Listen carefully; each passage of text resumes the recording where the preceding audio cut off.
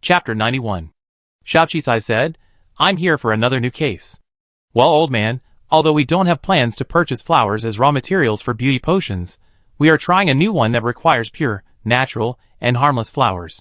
We're not here to rip off a little girl. We purchase your products at the market price you previously paid. Quality inspectors and professional workers will come to pick the flowers and ship them back. But the prerequisite is that you must guarantee that your granddaughter's words about your flowers are free of any chemical additives or artificial elements. That's a must. Our family has been growing flowers for generations, using traditional planting techniques. We absolutely don't use exotic flowers or fast-growing flower potions, nor do we use any chemicals to accelerate ripening or color enhancement. The old man's eyes lit up with pride as he spoke. If you want natural flowers, you come to us. Seeing the old man's reassurance, Xiaoqisai drafted a purchase contract on the spot. However, to prevent any unforeseen circumstances, Xiaoqisai only drafted the contract for the first batch of blue flowers. However, these flowers were indeed cheap. The entire blue flower field was only worth 100,000 star coins. She remembered seeing a bouquet of just a few dozen flowers on a high-level planet cost tens of thousands of star coins. The dealers were the ones making the money, after all. With that, Xiaoqi simply transferred the entire payment for the blue flower field to their account. I know your family is struggling right now, so as a token of my sincerity, I transfer the full payment for this field of flowers to you first. If I send someone to inspect and pick the flowers, and if there's no problem, we can proceed with further cooperation. Thank you, thank you. The old man and the little girl hurriedly thanked him. Reassured now that the money had arrived, they looked at Xiaoqisai as if they had seen a savior. When they left Hua Yan's house, Xiaoqisai and Lu Yuxing each held a large bouquet of flowers. Mr. Xiao, I don't understand.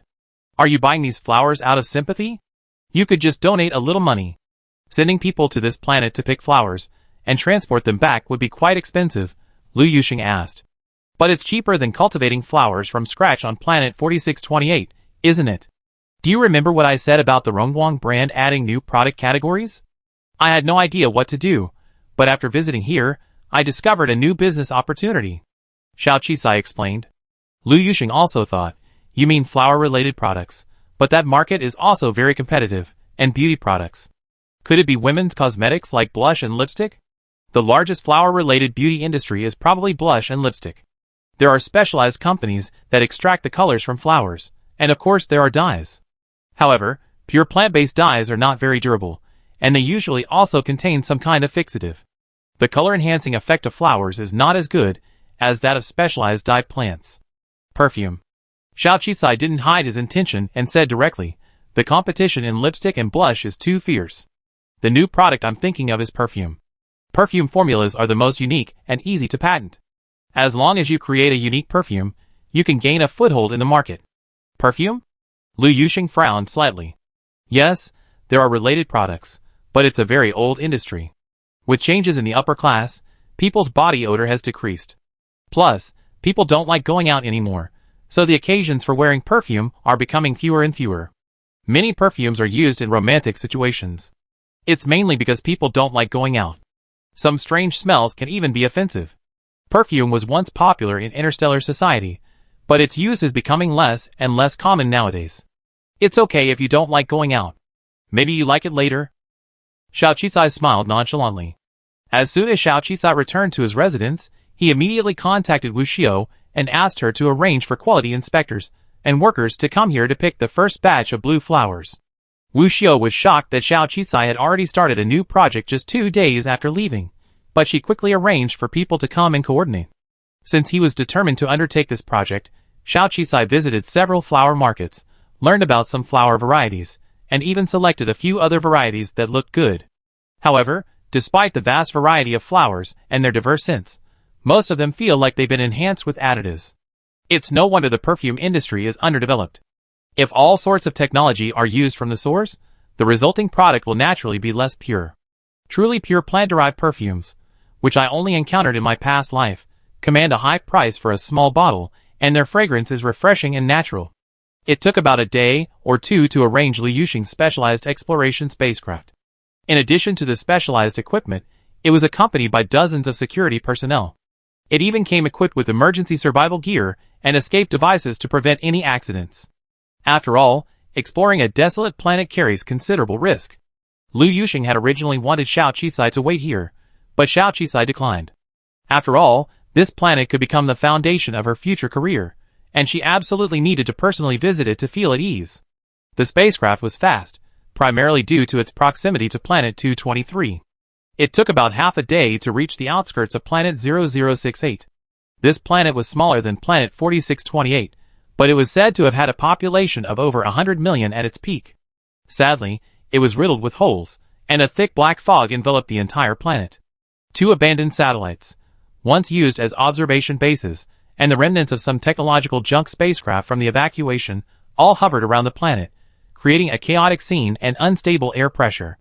If Xiao Qizai hadn't offered such a high price, this private company's exploration ship wouldn't even have accepted the order. Clearly, the reason an uninhabited planet is called an uninhabited planet is precisely because of its harsh conditions. There's no getting around it. If the transformation were easy and the environment was good, the government wouldn't let it go to waste. After a long, bumpy ride, the spacecraft finally reached land. Everyone donned full-body protective gear and oxygen ventilators. Looking around, the entire land was devoid of life.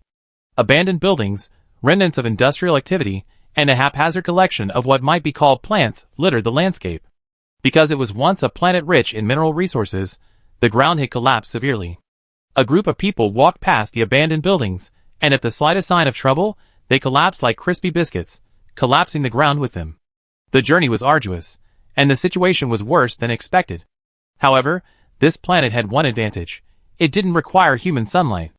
A perpetually shining star in a nearby galaxy constantly shone down on it, providing ample sunlight. With ample sunlight, it was highly likely that life forms capable of surviving on the energy of sunlight could emerge. After traveling for a while, Xiao Qi prepared to explore the water. The most fundamental characteristic of a life-bearing planet is water, so at least 1/3 of every planet containing life is water. Approximately half of this planet is water, but the water is also severely polluted. It's said that when the planet was nearing its limit, a massive flood submerged most of the land, causing countless casualties and triggering humanity's complete evacuation. Using detectors, the group quickly made their way towards the water source. The life-bearing planet, devoid of any signs of human activity, had become a dead planet, bleak and lifeless, even its water sources. Due to the lack of a normal biological cycle, marine life is particularly active, but a dark substance is also emerging from the surface of the water. Soon, a specialized robot went down to investigate, returning about an hour later. The water below has a clarity of 30%, but only below 1,000 meters. The surface is still off limits, which is much better than the last government data released. Aquatic life exists in the lower layers, so the planet is actually showing signs of recovery, but this recovery may take hundreds of millions of years. Perhaps, eons from now, a species adapted to this harsh environment will regenerate on this planet. Perhaps creatures in the deep ocean will evolve 2 legs and walk on land. But that's something biologists should consider. Besides, human lifespans aren't that high right now, so we can't wait for a dead planet to revive. Xiao Qizai and Lu Yuxing followed the exploration spacecraft to visit several locations, including the former mine. Many buyers of these mining planets hope to snag some old mineral resources, but these minerals on this planet are already outdated, and even if they exist, their value is low. Some waste planets containing rare and precious metals are readily available. In fact, there are indeed some, detected by their exploration robots. According to intelligent analysis, that area was once an ocean. After the flood, the seawater flowed back to a new location, turning this area into land, which is why it hasn't been mined. The planet's value has increased by another one. But the outlook remains bleak, as there's still so much to transform. With this, the group headed to their final exploration site, which was once the largest plateau forest on the planet. Back then, the technology on this planet wasn't advanced enough to completely destroy these highland forests, so the exodus was rushed, clearing out all the valuable trees without destroying the entire plateau. Furthermore, the forest was swampy, making it difficult for mining equipment to penetrate. However, today's spacecraft can hover above the swamp, eliminating this problem. Although most areas are lifeless, that patch of forest shows signs of plant life. Perhaps there were even some small animals adapted to this harsh environment. The presence of life, even plants and animals, is a small cycle, which increases the planet's valuation. However, to their disappointment, while the large central area did indeed contain life, the plants were extremely strange, with intertwined roots and stems, all pure black, and no leaves at all. They were not normal plants at all. Of course, this was Xiao Qicai's first time in such a place, and it was even more terrifying than the apocalyptic scenes in sci-fi movies. So this was a planet without people, or what it would be like after humanity's extinction, desolate and terrifying. After humans plundered all of this planet's resources, only a shattered planet remained, and a planet without value would not be reconstructed. The group paused briefly to collect some specimens, then continued walking for a while before evacuating. Just then, a peculiar sound suddenly appeared ahead, and the security guards suddenly became alert, their weapons raised. Lu Yusheng also cautiously shielded Xiao Qicai behind him. "Mr. Xiao, this is the final leg of our exploration. Why don't we board the spacecraft first? There's always the possibility of large, aggressive beasts on this kind of planet. Just have the crew collect a few more samples. Let's not take any more risks. Some beasts can survive harsh conditions and evolve, becoming venomous, aggressive, and even mutated. In fact, many people die every year while exploring desolate planets." However, Xiao Qicai shook his head. Of course, it wasn't because she wasn't afraid of death, but because she had received system information and knew what lay ahead. System reminder. Recommended romance target, Bian Weiyuan, a young man from the Ketan Crow tribe, 18 years old. He is the last of the Ketan Crow tribe on the planet. He possesses special abilities, has a high combat stat, and can survive in harsh conditions. The target was recently injured in a duel with the most ferocious mutant beast in the forest, and is bleeding profusely. He is now in shock. It is recommended that the owner rescue him and bring him into civilized society. He will develop a nestling complex for the owner and become their most loyal and reliable companion. This is the official system suggestion. The previous romance target was cancelled due to lack of progress. Then, 002's affectionate, long-lost CP snapping voice echoed, "Ah, it's here! It's finally here! My semi-cultivation system. High-tech civilized young rich woman versus abandoned wolf type, loyal dog boy." 002 thought it was working again. The main thing is, Xiao Qicai wouldn't be forced to work for someone who doesn't even know the common language of the United Government. There's no way they could give Xiao Qicai a penny to sign a contract to sell himself. Honestly, 002 hadn't been this excited in ages. After all, she'd just been silent for so long. But Xiao Qicai wanted to roll his eyes at 002's excitement. Didn't they agree not to provide her with romantic partners anymore? Was he afraid she'd exploit them? How could a useless star pull such a tactic? According to the short videos Xiao Qicai watched in her past life, picking up men often didn't bring good luck. Either their entire family would be wiped out, or they'd be subjected to constant abuse. Since the other party was in shock then, the security personnel ahead had already arrived at the battle site. The entire area was in a state of disarray, with all sorts of black branches scattered about, and the smell of blood permeated the air. A massive beast collapsed in the center, clearly lifeless. More importantly, a barely clothed humanoid crept onto the beast's body. The captain of the leading exploration ship suddenly cried out, "Oh my god! There can't be any humans left! Those who were responsible for migrating this planet back then were guilty of a heinous crime. It's been abandoned for hundreds of years, and there are still people here." That's right. Those responsible for each planetary migration must intensively scan every corner of the planet and notify everyone, ensuring that every person is removed, even criminals and undocumented individuals. Otherwise, they would be committing the grave sin of abandoning humanity. With current technology, unless there's special cover or those individuals are unwilling to leave, it's impossible for any humans to remain on the abandoned planet. The assistant nearby frowned at the humanoid. Maybe it's just a humanoid? The guards, weapons raised, cautiously advanced. Lu Yusheng was even more vigilant. But just as one man stepped forward to examine the creature, preparing to determine whether it was human or beast, the unconscious humanoid suddenly extended its claws and grabbed the guard's gun. Terrified, the guard dropped his weapon and fled. The other guards, upon seeing this, were about to open fire. Fortunately, at this moment, Xiao Qi shouted, "Hold on, he's human." This stopped the group from acting rashly.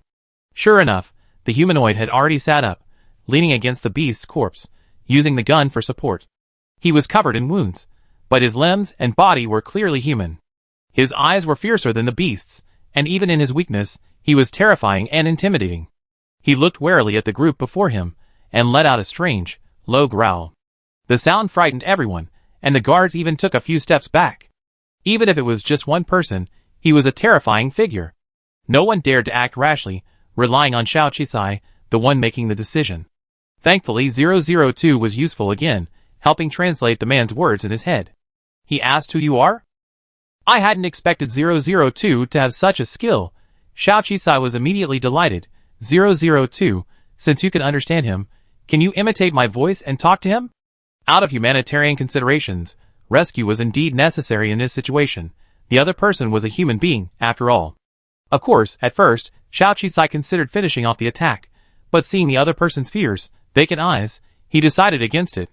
After all, with so many people here, creating a planet wasn't illegal. Seeing Xiao Qisai's willingness to rescue, 002 was instantly overwhelmed with excitement. Yes. Of course. Our system is multilingual and can simulate any language.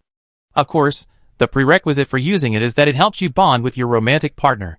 I can help you communicate with him. If you become the only one who can understand and communicate with him, he become even more dependent on you. 002 had clearly conjured up a tangled, melodramatic plot. Xiao Qisai took a breath and interrupted him. Then tell him we can rescue him and take him off this abandoned planet, but only if he signs a treaty not to harm any humans. I'm willing to take his people with him, but he worked for me as my bodyguard for 10 years. 002, ? What's wrong? Didn't you say his fighting power is maxed out? He must be very powerful. I'm thinking my business is growing, so a bodyguard wouldn't be a big deal, right? A domineering female CEO and a bodyguard, whether they fight or not is one thing, but will their future be the same? Will he find another part-time worker for his master? He's only 18. Master, you beast. Yes, he's already 18. You already let me date him, so what's wrong with a part-time job? To prevent him from blaming me and abandoning his people, I'm also planning to take them along with their tribesmen. This is a huge risk. I have to apply for citizenship cards and residency for them, which would be time-consuming, laborious, and expensive. What's wrong with him working for me? I might even have to provide an education fund for their tribe, so they can learn about modern civilization. Saving a bunch of savages can't be in vain. 002. I refuse. Xiao Qisai. Oh, since you refuse, then just translate as I say. I can still show some mercy. 002. Master, are you playing some new trick on me? Of course, 002 agreed. Amidst everyone's astonishment, Xiao Qisai walked over to the savage and slapped him hard on the face, waking him up from the near coma. Before the savage could get angry, Xiao Qisai spoke using 002's translator. Are you conscious now? Can you see my face clearly? Bian Yuan's face was immediately filled with surprise, for he had never imagined that Xiao Qisai could speak their language. It was good to be able to communicate. At least this person didn't look like he was going to kill. Otherwise, he wouldn't be able to handle those armed with high-tech weapons alone. He gritted his teeth and nodded. Who are you? Legend has it that the family had encountered 2 groups of outsiders before, but they had indiscriminately raised their weapons and killed them, so they were now extremely wary of outsiders. He hadn't expected to encounter them. Judging from their clothing and equipment, Bian Yuan felt that Xiao Qisai and his men were outsiders from a technological civilization. In other words, they had abandoned their civilization. Xiao Qisai ignored Bian Yuan's flurry of thoughts and spoke bluntly. To cut a long story short, your planet was originally under the management of our coalition government. However, when the planet became uninhabitable and we relocated, perhaps you were unwilling to leave, or perhaps you missed something, leaving you behind. I came here today to explore this abandoned planet and stumbled upon you. You alone, there must be a group of people. According to the laws of the coalition government, I can rescue you from this planet.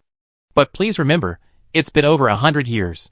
I wasn't the one who caused your abandonment, nor did I abandon you on this derelict planet. Yes, do you understand? Bian Yuan was stunned. So you really want to rescue us? But those who came before, they are them, I am me. That's the law. I can't stand by and watch someone die. So I'm going to rescue you, and even rescue all your people along with you. I hope you remember my face. Don't make the mistake. I saved you, and I saved your people too. I'm your savior, and I have no intention of killing you or your people. Do you understand? My name is Xiao Qisai, and I'm the head of Zhao's pharmacy. Xiao Qisai placed a business card in Bian Yuan's hand. Don't lose your memory when you wake up. Don't forget me. Don't consider me an enemy. I'm your savior, the savior of your people, Xiao Qisai repeated. Oh, never mind. Let me draw up a contract. Just to be safe, I only rescue you if you sign it. Chapter 92. After saying this, Xiaoqi quickly exported a contract template she had saved from the terminal and began to modify it. She was incredibly quick, and soon, a contract was drawn up to rescue the abandoned Keatonwood tribe on planet 0068. It was also bilingual. Look carefully, I saved you and your people and brought you to civilized society, and your situation wasn't caused by me. If you do anything that violates public order after you're released, or commit murder in the future, it will have nothing to do with me. If you don't repay my kindness, or if you turn against me and blame me for saving you, or if you fall in love with me and try to abuse, imprison, or force me to harm my family and friends, I have the right to sue you and your people for 10 billion star coins for the cost of saving your lives. Sign, and I save you and take you all to civilized society by spaceship. You regain citizenship under the United Government, and according to custom, the government should send people to resettle you. Think carefully. Do you want to stay here or leave with your people and reconnect with the outside world? I'm giving you a choice, not forcing you, Xiaoqi added. Bian Yuan was completely stunned. Clearly, he hadn't digested all this information. But he still remembered the advice his tribe had given him since childhood. He must leave this planet at all costs, otherwise within a few decades, all of them would be extinct, and he was the only hope among his generation with intact limbs and high martial arts skills. He even crossed countless mountains, rivers, and seas alone, searching for a new habitat, but ultimately found no way out. The woman before him, though her speech was a little peculiar, genuinely wanted to save him and his people. She even knew their language. Could it be that civilized society had ever recorded their existence, or forgotten them? Finally, after a complex mental struggle, Bian Yuan gritted his teeth and nodded. Don't worry, we will never repay kindness with evil. I swear, if you save me and my people, you will be our great benefactor. I swear on the dignity of our Zulu people, I will keep my oath, never betray you, never be ungrateful, and never do anything against your will that would harm you, your family, or your friends. I will do my utmost to repay your kindness. Bian Yuan's tone was solemn and serious. Xiaoqi nodded. While I do believe your oath, I still need to sign and seal it, and have it confirmed by my iris. After all, we be in a civilized society once we're out. After that, Xiaoqi took out his electronic signature pen. Xiaoqi even taught Bian Yuan how to write the text of the coalition government, write her own name, and then confirm it with her electronic fingerprint and iris. She felt reassured and immediately uploaded multiple copies of the contract to prevent loss.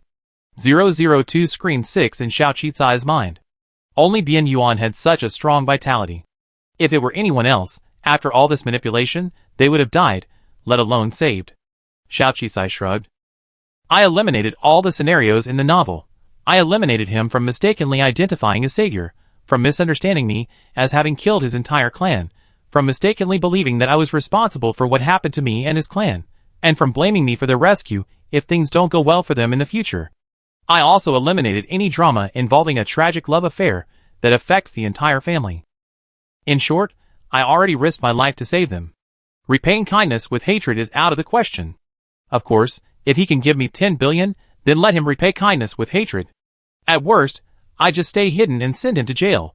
002, Who would be willing to arrange a marriage with you? Even if the matchmaker tied a red rope with a knot, you tie a 10 billion contract to it, right? 002 fell into a state of isolation again. After signing the contract, Xiaoqi instructed an accompanying doctor, use the medical equipment and medicine we have to stop the bleeding and bandage his wounds. I already agreed with him that since we discovered these lost people, it's our responsibility to bring them back. After all, they were once citizens of the United Government. The captain was surprised that Xiaoqi could actually communicate with this wild man. He was even more surprised that he even asked this question. Yes, it said there are still 20 or 30 members of their tribe alive. If I were to purchase this planet, I have to make proper arrangements for them. Let's take this opportunity to bring them all back. Bian Yuan reiterated that he had encountered exploration teams before, but several times, they mistook him for monsters intent on killing him, so he was particularly wary this time. But he still wanted to take a gamble. After all, their tribe was dwindling, and within a few decades, they would completely disappear from this planet. Therefore, Xiaoqi's arrival was essentially their last chance. The accompanying doctor stopped the bleeding and bandaged Bian Yuan's wound. Modern technology is a blessing. The young man's physique improved, and soon, he could even walk. However, he still couldn't bear to part with the massive beast he had slain. After all, it had been his tribe's food for several months. Seeing this, Xiaoqi could only order a few guards to help him carry the beast back. This action reassured Bian Yuan even more. He even took them to their habitat, taking many detours. Finally, after consulting with the tribe, he led them to their residence. Bian Yuan and his tribe lived beneath a large tree. The roots intertwined, each one a passage. Finally, beneath the deepest roots, they had dug a series of houses, where they lived. They subsisted on a diet of plant roots and the carcasses of wild animals. However, to their surprise, the people here were not barbarians, as they had imagined. Instead, they wore ragged clothes and had some modern gadgets, said to have been found thousands of miles away among the remains of an abandoned civilization. There was even a room dedicated to books. Every new life continued to learn the language and the past civilization.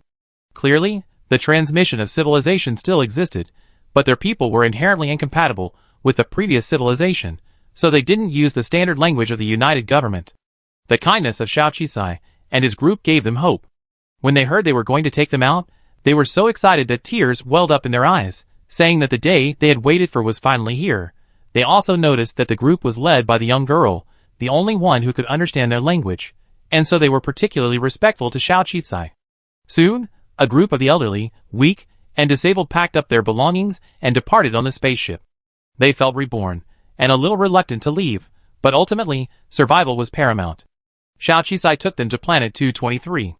When they saw the modern civilization and the warm, beautiful world described in books, resembling a legendary fairyland, they were all moved to tears.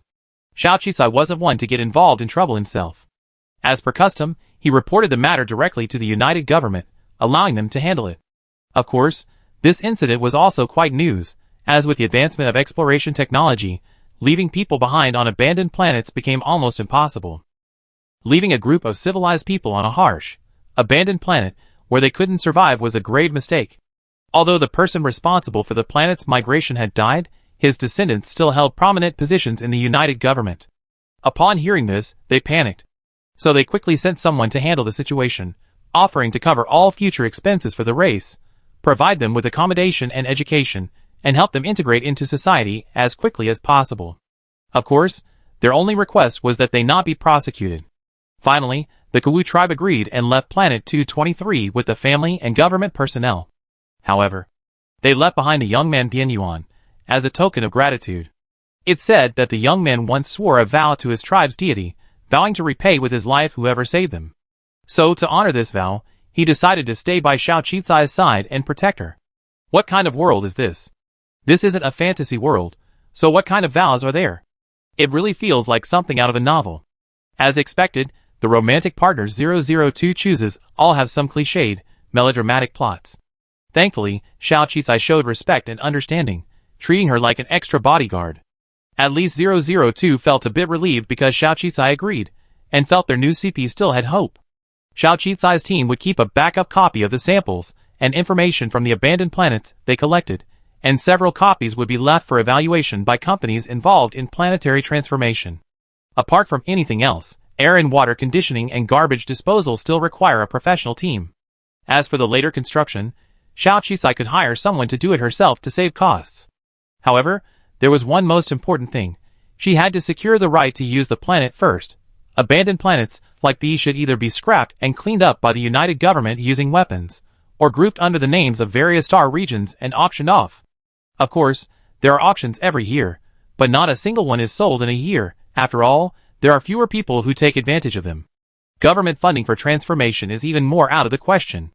If they can afford to transform such a planet, they rather focus on maintaining the current, low-level planets. If they can't be sold at auction, they just go unsold. If someone applies, the planet will be publicly auctioned. If no one bids for it within a month, it will be sold to the buyer at an agreed-upon price. The United Government will then issue relevant documentation and grant the buyer the right to use the planet for 10,000 years. The bottom line is that the buyer must not engage in activities that could harm the United Government. Of course, the United Government no longer exercises jurisdiction, merely issuing a formal report annually and allowing inspections to pass. Even if paid, the local government won't bother with the formalities of inspections. Many high-ranking forces own small satellite resort planets or artificial planets. Some have also established bases, but these are rare, mostly military and certain special, confidential organizations. According to information Liu Yuxing has gathered, No one has bid for this planet in recent decades, with the last interested party being several decades ago. So, if nothing unexpected happens, as long as they offer the minimum government purchase price, they should be able to successfully bid for the planet. However, considering the company's financial constraints, Liu Yuxing felt they should devise a plan to lower the government's target price. When he asked Xiao Qisai about this, he was even somewhat hesitant. Xiao Qisai was puzzled. If there's a way to lower the purchase price, that would be best. What are you hesitating about? My method is a bit unusual. Perhaps you would mind, Mr. Xiao? Xiao Qisai shook his head. Liu Yuxing, do you think I'm someone who wouldn't tolerate money? Liu Yuxing shook his head. Finally, he spoke, I have two plans. The first is to capitalize on the sensation caused by the Ketan Crow's appearance a few days ago. Tell me more. Xiao Qisai nodded.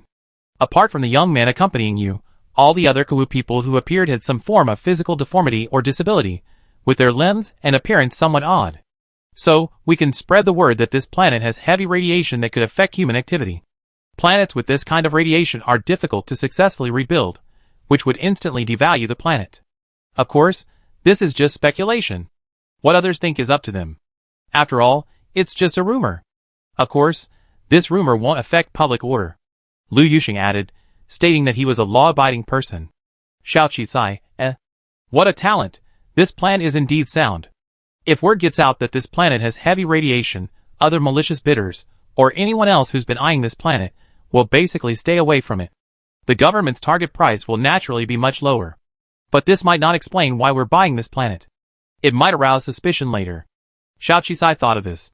Liu Yuxing hesitated for a moment, then gritted his teeth and said, This is my second suggestion, leveraging public opinion.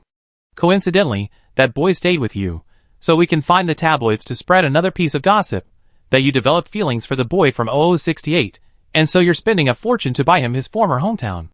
To win a beautiful woman's smile, that's truly the way the upper class behave. Some wealthy men even buy their mistresses, or wives an artificial planet specifically for vacations. As a normal, unmarried person, it's normal for Xiao Qisai to fall in love with the boy who saved her life on the desolate planet, and it's also normal for her to be willing to buy his planet for him. As for radiation, why would a girl blinded by love care about it? After all, it's just money with nowhere to spend it. But this statement might affect your reputation. Liu Yuxing was interrupted by Xiao Qisai before he could finish his words. It affects my reputation. What reputation do I have? Although I struggle to make it on a low-level planet, I think it's okay for me to have a relationship. I think your suggestion is excellent. If I could polish this touching, epic love story a little more, I suspect the government would give me this planet. That would give us a reason to buy it, and the previous radiation wouldn't be suspected. Those who want to sabotage it wouldn't bother me. They just laugh at me behind my back, call me a love-struck fool, and maybe even spin this news into a sex scandal. I think it's absolutely fine, Xiao Qisai concluded. Liu Yuxing hadn't expected Xiao Qisai to be willing to sacrifice his reputation to save the company money. When he had this idea, he was even prepared for the criticism. He took a deep breath. I made a preliminary estimate. If everything goes smoothly, the impact of the radiation rumors will significantly reduce the value of the abandoned planet. It might even be so severe that the government will have to dispose of it. So they're eager to sell it. This way, we can save at least half the cost, roughly 5 billion. Xiao Qisai, shock. Let's do as you say. I suggest you find a few gossip media outlets to buy some traffic. If that's not enough, I suggest you find a few online novel writers to polish it up. The more melodramatic, the better. Reputation? What kind of reputation is worth billions? As long as she doesn't mind, it's just a few calls for being love-struck. And wouldn't it be enough to just clarify the matter after the sale? How could she miss such a lucrative opportunity? Especially since the company is short of funds. Could Liu Yuxing's hesitation be due to him imagining himself as some morally upright, noble boss? Thankfully, the other party finally spoke. She hadn't misjudged him. She felt they should have more think tanks like this. They were still too short on talent. Soon, Liu Yuxing's plan was put into action. Before Xiao Qi even returned to planet 4628, two pieces of news broke. One concerned the recent online outcry over the citizens left behind in the ruins. The news reports revealed details of the lives of those remaining on planet 0068. They strived to preserve their civilization and language, survive the harsh conditions, and never gave up hope, moving countless people and intensifying their condemnation of those who acted inaction. Countless people on the lower planets were moved to tears, impressed by their independence and strength. The reason they were disabled was the irresistible effects of the severe radiation from above. Oh my God, there was still radiation. These people were truly heartless, abandoning them in those ruins. Severe radiation. Radiation is a significant source of pollution on a low-level planet, and severe radiation is planetary pollution. If not properly managed, it can even spread to neighboring planets. Thankfully, a survivor came forward.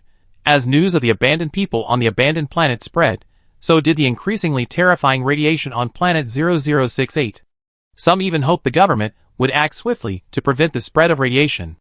The evacuation report, which even allowed people to be left behind on the planet, must have been fabricated to create trouble. Under pressure, the government reluctantly sent personnel to investigate, but the situation was too dire, and the claimed habitat of the Keatonwood tribe could not be found.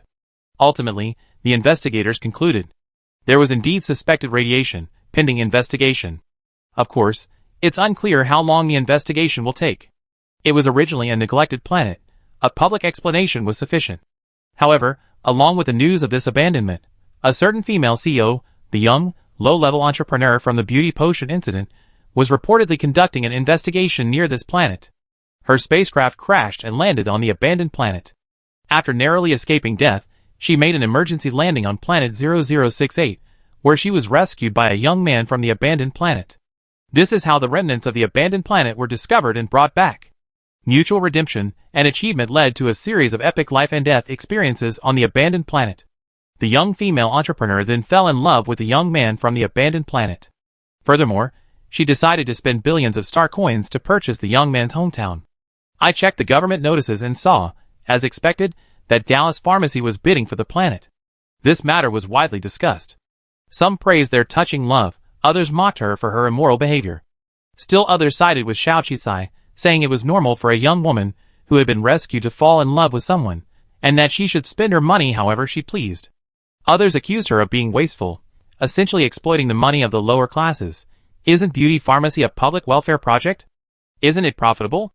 Where would they get the money to spend billions on this abandoned planet? In short, rumors about Xiao Qisai were once again at the forefront of public opinion. Of course, this time, the negative comments were predominant. Some even swore that love sickness would eventually lead to her downfall, that a young talent like her couldn't handle loneliness, and would eventually be ruined. It was true that those who rose from the bottom would always rise from the bottom, lacking perspective. The publicity at the time was nothing but hypocritical hype. Some even harbored malicious motives, creating a male-female divide, saying that women are women, driven by emotions, and that even the most talented are just love-sick. They were met with harsh criticism, and both sides engaged in a heated argument. Some also supported freedom of marriage and love, warning some people not to interfere too much. They said that if someone wanted to buy a waste planet, it was none of their business. It wasn't their money. If you had the guts, buy it too. To confirm the romance rumors, Xiao Qisai deliberately stayed on planet 223 for a while longer, and those who knew Xiao Qisai increasingly rushed to inquire about it. Wu Xiu was also shocked, and even suggested activating the yet-to-be-established public relations department. Clearly, even if Xiao Qisai hadn't explained the hype to her, she still believed in him. Boss Xiao was obsessed with love, and she preferred to believe she lost her mind due to the radiation on the abandoned planet.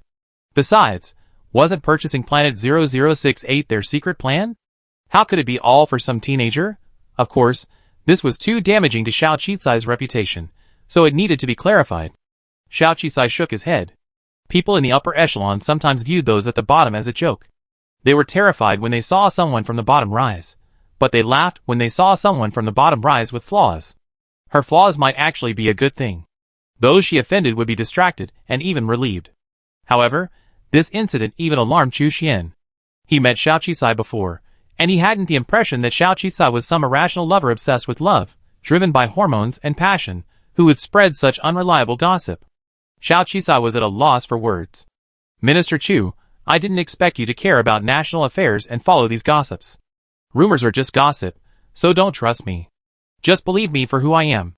Besides, this incident won't affect our government business cooperation plans. Then why don't you control it and save the PR fees? Chu Xian added. Well, there's indeed a shortfall, but there will be an income soon, so don't worry. If she had so much money she could just throw it away, she wouldn't have resorted to any schemes to reduce the cost of purchasing the planet. Of course, it could also lower some people's guard and prevent anyone from playing dirty. Especially with the recent incident involving the beauty potion and the actuary competition, she had offended quite a few people. A moment of peace didn't mean she wasn't being targeted. It would be easy for the higher-ups to manipulate her. If someone were to interfere, falsely bid against her at a price, and then break the contract, her plan would be thwarted. However, Xiao Qisai hadn't anticipated the magnitude of this incident, a nationwide discussion. Wu Xiao immediately presented her with a data report detailing how many people were cursing her, some even saying they would boycott the beauty potion and stop buying it. They couldn't let their money go to the love-crazed. However, Xiao Qisai understood traffic. She watched the steadily climbing discussion data, her eyes gleaming. With all that traffic, it would be a shame not to advertise. Wu Xiao, ? Chapter 93. The two people were taken away and given housing. Education was paramount, so they were constantly learning modern techniques and adapting to modern technology, which many found difficult. They created a discussion group, where they constantly complained about how modern society, while convenient, was incredibly difficult. When they were savages, they only had to worry about food and clothing. Now, they have to worry about everything else. The other members of the tribe even envied Bian Yuan, who stayed with Xiao Qisai and didn't have to attend 8 hours of classes a day. But in reality, Bian Yuan had also been shoved full of language books by Xiao Qisai and was completely lost in his studies. He'd rather fight as a bodyguard. No. Xiao Qisai never needed protection, so his self-repayment seemed presumptuous. So, when Xiao Qisai approached him about collaborating on something, the naive young man nodded and agreed. To prove that the situation in Xiao Qisai's contract couldn't possibly happen, that he was a kind and grateful person, Xiao Qisai was delighted with this and praised him, explaining that finding a job and earning money were difficult these days, and that she was primarily trying to give him an opportunity to make money. He was the hope of their two people, and since he had always shouldered the responsibility of earning money to support his family, he could now do so. Therefore, if he cooperated with her, Xiao Qisai would offer a huge reward, killing 2 birds with 1 stone. Bian Yuan was even more moved after hearing this. What a kind person. So, with a clear gaze, he entered Xiao Qisai's livestream room. In Interstellar society, game livestreams are the most profitable and eye-catching, and livestreams by entertainment stars also attract large audiences and receive generous tips. Senior executives occasionally livestream to promote their products, and of course, there are also various whimsical livestreams. However, despite the widespread gossip, it's still rare for the source of the gossip to publicly confront and be criticized. So when Xiao Qisai's livestream was promoted on her homepage, everyone assumed she might be tiring of the criticism and was about to come forward to clear her name and refute the rumors. Who could resist watching gossip? So many people clicked in, and of course, some were prepared to curse.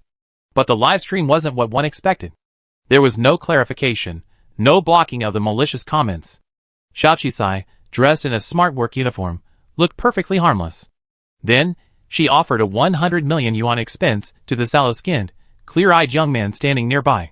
That's right, Xiao Qisai had Bian Yuan drink her Rongguang brand beauty potion, which she claimed cost 99.99 million yuan, while the livestream was packed with hundreds of millions of bored netizens watching the gossip. And then, to everyone's astonishment, the young man's dark, rough skin, bruised and innumerable from the harsh environment, suddenly began to heal. Tiny scars healed at an eerie speed visible to the naked eye, and the dark blue skin gradually returned to a healthy, smooth appearance. At that moment, the live stream exploded. Oh my god, is that potion actually effective? I saw their ad and thought it was fake, so I even reported it. Is this really not a miracle, but a real potion? I feel like it's similar to the elixirs I encounter in games. Oh my god, this is a live stream, and live streams can't be faked, right? I saw that boy just now, and he wasn't wearing any makeup. Even if he did, he couldn't fake this look. Oh my god, it really works. Those scars must be old, and they peeled off so easily. It's like he's a completely different person. Just now I thought that boy was a stupid, vicious little wolf dog, but now he looks like a beautiful little wolf dog. Boss Zhao's eyes seem pretty good. This useless boy may look goofy, but he has a kind of innocent and clear look. After drinking the beauty potion, I even feel a lot more handsome. Am I the only one who likes the way he looked before the potion? His dark blue skin is so beautiful and natural. I heard he grew up on a polluted and radioactive planet. It's amazing that he looks like this without any distorted features or limbs. Wow, this boy seems so obedient. If I were Mr. Xiao, I'd go for it too. No, I want to try that potion. I heard the first batch comes with a special gift. I want to try it too. I'm sure it'd make me even more beautiful. Did you overlook the price of this potion? It's a whopping 99.99 million. Almost 100 million. Wake up! Don't order on impulse. The live stream buzz instantly reached over 100 million. Of course, there were also plenty of negative comments. Are you all just trolls? You know, we're not here to see the effects of the beauty potion, we're here to curse. Changing the subject so quickly. This is definitely malicious hype. They're definitely trying to make money by hyping up a couple. Just wait and see, I bet 1,000 star coins they're definitely going to hype up a couple. How evil. Lower class citizens are trying to make a living just like top stars. And they thought Xiao Qisai was some kind of lower class entrepreneur. It's just a publicity stunt. Yeah, I heard she just turned 18. How shameless. Has she even got her diploma from a prestigious university? Isn't she also being promoted by investors to make money? I hear she has connections to the upper echelons. This is definitely advertising. Don't buy it. Don't be fooled. This kid isn't from a waste star at all. It's definitely fake. Hype. Wait, online sales of the beauty potion start tomorrow? Of course, Xiao Qisai didn't care about the negative reviews. She deliberately added the comments criticizing her for not completing advanced education, then quickly pulled out her junior actuary certificate and the medal she won in the actuary competition. She spoke earnestly. Yes, I'm still young and in school, but I can apply for early graduation next year. I'm an actuary, and I already earned my certificate. Well, I noticed you're also concerned about his education. He's already started learning the official language of the federal government and is studying elementary school content. I'm sure he'll catch up. By the way, taking advantage of this huge traffic, since you asked me to advertise, I do it. Xiao Qisai didn't mince words. Our company is currently in an expansion phase, and we be hiring numerous employees to work at grassroots government enterprise partnership factories, managing procurement, and other tasks. The base salary will be significantly higher than the market average. You can check out the job postings on our official website. That's right. No educational background or citizenship restrictions apply. As long as you're capable, we assign you to a suitable position, from management to low-level workers. Everyone is welcome. And I notice some people's insults are quite harsh. I believe they're eloquent, and we need them in our PR department. Some people have rich imaginations, and I believe they're creative. We're also hiring in our R&D department. Xiao Qisai said this, tagging several netizens who were the fastest and most vocal in their insults. Instantly, those netizens who were the most offensive jumped to the front, garnering a lot of attention. When they cursed people before, they never imagined receiving such a calm response, even asking them to apply for a position in their company's PR department. Talent? Who exactly is talent? Damn it, you're praising me like that, I can barely keep cursing. I'm a top-tier virtual online moral hero. Of course, Xiao Qisai's actions immediately caused the entire live stream to burst into laughter, and even prompted quite a few tips. Am I the only one captivated by this Mr. Xiao? He's so handsome and hardworking. He even has the nerve to admit he likes a guy. Yeah, it seems like it's shameful for a girl to chase a guy these days. So what if I did? I'm going to get Mr. Xiao a spaceship, and I'm going to order a beauty potion. A wealthy young woman said angrily, having also gotten a spaceship worth 100,000 star coins. With that kind of money, she definitely had the means to order a beauty potion. I feel like Miss Xiao has a pretty good attitude. If I were being scolded and ridiculed by so many people, I have collapsed long ago, but she still manages to advertise with a smile, even inviting those keyboard warriors to apply for their company, praising them as talented people. It's hilarious. Who wants someone like that? Are they hiring them just to start a fight? Is this sarcasm? Don't you understand? Am I the only one who looked at their job requirements? I think they're pretty simple, but the salary is significantly higher than the market average. Especially since they don't have any restrictions on citizenship status. It's a boon for us working class people. I've been lying around at home for months, and am tired of playing games. Might as well take this opportunity to go to work. And their company seems to be just starting out. If I join now, is there any chance I become a veteran? If not, it would be even better if Miss Xiao noticed me one day.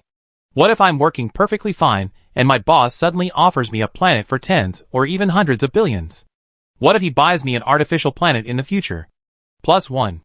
I want to be noticed too. So you weren't trying to call her lovesick, you were just calling her lovesick for not falling for you, right? Those without action are still talking nonsense, while those with action have already gone out to submit their resumes. Goodbye. In just 1 hour of live streaming, Xiao Qizai's account had reached over 10 billion viewers, and her followers had also reached over 100 million, comparable to a well-known StarCraft star. Even after the live stream ended, some netizens were still reluctant to leave, eager for Xiao Qizai's next live stream, so they could see more of the clear-eyed little wolf dog or hear more of Xiao Qizai's sarcastic insults. As soon as the live stream ended, Wu Xiao's terminal rang. Oh my god, did you know? Our Rongwang pre-sale website just had over 10 million visitors. Even if they're just there to watch the fun, there will definitely be real buyers. According to my statistics, those 99 units will definitely sell out. And the profits are huge. Although each bottle of beauty potion costs tens of millions, it's still incredibly expensive. To be honest, these 99 bottles could bring in tens of billions in profit. That way, not only could we fund the establishment of government enterprise partnership factories on those 200 or so low-level planets, but we even have the funds to purchase the planet where the 0068 R&D center is located. Wu Xiao felt like she could sleep well for the next few nights. No, there's also good news. Our official recruitment website has already received tens of thousands, if not hundreds of thousands, of job postings. We're planning to expand our staffing and then screen resumes. This will alleviate some of the pressure on hiring. It's truly a win-win situation. Mr. Xiao, how did you come up with this brilliant idea? Chapter 94. Xiao Qizai didn't hide it, and tagged Lu Yuxing in the company group chat. Lu Yuxing is our hero this time. He came up with the idea, while live streaming to leverage traffic was just a spur-of-the-moment idea. As long as it works, that's fine. I hope everyone will speak up and boldly offer various suggestions that will benefit the company's development or profitability. This time, I give Lu Yuxing a bonus of 100 million star coins after tax. Lu Yuxing, surprise. He felt like he was about to be crushed by this immense happiness. Others, surprise. I have a suggestion, but I'm not sure if I should share it. Soon, more and more voices were offering suggestions in the group chat. This is what a positive and energetic company looks like. The next day, Rongwang's first batch of ready-to-use beauty lotion officially began selling online. To everyone's astonishment, the Rongwang beauty lotion sold out within a minute of its release. This means that Jiao's Pharmacy, the company behind the Rongwang brand, earned nearly 10 billion yuan today. Even a fool could tell that this product must be incredibly profitable. It's hilarious. Who are these idiots buying this? They must be just idiots with too much money and a mental disorder. A bunch of sour people were mocking them. But when the first wealthy young woman who posted a photo of the Rongwang product instantly gained 10 million followers, everyone was stunned. The packaging is made of precious natural crystal, and it's a limited edition. It also has the Rongwang patent logo and the product number. From 01 to 99, each product's packaging is unique and distinctive. It's very delicate, and would make a great decorative ornament at home. Who would have thought the packaging could be so beautiful? It's worth it just for the packaging alone. Oh my god, I looked it up, and these packaging are patented. They even design a custom one for each buyer. This is absolutely one of a kind. What other product would be so thoughtfully designed? I thought products from a small company like this would be low quality, but I didn't expect them to be so well designed. Wait, it even comes with an exclusive signed photo of the spokesperson. So cool. Can anyone resell this? I give you 150 million. Only 150 million, I give you 200 million. I was just a little slow. How come you guys are so fast? I spend 100 million on clothes a year. It's worth it. It's all about the functionality. The functionality. Did you see that? That disfigured wealthy woman had scars all over her face from all the treatments she used before, but this time, using this beauty potion, she actually completely removed all the old surgical scars. This 100 million is totally worth it. Look at this low-key tycoon. This is the first time he's posted product information on his social media. He didn't say anything, just a photo is enough to prove its effectiveness. This is hilarious. Does the low-end version of the detoxifying potion actually work? I'm placing an order. I heard the low-end version can only eliminate some toxins, but eliminating some toxins is good. The main thing is, I don't have 100 million, otherwise who would buy the low-end version? Rongwang. She's really good at making money. Thinking about it, it's understandable that she spent tens of billions on a man's beauty. With all that money, what else would she do with it? Oh my god, making money from the rich while providing benefits to the lower-class citizens? What kind of charismatic tycoon is this? 99.99 million. She doesn't make a single cent from the poor. She doesn't even give them a chance. If it were 10 million, I'd be saving up for years to buy it. Mr. Xiao, should we immediately increase the price of the second batch of Rongguang Beauty Lotion? Sell another batch, and our funding problems will be solved. Wu Xiao wanted to strike while the iron was hot. But Xiao Qisai shook his head. Don't rush yet. Let me teach you another term, hunger marketing. The easier something is to get, the less we cherish it. Only things that are obtained with great difficulty, or that we simply can't get, are cherished forever. If we want the Rongguang brand to survive so quickly, we should release products as slowly as possible. Let's find someone to design the packaging for the second batch first. As for when to put the products on the shelves, we decide when we're desperate for cash. By the way, didn't that batch of blue flowers arrive? What are the inspection results? The quality is still very good, with no additives, but the amount of essential oil extracted is much less than with ordinary flowers. That's good, this is almost done. I come back in a couple of days, and visit the factory in person to see the results.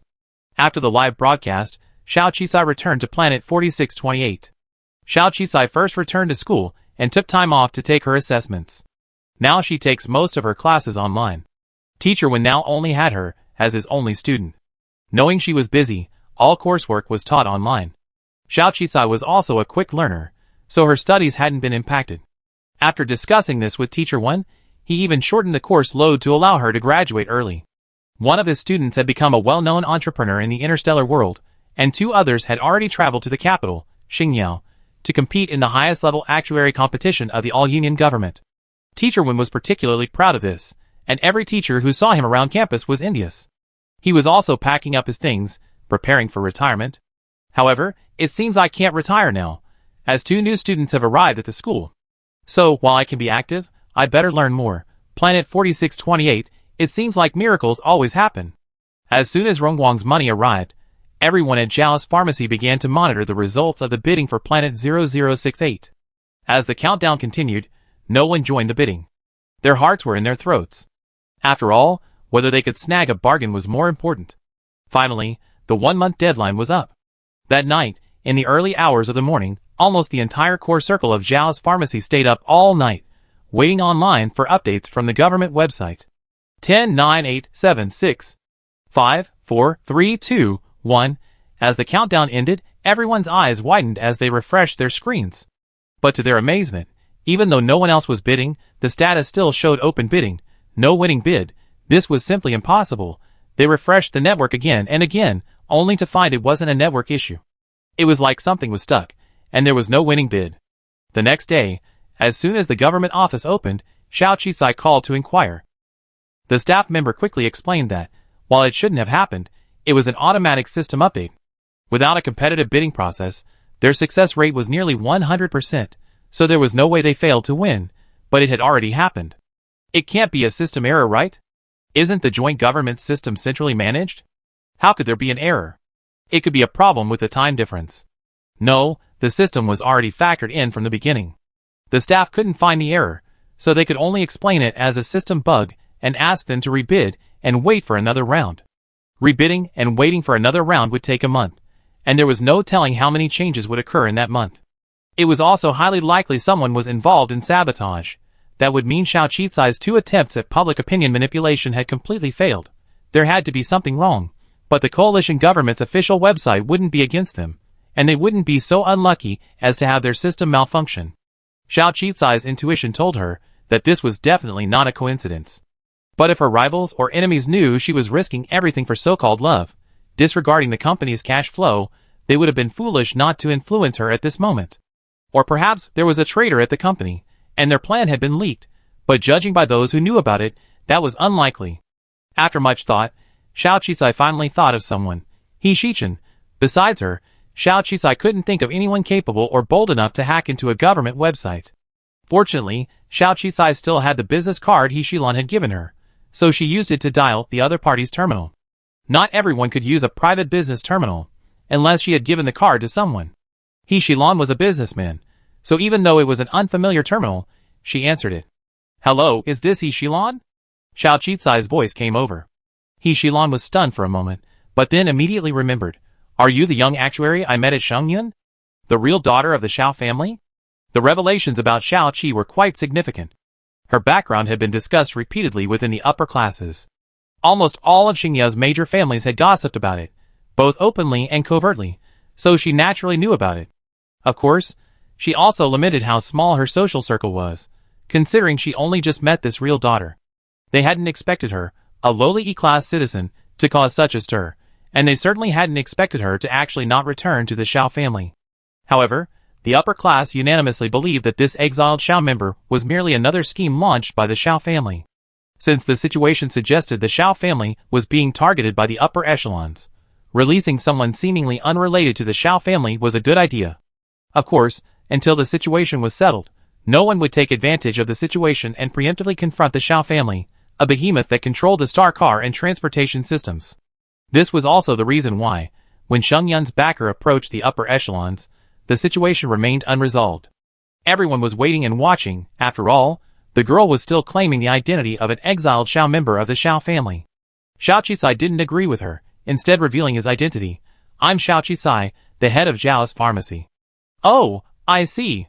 What can I do for you? I remember I owed you a favor back then. If you need any help, just let me know. He Shilan's tone was pleasant. Where's your sister, He Shichen? Xiao Qisai asked. Do you need her for something? He Shilan was puzzled. After being recaptured, she's now working on a new project for our company, nodded Xingyu. Oh, it's like this. I suspect your sister was involved in a scheme to steal United Government secrets and hack into the United Government's high-level policy regional network, so I wanted to confirm it. What? She dared to do such a thing. He Shilan was startled. Wait a minute, I go ask her. With that, He Shilan hung up the phone and called He Shichen directly. The girl across from him remained arrogant and impatient. Sister, what's going on? Don't you think I'm in dire straits enough? That MO family boss is constantly pestering me. If you were truly in dire straits, you wouldn't have time for those illegal activities. I give you a chance. Have you recently hacked into the United Government's advanced domain network? What? Who said that? I didn't. He Shichen hastily denied it. But her denial was so quick, it almost sounded like she was guilty. Chapter 95. He Shilan took a deep breath, his forehead aching. Are you going to die? Did you really do it? Don't think the coalition government is completely wiped out. Do you know the repercussions of being caught? Our entire He family will be dragged in for investigation, and you be finished. You're an adult now, and you don't have the same immunity as a minor. Wasn't that incident a big enough disaster back then? You want to do it again? Are you going to make my parents and me worry to death, and then have to visit you in jail before you're satisfied? He Shichen simply couldn't understand how someone could have discovered something he'd done so quietly. This doesn't make sense. Who told you? She changed her tone. It doesn't matter who told me. What matters is what you did. Go and get them back. This is no small matter. If they discovered it, they must have evidence. He Shilan was practically pissed off. Didn't that low-class citizen you met earlier tell you? Then she must be trying to trick you. I told you what I did couldn't possibly leave any traces. He Shichen speculated. You're still quibbling. Then tell me what you did. Recover quickly. I apologize, and tell her not to sue you, or you're done for. He Shilan angrily hung up the phone. With that, she called Xiao Qisai again. There might be some misunderstanding. I just called and asked about it. That child has been naughty, since she was a child, and loves to play pranks. I already severely reprimanded her. If there's any misunderstanding, talk it out. He Shilan paused. I heard a lot of gossip and rumors about you online lately. They might have a negative impact. If you need any help, my He family can help clarify it. Xiao Qi lowered his head and chuckled. A prank. A prank could have ended over a month's worth of work for so many people. It almost ruined their entire plan. However, He Shilan's words were enough to prove her suspicions right. Otherwise, apart from He Shichen, the information genius, she wouldn't have known who she had offended. Luckily, this guy has reasonable parents keeping an eye on him. It's better to call in the parents than to arrest a mischievous child. So miss, he is also following these online comments? Don't worry, just treat it as a joke. I can even use the traffic to advertise. Since it's just a misunderstanding, I won't bother Miss He anymore. Go ahead and get busy. We chat again when we have time. Xiao Qi hung up the terminal. However, she better fix the bug for him, otherwise she would really implicate He Shichen and send the culprit to jail. Since it was just a child being naughty, it was natural to send him to jail. Thankfully, Xiao Qisai's temper and patience had improved a lot recently. After calming down, she decided to wait another day. The next day, a government official called to say the bug had been fixed, and that there must have been a data error yesterday that had caused the incident. And Jal's Pharmaceutical had won the bid for Planet 0068. 6.8 billion. This was arguably the lowest price ever paid for a derelict planet in recent years. Everyone's worries finally settled. Of course, they were skeptical that the bug on the government website had suddenly been fixed, but seeing Xiao Qicai's remarkably secretive attitude, they could only trust their boss. She was truly capable, and there was nothing she couldn't solve. The 6.8 billion yuan had been officially transferred, and the official government announcement had been posted online. Of course, gossipers immediately exclaimed, "Oh my god. So much money. This is simply the style of the powerful. I never thought even the common people could be so romantic." But almost simultaneously, bidding for Planet 0068's wastewater treatment plan, pollutant removal, and air purification projects appeared on Jal's Pharmaceutical's official website. Everyone, ? How could love be so powerful? Buying his hometown wasn't enough, but restoring it to its former glory? That would cost hundreds of billions. If this isn't true love, what is? Throwing away billions turned out to be more than just a legend, it was reality. Bump, finally, a wise person stepped up at this moment. You all been fooled. This is all just a publicity stunt. Xiao Pharmacy couldn't possibly be doing this for a man. I analyzed her entrepreneurial history, and she's never lost money. Even the heir to the C family works for her. How could she possibly be interested in a young man like that? There's definitely a conspiracy. She might have a bigger plan. Besides, the bidding plan came out so quickly. Isn't it strange? The company is risking everything to satisfy the boss's romantic whim? Of course, his words were drowned out by the sea of excited netizens fantasizing about the couple. Ever since the gossip broke, Bian Yuan and his tribe's discussion group had been abuzz with discussion. But fortunately, Bian Yuan maintained his professional ethics and didn't reveal anything. Until the bidding for Planet 0068 was completed, Jal's Pharmaceutical purchased the planet and launched the bidding process. The tribe members were excitedly discussing how to transform the planet. Bian Yuan finally couldn't resist and shattered their illusions. Do you think she'd be interested in me, a savage with no modern education? Besides, that planet wasn't originally ours, we just had the misfortune of living there a little longer. I suggest you temper your possessiveness. Planet 0068, I can't imagine what it has to do with us. Of course, she did say that if you truly have a lingering attachment to your hometown, you could go and work for her later. Tribe members, ? Bian Yuan said another 20 million yuan transfer to the group. She's my boss now. Our family's revival depends on whether I can earn more money. If you continue to be so ungrateful. Weird thoughts. I might be fired. And let me remind you, she's the savior of our entire Kawu tribe. Do you remember how hard life was back there? In a few years, our entire tribe would have been wiped out. I promised you, the words ungrateful and self-righteous won't appear. We even signed a contract, or we owe her 10 billion. Tribe members, shock. They opened their eyes wide, counting the string of zeros, remembering how picky they've been about the jobs they've been looking for recently, finding nothing at all, and could only find a 3,000 yuan monthly salary for a gravity-fed truck. The oldest man immediately sent an applause emoji. Mr. Xiao is so generous. You're truly our benefactor. Anyone who harbors such thoughts will be expelled from our group. And they have to pay back that 10 billion contract. Someone immediately chimed in, right, what does Planet 0068 have to do with us? We can't earn 6.8 billion to buy it, let alone the massive funds for subsequent renovations. Someone else spoke earnestly to Bian Yuan. You need to work harder. Our clan has no advantages in modern civilization. Aside from brute force, we can only do hard labor. It would take our entire clan a lifetime to earn 10 million. You're not going to be able to earn that much money with Mr. Xiao. She's made 20 million in such a short time. She's truly our savior. You mustn't put your financial backer in any danger. Yes. If things really don't work out, and they want to play around, don't put too much pressure on yourself. Mr. Xiao is a pretty good person. Pay attention to your beauty and skincare routine. I see that pretty faces are all the rage these days. Although your beauty potions have improved your skin a bit, it's still not as good as the meticulous care people get these days. I recently discovered a skincare product that's made me look much brighter. Let me introduce it to you. This was said by a beauty-conscious tribe member. Bian Yuan, give up. Mr. Xiao said he doesn't need me for now. He told me to spend the money to get my diploma from a prestigious university, before applying for a job at his company. Others? ? As expected, the virtual internet is a virtual internet. The information online is fake.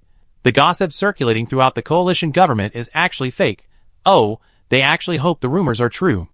Let's urge PM91 to study harder, aiming to work for her savior after graduation. After all, she's offering a really good salary. The 3 bids for air, water, and waste disposal haven't been finalized, naturally due to a lack of funds.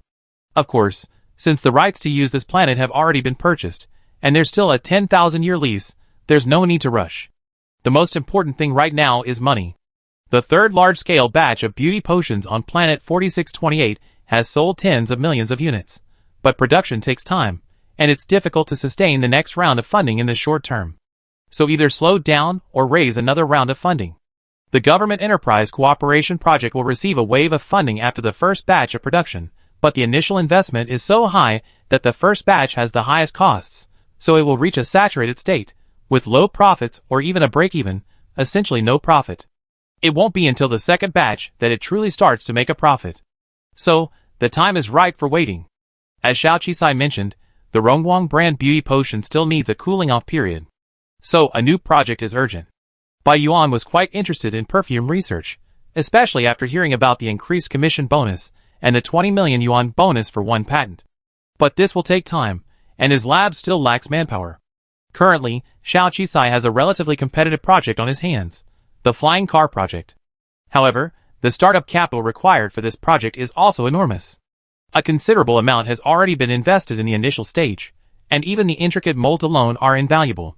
Currently, they can only use virtual network simulation technology to simulate and print each data point, but the raw materials for this project are completely different from those of the actual product. Even the final product might be far from what was expected. As expected, innovation and research are the most expensive things in any society. After much thought, Xiao Qi realized that even if she could wait until later to transfer the profits from the beauty potion to the new project, it would take a very long time and might even put the original beauty potion project plan on hold. So, Xiao Qi decided to completely separate the two companies and embark on a new project.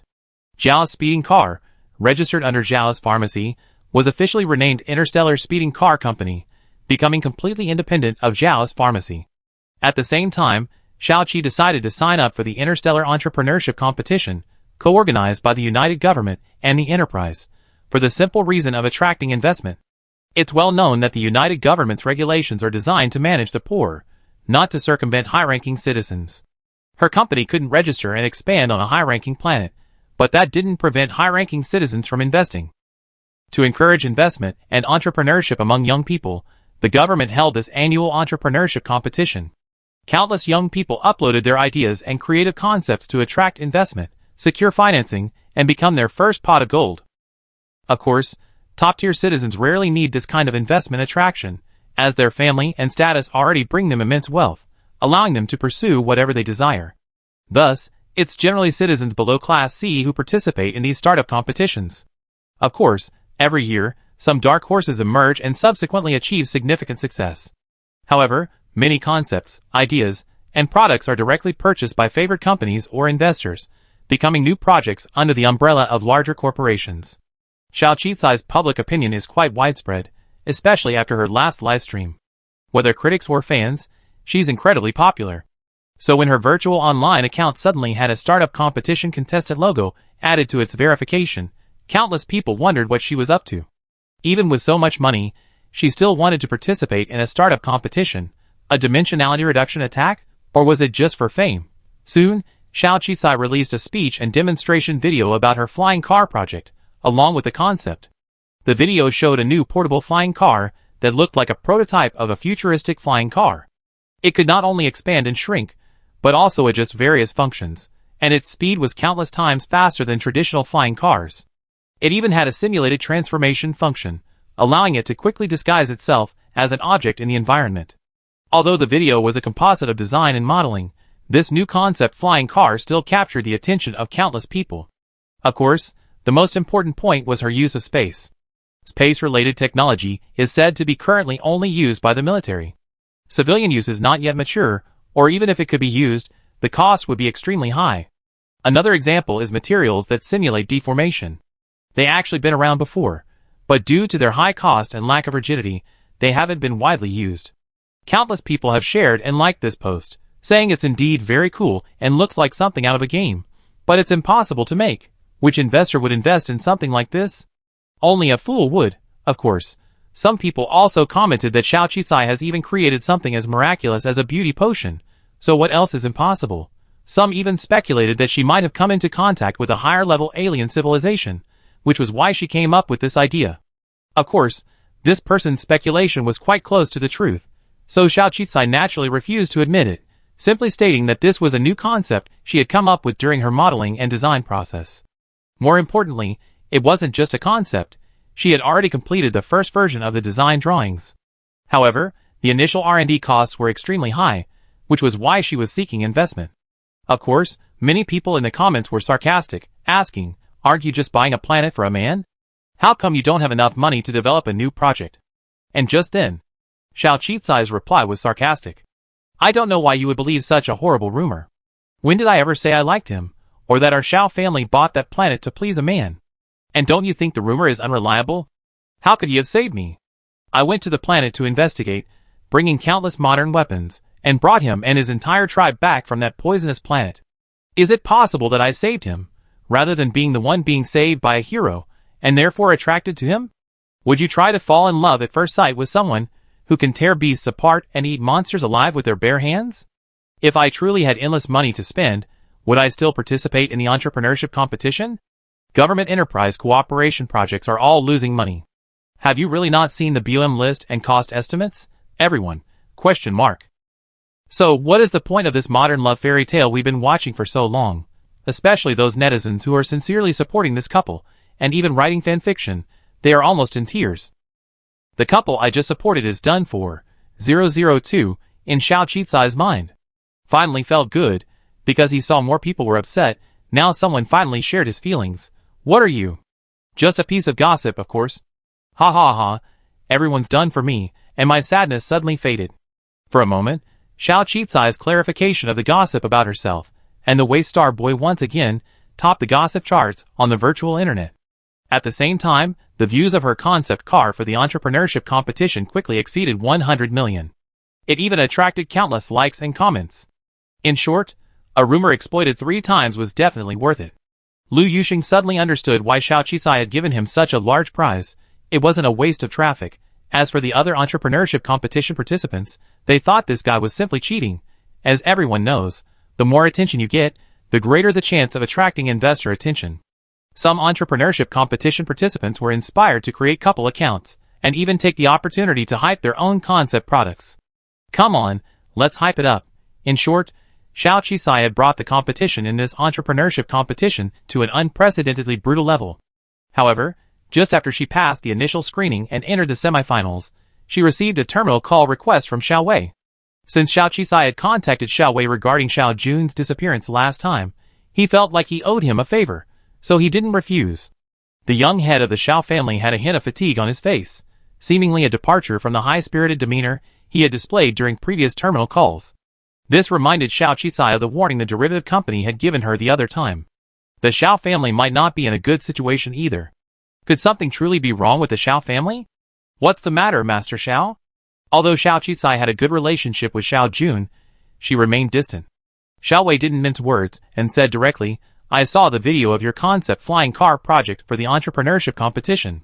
Are you interested in the flying car industry?" The Xiao family was a giant in the transportation and spacecraft industries, so it wasn't surprising that they were interested in new flying car concepts. However, Xiao Qicai was surprised that Xiao Wei would specifically come to her. Xiao Qicai didn't hide the fact that she had a good impression of Xiao Wei. Not going back didn't mean becoming sworn enemies. Reality wasn't like in fiction, where if you couldn't have it, you destroy it. So she said directly, "I just stumbled upon this concept car model. The beauty potion is a limited edition project, so I wanted to expand it. Your idea is a good one. While focusing on one area can make you more specialized, it can also be more complex." Xiao Wei nodded in agreement. "I actually been following some rumors online lately. Of course, I'm not interested in gossip, but your flying car." Xiao Wei finally came up with a word. Very bold. To an outsider, it might seem a bit far-fetched, but as experts in spacecraft, Some of our Xiao family engineers believe your design fits certain principles and might actually be feasible. How much investment do you want? Xiao Qisai hadn't expected Xiao Wei to approach her about this very thing, even going so far as to specify the investment amount, implicitly implying that he could invest in this project. Logically, the Xiao family possessed countless types of flying cars with countless technologies, so they wouldn't be interested in something as whimsical and conceptual as hers. Of course, the advanced technology of a system-produced, alien civilization was certainly appealing. Xiao Qisai didn't actually want this flying car to be associated with the Xiao family, but she didn't directly refuse. Instead, she asked, does the Xiao family want to buy it? Or invest in it? Xiao Wei was silent. If you want to buy it, then I might as well be frank. Even if I open an interstellar bidding process to find investors, I won't sell this new flying car. Besides, the Xiao family has so many new models, including large warship and spaceship designs, so naturally they wouldn't look down on my small flying car. As for wanting to invest, Xiao Qisai suddenly looked at Xiao Wei seriously. You don't seem to be in a hurry to get me back lately, or you given up on the idea, right? Otherwise, if he was truly anxious to get her back, the Xiao family should have stepped in to help resolve the beauty potion incident last time instead of just watching and waiting for the situation to develop. While it's unknown whether the Xiao family is secretly doing anything in Xingyao, Xiao Qisai has publicly announced that he will not return to the Xiao family, and the Xiao family has also adopted a wait-or-see attitude. This is the public's perception.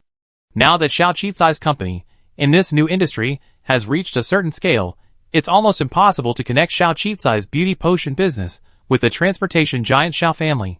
The two are completely different entities. Xiao Jun and Xiao Qisai had a good relationship, but aside from a tentative question after the actuary competition, they hadn't mentioned it again. The urgency they once had to find someone to bring her back seemed much calmer now. Furthermore, Xiao Qisai had heard Xiao Jun say that Xiao Wei and her siblings actually had a good relationship with her biological mother, so it wasn't as if she'd given up on the idea just because she didn't want to return. The deeper reason was, Xiao Wei had seen her progress, seen her newfound momentum after separating from the Xiao family, and realized that she might have a better outcome if she didn't return, so he gave up on the idea. And considering the Xiao family's current predicament, Xiao Qisai might understand Xiao Wei's current thinking. That's why she asked this question. If Xiao Wei were to invest in her new project, become involved in her new company, and retain a stake, then the two Xiao families would surely be closely united, both as family members and as stakeholders. As expected, Xiao Wei fell silent. If you don't have enough startup capital for your project, Xiao Jun can sponsor you, but the Xiao family won't invest in your project. Hearing Xiao Wei's words, Xiao Qi became even more certain of her own suspicions. I'm here to remind you, if your project truly succeeds, or if you're confident this flying car can be launched, don't underestimate its value. Don't sell it cheaply. Most investors want absolute control. Don't be blinded by short-term profits. This statement from a giant in the transportation and spacecraft industry carries great value. Of course, if this were truly a concept product, Xiao Qi would definitely appreciate his warning. But she had originally developed the actual product, not just a concept. Therefore, she knew the value of the flying car and never considered selling it. Chapter 96. Even so, she sensed Xiao Wei's good intentions. She nodded. I understand. By the way, has Xiao Jun returned to Xingyu recently? I haven't had much contact with her since I returned to planet 4628. Xiao Qisai suddenly asked. Xiao Wei shook his head. No, I thought she was with you. Xiao Qisai, And she thought Xiao Jun was with Xiao Wei.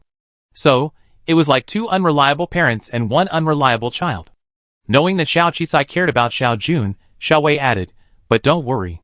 She disappears like this often, so it's nothing serious. I have her terminal ID information here, so it'd be displayed if anything happens. That's fine. Xiao Qisai nodded. I hope you go far and live up to Aunt Yuang's expectations. Xiao Wei said finally. I have a lot of photos and videos of your mother here. If you need them, I can send them to you. Xiao Qisai shook his head. Forget it. I'm busy lately. I talk to you someday when I'm free or when I need them. The word mother was even more unfamiliar to her, even to Bai Yushan. She didn't know what kind of person Xiao Yuang was. Rumor had it that she was a lovesick person, but in reality, she wasn't even Bai Yuhong's child, so how could she be a pure lovesick person? Who knew she'd come up with some messed up story about her past? She never wanted to be embroiled in such a family bloodline feud again. After hanging up the phone, Xiao Qisai breathed a sigh of relief. At least the Xiao family wouldn't harbor ill will towards her or hinder her development. Otherwise, if she were to develop this competing product, she might be blocked by related companies. If even the industry giant, the Xiao family, didn't stop her, then she could move forward with confidence. The second round of the semifinals involved a live presentation on a high-level planet.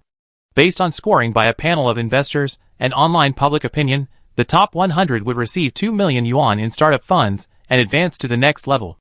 Competing in the finals on Cloud Planet, the core economic planet of the Baiyun Star region, would grant her 10 million yuan in startup funds. Xiao Qicai also advanced to the Baiyun Star region finals, winning 2 million yuan in startup funds for the competition group. But 2 million yuan was a drop in the bucket for her.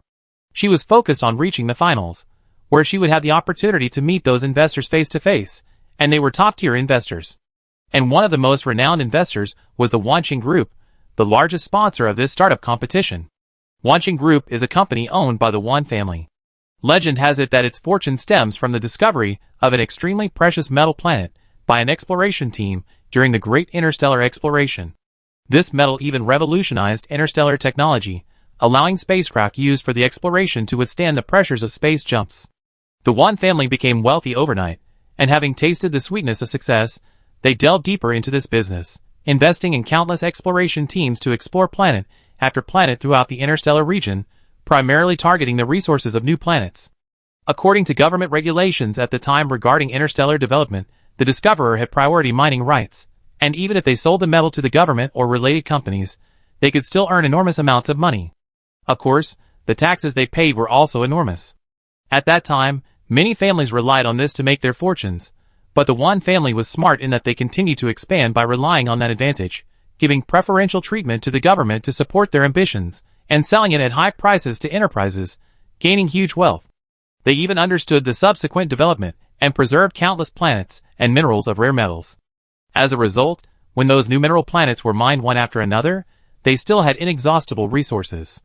To this day, the Wan family owns the most mining planets in the entire interstellar universe, a feat even the government cannot rival. They even hold a monopoly on some rare metals, with the military even purchasing from them. Thus, the Wanqing Group can be called the richest company in the interstellar universe. With the most resources, becoming the richest is inevitable. In the past century, interstellar exploration has slowed, making it difficult to discover new planets. Further expansion into other universes is impossible without the technology. After all, mineral resources are non-renewable.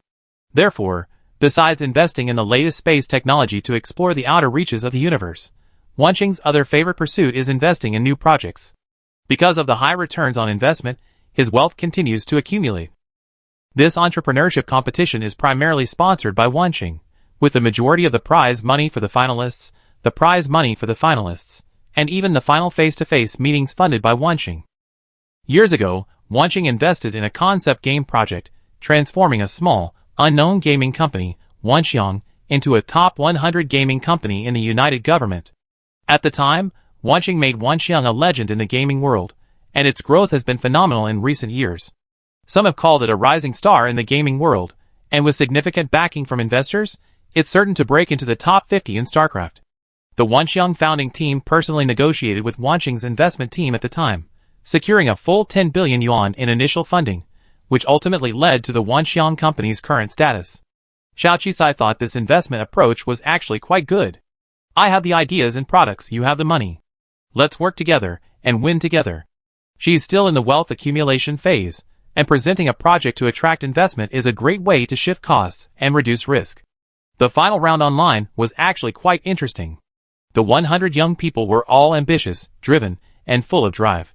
Their projects were all remarkable, with huge market potential or exceptionally novel concepts and ideas. Each representative's presentation style was unique and impressive, and it was also a great learning experience for Xiao Qicai. But it also proved the saying that the most core striving and innovative energy always lies in the young. Perhaps young minds are more effective, their fighting spirit still lingers, and hope hasn't been extinguished by social setbacks. But ultimately, there is still a process of elimination. Some young people eliminated due to low scores, inexperienced and unable to control their emotions, even shed tears. They're really good. Xiao Qicai applauded enthusiastically and heartily from the audience. Lu Yuxing? Xiao Qicai ignored Lu Yuxing's confusion and simply handed him a handful of her business cards. I hadn't thought of that just now. After the competition, can you help me distribute my business cards so that all the contestants have them? Lu Yuxing guessed her intention and hesitated. But you're their competitor. It felt like she'd be better off not giving her a beating. However, it was now Xiao Qicai's turn to perform. Of course, she wasn't nervous at all when she took the stage. Instead, she performed steadily, boasting to the fullest, ultimately boasting that her car would rival all other cars, spanning the entire lower tier and upper tier markets.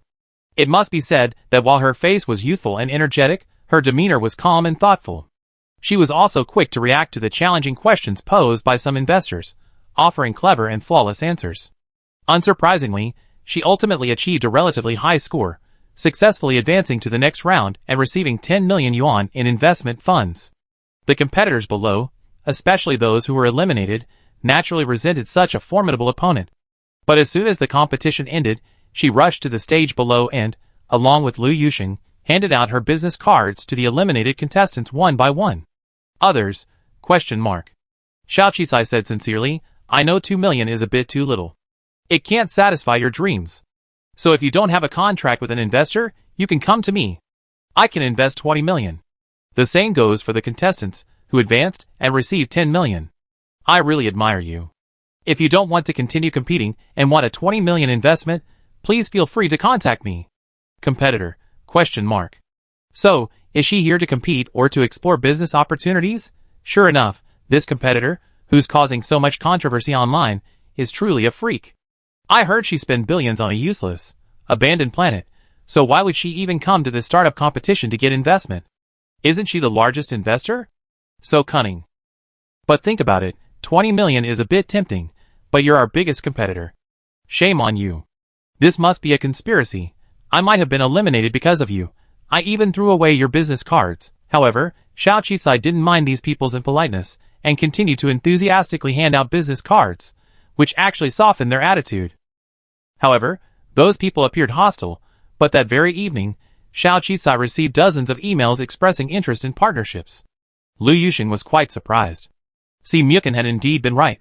Working with Xiao Qicai was truly a learning experience.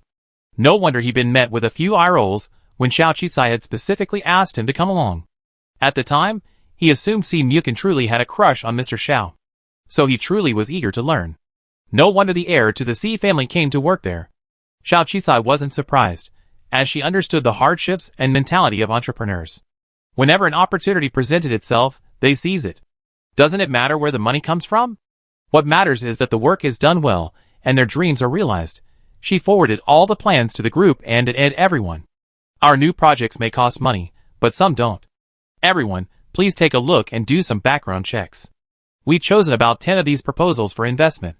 Of course, if the costs aren't high or they have growth potential, we can choose more.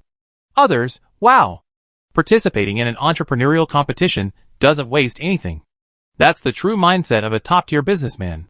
However, some of the content is indeed interesting. As expected, Xiao Qicai's outrageous actions have once again made her a minor trending topic. Some people are once again making sarcastic comments to the media outlets that reported this. This is hilarious. I told her she had ulterior motives. She's so rich, beauty potions alone are enough to make her financially independent. Why would she need to participate in a startup competition? She's clearly trying to squeeze out other people's spots and exploit their creativity with ulterior motives. Perhaps the previous beauty potion incident was all orchestrated or plagiarized. Otherwise, how could she have patents without an R&D team or R&D acumen? You guys are just jealous. Just because someone has the money, why can't they participate in a startup competition? There's no rule that says they can't, and they're using a second company. You all know how expensive flying car projects are, especially those terrifying new concept space cars. I followed the entire competition. Although she's young, every word she said, every answer to the judges' and investors' questions was sharp and to the point, and she was mature and steady. What were you doing when you were 18? You were crying and begging for living expenses. And you still have the nerve to criticize me. Maybe this is just a new way of hyping yourself up. No, maybe it's not hype. Is it possible that she genuinely admires her competitors and wants to invest in them? After all, the flying car project is expensive, but those competitors' projects look like they can be undertaken with millions or tens of millions. She's an entrepreneur, a businesswoman, And an investor, isn't that right? I'm a competitor. She offered 20 million yuan. So far, I only received 2 million, but there are 2 million. 10 million, I can launch my project. So, I heard she received hundreds of bids for creative projects, but they won't choose all of them. Just wait, I still want 20 million. Whoever bids doesn't matter. Others, ? So you're all mocking her behind our backs while secretly bidding? Regardless of what's said online, they're already internally screening promising projects. Xiao Qicai certainly has investment vision, but she's extremely busy preparing for competitions, taking online classes, and managing the daily operations of the factory and new projects. It's impossible to completely screen them all in a short period of time, so they ultimately announced on their official website that their company would allocate 200 million yuan in venture capital to invest in 10 projects in the form of original shares. These are original dividend shares, not technology shares. And certainly not direct purchases and controls. This brought them even more projects, attracting the attention of even some entrepreneurs who weren't even in the first round. Soon, the final shortlist of 10 projects was filled. Of course, each person would select 10 projects, with Xiao Qicai making the final decision. Wu Xiu's selection process was based on big data, while Si Mukin's was based on his overall assessment. Lu Yuxing also had his own method of judgment, and Bai Yuan also participated, but his focus was on technical analysis. Everyone presented their reasons and prospects, their background checks and forecasts even more detailed than those in the project plans. Xiao Qicai felt a bit overwhelmed by the situation and ultimately found it difficult to make a decision. After all, although she had been constantly learning and growing since entering this interstellar society, she still lacked the experience of local residents in dealing with all aspects of daily life and development. In the end, she decided to put it on hold. If she could win more project funds, she might choose to select more projects. From an investor's perspective, if out of 10 projects, 5 lose money, 3 break even, and the other 2 make significant profits, that's considered a success. She planned to make her final decision when she arrived at Xingyou. Yes, the final round of the finish line was at Xingyou, and Wanqing also had a headquarters there. After all the twists and turns, she had to go to Xingyou. What? Junior sister Xiao, you're coming to Xingyou? Qin Sanwan nearly jumped up upon hearing this news. Shi Guofenghua and Mu Xingmei had all reached Xingyou's third finals, so it had been over a month since they finished, and they were still preparing for the final round. Of course, even during the competition, they had heard some things about Xiao Qicai, but they weren't worried about gossip. Instead, they felt a bit guilty about the beauty potion incident, as they were in closed-door training. Now that they knew Xiao Qicai was coming to Xingyou, and there might even be a chance for them to meet up, they were even more excited. It was a shame they hadn't been able to go to Xingyou together, but they hadn't expected this opportunity to come. Junior sister Xiao, you definitely secure a Tier 1 investment and even have the chance to meet the investors in person. Billions of dollars in investment are within easy reach. We still have some time to stay at Xingyou. I'll be waiting for you, junior sister Xiao, so we can go out for food and drinks. Qin Sanwan was growing increasingly excited. Guofenghua said helplessly, Junior sister Xiao is here for business. Junior sister Qin, don't just think about having fun. Xiao Qicai didn't mind. Basic balance of work and rest is the key. I definitely come see you after the competition. By the way, you received many offers from companies now, right? Remember Shijuan's reminder last time? Be sure to carefully screen them. Yes, the offers were dazzling, but thankfully junior sister Xiaojun warned us back then, so we didn't rush to sign contracts. Instead, we did a detailed background check and planned to wait until the final results are in before making a decision. That's great. Junior sister Xiao, if you come, you can definitely give us some advice. We trust you. Okay, let's talk about it when I get to Xingyou. But it really depends on your own intentions and interests. After ending the call with his seniors, Xiao Qicai felt a surge of excitement that hadn't been seen in a long time. Xingyou was a Class 8 planet, more advanced and developed than the higher-level planets in the Baiyun Star region she had visited. It was the capital of the entire United Government and even the economic and political center. It was also home to top universities. If she could advance to the final round, she would be able to stay in Xingyou for at least a month, and there would be so much she could do in that month. If she chose not to upgrade her citizen card, she would have to constantly find excuses to travel to higher-level planets. Large-scale events like this were an opportunity, as were legitimate invitations from high-level citizens. But in short, this was a rare opportunity. So she wouldn't waste a single day. Towards this end, she had made numerous plans. Raising funds was paramount, and secondly, perhaps she could explore opportunities to attract some talent. Technical and recruiting talent were both areas she was currently desperately lacking. However, just as she was about to leave for Xingyao, she received a message from Bai Yuan. Bai Yuan was a research talent. Ever since Wu Shou recruited him, he had devoted himself to the lab. Now, he was the head of R&D at Zhao's pharmacy, responsible for refining beauty potions and developing new perfumes. He was the company's technical core. Naturally, his salary had increased repeatedly. However, unless the company required his involvement, he rarely made himself known, seemingly focused solely on making money. This time, he approached Xiao Qicai, which surprised her. Xiao Qicai then remembered that Bai Yuan was a top student at Xingyao. Bai Yuan didn't beat around the bush and directly stated that he wanted to go to Xingyao and had something to resolve. Xiao Qicai wouldn't refuse a normal request. However, her previously chosen partner was Lu Yuxing. Applications for admission to high-level planets, especially those in capital cities like Xingyao, were rigorously reviewed, so they couldn't be added casually. This put her in a difficult position. But she didn't refuse, and simply brought Lu Yuxing into the conversation. Manager Lu, I was originally going to take you to Xingyao this time, but Bai Yuan had something else to do and wanted to go with me, so I wanted to discuss it with you. Lu Yuxing was stunned, but he felt very embarrassed. After all, he didn't have a primary responsibility at the company. If he could follow Xiao Qicai, he would definitely have a better chance of becoming a core member under him, and of course, he would learn a lot. So naturally, he was reluctant. But just as he was about to say something, Bai Yuan interrupted him. 20 million. Lu Yuxing, this isn't a question of money. Bai Yuan interrupted him again. 50 million. Lu Yuxing, it doesn't matter who goes.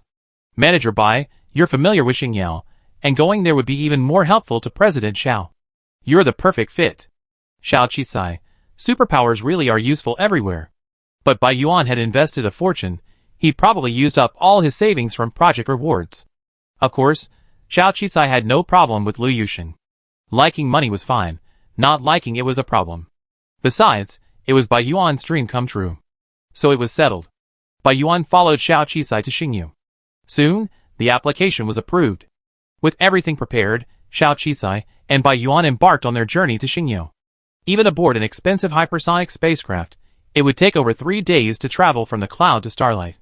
However, while this spacecraft was faster than ordinary ones, its fixed-point hopping was still remarkably stable. However, Xiao Qicai also discovered that this large spacecraft operated on a completely different principle from ordinary flying cars. Thus, her small flying car was still far behind the giants that created these spacecraft. She also noticed that while the new car bore the Xiao family logo, it also featured information from the United Government Aviation, suggesting a joint design and development between the two. Xiao Qicai also managed work while on the spacecraft, processing a mountain of emails and contracts daily. Bai Yuan was deeply impressed, but at least he hadn't neglected his several projects and was keeping an eye on their progress every day. This made Xiao Qicai somewhat embarrassed. Since I'm on a business trip, I handle any unimportant matters when I get back. Bai Yuan shook his head. The main R&D department is too short-staffed. If I don't keep an eye on it, all projects and anomalies will be halted during this period. He looked at Xiao Qicai with a hint of resentment. If you want new projects to come out quickly, give them people. Xiao Qicai felt a little guilty. We're hiring. We always been hiring, mainly because the talent and resources on lower-level planets are limited. Lately, things have calmed down a lot. We received a lot of resumes, but most people still don't want to work on a low-level planet like 4628. Thankfully, Bai Yuan didn't press the issue further. He sighed. Forget it. Once we get to Xingyao, I see if I can recruit a few people. Xiao Qicai, there's such a good thing. Chapter 97. It wasn't until the day before arriving at Xingyao that Xiao Qi finally opened a new email. It was from someone signed Master of Time and Space. The subject line was similar to the one about the entrepreneurship competition, a new concept project seeking investment. Other than business cards, obtaining her email address through business emails was difficult, so Xiao Qi hadn't doubted it and clicked on it. But after reading the contents of the email, her face was filled with shock. This was the first time she had lost her composure in this world, even more so than when she heard 002's voice. Her heartbeat quickened, she took a deep breath, and immediately replied, "Hello, I'm very interested in your email. Can we discuss it in detail?" The other party quickly replied, I need actual investment before I can present my unique concept and technology to you. P.S. A card number. Xiaoqi immediately transferred 10 million yuan to her network card. This is a deposit. I need basic information about your project. For future investment, we need a face-to-face meeting. This time, the other party took a long time to reply. The email contained a single attachment. The attachment was a short video of a mouse dead in a cage placed inside a special apparatus. The apparatus emitted a dazzling light, and an extremely eerie sound echoed throughout the device. When darkness enveloped the entire apparatus, the cage became unclear. Then, when the light came back on, the mouse was already alive and kicking inside. Xiao Qicai's eyes widened. No, this wasn't a video of a resurrection, because she clearly saw the mouse, the half-peeled peanut it had just eaten, reappear there as the mouse came back to life. Xiao Qicai's heart raced, and even the seat detected her abnormal heartbeat, and kindly reminded her if she needed assistance. Xiao Qicai calmed down and pressed the alarm on the seat. Then she turned off the video. It wasn't a resurrection, it was about time, not just about time. She suddenly remembered the plan she had made with Shi Yuan, that she would develop a time machine and one day take him back to the time and space where his white moonlight died. She had always thought that this plan would be impossible to achieve in her lifetime, until she reached the end of this world, earned enough money to master the world's latest technology. At that time, she would have vast funds, technology, and the talent to conduct research. That would be the end of the miracle. But she had never expected that something about time would one day suddenly appear before her, like a dream. The Time Master's theory was brief, a fantastical attempt to alter the space in which time flows, thereby allowing the world, or rather time, to return to the past. It was a concept, a theory, an absurd dream. But Xiao Qicai still held onto a slim hope and bet 10 million. But she had no idea that it wasn't just a theory, the other party even had evidence. Xiao Qicai was an actuary, knowledgeable in modeling, so she knew the video wasn't fake, nor had it been manipulated in any way, unless the creator's methods were vastly superior to those of this interstellar society. If this wasn't a composite video, or a prank, then somewhere in this world, someone truly is studying the secrets of time. Instantly, Xiao Qicai's mind raced. After finally calming down, she emailed the Time Master again. I'm very interested, and I believe the video is real. Can we meet? I'm willing to invest additional money in your project. But this time, the person on the other end didn't respond. So, until they disembarked from the spacecraft and arrived at Xingyao, Xiao Qicai was still somewhat dazed. Bai Yuan didn't understand Xiao Qicai's emotional state, as he rarely saw her lose her composure. He helped Xiao Qicai carry her luggage. Should we go back to our hotel and rest first? Or? Xiao Qicai finally came to her senses. She surveyed the space station. As Xiao Jun had said, a special flying car was waiting to meet them. It would take them to their designated destination free of charge. Let's go here. Xiao Qicai perked up and entered an address into the unmanned flying car. Now that the other party had stopped moving, whether it was a prank or some other concern, all they could do was wait. As long as this person was real, they would definitely get in touch again. Of course, the concepts of time and space were illusory, but her senior brothers and sisters were real. After a brief moment of lapse, Xiaoqi finally recovered. Qin Sanwan and Guofengwa were in the crucial finals, so Xiaoqi didn't want to disrupt them, and didn't tell them the specific itinerary. Xiaoqi checked the time. It was just after 2 p.m. in Xingyao. If she arrived at the venue, she would have to wait several hours for them to finish their exams. It was about the same time as expected. Xiao Qicai then prepared to surprise them as planned. The car stopped at a high-end restaurant. Bai Yuan was a little confused. If he remembered correctly, they had just had lunch on the spaceship. Xiao Qicai shook her head and walked to the restaurant front desk. She opened her reservation on the terminal, and soon a staff member respectfully ushered her and Bai Yuan into a large open kitchen. The kitchen was fully equipped with all kinds of appliances, including a state-of-the-art intelligent cooking robot. Simply enter the desired dish and flavor, and the robot will prepare the food as quickly as possible. By the time Xiao Qicai had dressed in her kitchen uniform, donned her mask, and started chopping vegetables, Bai Yuan was shocked to finally understand what Xiao Qicai was up to. Cooking. She actually knew how to cook. You know, with the advancement of technology, most people no longer know how to cook. Simply controlling a robot will whip up a delicious meal. While some of the company-like processes and even the thickness of the dishes might be the same as stir-frying, it's simple, convenient, and quick. Who wouldn't want to use it? Of course, there are high-end chefs, but they serve the wealthy. Who at the bottom of society would have the time and energy to cook? learning to cook is a difficult task in itself. If he hadn't been on this business trip with Xiao Qisai, Bai Yuan wouldn't have known she could actually cook. And judging by her deft movements, she clearly didn't look like a kitchen novice. She was even more fluent than some of the real chefs he's seen in cooking competitions. He couldn't just watch the boss cook, right? Bai Yuan leaned over and asked, "Mr. Xiao, do you need my help? Can you? Then help me crack a few eggs?" Soon, with a loud clatter, several plates and eggs were scattered on the floor. Xiao Qisai felt a headache. "Forget it, go sit in the restaurant outside." Bai Yuan was successfully chased out of the kitchen by Xiao Qisai. Perhaps hearing the clatter of food, a uniformed staff member outside hurried in. "Hello, miss, do you need any help? Although you didn't request human assistance, I'm happy to help." Open kitchens are usually staffed with assistants, and even chefs, but Xiao Qisai opted for no human assistance. However, every high-end kitchen still has a staff member. After all, when cooking, there are many loose ends that robots can't completely clean up, so staff members can help. Of course, this is also to monitor the extent of damage to kitchen utensils and equipment. Any damage must be registered and reported, and the deposit must be deducted. Xiao Qisai was about to say no, but the staff member was already helping to clean up the egg wash and broken plates on the floor. They also announced the cost of the broken tableware: 2 pieces of broken high-grade porcelain, 18,000 star coins. Xiao Qisai, how expensive. The capital truly deserves to be the capital. They clearly have other, more durable, unbreakable plates, but they insist on using this traditional porcelain. While the patterns are beautiful, it's incredibly fragile. She suspected the restaurant did this on purpose, hoping to earn a few more star coins. Never mind, it was a voluntary purchase after all. They already rented the expensive kitchen, so they didn't mind the tableware. So she nodded. "It's okay, everything's fine.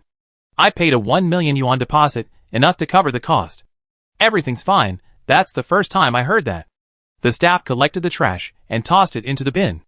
Then, she politely stepped aside again, clearly ready to clean up the mess next time. It seemed many people who rented these high-end kitchens always had some issues. Xiao Qisai actually enjoyed cooking. Watching each ingredient being transformed into delicious food brought her joy. The chef who taught her pastry back then once told her that food tastes better when the person making it is happy.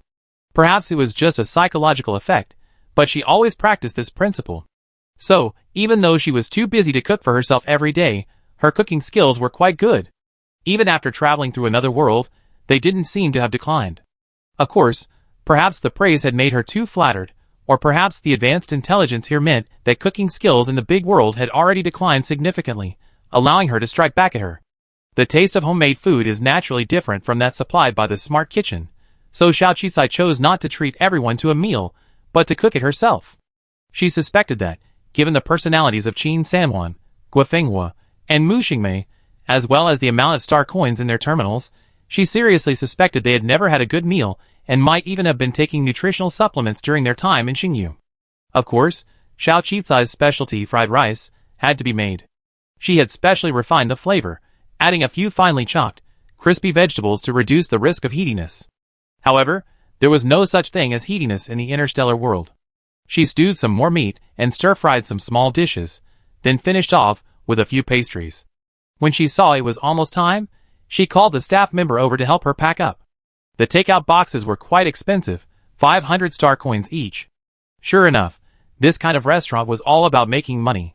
She was even considering opening one here. After all, the cost of a takeout box was only 50 star coins at most. As the fragrant meals were packed into insulated containers, the staff member couldn't help but say, "Your family is so lucky to have you personally cooking for them. I've been working here for so long, and this is the first time I've seen someone as skilled at cooking as you are. It's so delicious. It's even better than the high-end chefs I met." "Are you a chef?" In fact, Xiao Qisai noticed the staff member staring at her while she cooked, but she didn't mind. After all, it was someone else's business, and her job was to keep an eye on her and prevent her from damaging the utensils, wasn't it? Still, the staff member's compliment was appreciated. "I'm not a chef, but I just arrived at Xingyu and wanted to prepare a surprise for my friend." "Oh my god, your friend is so lucky." The staff member even swallowed. "It smells so good." Xiao Qisai smiled and asked, "By the way, do you want money to help with the packing?" "I'm here on a voluntary basis. My job is to clean up the mess and record the damage, but the way you organize these things while cooking, and the way these dishes are presented, are so pleasing to the eye, so I'm willing to come and help you. Miss, I wish you and your friend a pleasant meal. The staff thoughtfully put a nice seal on the top of her takeout box. Xiao Qisai suddenly felt she had been judging others by her own standards. Seeing some food and pastries still on the cutting board, she grabbed another takeout box, packed up the remaining food, and handed it to the staff. Thank you for your help. If you don't mind, you can have some of this food. Really? The staff member was instantly overjoyed, a little embarrassed, and said, Actually, I was just about to ask if I could take some of the leftovers home, but I didn't expect you to be willing to give them to me so I could try them. You're such a kind person. You're a great cook, and you're so kind to your friends. You'd definitely be very successful in the future. Thank you. This was a sincere statement. Xiao Qisai was almost imagining the staff member saying that she was a great cook, beautiful, and suitable to be a good wife, but she didn't expect the staff member to actually wish her success. Before leaving, the staff member respectfully escorted her to the door and cautiously asked, Can I add your contact information? It's for no other reason than I'm also a cooking enthusiast, and perhaps I could ask you for advice at your convenience. However, Xiao Qisai hesitated and declined. Little did she know that after she left, the staff member removed her work uniform and mask, and sat in the restaurant's exclusive VIP room, savoring the food Xiao Qisai had given her with a look of delight on her face. Soon, Xiao Qisai and Bai Yuan took another taxi to the actuary competition's examination room. This was the final competition, and all three of them had made it to the finals. It was a miracle. There were actually quite a few people waiting outside the examination hall. Of course, they were likely Xingyu locals or high-ranking citizens. Low-ranking citizens were rarely seen waiting here. After all, it was well known that it was difficult for low-ranking citizens to apply for admission to high-ranking planets, let alone to the capital, where the review process was even stricter. The mere presence of low-ranking citizens in the capital was strange in itself, so the two were frequently stared at. Bai Yuan sighed, I never thought I'd be treated like monkeys when I returned to Xingyu. In reality, he had been away from Xingyu for over a decade. He hadn't even considered returning. It was a shame that he hadn't made a comeback, and had arrived as a low-ranking citizen. Even making this trip was a huge effort. You get used to it. Just like when low-ranking planets see high-ranking citizens, people are more willing to take a second look, Xiao Qisai consoled. Soon, Xiao Qisai spotted a few people.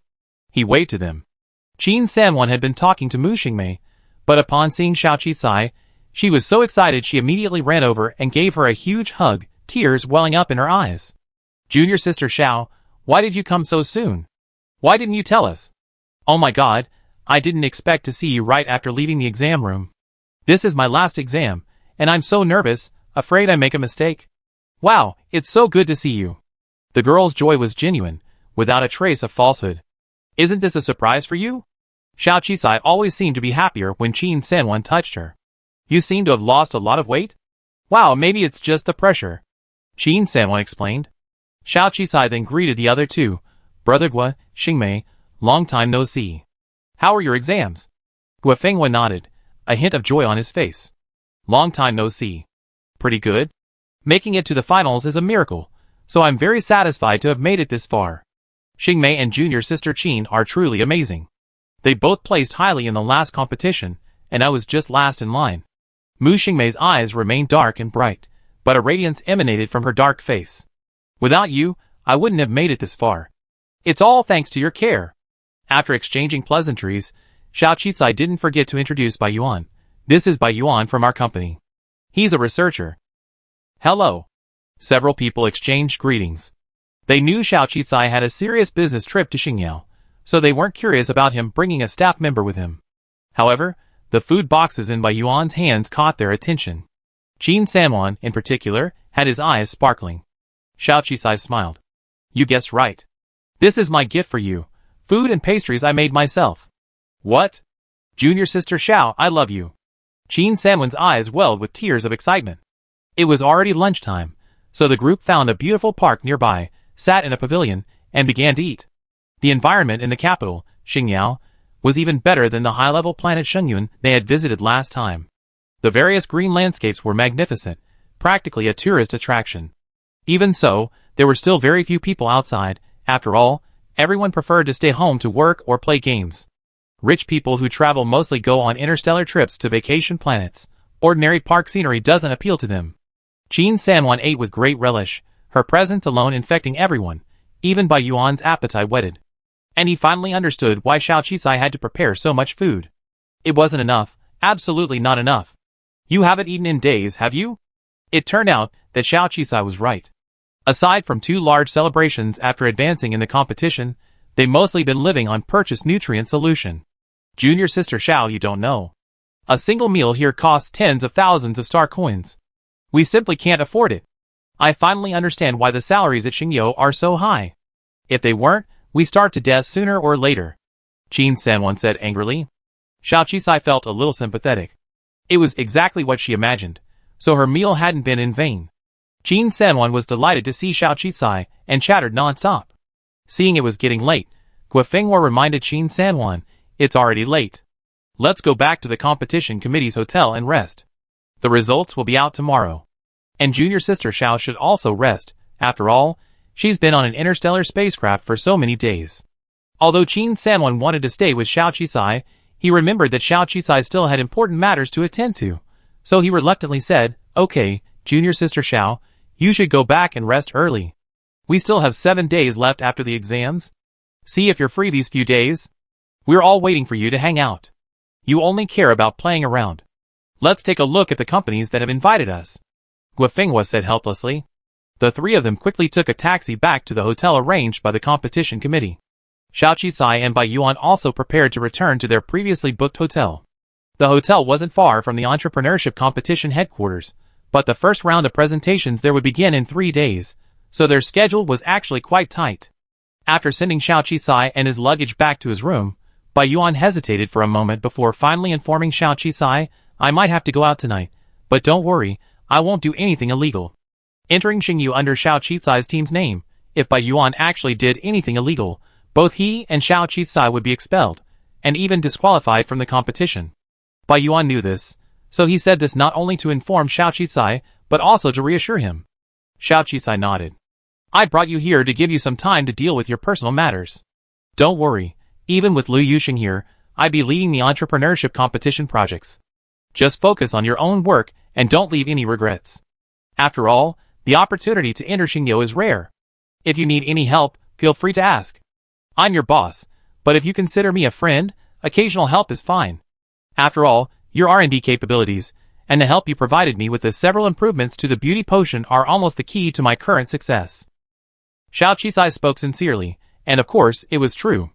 Without the improved beauty potion, there would be no beauty potion market expansion today, no factory today, and her path would likely be completely different. Bai Yuan had always considered Xiao Qizai a generous boss. After cooking for his seniors, and talking to them now, he suddenly understood why Wu Xiu was so devoted to her. The life-saving grace was one reason, the promotion was another, but also humane concern and respect. He nodded. "I understand, thank you. Wu Xiu must have told you about me. The chemical leak wasn't my fault, someone broke into my lab and did it. I don't understand why my fingerprints and surveillance footage were there. I was at a loss for words at the time. Over the years, I've been thinking about it, and finally have some clues. If possible, I'd like to take this opportunity to clarify myself. I'm a pharmacist, and I can't bring shame to Capital University, a prestigious school of chemical engineering. I trust you, so if you need any help, feel free to let me know." Xiao Qizai nodded. Whether someone who made a mistake could be employed was a question, as was whether Bai Yuan had lied. However, based on recent observations, Bai Yuan didn't seem like the type to be careless enough to leak the drug. Since he said so, Xiao Qizai would naturally find a way to clear his name. Bai Yuan hesitated, feeling somewhat embarrassed. "In that case, could you advance me 100 million? Xiao Qizai, Although the amount was a bit large, Xiao Qizai still transferred the money. Once the funds arrived, Bai Yuan breathed a sigh of relief, thanked Xiao Qizai profusely, and left. 002, however, who had been silent for a long time, suddenly uttered a sarcastic tone. "I knew you still preferred this kind of gentle pretty boy. 100 million? You're such a miser, you're really willing to spend it. Aren't you afraid he'd run away with the money? Not only would you lose a talented R&D expert, but you also lose 100 million. 002, having suffered years of frustration at Xiao Qizai's side, had even his electronic heart become somewhat warped. Of course, the main reason was Xiao Qizai's disobedience, his refusal to follow his romantic script, which led to one failed relationship after another. How could he help his master achieve his goals? He wouldn't be the only system born, but but unable to achieve them. He felt the road ahead was long and hopeless. He even recently learned a term, machine autism. Because the instructions the machine was executing were so outrageous, it even developed resistance, and he believed he was suffering from this disease. Xiao Qizai seemed oblivious to 002's sarcastic tone. She nodded. You have a point. I have no interest in that useless beast wolf boy you assigned me. After all, he hasn't even passed the United Government's official linguistics exam yet, and can't even speak to me properly in the United Government's language. Untie Bian Yuan. 002, shock. Xiao Qizai ignored 002's shock and sadness. Tie up by Yuan for me. I want to see who framed him in the first place. 002, question mark. What a great way to make the most of your resources. You really can't bear to see your R&D talent go. Chapter 98. This was the first time 002 had correctly guessed Xiao Qizai's mindset. It was right. She was indeed afraid Bai Yuan would run away. After all, he was now Zhao's pharmaceutical company's core R&D talent. If he ran away, where would she find another such capable R&D talent? They were already short-staffed, and now a high-ranking official had run away. Wouldn't she be furious? Since 002 could do the background check, they might as well keep it simple and help Bai Yuan solve his problem. Selfishly, if Xiao Qizai could help Bai Yuan solve his problem, as long as Bai Yuan wasn't ungrateful, he would probably be willing to continue working at his company even if he were restored to his former citizen status. However, Xiao Qizai didn't need to explain too much to 002. After all, it was the system, it was the master, and their mindsets were different. This was also the most reluctant time 002 had ever been bound. Even when it bound Si Muxing, it felt that the villainous Yandra was at least somewhat appealing.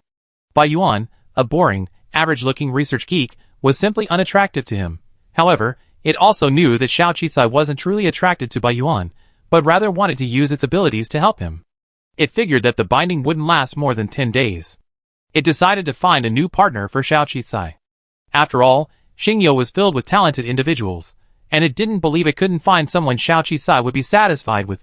002 confidently searched the database. Of course, the character data for the romantic target had also been updated. What shocked Xiao Qizai was that the person who framed Bai Yuan wasn't a rival, but Bai Yuan's mentor. Professor Lanka. According to his profile, Bai Yuan hails from the Wuhua Star region. Both of his parents are senior engineers, with a C-level citizenship. He demonstrated an exceptional talent for pharmaceuticals from a young age, living up to expectations. He was admitted to the Advanced Chemical Engineering School in the capital, Xingyao, and graduated with excellent grades, earning a position at a prestigious research laboratory there. He lived a simple life, and was passionate about research, seemingly destined for a promising future. However, he discovered a new research topic in his laboratory that could leverage new technologies to massively alter planetary ecosystems. Of course, the pharmaceutical was still in its early stages of development, but due to the incredible discovery, Bai Yuan, excited by the news, shared it with a few trusted individuals, including his advisor, several lab colleagues, and his then-girlfriend, Xia Qianchuang, with the intention of conducting joint research. If this pharmaceutical could be successfully developed and marketed, it would undoubtedly be crucial for the transformation and maintenance of low-level planets, potentially even transforming uninhabited worlds into life-bearing ones. With this discovery and invention, Bai Yuan could potentially become the youngest scientist in the United Government to receive the highest honor in science, the Interstellar Life Science Contribution Award. But then, one of his contrast reagents leaked overnight. The entire laboratory and the surrounding area were contaminated, polluting all plants, animals, water, and air. Over 1,000 people were even unconscious, resulting in a serious chemical pollution accident.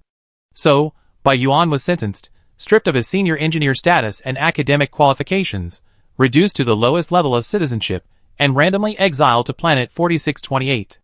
Even though Bai Yuan was sentenced, his mentor later published an article on a related drug, which caused a stir in the industry and garnered several nominations. However, the drug itself appears to still be under development, and has yet to be commercialized. I never imagined there would be such people in interstellar society, framing their own students and appropriating their research results. How shameless. Xiao Qizai was also shocked. At the time, Bai Yuan had nowhere to turn to for help. His parents and family were disappointed in him, and his friends deserted him. Only his mentor, Professor Lanka, offered a helping hand, even using his connections to commute his death sentence to exile. So, in Bai Yuan's heart, his mentor was his benefactor. Who could have imagined that the true culprit was actually his benefactor? Xiao Qizai wondered if Bai Yuan had finally figured it out over the past decade or so, realizing that his mentor was the culprit behind his actions. However, dealing with a professor with such connections, power, and even prestige was definitely not something a lowly citizen could do. Bai Yuan even developed a false sense of security. She couldn't help but feel somewhat thankful for intervening. There's a saying that meddling in other people's affairs often leads to death, but Bai Yuan was from her company, so she couldn't help him. After all, there was a cheat code, so the success rate was pretty good. Help me find out where he is, and what he's doing. Xiao Qizai's biggest fear was that Bai Yuan would proactively contact his mentor for help. That would be disastrous. 002 responded quickly and proactively, but still with a lack of interest.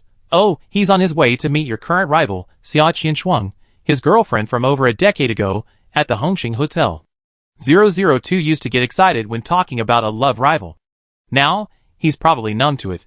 He just wants her to quickly resolve Bai Yuan's situation, so he can bind it to a new partner. Sure enough, the important supporting characters in the system-bound love storyline were also introduced. Xia Qianshuang, a native of Xingyao, was Bai Yuan's college classmate and first love.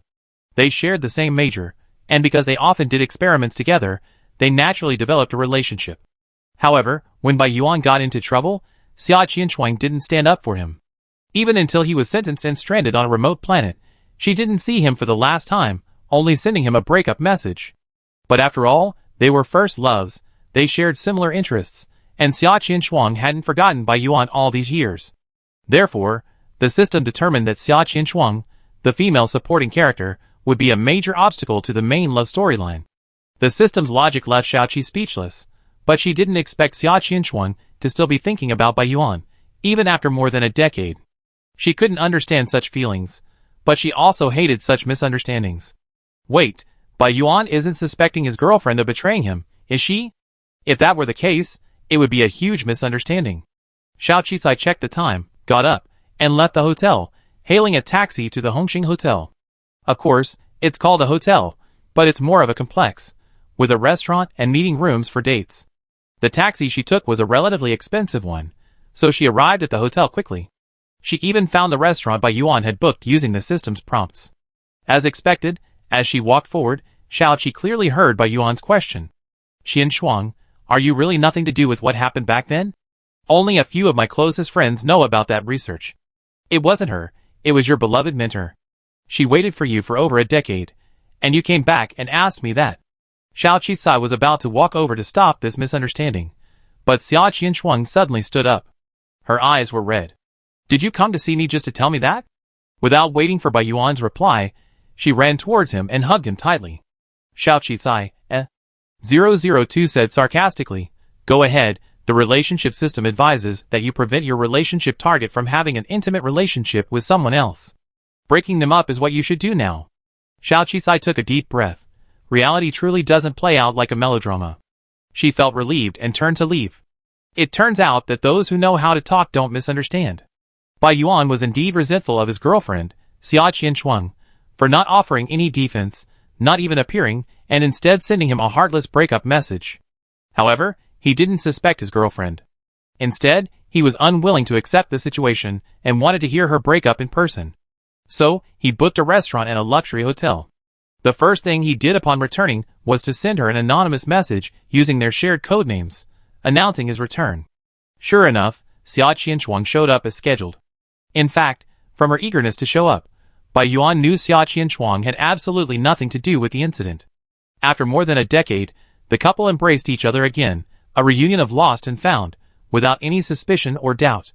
Bai Yuan also questioned her about why she had sent the breakup message, and why she hadn't come to see him. Xia Qianshuang gaped. It turned out that when Bai Yuan got into trouble, her family, fearing it would affect her career, had urged them to sever ties and break up, but she had refused. Eventually, her parents, enraged, locked him up and blocked her phone. She finally managed to escape, even going so far as to call the police, causing quite a stir. Unfortunately, the verdict in Bai Yuan's case was too swift, and when she finally escaped, she didn't get to see him one last time. Over the years, he had tried every possible way to uncover Bai Yuan's whereabouts, but the case had been strangely classified as secret, leaving no clue as to where he had been exiled. But Xia Qianshuang had never given up. She believed in Bai Yuan, and didn't think he was so negligent. She had been helping him gather evidence, but her power was limited. Over the years, she hadn't been able to overturn Bai Yuan's conviction, though she had some leads. Xia Qinshuang spoke lightly of her past experiences. Compared to Bai Yuan, what she had done was nothing. Bai Yuan had been deserted by his friends and family, and she had even sent him a breakup text. She couldn't imagine the devastating blow to such a genius at that time. Exiled to a low-level planet, becoming a low-level citizen, it was essentially impossible to return, but she still held on to a glimmer of hope, even traveling from one low-level planet to another over the years, hoping for a chance encounter across time and space. But the united government was too vast, and the world was too vast. Across countless planets with life, it was difficult to find such a person. The environment on the lower-level planets was harsh, competition was constant, and there was a lack of legal control. She even worried that one day she would hear of his death. But finally, Bai Yuan was back. Thinking of this, Xia Qinshuang couldn't hold back her tears. Xia Qinshuang didn't emphasize her waiting and her efforts, but Bai Yuan clearly and deeply sensed Xia Qinshuang's persistence. He suffered and resented on the lower-level planets, and Xia Qinshuang had also been burdened with self-blame all these years. What if I don't come back? Will you keep waiting? This genius, whose emotions seemed to fluctuate only during research, now had tears in his eyes. Xia Qinshuang smiled. I won't keep waiting. I keep looking for you. I search for you planet by planet. One day I find you. What a touching love. Only love can bring people together until death. Can it make them so determined? Isn't it? 00 tried to educate Xiao Qisai, brainwash her, and make her understand the beauty of love. Good love is indeed worthy of praise, but there are far more scumbag men and women who toy with the world and play with emotions. And you say that only love is so unwavering, but I disagree. My yearning for wealth has been unwavering throughout my 2 lifetimes. Xiao Qisai said. Seeing other people's love makes me fall in love and feel moved. Border soldiers stay on remote planets for decades. How can you not be moved and cry? Workers on mining planets work for decades. How can you not be moved? 002, shock. You're so stubborn. 002 was so angry that he paused for a few seconds to give Xiao Qisai a new love target.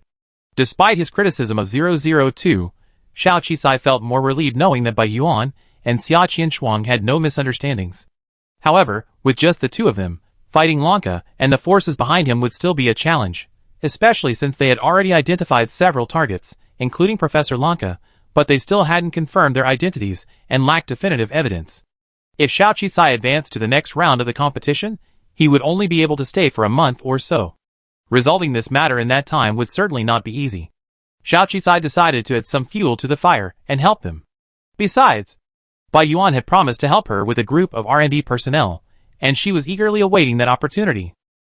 Thinking of this, she forwarded Professor Lunka's paper published in a professional journal over a decade ago. Bai Yuan and Xia Qinshuang were still analyzing and comparing the anomalies and evidence they had come up with over the years when Xiao Qisai unexpectedly sent him a message. Thinking it was something about work, or that Xiao Qisai wanted to talk to him about something, Bai Yuan clicked on it, only to find it was a paper on large-scale environmental improvement. Wait, the author of this article is Lanka Inchi, his mentor. He frowned and clicked on the paper. The more he read, the uglier his expression grew. Xia Qinshuang noticed his mood and asked, "What's going on?" Bai Yuan forwarded the paper to Xia Qinshuang. "My boss sent it to me. She's a very kind person. She asked me before if I needed any help, and she's willing to help. She even lent me 100 million yuan. Well, you just said that it was thanks to her that you were able to come to Xingyu." Xia Qinshuang opened the paper as she spoke, but her expression only grew uglier. "Bai Yuan, I understand your boss's point. I remember that while she was a low-ranking citizen, she had numerous connections to the Xingyao Shao family. I suspect she knows something, so I published this paper to enlighten you. Bai Yuan, although I know it's hard for you to accept and you're reluctant to think this way, Professor Lanka is indeed a key suspect. You suspect him, and I suspect him too, don't I? This paper is from your industry, so I haven't read it. However, according to my research, Professor Lanka was transferred from the Capital Institute of Chemical Engineering after your incident. I heard he got involved in a secret government project and moved to a higher-level government agency." Bai Yuan's expression darkened upon hearing this. "Perhaps you could ask your boss if she knows any inside information or evidence. Professor Lanka and the Enki family behind him are not something we ordinary people can shake." But if you truly want to clear the air and restore your innocence, then you absolutely must resolve this matter. Since your boss has asked for her help, she will naturally be able to deal with Professor Lanka and his family. But Bai Yuan was actually very grateful to Xiao Qizai. It was her high salary that gave him hope, and it was she who gave him the opportunity to come to Xingyu.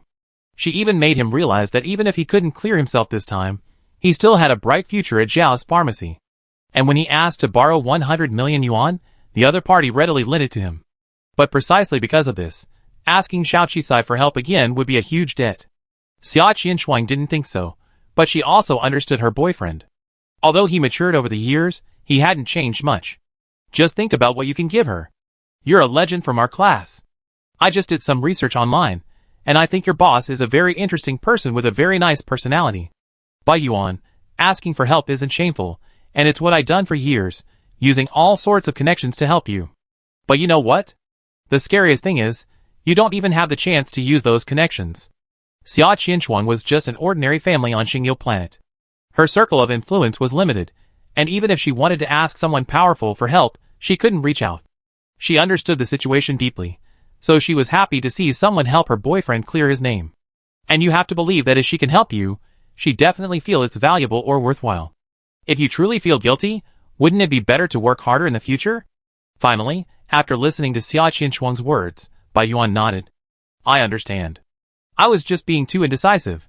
What Zhao's pharmacy needs most right now is people. I know a few good friends and classmates. I see if I can recruit them to join Zhao's. Well, if that doesn't work out, you still have me. I'm not a genius, and my research field is different from yours. But if she can really help you clear this up, I'd be willing to work with you on planet 4628. Xia Qianshuang's eyes were determined. Bai Yuan was stunned. Then your parents. When Xia Qianshuang got into trouble, her parents rushed to sever ties with her. If they knew they met again, were together again, and even wanted to follow him to live on a lower-level planet, they'd be furious. But Xia Qianshuang shook her head. Bai Yuan, I'm no longer the girl I was a decade ago, the one who was controlled while living at home. I've grown up, and I won't let that happen again.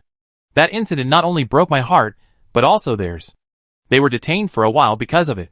You have to understand, I didn't abandon my parents for you. I distanced myself from them because of their actions and the control they exerted over me.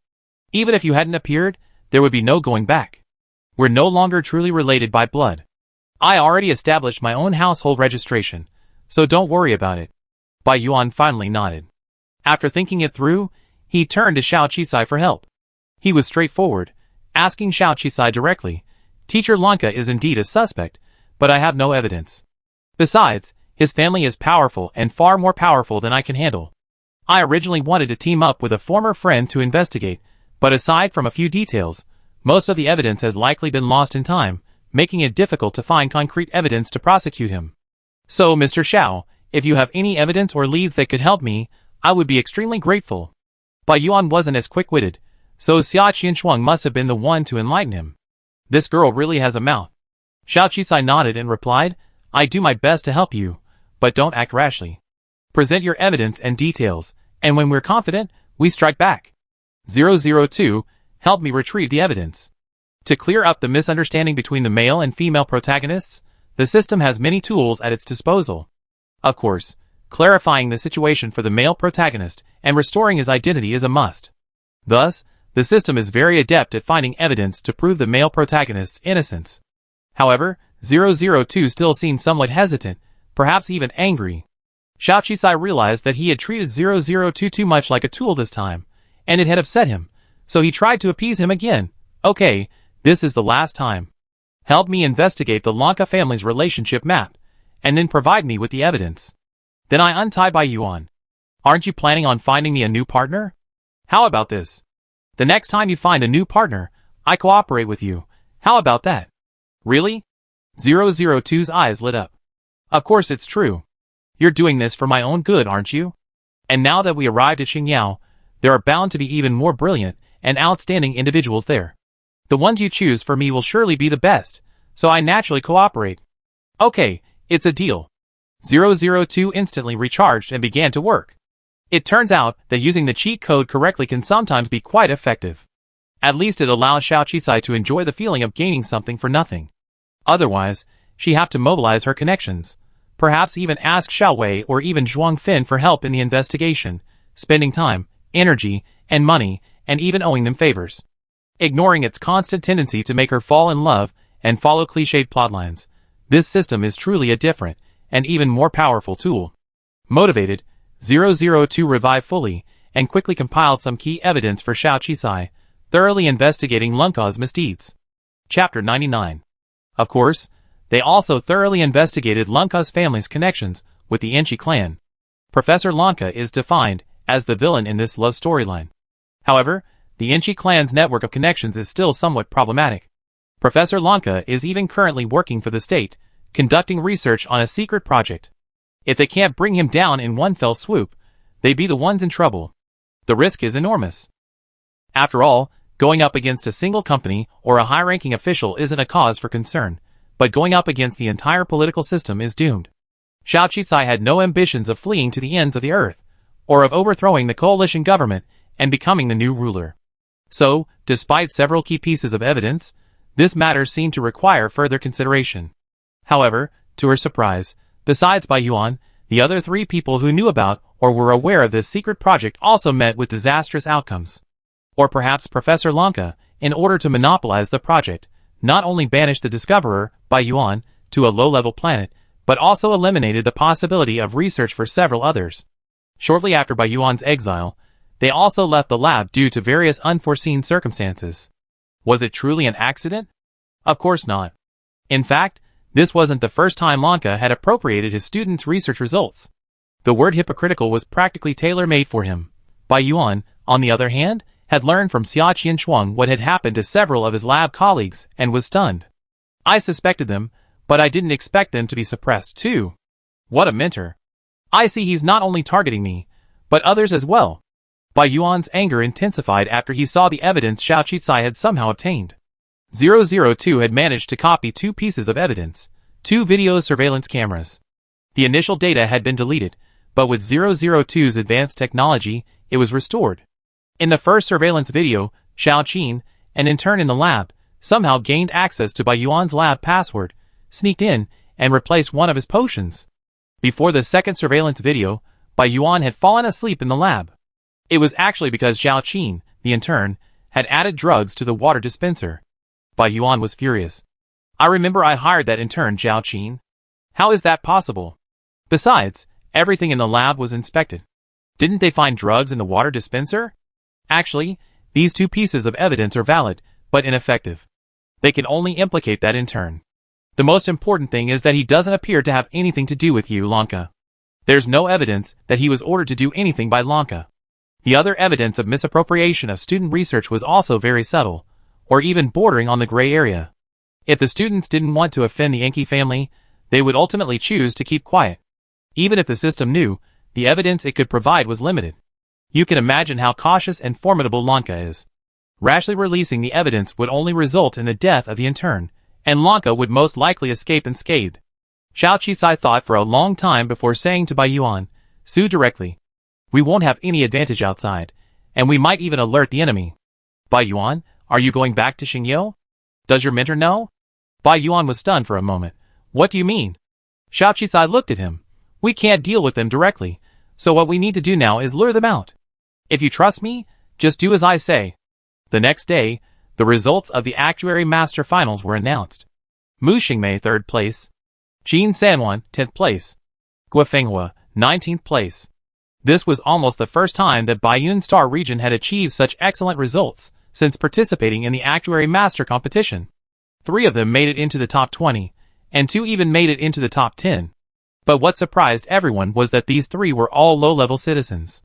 E-level citizens, barely meeting the registration threshold for computer engineers. This was rare in the entire Actuary Master competition. After all, in terms of information resources, low-level citizens had no advantage at all unless a true top-tier genius. Of course, the happiest person was Teacher 1, since both of them were his students. 3 low-level citizens, 2 from Planet 4628 and 1 from Planet 9008, both unheard of, low-level, garbage planets. Wait, forget about Planet 9008, but Planet 4628 looks a bit familiar. Look, Isn't the young entrepreneur recently involved with some beauty potion also from planet 4628? Oh, and they even remembered that Xiao Qicai is also an actuary, having even obtained a junior actuary certification. Is the feng shui on this planet so good? No, no, no, those who came from the bottom are definitely the most talented of geniuses, because everyone was there to see the results live. There was even more excitement and atmosphere. So, as soon as the rankings were announced, all the qualified contestants were swarmed by the interviewers. The contestants from the 3 lower-level planets were even more crowded, looking completely bewildered and pitiful. A variety of interview questions followed. Did you advance from the lower-level planets? Did you have any special training? Have you ever taken an IQ test? Can you share the data with us? Are you currently signed to any company? I heard you and Xiao Qicai were classmates. Mu Xingmei faced even more pointed questions. How did you manage to get in at such an old age? I heard your planet is about to apply for immigration, and there are very few native residents. You're a native resident, right? Your planet has almost no income, so how did you manage to upgrade your citizenship card to an E-class citizen? You don't seem to have any experience with the equipment and machines used in the actuary competition. How did you learn how to operate them? Who mentored you? In short, the media's questions were incredibly pointed, leaving the suddenly famous teenagers feeling somewhat bewildered. Mu Xingmei, in particular, had finally reached the destination her people had hoped for, but facing the countless interviewers, she seemed even more bewildered. Finally, she could only look at the interviewers and utter a faint wish. My greatest wish is that my planet can be redeveloped, that we don't need to migrate, and can stay where we are. Mu Xingmei carefully expressed her most desired event, but when she looked around, no one seemed to be paying attention. They couldn't even squeeze out. Then, thankfully, Xiaoqi arrived to pick them up. From the stopped flying car, she waved to the 3 people.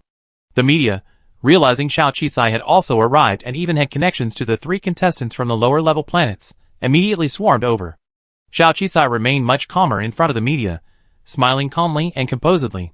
Don't worry, just let them come. We 4 are good friends. Let's interview them one by one. Otherwise, we won't be able to answer any questions.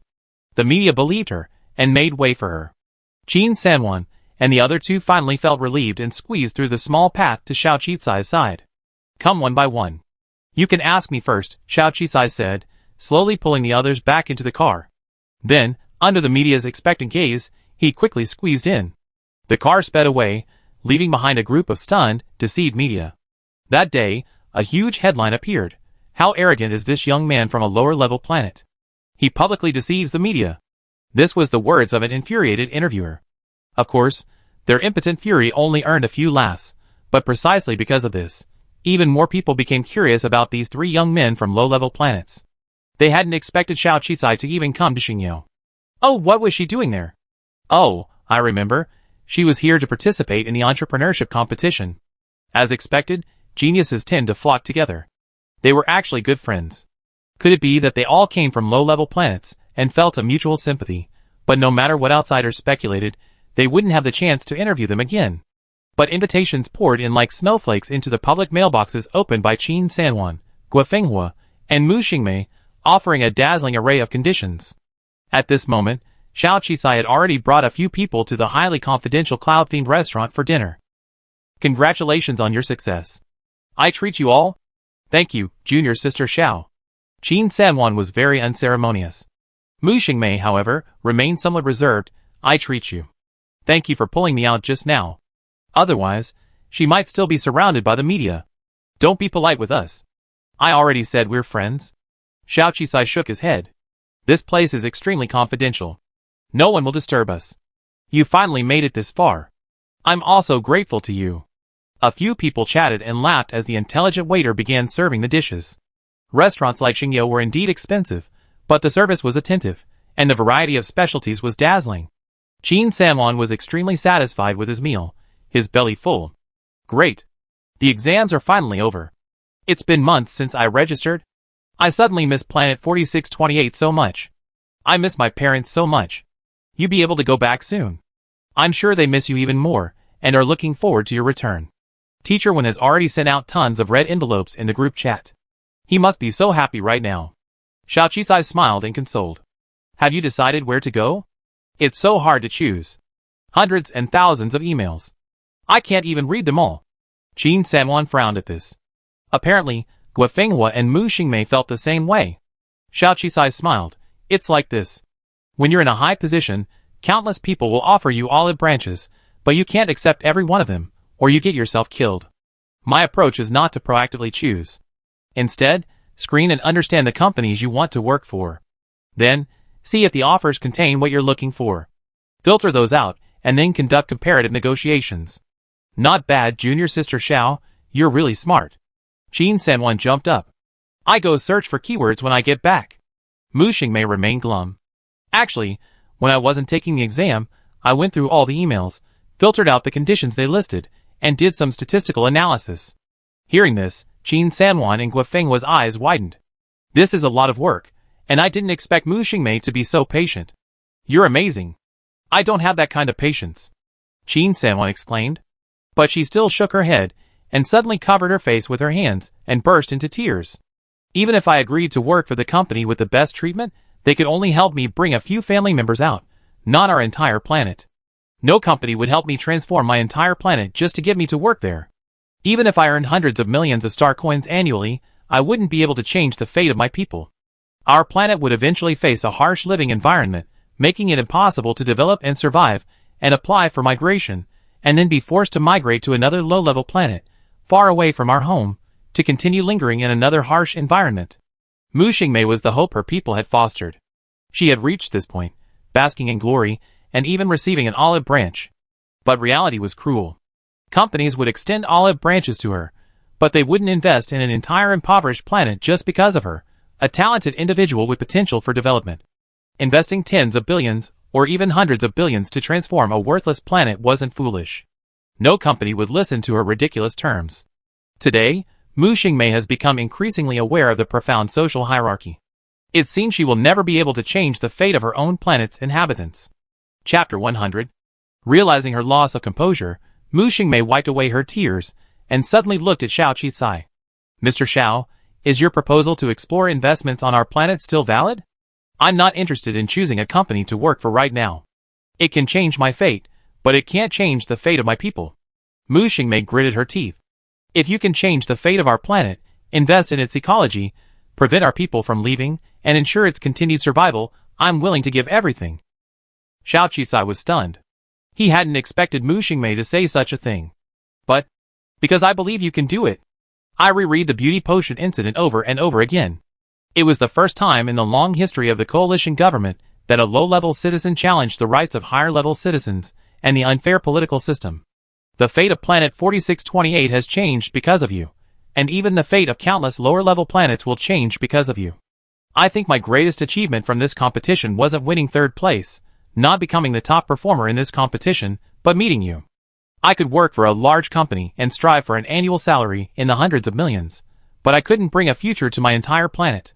When I realized this, I felt a deep sense of despair. But meeting you is my greatest fortune. I don't know if that fruit will benefit you, but we will all do our best to cultivate it again. So I'd like to invite you to invest and inspect my planet. I'm taking a chance on a chance to completely change the fate of my planet. Mu Xingmei was always taciturn. So, to speak so eloquently in front of so many people, she must have prepared herself mentally for a long time, mustered all her courage. Every year, on low-level planets, there are indeed one or two dark horses who change their own fates, or even the fates of their families, becoming citizens of higher-level planets, even becoming wealthy. But Mu Xingmei was different. She carried not her own fate, but the fate of her entire race, even the entire planet.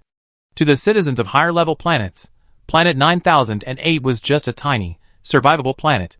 But to her people, that tiny planet was their homeland, the source of their lives, the place of faith they relied on for survival. Xiao Qisai met her pure eyes. Finally, he nodded. Okay, after the entrepreneurship competition, I go with you to explore Planet 9008. But don't give up hope. If I can change the fate of my planet, I believe you can too. Consider it, investigate other companies. If a better opportunity comes up, seize it. If not, come to me.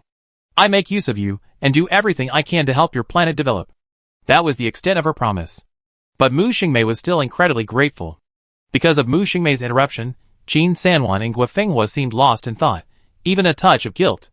It seemed as if they had always been preoccupied with their own dreams and choices, never taking the fate of the entire planet upon themselves. Thinking this way, they seemed too superficial. They would indeed be more accomplished than the actuaries who had graduated before, receiving better treatment, and even bringing their families to live with them. But what would happen after that? What could they do for their hometown? Thinking this way, they weren't as eager to choose a company as before. Xiao Qizai still had a buzz, and thanks to her actuary competition rankings, her entrepreneurship competition had once again attracted countless attention. When she took the stage, her traffic immediately increased significantly. The entrepreneurship competition tests a leader's core innovation and even teamwork, so there are many aspects of assessment and presentation. The core project in the early stages was the flying car, so Xiao Qizai's work revolved around the flying car project as the competition progressed. It seemed as if each prototype and concept was gradually refined. Of course, everyone knew it was just an idea, a concept. Once these concepts were revealed, they didn't seem particularly innovative. But this time, Xiao Qizai went big, adding a new function to the flying car project: environmental purification. This means that when a flying car reaches a harsh environment, it may be affected by the surrounding environment. However, Xiao Qizai's new concept flying car has a feature that envelopes the entire vehicle in a protective shield, then releases a special substance to purify the surrounding environment. Modeling shows that when riding this flying car to put out a fire, the surrounding environment is instantly transformed, and the flames disappear. When driving this flying car to rescue someone in an environment filled with toxic gases, the air around the car is also quickly purified, dispersing the toxic gases and allowing rescuers to easily rescue the poisoned person. This new functional concept has once again sparked a surge in attention for Xiao Qizai's startup project, with netizens' anticipation reaching 90%. Investors are naturally very interested. If the previous transforming and concealed space for easy portability were the two core features, then this new feature is a real bomb. This will lead to many official applications for this flying car, expanding its market countless times. Has this new concept for the flying car been around before? Or has it been kept secret until the final round? Asked a host. Xiao Qizai laughed. Actually, this concept has been around for a while, but it was kept hidden. It's only coming to light now, because I have a great partner who specializes in environmental transformation. Oh, talent is paramount for projects. Have you actually developed this feature? Of course. If there wasn't something that could truly improve the surrounding environment, how could I dare add it to the flying car? If you have any questions about this, you can ask my partner, Bai Yuan. He's an expert in this field. Xiao Qizai said this, and beckoned her partner, Bai Yuan, to come up. It's well known that Xiao Qizai has always worked alone, and her previous partners only helped her prepare materials for presentations. I didn't expect that this time, not only would someone be different, but he actually be a leading researcher. Amidst the much-anticipated live broadcast, Bai Yuan emerged from the stage. He wore a simple shirt and a white lab coat, and even his hairstyle was the classic researcher's. He looked like a simple, unremarkable researcher. But Xiao Qizai's gaze on him was filled with admiration. Perhaps you could explain the principles behind this environmental purification technology and help me convince my investors that it's a viable solution. Bai Yuan smiled. Of course I could. As we all know, air and environmental purification requires a combination of various factors: absorption, modification, counteraction, and so on. I've been researching large-scale environmental transformation for a long time. That's particle modification. All microscopic matter is composed of tiny particles. Whether it's poison, heat, cold, or anything else, if you break them down, they become composed of the tiniest particles. Recombining these particles creates new environmental factors. This is the environmental purification method I'm researching. It actually belongs to particle reorganization and modification. Bai Yuan deliberately summarized his research in simple terms. He looked confident and calm, describing a formidable discovery, but he didn't seem proud of it, instead appearing to be quite used to it. Suddenly, someone in the audience raised their hand and spoke up. I think I've seen this research method in a Nature magazine. Are you sure it's your original invention and your own research? Has it been tested? Bai Yuan looked at the camera, a faint smile playing on his face. Of course. I started researching it over a decade ago. Back then, it was precisely because of this research that someone exploited it, causing environmental pollution and hindering my progress. Now I returned, firstly to make amends, and secondly, to hope that my latest research can truly benefit the world. However, Mr. Xiao is my mentor, so future patent applications may be prioritized for the Xiao family. News about Xiao Qizai's new concept flying car adding a new, incredible feature went viral online, and the identity of the mysterious genius researcher was also uncovered by experienced netizens. What? This research giant was actually a top student at the Capital Institute of Chemical Engineering. He seems to have committed a crime. What a coincidence. He was exiled to planet 4628, and then rescued by Xiaoqi. No wonder he doesn't have the aura of a low-class citizen at all. What mentor? His accident was all over the news, causing environmental pollution for dozens of kilometers, which is said to have still not been cleared. It also caused thousands of people to become unconscious, and there may even be some. The aftermath of surveillance has caused quite a stir. No matter how talented he is, he's still a criminal. High IQ crimes are the most terrifying. How could someone like him be allowed to come out? He's still alive. And Zhao's promotion has given him the opportunity to return to the research lab. Don't you think someone like him is terrifying? If he develops something that destroys humanity and the ecosystem, that would be truly terrifying. What the hell are you talking about? He was clearly saying he invented something that could change the natural ecosystem and benefit all of humanity. How did it become something that would destroy all of humanity? And what he just said, isn't it that someone took advantage of the situation back then? He must have been framed.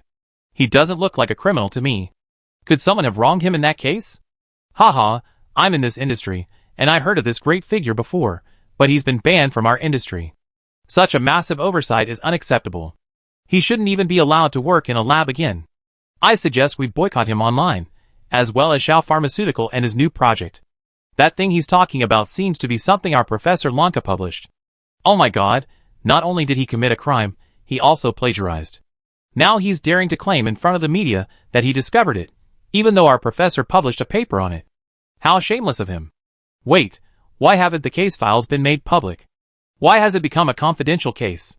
In short, leveraging the entrepreneurship competition and Xiao Qizai's fame, Bai Yuan was able to stand up, and his case from the year has once again sparked widespread discussion. The online response is mixed, with all sorts of suspicions.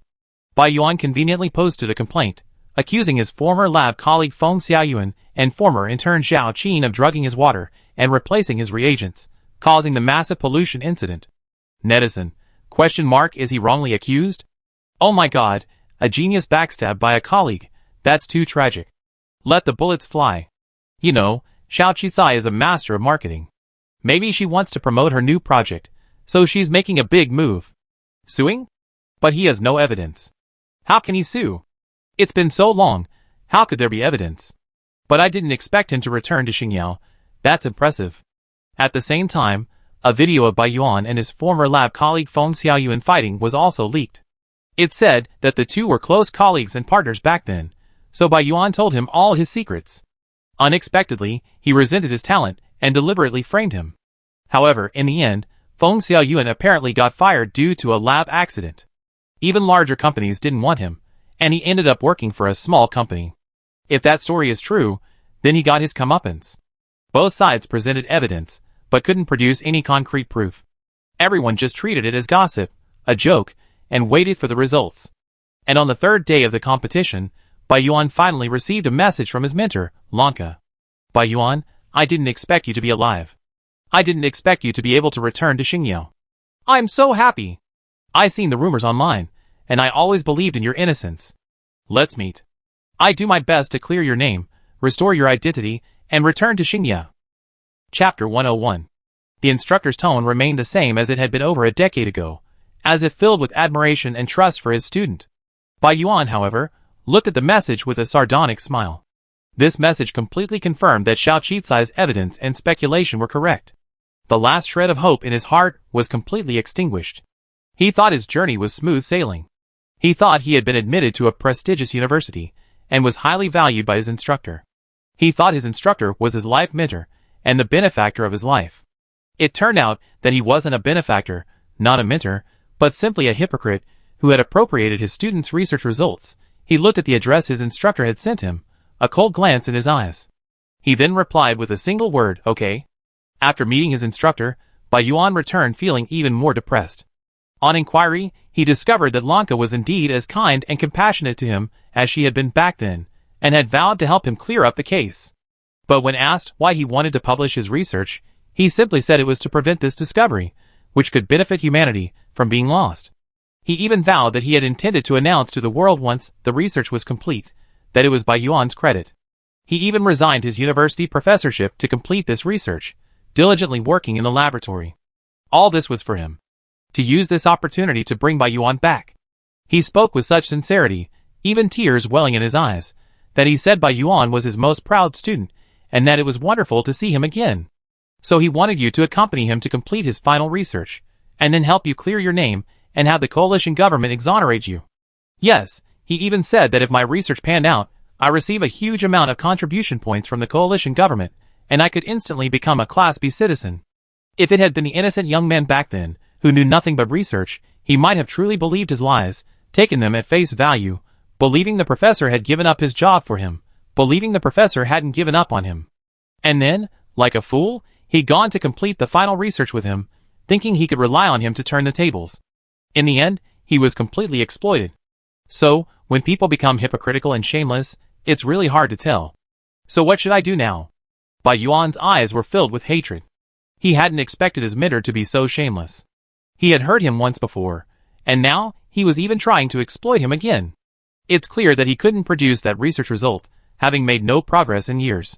He was anxious, and seeing Bai Yuan back, he acted like he found a savior, which is why he said that. Since that's the case, let's use their tactics against him. Tell him you're on Wasteland, with no research equipment or lab. We give you a lab, complete with funding and personnel. You better tell him you want the help of his former research partners, and have him recruit them back to see if he's sincere. Xia Qianshuang's eyes lit up when she heard Xiao Qicai's words. The boss has to be the boss. I get it. Yeah, even if we disclose all the evidence and have him go to jail, what good will that do? We're dealing with the power behind his entire family. Since he's so committed, why would he risk even a little blood? And go, Bai Yuan, you also want to continue your research, right? They've been doing this for so many years, they must have all the equipment. If he can use you, you can use him, right? Xia Qianshuang looked at Xiao Qicai. That's what you mean, isn't it? Xiao Qicai nodded. As expected, Bai Yuan's girlfriend, Xia Qianshuang, was much more intelligent than Bai Yuan himself. Bai Yuan's eyes lit up when he heard this. So, on the surface, Bai Yuan continued to practice with Feng Xiaoyuan, his colleague who had also been implicated by Lanka, accusing and exposing each other. Behind the scenes, he reluctantly agreed to his mentor's request, seemingly believing his lies. However, Bai Yuan stated that he needed manpower, funds, and equipment to complete the final experiment. After all these years on the lower-level planet, he hadn't had the time for such research, nor did he have the expensive experimental equipment and raw materials. Of course, wouldn't such a cunning man have his suspicions? Of course he did, but now, over a decade had passed. Lanka's publication had caused a sensation, bringing him fame and fortune.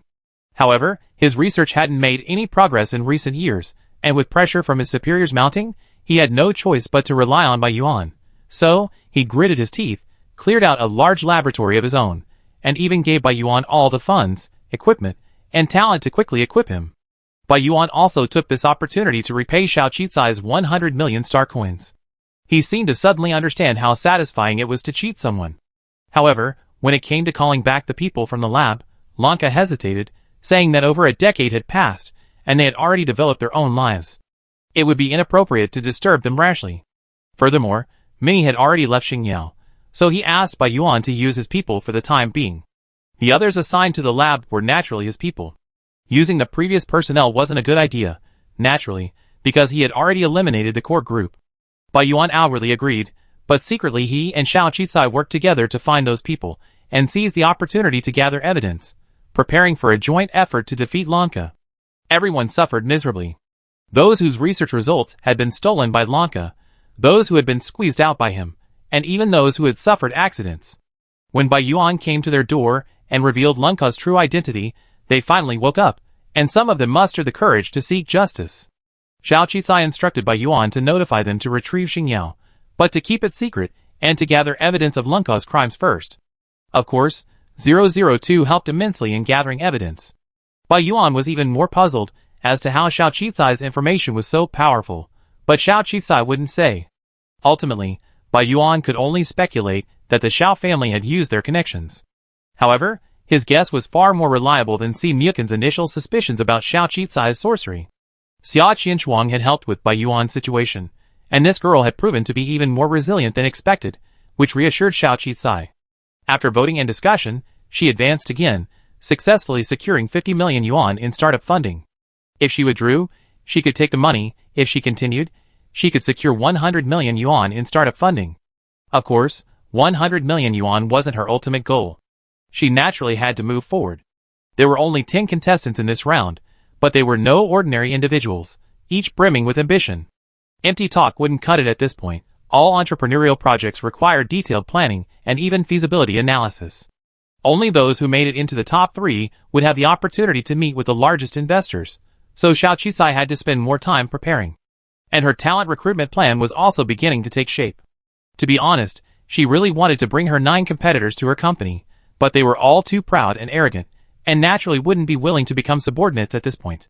Of course, if the company were large enough and wealthy enough, their projects would likely be acquired by a wealthy family. If her planetary research base was successfully established, with a favorable environment and high salaries, it would attract some people. But at the moment, the number of people willing to go to planet 4628 was likely very small.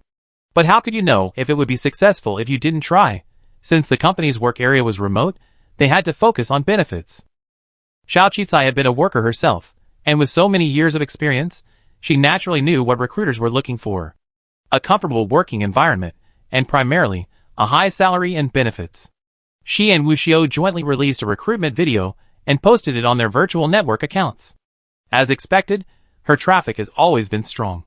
This entrepreneurial competition, the final actuary competition, and the Baiyuan incident have further increased her traffic and attention.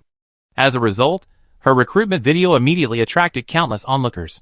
It's actually open to all planets, including high-level planets, specifically Star Glory. This is quite a plot. Of course, many people were also mocking her. It's bad enough that she's going to play with her small, shabby company on a low-level planet, but she even has the nerve to recruit high-level citizens. Are high-level citizens stupid? Are they cheap people? Should she go to their small place to suffer? But wait. Room and board are provided, and the work environment is guaranteed to be unpolluted. The main thing is the salary.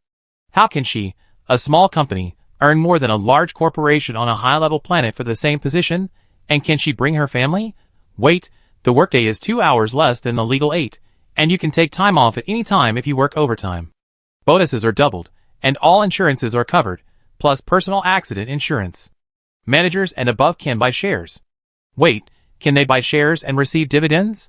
It's specifically stated that the company is currently in a rapid growth phase, and original employees may become core members of the company in the future. Oh, there's even a bonus. If you pass the interview and don't want to work on planet 4628, you can work from home, using virtual projection. Oh no, I'm tempted. What should I do? After all, it doesn't matter where you work. This salary is much better than some ordinary small and medium-sized enterprises, even better than some high-end companies. What does she want to do? At the end of the video, there are interviews with company employees, and each employee swears that joining Zhao's is worth it. Of course, for ordinary workers, the working environment and salary at Xiao Qizai's factory are far superior to those in local areas, so they naturally express genuine love and gratitude for their work.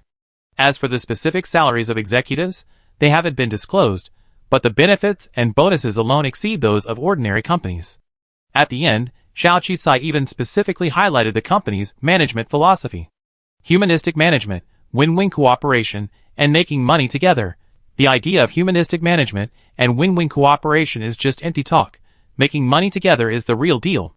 Xiao Qizai was still at Xingyao, and even after a resume passed the screening, she could personally interview candidates.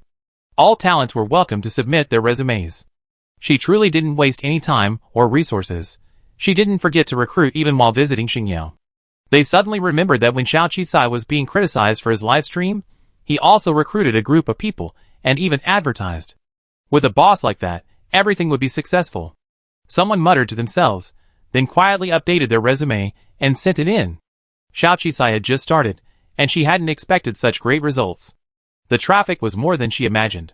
But when she opened her email and saw tens of thousands of resumes, she was still a bit shocked. Even if she spent a minute reading each one, it would take her 10 days without food or drink. Of course, these resumes needed to be screened first. Data modeling and organization was indeed an effective approach. But it also took time, so she needed to apply to at least one efficient HR department first, However, among the thousands of resumes, she unexpectedly found a familiar name, Mu Xingmei. Clearly, what she said that day wasn't false. She truly wanted Xiao Qisai to invest on their planet and work for her. Xiao Qisai sighed. This was one of the top 3 senior actuaries in the entire coalition government. Did she want him? Of course she did. Besides, she was down to earth and straightforward, so joining her company was trustworthy. But it was precisely because she carried the hope of their planet that Xiao Qi feared disappointing this girl. The Qingshan fruit was indeed a valuable commodity, but it was already extinct. If they needed to go, they would have to send several agricultural experts to survey the local environment. If it was severely damaged, they might have to renovate the entire planet, which would be too troublesome and costly. Furthermore, how to develop the Qingshan fruit profitably required further investigation before a decision could be made. She valued personal connections. It was fine to befriend her, willing to offer her advice and opportunities, but when interests were involved, things would become more complicated. That's why Xiao Qisai never considered letting Hua Fenghua, Qin Sanwan, and Mu Xingmei join her company, even if she could offer them good treatment. She sighed and placed her resume under the actuary category. She then exported all the resume data and sorted it into 8 categories, based on the job application. She then opened the human resources category first, prioritizing applicants from Xingyou. However, screening each one individually was extremely slow, so he then called up 002, who was immersed in researching the database of high-quality men to find the perfect dating partner for Xiao Qisai. Before Xiao Qisai could even open his mouth, 002 was the first to speak. Wait! You can't ask me to do this for you. I'm a love system. Obviously, 002 knew what Xiao Qisai was up to. He'd been thinking about doing this the last time. That's hundreds of people, bound in one day, just for a background check. Insane. It's clearly just a dating system. Why is it burdened with such a burden? Xiao Qisai softened his tone. I know you helped me carefully select high-quality individuals and dating targets. I also know you're an expert in data analysis, a highly skilled and high-tech system that's dedicated to its owner. But occasionally, we need to do open auditions. Isn't it similar to blind dates? Choose more, and maybe you find the right one. Who knows, there might be someone I like among those candidates.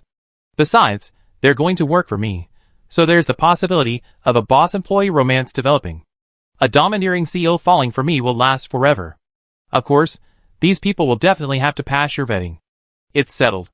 I'm inviting them for interviews tomorrow. You have to help me find them. 002, refuse. Before it could finish its words, Xiao Qisai shut it up. Chapter 102.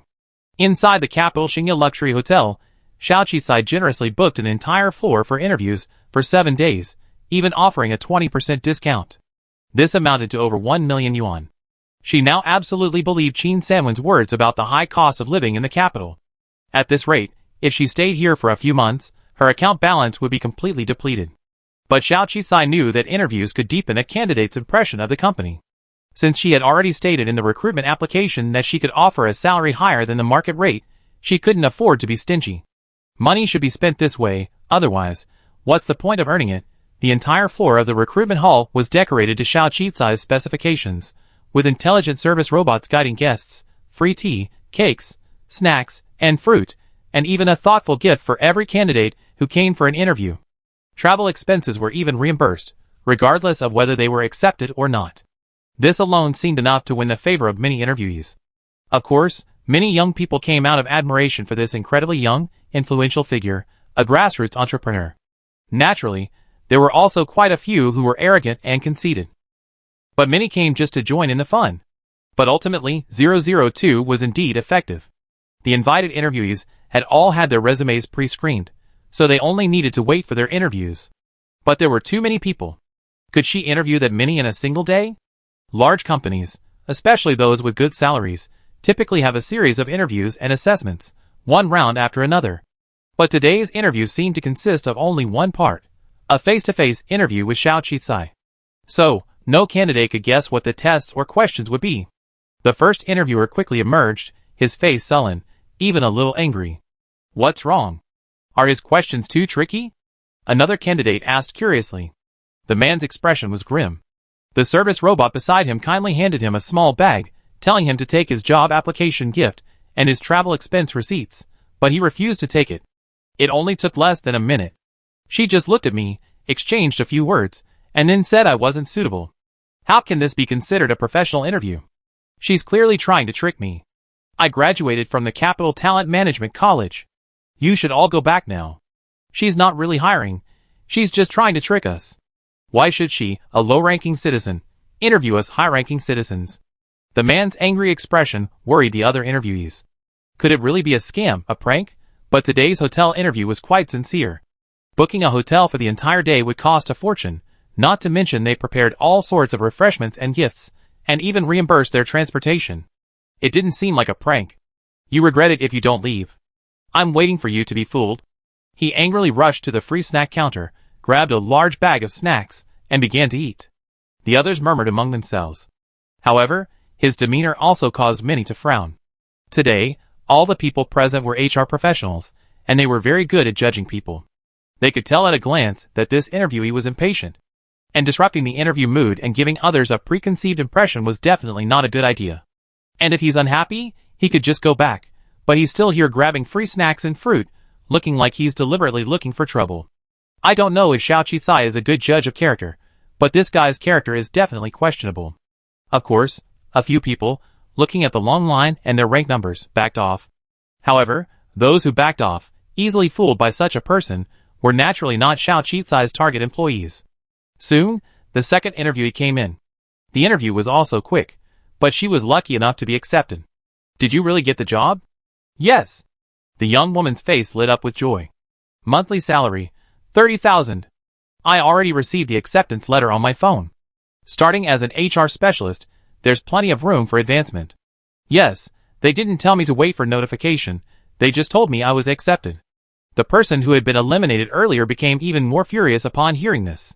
He ran over, sizing the young woman up, and began to speak sarcastically. You're so young, and you look so inexperienced, and she actually chose you over me. What exactly are her criteria for admission? And your interview was so quick. Did she ask you any questions? Or was she discriminating against you? Man? What's your education level? The young woman had been struggling to find a job since graduation, and was feeling anxious. Naturally, she was happy to find a high-paying job that could be done online. But she was surprised to be met with such a cold shoulder from the man. She was immediately displeased.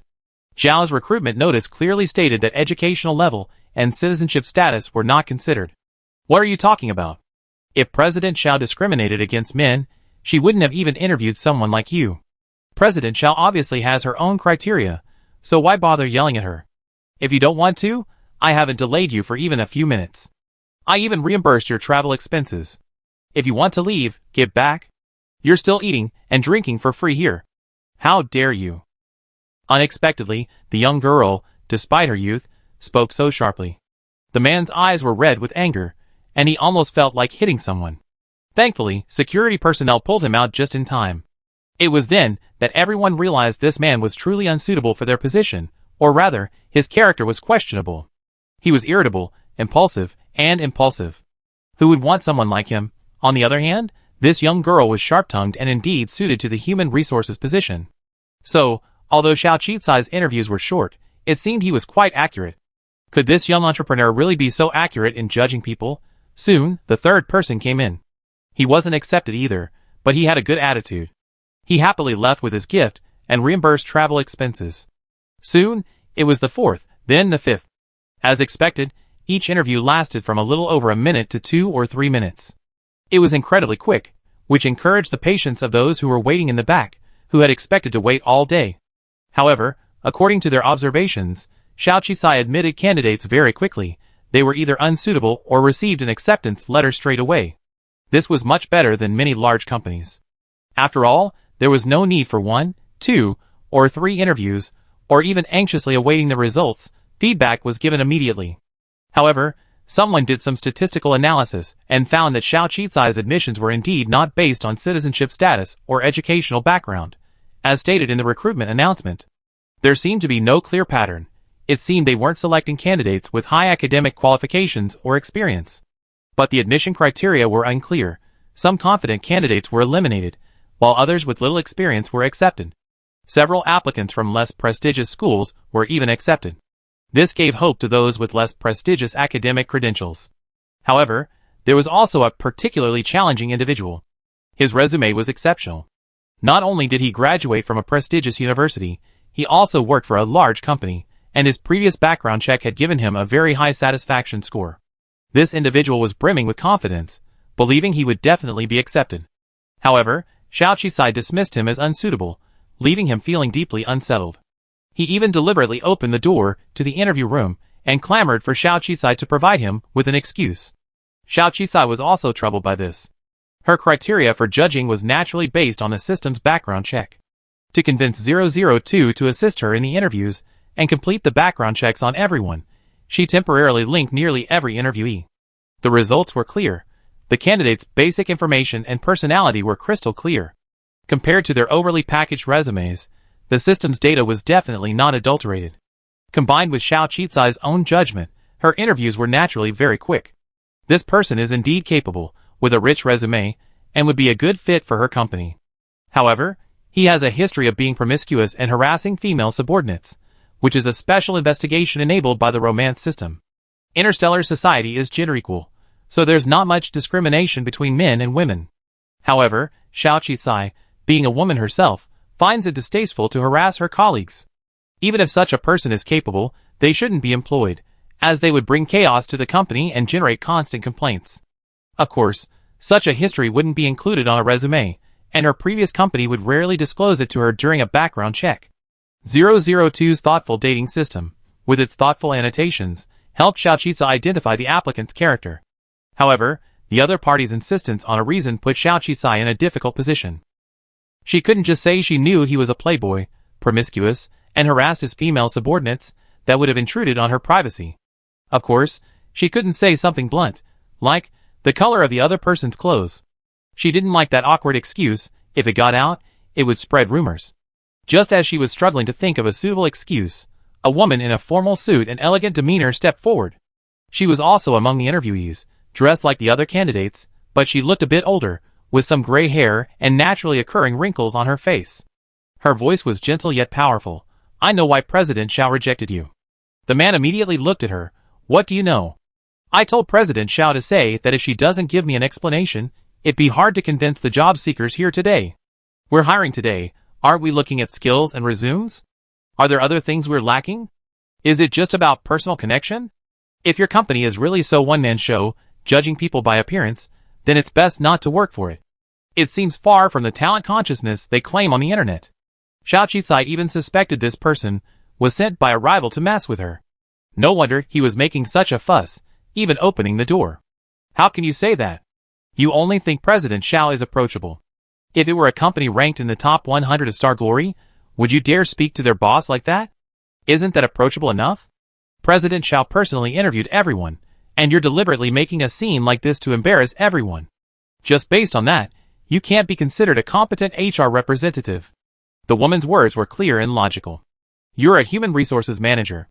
Besides resume and experience, you need to know that other aspects are equally important, such as knowledge, direction, and even more importantly, character.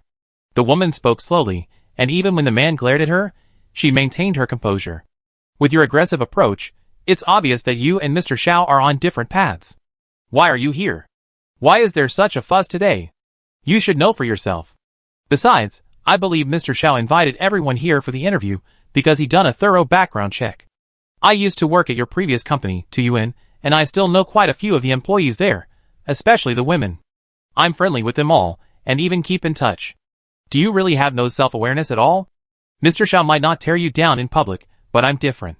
Are you sure you don't know why you were rejected? Do you really want me or Mr. Xiao to tell you directly?" As soon as these words came out, everyone looked at the man. Some of the smarter people immediately understood the hidden implications. The man's face paled. He finally took a few deep breaths, his earlier arrogance subsiding. He still felt a bit unwilling, but he didn't dare say anything to Xiao Qisai. Instead, he glared at the woman fiercely. You're so old, yet you're still meddling in other people's business? Are you here to apply for a job too? That's ridiculous. I see if you get rejected." The woman spread her hands. "Whether President Xiao wants me is her business, and whether I'm accepted is my business. It doesn't seem to have any business with you. You shouldn't meddle in other people's business." This sentence infuriated the man again, his face flushing red, and he walked away. Chapter 103.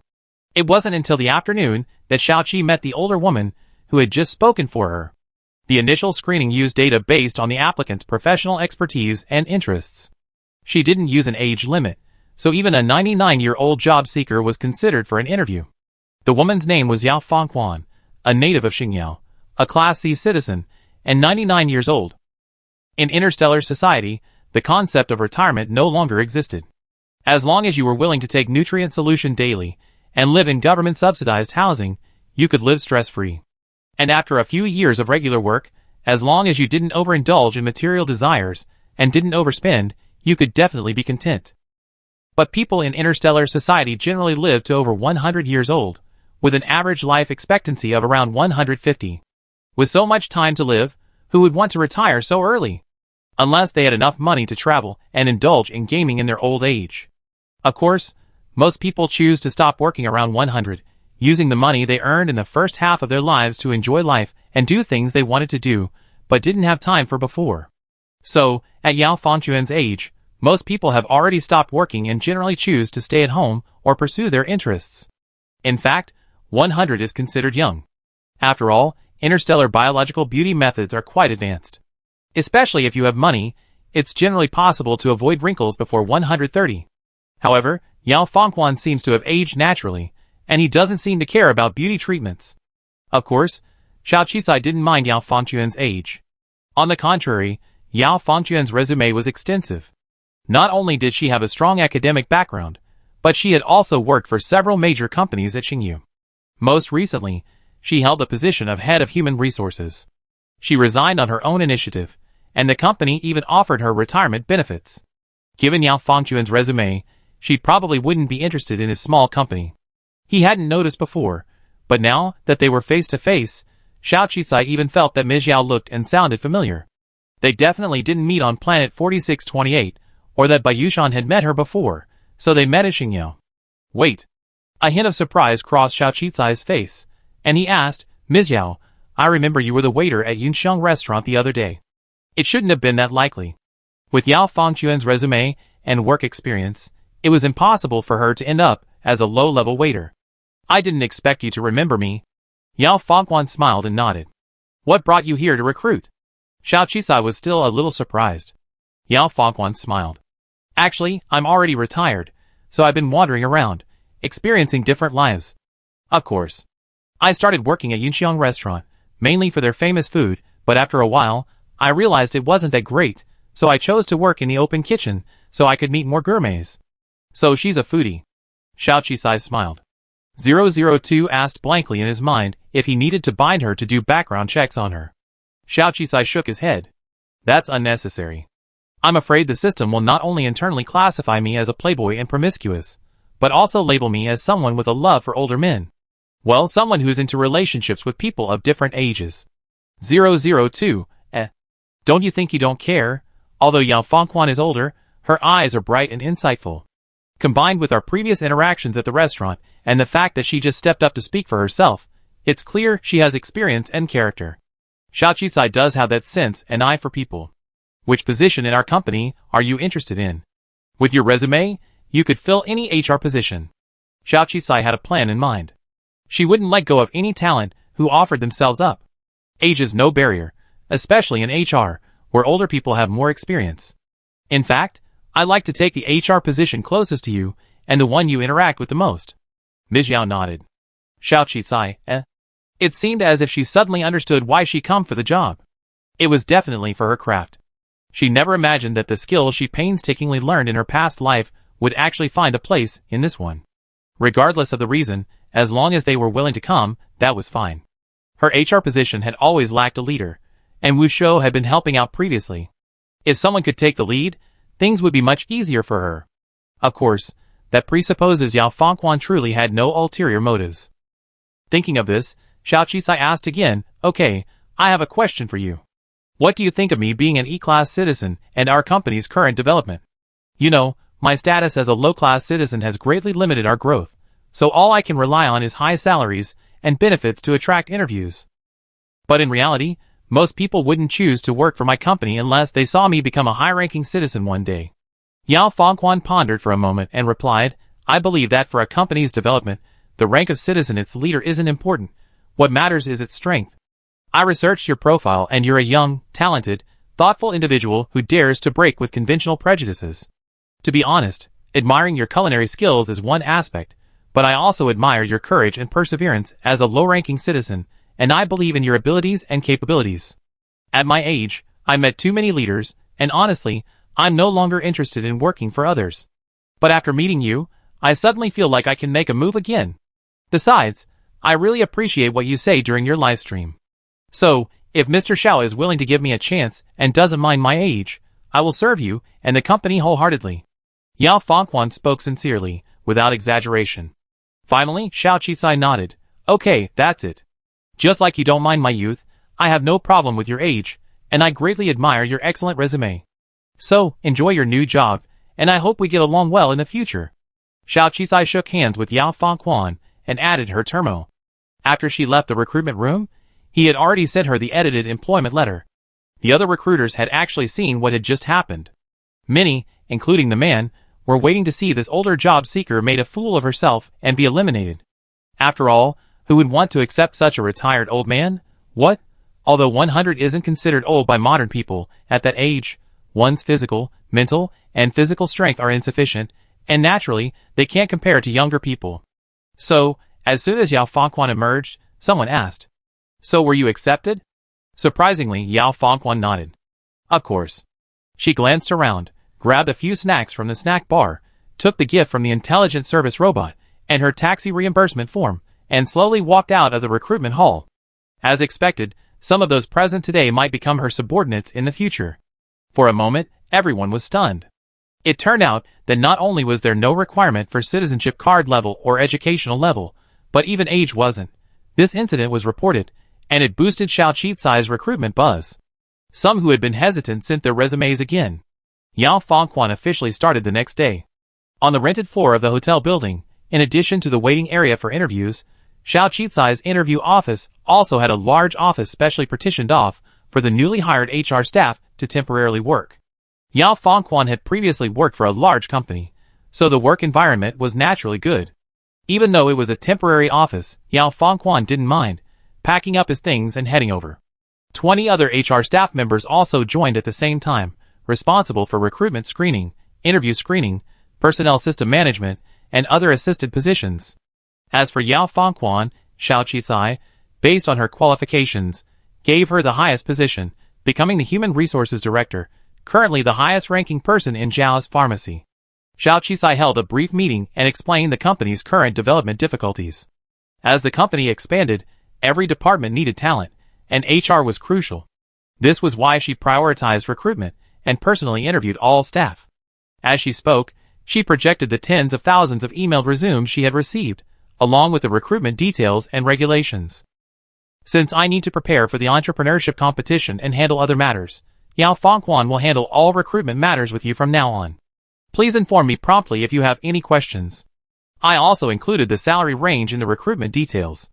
Ms. Yao Fangquan has the authority to determine this fluctuation range. If you exceed the range, you will need to report to me. I will personally interview candidates at the manager level and above. Your Human Resources Department has the priority to appoint and dismiss other candidates. Now, Ms. Yao Fangquan will arrange your work. You will work here during the recruitment period. I'm also scouting for a new office to serve as a base for Xingyao, and you can also work there. Of course, after the entrepreneurship competition, you can choose to return to Planet 4628 with me, or you can work online. There are many options available. After she finished, she instructed the service robot to bring in some pastries and gift boxes. Congratulations on joining us. There were even onboarding gifts. These people were personally interviewed and recruited by Xiao Qicai, so they naturally had good character. Xiao Qicai's actions also made their onboarding experience a positive one. Yao Fangquan was clearly very pleased with Xiao Qicai's handmade pastries, and said he would get right to work. Xiao Qicai could finally breathe a sigh of relief. He finally had time to get together with Qin Sanwan, Guo Fenghua, and the others, otherwise they would have been leaving soon. As expected, Qin Sanwan, who had thought he'd spend a few days here enjoying food, drinks, and fun with Xiao Qicai, was in a sullen mood. Junior sister Xiao, I didn't expect you to be so busy. We're all leaving tomorrow. Guo Fenghua expressed understanding. Don't forget, Junior sister Xiao, you came to Xingye to work. Who wants to play all the time like you? Junior sister Xiao, haven't you been busy with recruitment these days? If you don't have time, we can go back to planet 4628 and get together. Guofenghua turned to Xiao Qicai again. Xiao Qicai smiled. It's okay. I recruit the HR first, and they handle the rest. If I do all the work, the company won't need anyone. Today is your last day at Xingye. Have you chosen a destination? Are you planning to go back to planet 4628 to pick up your parents? If you sign a stable employment contract for more than 30 years, you can indeed bring your parents and immediate family members with you. Of course, this depends on the terms of the other company. She hadn't disturbed them these days to give them time to make their own choices. She could provide her advice, but she wouldn't interfere. At this point, Qin Sanwan felt awkward. It's so difficult. The terms are so strict, and the better the benefits, the stricter they are. Choosing a company is like selling your life to them. Many companies have contracts for 20 years or more, and there are all kinds of compensation for voluntarily leaving midterm. It really is true, there's no such thing as a free lunch. Otherwise, I just go work for Junior Sister Xiao's company. Chapter 104. The listener may not mean it, but the speaker may mean it. Isn't this actually a test? However, Xiao Qicai still shook his head. There's no need to go to all that trouble. You're not sure you settled down in Xingye, so don't keep watching your family immigrate. If your parents and family want to come to a higher level planet, you can invite them. That way, your family won't be held hostage. Besides, after your citizenship cards are upgraded, you can visit lower level planets under the guise of family vacations. With transportation so advanced now, you can still see your family often and don't have to worry about being separated from them. You can choose a company you like to learn experience and skills, experience the workplace, and gain a clearer understanding of your strengths and future development paths. You're still young and have a long future ahead of you. There's no need to rush, nor should you pay a price you can't afford now for exorbitant terms. I'm not against you joining my company. If you join, it will ease my talent pressure. Of course, I offer you a good salary. But Zhao's Pharmacy isn't your best choice right now. There are countless top-tier companies in the interstellar world. They have mature systems, comprehensive benefits, and well-organized research laboratories with clear divisions of labor. Moreover, this is Star Glory, the most developed region in the entire United Government. You worked so hard to climb from the bottom, so naturally you want to see the scenery from this high vantage point. If you've seen the best of the scenery and still wish to return to planet 4628 to build, then I naturally welcome you. Xiao Qicai was clearly younger than both of them, yet it seemed far more mature. Could starting a company really make someone so mature? Guofenghua and Qin Sanwan felt a little ashamed. But Xiao Qicai's words suddenly opened their eyes. Yes, they were still young, with plenty of time and opportunities for trial and error. They couldn't be afraid of making mistakes, of making the wrong choice. The two men felt much better. Ultimately, based on their preferences, they chose a food company and a government agency's experimental unit. Their treatment wasn't the best among all the corporate offers, but it was the most flexible and formal. There were no restrictions, no severance pay agreements, and certainly no promises of upgrading their citizenship cards to a certain level or bringing their families along. Xiao Qicai then took them to a specialty restaurant in Xingye for dinner, visited two famous tourist attractions, and relaxed for a while. The next day, Qin Sanwan and Guofenghua returned to planet 4628. Mu Xingmei also temporarily returned to planet 9008. Surprisingly, she seemed even more resolute than expected. She didn't sign with any particular company, instead stating that she would wait until Xiao Qicai completed the entrepreneurship competition and visited her planet for an inspection before making a decision. Of course, Mu Xingmei did have the resources. With her third place finish in the actuary competition, even if she waited a while, there were countless companies willing to wait. However, the greater the hope, the greater the disappointment. This time, Xiao Qicai was genuinely afraid that she would be disappointed. She was a businesswoman, and if it weren't so much about the stakes, she would choose based on profit. But when profit became tied up with the hopes of their planet and Mu Xingmei's ideals, she suddenly felt a little afraid to face it. What if the investigation didn't pan out? What if she truly couldn't invest? She even feared seeing disappointment fill Mu Xingmei's pure eyes. As expected, being a businesswoman is the easiest, but being a conscientious businesswoman is the hardest. However, Yao Fengquan arrived with Mu Xingmei's resume, which resolved Xiao Qicai's dilemma. The reason was that Xiao Qicai had included Mu Xingmei's resume in the resume category he had sorted out. Logically, if such a talent, sought after by many large companies, applied to his company, they would naturally give preferential treatment. So, Yao Fengquan was a little confused as to why this resume had been deliberately left out and excluded from the selection process. She specifically asked Xiao Qizai about this, and he then revealed how he and Mu Xingmei knew each other. After hearing the whole story, Yao Fengquan thought for a moment and smiled. So Mr. Xiao is feeling awkward. What's there to be awkward about? Since she meets our company's recruitment criteria and is willing to work here, as long as we pay her a sufficient salary, so she can do her best, we'd be doing her the right thing. This is a two-way choice. You chose her, and she chose you. This is a work contract. As for whether the investment will be successful, that's a matter for the future. Since you two are still friends, there's no need to feel any pressure even if she gambles the planet's future on you. After all, giving it your all is the greatest support for her, the greatest kindness as a friend. Why should Mr. Xiao put pressure on yourself in advance? She understood this and didn't rashly choose a company, but chose you to gamble the planet's future. This is naturally a well-thought-out decision. Someone with such high intelligence is no fool. Her decision was simply a matter of weighing the pros and cons and deciding you have the most hope, isn't it? Friends are friends, work is work. You've done your best, so that's all. Why dwell on it? After hearing this, Xiao Qi suddenly understood. As expected, experience always brings wisdom. In reality, she and Mu Xingmei had only met a few times. She admired her hard work, dedication, and perseverance, her ideals and passion, and so subconsciously considered her a friend. Therefore, she subconsciously felt a sense of responsibility for her choices, which was why she felt so much pressure, and why she couldn't make a decision. But as Yao Fengquan said, work is work, life is life. As long as she worked diligently, and gave her all to help, then she wouldn't let her choice go to waste. Thinking of this, Xiao Qi breathed a sigh of relief. In that case, please discuss the matter with her according to the company's recruitment guidelines. Regarding salary, just discuss it based on your judgment. Whether she accepts it or not is her choice. Yao Fengquan nodded. Indeed, that's a good idea. I go and have a simple video interview with her. However, with you, I already have a general understanding of her personality, so there's no need for additional character checks or risk checks. With that, Yao Fengquan walked out. This incident relieved some of Xiao Qizai's stress, and she shifted her focus back to the entrepreneurship competition and Baiyuan. This was the final round of the entrepreneurship competition, so if she could make it into the top 3, she had the opportunity to meet with the largest investor. Of course, the top 10 were all exceptional individuals, possessing superhuman minds, exceptional abilities, and innovative spirit. To win, she would have to step up her game. There were only 10 days left. Xiao Qizai suddenly thought of something and spoke with Baiyuan and Xia Qianxuan again. Baiyuan had been spending several days in the laboratory prepared by Professor Lanka. Planet 4628 lacked the necessary experimental equipment, so even if he wanted to, he simply couldn't afford to carry out the research he'd been doing for over a decade. However, he had already rehearsed the research countless times in his mind, so once he had the equipment and materials, he immediately set to work.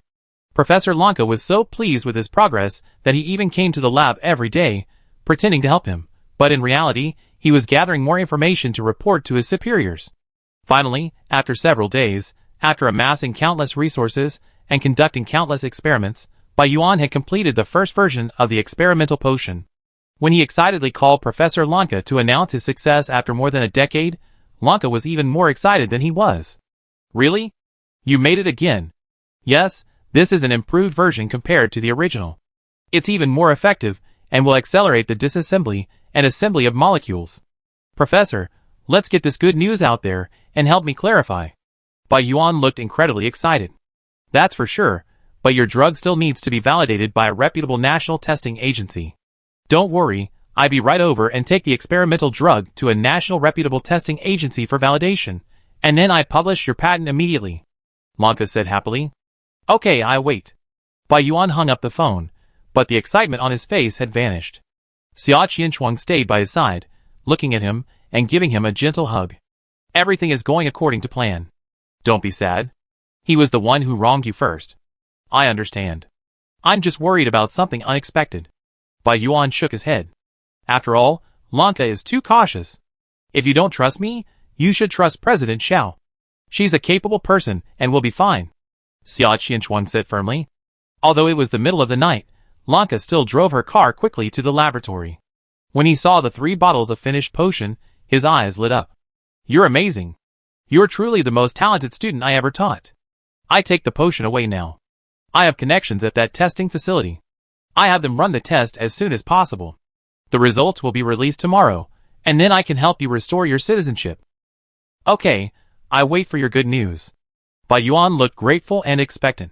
He looked exactly the same as he had over a decade ago, just as gullible and naive. A strange smile curved at Lung Ke's lips. He then carefully packed the 3 bottles of medicine into the box he had brought with him and quickly left, carrying the box with him. He reminded Bai Yuan to wait for good news in the lab and not to wander off. Would Lung Ke take the medicine to the United Government's facility for testing? Of course not. He had taken it to his own working laboratory. That laboratory, also built with the United Government's funding, had been enormously expensive, yet it had made no progress in recent years. Thankfully, this time, there was finally progress. So, when Lung Ke excitedly announced to the others at the National Laboratory early that he had achieved another breakthrough with his medicine, everyone was astonished. Unexpectedly, Lung Ke had finally figured it out. Of course, all his colleagues congratulated him and expressed their admiration. Amidst the countless exclamations, he leisurely took out a bottle of the drug and began experimenting. Sure enough, with the cooperation of his lab colleagues, the drug's efficacy was verified, indeed matching the theorem of his original ecological improvement paper. Oh my goodness, Professor Lung Ke, once this drug is released, you definitely receive the United Government's highest award for life science contributions. Let's quickly report this good news to our superiors. After over a decade, we finally achieved something. They're almost losing patience, and their funding has been delayed. Faced with his colleagues' praise, Professor Lung Ke was naturally overwhelmed with pride, even forgetting that he had stolen the drug from someone else. Almost immediately, he instructed the people in Bai Yuan's lab to copy all of Bai Yuan's experimental data and information and transfer them to his own terminal. Bai Yuan had been up all night awaiting Professor Lung Ke's good news, and he was extremely exhausted. When his assistant, Born, handed him a glass of warm water, he drank it without hesitation. As soon as he finished the water, sleepiness overtook him, and he closed his eyes again and fell asleep in the lab chair. Almost instantly, Born moved him to his intelligent computing device, manipulated his body, and used fingerprint and iris recognition to open his personal data file. In an instant, all of Bai Yuan's secret files and information were spread out. Born, overjoyed, copied the entire information and then sent it to Professor Lung Ke's designated recipient. He even threw Bai Yuan to the ground without even caring about her. Data copy import complete, data copy sent. Lung Ke smiled triumphantly at the access file on the unfamiliar account. He then gave Born a second instruction: close the lab and open the 2 potions he had prepared long ago. Born didn't hesitate, moving Bai Yuan back to his chair and giving him another glass of water. Then he donned his mask, opened a hidden box, and pulled out 2 potions, dumping them on the lab table. He then quickly turned and left.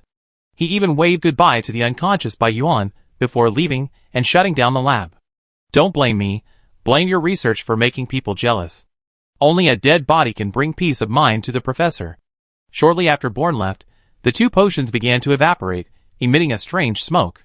Then, a reaction occurred, and a pungent odor instantly filled the lab. But almost at the same moment, Bai Yuan, who had fainted on the ground, stood up. He put on a gas mask and, expressionlessly, opened a secret passage beneath the laboratory and walked out. Shortly after he left, a violent explosion erupted throughout the lab. Born, horrified by the blast, turned around only to find a weapon pointed at him. His mind went blank, and he fell to his knees in panic. Don't kill me. Why? The masked killer's face was twisted in a vicious grin, unmoved. My employer told me not to blame him, but only the dead can keep their mouths shut, giving him peace of mind. Born's eyes were filled with astonishment. He hadn't expected that what he had said to Bai Yuan would also affect him. Yes, his target, Lung Ke, was such a person. How could he not have predicted his own fate? But now, it was too late to regret. Chapter 105. According to Xingyao's daily news, a serious explosion occurred in a laboratory in a certain district this morning. It's said that 2 experimental elements accidentally collided, causing the explosion. The death toll is currently unknown. However, it's worth noting that according to the latest information from the rescue team, one of the victims was named Bai Yuan. He was the chemical genius who had been at the center of controversy a few days ago and had returned to Xingyou from a low-level planet to sue the person who had wrongly accused him. For a moment, everyone lamented that the genius had finally died. If I remember correctly, he was still suing the case that had landed him on a low-level planet. It seemed he had no chance of overturning his conviction. Some also suggested that he was probably crazy, desperate to prove himself, so he undertook such a dangerous experiment. At the same time, Xiao Qizai's popularity in the creative competition was also affected. She had originally received very high votes and attracted a lot of attention because she had Bai Yuan as her genius assistant and the ability to change the environment and ecology that Bai Yuan had proposed. Although the feasibility of this function was still controversial, it was a truly extraordinary achievement. Now that Bai Yuan was dead, Xiao Qizai was missing a powerful assistant. Furthermore, the ecologically altering agent Bai Yuan had been researching was no longer applicable to flying cars, significantly reducing the competitiveness of her products. Also, almost on the same day, Professor Lanka of the National Laboratory announced that his research paper on ecological alteration, after more than a decade of research, had finally achieved a breakthrough, and a truly energy-efficient product was about to be released. He even sent a lawyer's letter, strongly condemning his former student, Bai Yuan, who died today.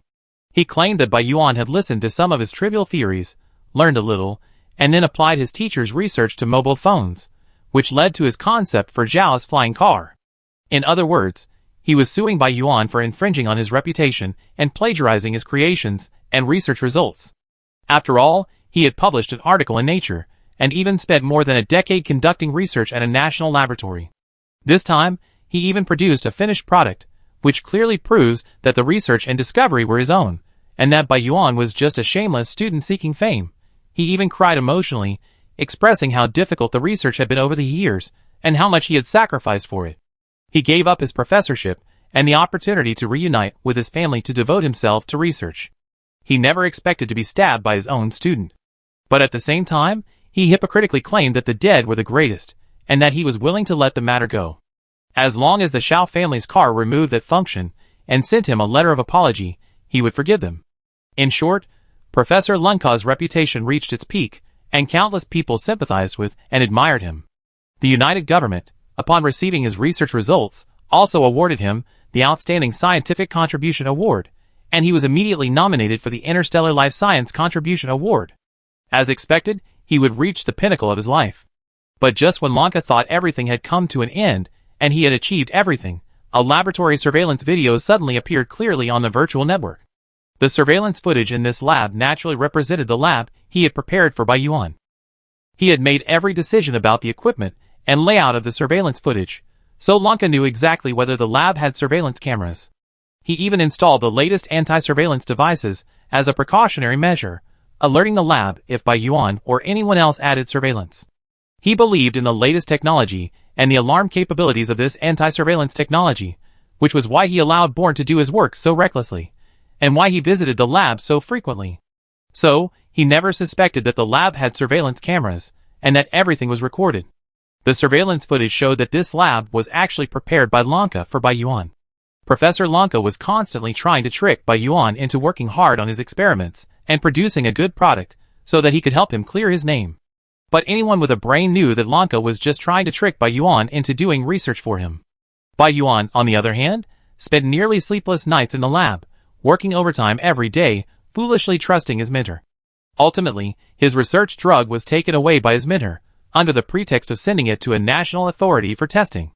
His assistant, Bourne, then knocked Bai Yuan unconscious and used his iris to decrypt his data, stealing all the original materials and experimental data.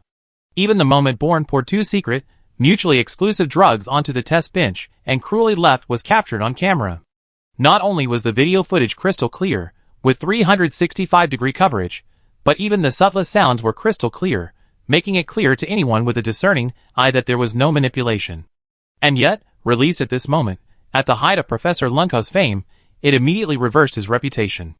So, the hero Lanka, whom they had just admired and sympathized with, was nothing but a hypocrite seeking fame? The truth was that he had tricked his student into doing research, then stole his findings, and even ended up killing him. Oh my God, how could such a horrible person exist in this world? Furthermore, authoritative analysis and testing confirmed that the video showed no signs of fabrication, meaning that Bai Yuan was innocent. And Professor Lanka was the one who had stolen his student's research and falsely accused him of murder. Of course, Lanka was the first to discover the videos circulating online. He had thought he was at the pinnacle of his life, but that video ruined everything. But now, he knew he couldn't panic. so he gritted his teeth and issued another lawyer's letter of warning, declaring the video a fake and a sham. He bribed some skilled technical experts to create and disseminate fake videos based on the original video. He then used various marketing accounts to point out the manipulations in the fake videos, to confuse the public and convince everyone that the video was indeed fake. He then launched into a lengthy analysis, suggesting a conspiracy. Who exactly was framing him, and why? Framing a scientist who had made outstanding contributions to the country? Of course, it was someone with a vested interest in profiting. The finger was even pointed directly at Xiao Qicai, who fabricated the fake video to frame him in order to overturn the verdict on her assistant.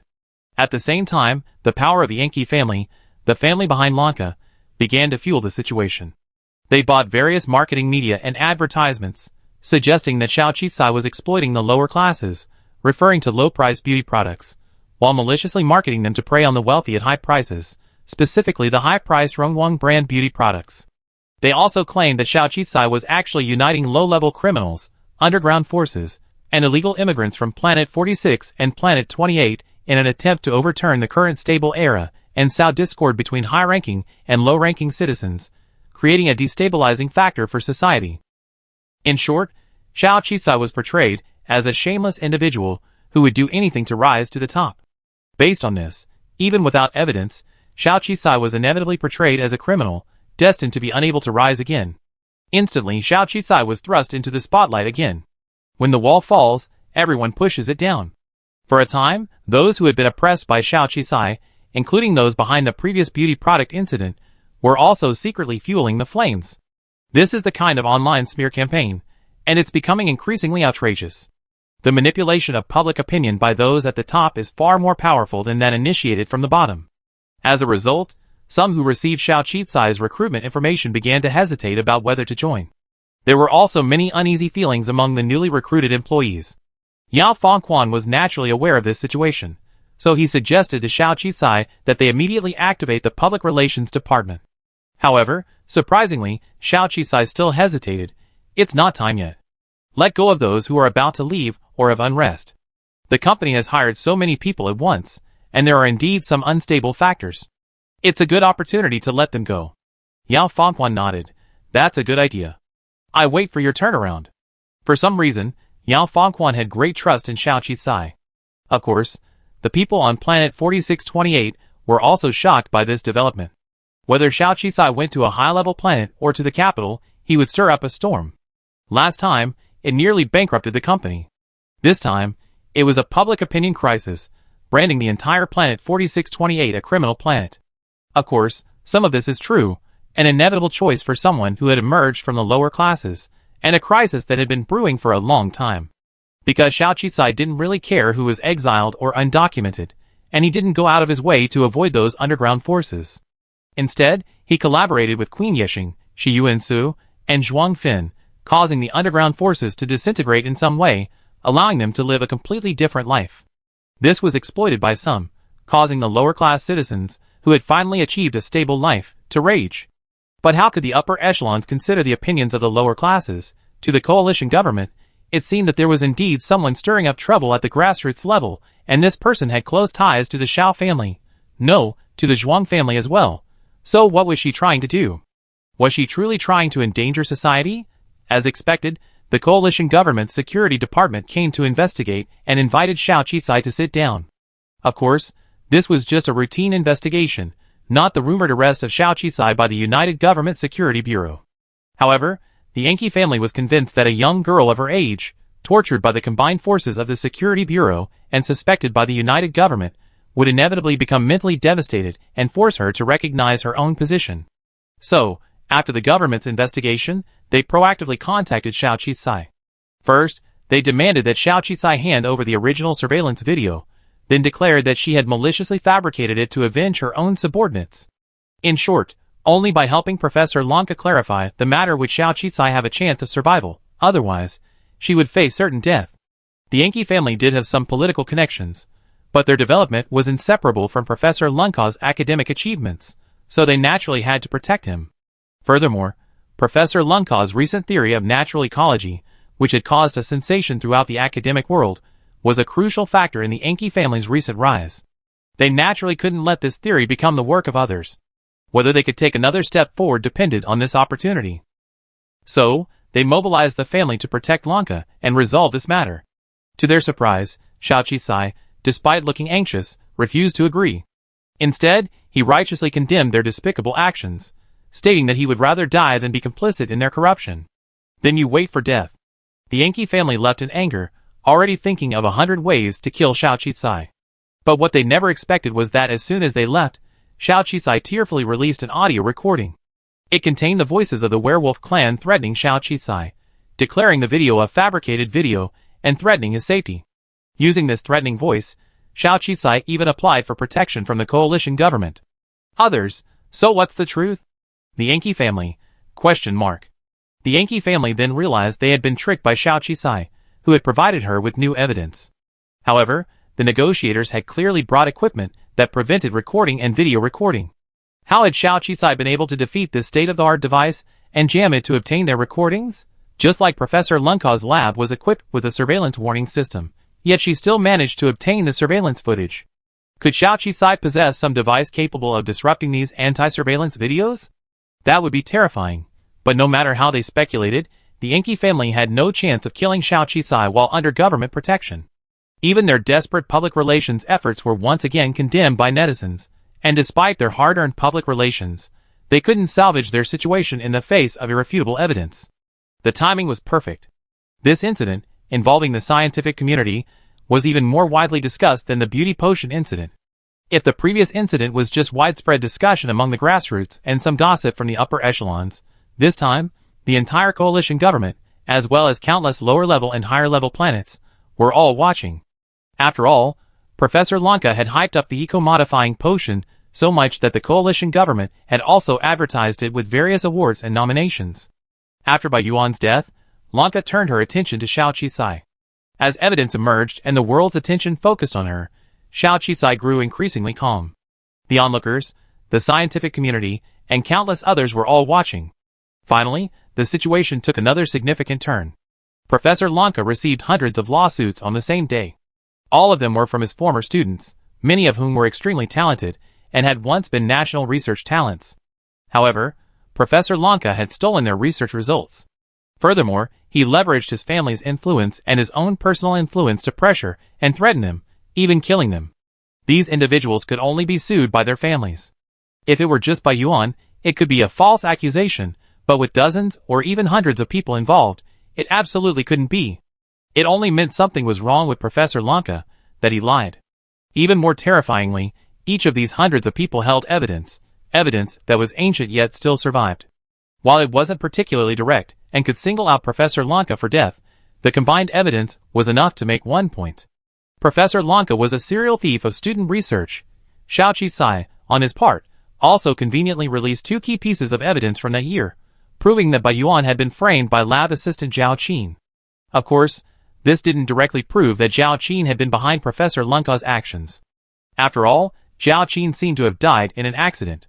But just as Lanka was breathing a sigh of relief, an unexpected figure stepped forward. Born, many people knew this man from the lab surveillance footage, as he was the one who murdered Bai Yuan and stole his experimental data. This man, who should have died accidentally in the lab explosion, is still alive. He rather admit to stealing data, to intentionally killing Bai Yuan, than come forward. And his first accusation is that Professor Lanka hired a killer. Chapter 106. Lanka never imagined that it was precisely because of his overcautiousness that Xiaoqi obtained even more crucial and compelling evidence. He could even claim that the assistant he bribed had nothing to do with him. It was his own initiative, and the account used to receive the information was also anonymous. But his mistake was being overly cautious. He resorted to the same tactic of silencing the witness as before, hoping to eliminate Bourne and erase all traces of his involvement in the matter, leaving no evidence for future investigations. And he never imagined that Xiaoqi was monitoring his every move. He hired a black web assassin to deal with Bourne, and his details were exposed. His ID, his transaction records, all the evidence were laid bare. A national-level researcher, a highly sought-after professor, and a nominee for the highest life sciences award, hired someone to kill. Why did he hire someone to kill? Because he had instructed the person to kill his own student and deprive him of his research. It was precisely because of his murder that Xiao Qisai finally persuaded Bourne to prosecute him. Lanka also broke the record, becoming the person with the most simultaneous prosecutions in history. When this information spread throughout the coalition government and the entire virtual network, Lanka knew he was doomed. His family was not small, so he had never lacked money since childhood. He loved reputation. When he became a professor, respected by all his students, teachers, and society, his heart was in the clouds. When he won one scientific achievement after another, and was singled out by the coalition government for various honors, he looked down from the clouds and felt so great. When he was nominated for the highest award in life sciences, he felt his life was reaching its peak, with no regrets left. But one day, someone tore through his facade. Before he could fulfill his ambition, it all was destroyed. His reputation, his glory, everything was gone. Especially when Bai Yuan reappeared in public, accusing him of stealing his research results and presenting substantial evidence showing how many parts of the experimental data he had submitted were falsified. How many places had he made special markings? Even the potion he had proudly submitted was an unfinished product. If it weren't for Bai Yuan's work, and if he hadn't spoken about it himself, who would have known about those symbols and expansions? Who would have known about the potion's formula, or even that it contained a flaw? This was irrefutable evidence, because Professor Lanka couldn't say anything about it. The video, maliciously edited and rigged with bugs, was also discovered by netizens. The two experts, who had taken the order, deleted their accounts overnight and fled, but they were still caught. The evidence was irrefutable. There was too much evidence. If all the charges were proven, he would be charged with at least 1,000 crimes. Even if he didn't receive the death penalty, he would have to remain in prison until his death. He might even be exiled to the worst prisons, spending his entire life there. Bai Yuan's appearance dealt him the final, fatal blow. Ultimately, before he could face trial, Lanka died in prison. He committed suicide.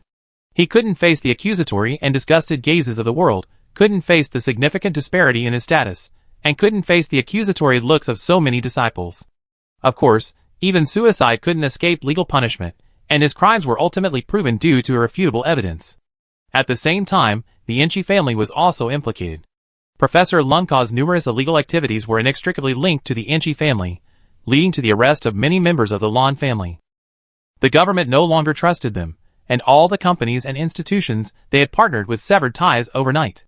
A family whose reputation was built on a single individual would ultimately be implicated by that individual's downfall.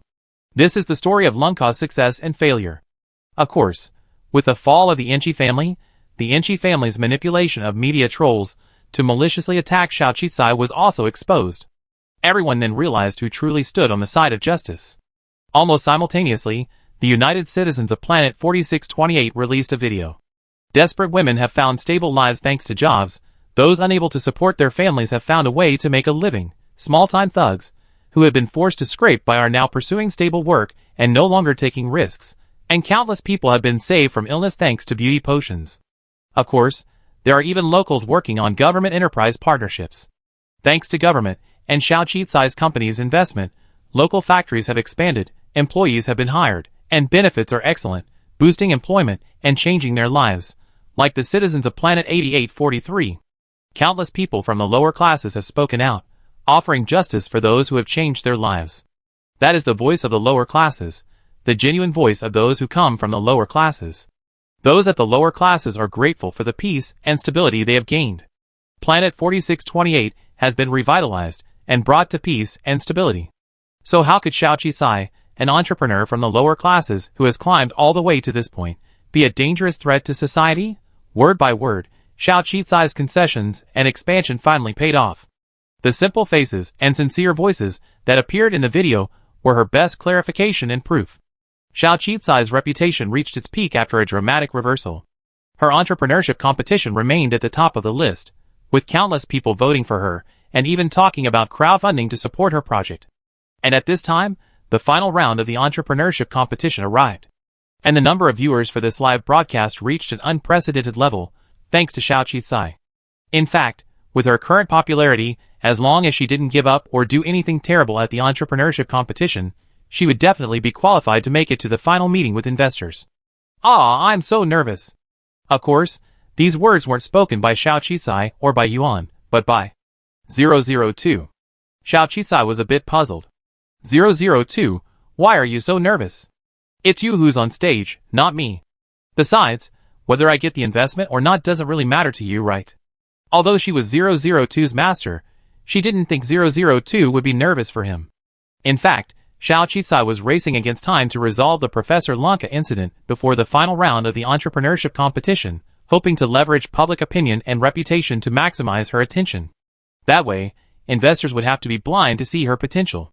It was 002's words about being nervous that made Xiao Qisai's heart skip a beat. Was this guy going to do something weird during the competition? Hee hee. 002 let out a strange laugh in Xiao Qisai's mind.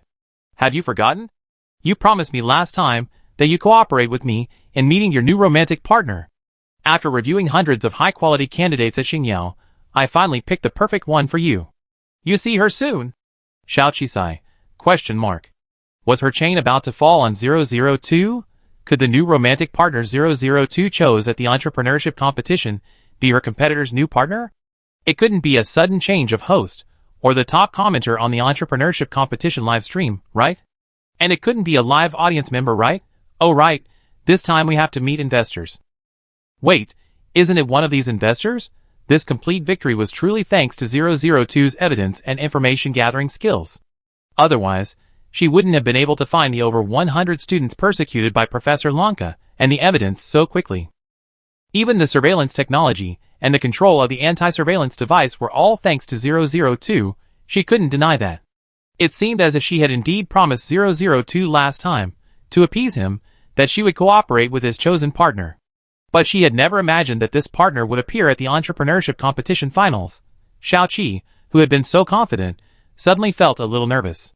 However, she knew that her anxiety was pointless. As long as 002 didn't give her any unreliable advice, she would keep her promise.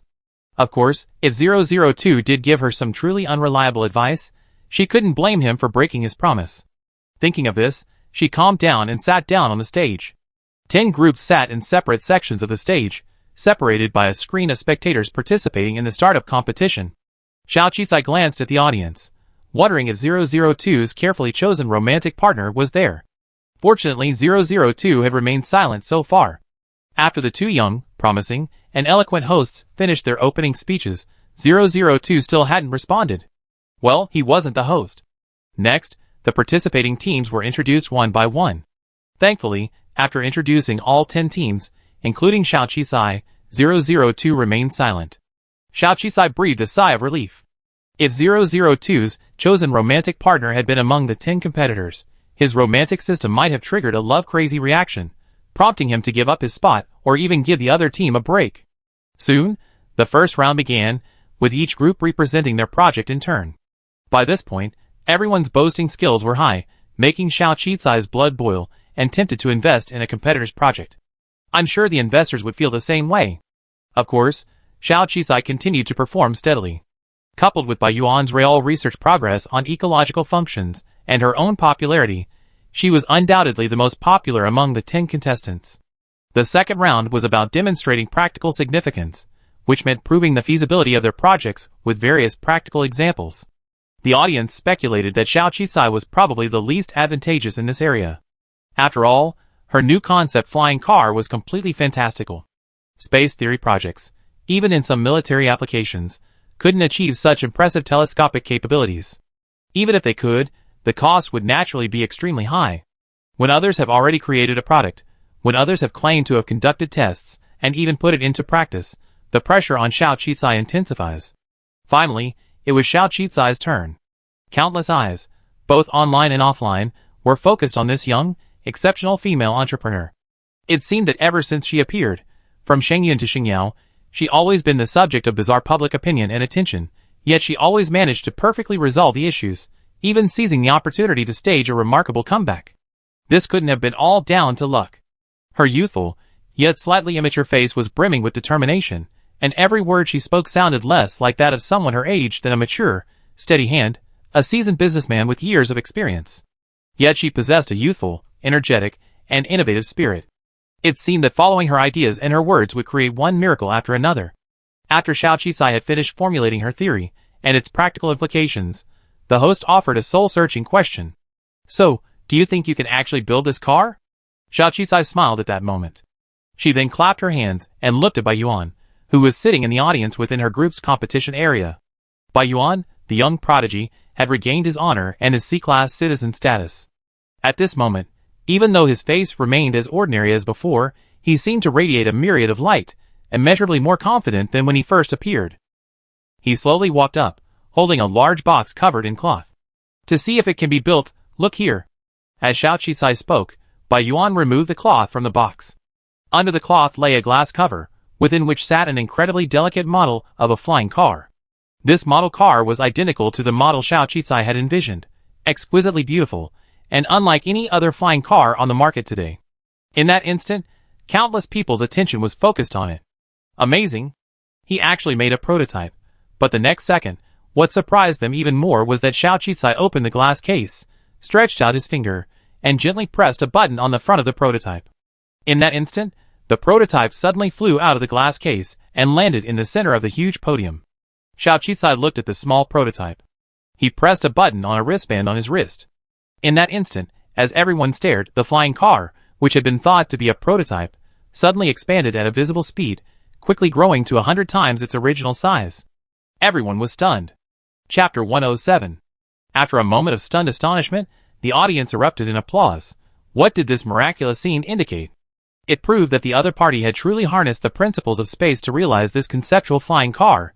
They already had a model, so how far away was mass production?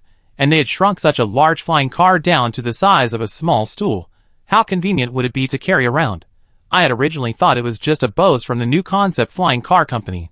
But I hadn't expected such technology to actually exist. Amazing.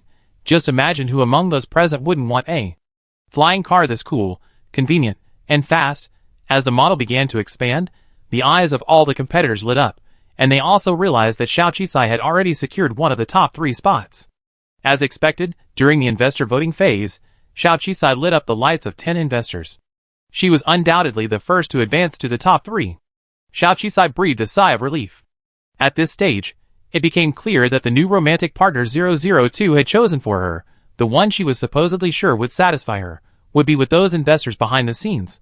Xiao Qizai was actually a bit distressed, as she seriously suspected 002 would use some corny love talk to get her to cooperate, while she was presenting her project to investors, and trying to convince them to invest. She might as well faint. Putting aside her trepidation, the final moment had finally arrived. Xiao Qizai's racing car project, another creative game project, and a project on ecological recycling mining, all 3 projects made it to the final stage, and the 3 teams of entrepreneurship competition contestants successfully secured an opportunity to meet with investors. Of course, at this point, all 3 project teams had also received 100 million yuan in official investment funds from the entrepreneurship competition. Even if they ultimately failed to convince investors for a larger expansion, they could still start small. However, each of the 3 teams that had reached this point was ambitious, so they undoubtedly had to attend the final investor meeting. There were 10 investors, and each of them would add additional bids based on their own interest. This initial investment was only an initial investment. The 3 project teams could then select 3 investors for interviews and convince them to make the largest investment.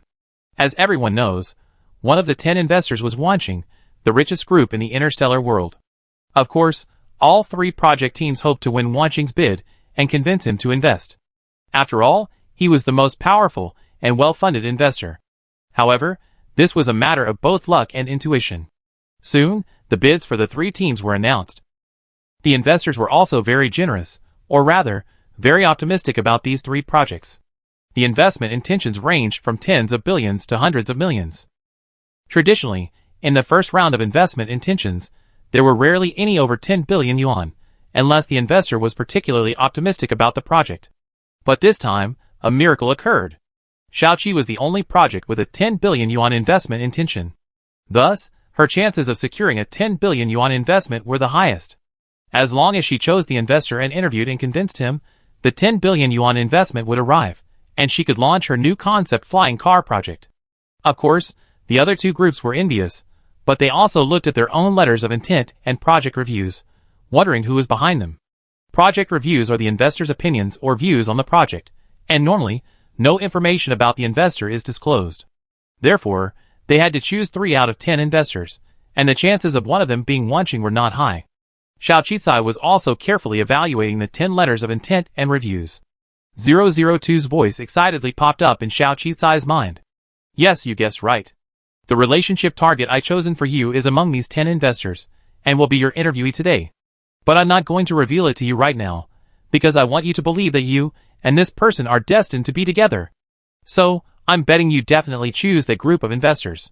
Xiao Qizai, if I don't choose you, will you give up on this relationship recommendation? 002, I'm warning you, don't change the subject. Make your choice quickly. I trust your judgment. Xiao Qizai took a deep breath and looked at the third group of investors, who had reached a 10 billion yuan investment intention. Her comment was simple. I'm very optimistic about the flying car market. Being optimistic about this market means the investor is very likely involved in it, and in the flying car industry. Besides the Xiao family, Xiao Qizai had more or less heard of several other leading companies in this industry. Other companies naturally had ambitions. They all wanted to exploit the Xiao family's perceived weakness while it was being targeted by higher-ups, attack it, and replace it as the industry leader. So, judging from this point of view, it's unlikely that this group would actually invest more in Xiao Qizai. The large investment intention was simply to lure her in, and they were likely negotiating to purchase her patents and production of the flying car. After all, according to industry theory, investors never create new competitors, they only acquire them. Thinking of this, Xiao Qizai was the first to dismiss this investor. For a moment, everyone was stunned. This was a 10 billion yuan investment proposal. As long as the negotiations between the two parties didn't break down, the 10 billion yuan would be practically guaranteed. Yet, Xiao Qizai didn't even want it, and instead was the first to pass on this investor. What was she doing? Did she see something? Of course, some insiders might have guessed something. Perhaps Xiao Qizai didn't want to sell the patent. Generally, products of this type that command such a high price usually require the patent to be purchased. Xiao Qizai, with her own company and a young, proud personality, naturally didn't want to be outdone. Therefore, she was right to be the first to eliminate this investor. Indeed, this group of investors was the Xiao family's biggest competitor, the Han family. Seeing that the Han family was the first one Xiao Qizai gave up on, she gnashed her teeth in anger. She hadn't expected Xiao Qizai to even give them a chance, not even tempted by 10 billion. It seems she still cares about the Xiao family. After all, she's still a Xiao family member. I like to see which one she chooses. Does she really think she can get a 10 billion investment from launching with this little product? Flying cars are just low-end products, no longer in line with the modern concept of circular development. Compared to flying cars, the one family should be more interested in investing in sustainable, ecologically sustainable mining, or even gaming. After all, gaming is the most profitable sector in the entire coalition government economy, and ecological development is the future trend. Everyone was watching Xiao Qizai's choice. She quickly rejected the three investors with the smallest initial investment. After all, the small amount they offered was enough to demonstrate their immediate concerns about the project. Even if they negotiated, they wouldn't necessarily get good data. There were still 6 more, and they had to choose 3. Soon, Xiao Qizai eliminated another investor who had expressed optimism about the space theory. The simulated flying car was based on the 1002 had given her. Its ability to expand and shrink was already pushing the limits of its research. But in reality, she hadn't yet truly mastered the theory of space technology. The coalition government already had related applications, though they were kept secret and used in military applications. Therefore, her theoretical advantage was definitely outmatched. Since the other party was optimistic about this, and she wasn't, she naturally had to be eliminated. Every elimination was a gamble. Soon, Xiao Qizai eliminated another investor who expressed admiration for Xiao Qizai's ideas and concepts. Rather than appreciating her ideas and concepts, she hoped the other party would appreciate the concept and innovation of the flying car and be optimistic about the market for new concept flying cars. Investments are all about profit. What's the point of looking at people? The last one, however, was more challenging. Fortunately, Xiao Qizai trusted his instincts and eliminated an investor whose tone seemed a bit condescending. That tone didn't seem like a very negotiable approach. Even after some hesitation and consideration, Xiao Qizai was unexpectedly the first project team to select an investor for an interview. While the other 2 teams were still hesitating and analyzing, even in the midst of team discussions, Xiao Qizai had already begun meeting with his first investor. Meanwhile, 002 was also smugly saying in Xiao Qizai's mind, I told you. You definitely keep the relationship I chose for you. This person will 100% meet your expectations. They match your tastes, your pursuit of wealth, and your penchant for gambling and climbing the ladder. Great. I didn't expect 002 to actually start studying her personality and tastes. This is progress, to be sure. But it also presents a problem. Xiao Qisai stopped the distractions in his mind and entered the negotiation room with the first investor. Thankfully, the first group of investors consisted primarily of 3 middle-aged men. Even if 002 was ruthless, he wouldn't be able to win over them. Therefore, it was clear that this group was definitely not the one 002 had chosen for her. Thinking of this, Xiao Qisai felt more relaxed. He walked in, smiled, and then sat down at the negotiation table. Sitting down represented equality. At this moment, the investors understood Xiao Qisai's intention. She was only investing and would never sell the patent. For any investor, buying a patent is undoubtedly a far better option than investing in a company, so they were somewhat disappointed. The outcome of the negotiations was self-evident. Xiao Qisai negotiated the other party's initial offer of 2 billion yuan to 4 billion yuan, but this was already their bottom line. Undeterred, Xiao Qisai said she would consider it and make a decision after meeting with the other 2 investors. The other party naturally respected her choice, as it was a two-way street, and they might still have to negotiate with the other 2 project teams. The second investor's representative was a young, capable, and attractive woman with a strong background, working for a company ranked in the top 30 of the United Government's Fortune list. The other person's name was Shenlian. Actually, Xiao Qisai had a favorable impression of this woman. Of course, it wasn't the favorable impression 002 had imagined, but rather an admiration for her. Shenlian understood Xiao Qisai's thinking, and Xiao Qisai understood hers as well. Shenlian seemed to have thoroughly investigated Xiao Qisai's project and character, concluding that she would definitely achieve something and the project wouldn't lose money. Therefore, Shenlian ultimately offered Xiao Qisai a very large investment proposal, 16 billion yuan. Of course, the other party had to have actual controlling stake and a say in the matter. If Xiao Qisai agreed to her proposal now, she would become the first entrepreneurship competition participant in recent years to receive over 10 billion yuan in investment. But Xiao Qisai clearly didn't agree immediately, saying she needed to think it over. Shenlian expressed his understanding, but also reminded her that there's no such thing as a free lunch. To secure a large investment, one must pay a price. Their terms were already the best among all investors. This gave her time to review past investment cases and make a comprehensive decision, rather than being blinded by short-term gains. Thank you for your reminder. I definitely give you priority, because talking to you makes me feel very comfortable. If we can work together, and you become my shareholder, I'm sure we can have a pleasant cooperation. Xiao Qisai's words also impressed Shenlian, so she smiled. Okay, I wait for your good news. I'm sure you make the best decision. Xiao Qisai would have preferred Shenlian to be the romantic partner 002 had chosen for her. At least the 2 of them would have something in common. If she could have gone along with 002's suggestion and had dinner with such a capable and business-minded beautiful woman, she would have been willing. Unfortunately, that wasn't the case, because 002 hadn't said anything yet. So the third investor Xiao Qisai was about to meet was the unfortunate romantic partner 002 had chosen for her. Of course, the final stated investment amount would change with each investor. When Xiao Qisai left the negotiation room, the investment amount had risen to a staggering 16 billion, shocking everyone. I didn't expect Xiao Qisai to give up a 10 billion yuan investor, only to actually negotiate a deal for 16 billion yuan. She's truly amazing, worthy of the woman everyone online hates and discusses. At this point, Xiao Qisai was already the most successful person in this entrepreneurship competition, but what was completely unexpected was that Xiao Qisai still walked into the final investor negotiation room. Clearly, she didn't immediately choose the 16 billion yuan offer. She wanted to continue the negotiations. Hilarious. Was she trying to negotiate 20 billion yuan? Was she trying to replicate Wan Xiang's previous success?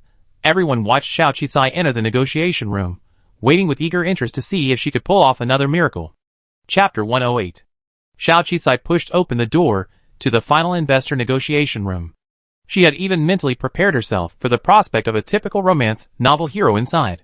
Most likely the type of impish, arrogant, and domineering CEO that 002 loved.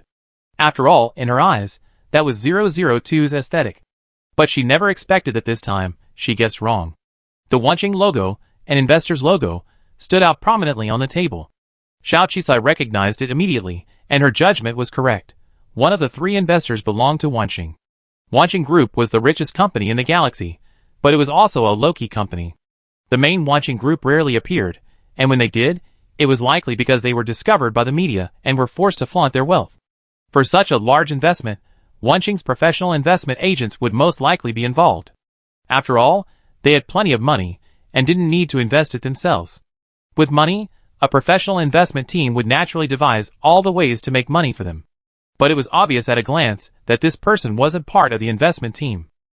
While the other investors all had assistants or investors to discuss matters, this negotiation room only had one person. No, beside him stood a highly precise, intelligent, bionic robot that wasn't quite human. The robot stood behind the man, pushing his wheelchair. Yes, it was indeed a wheelchair. The young man sitting in the high-precision wheelchair was handsome, but his face was strangely pale, as if he had been ill for a long time and would not live long. Xiao Qicai had never imagined that the person 002 had chosen for her this time would be disabled. She naturally didn't discriminate against people with disabilities, but honestly, she was a little surprised. Even on lower-level planets, such cases were relatively rare, let alone higher-level planets. After all, with current interstellar medical technology and limb and organ regeneration, it wouldn't be expensive for ordinary people to get a bionic limb. Not to mention Wanqing, the richest city in the universe. Given the Wanqing family's financial resources and power, they didn't seem like they would allow someone to remain in such a disabled state. Even if it was considered filthy, they wouldn't want a regenerated limb. Some people were willing to trade healthy limbs for wealth. So it was quite strange. Thankfully, Xiao Qicai's surprise only lasted a moment, and he quickly recovered his composure. After all, in front of her was not only the new love interest chosen by 002, but also the investor she needed to convince. She regained her composure, walked over calmly, and offered the man before her a professional smile. "Hello, I'm Xiao Qicai." Fortunately, the man was able to speak and behave normally. He nodded after her introduction. "Hello, my name is Wanyu. Please take a seat." Wanyu's voice was gentle, but there was a calm, dead air about him, and so was his speech.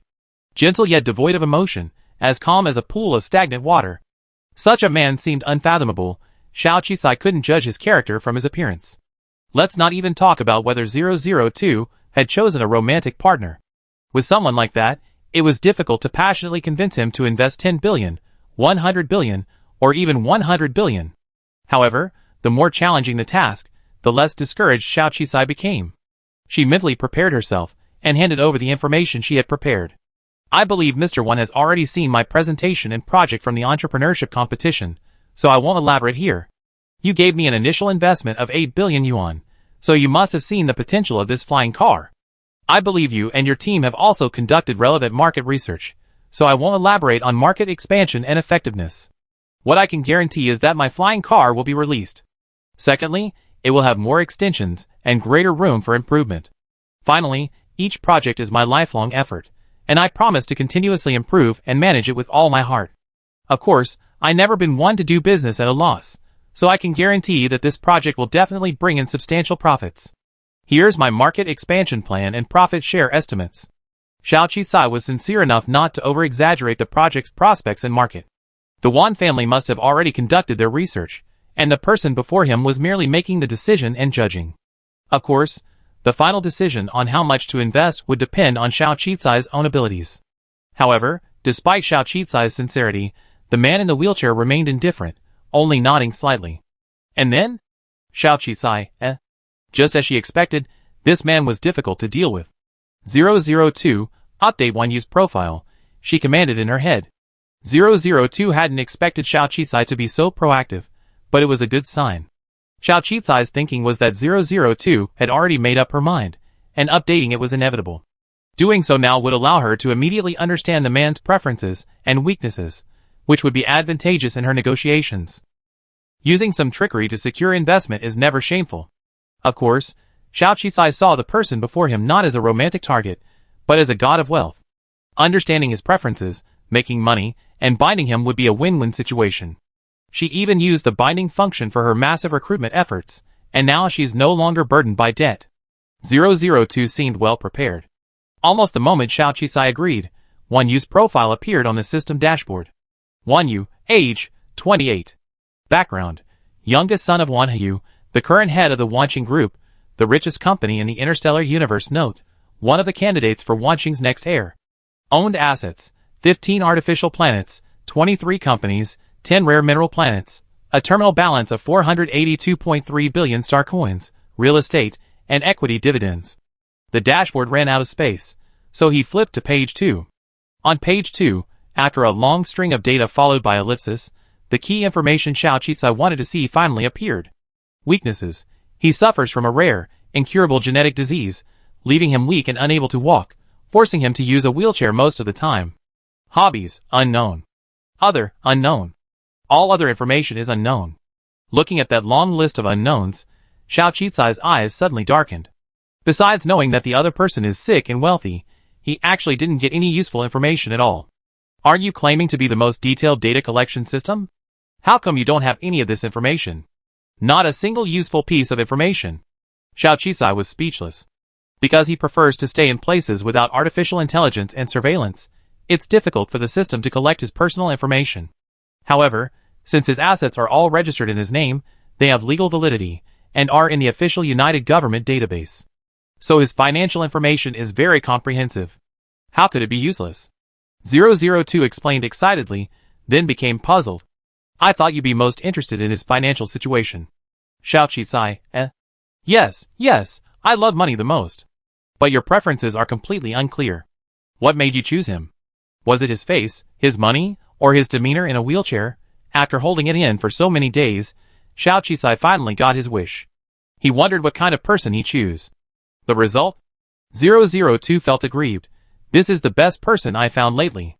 Sickly, beautiful, mysterious, and most importantly rich. It would satisfy your desire for control, bring a generous dowry, and satisfy your desire not to be a man's vassal. This would be absolutely captivating, master. How dare you say you don't like it? Xiao Qizai shut down 002 without hesitation. What kind of horrible novels are stored in its database? The targets it chooses for her are getting more and more off the beaten path lately.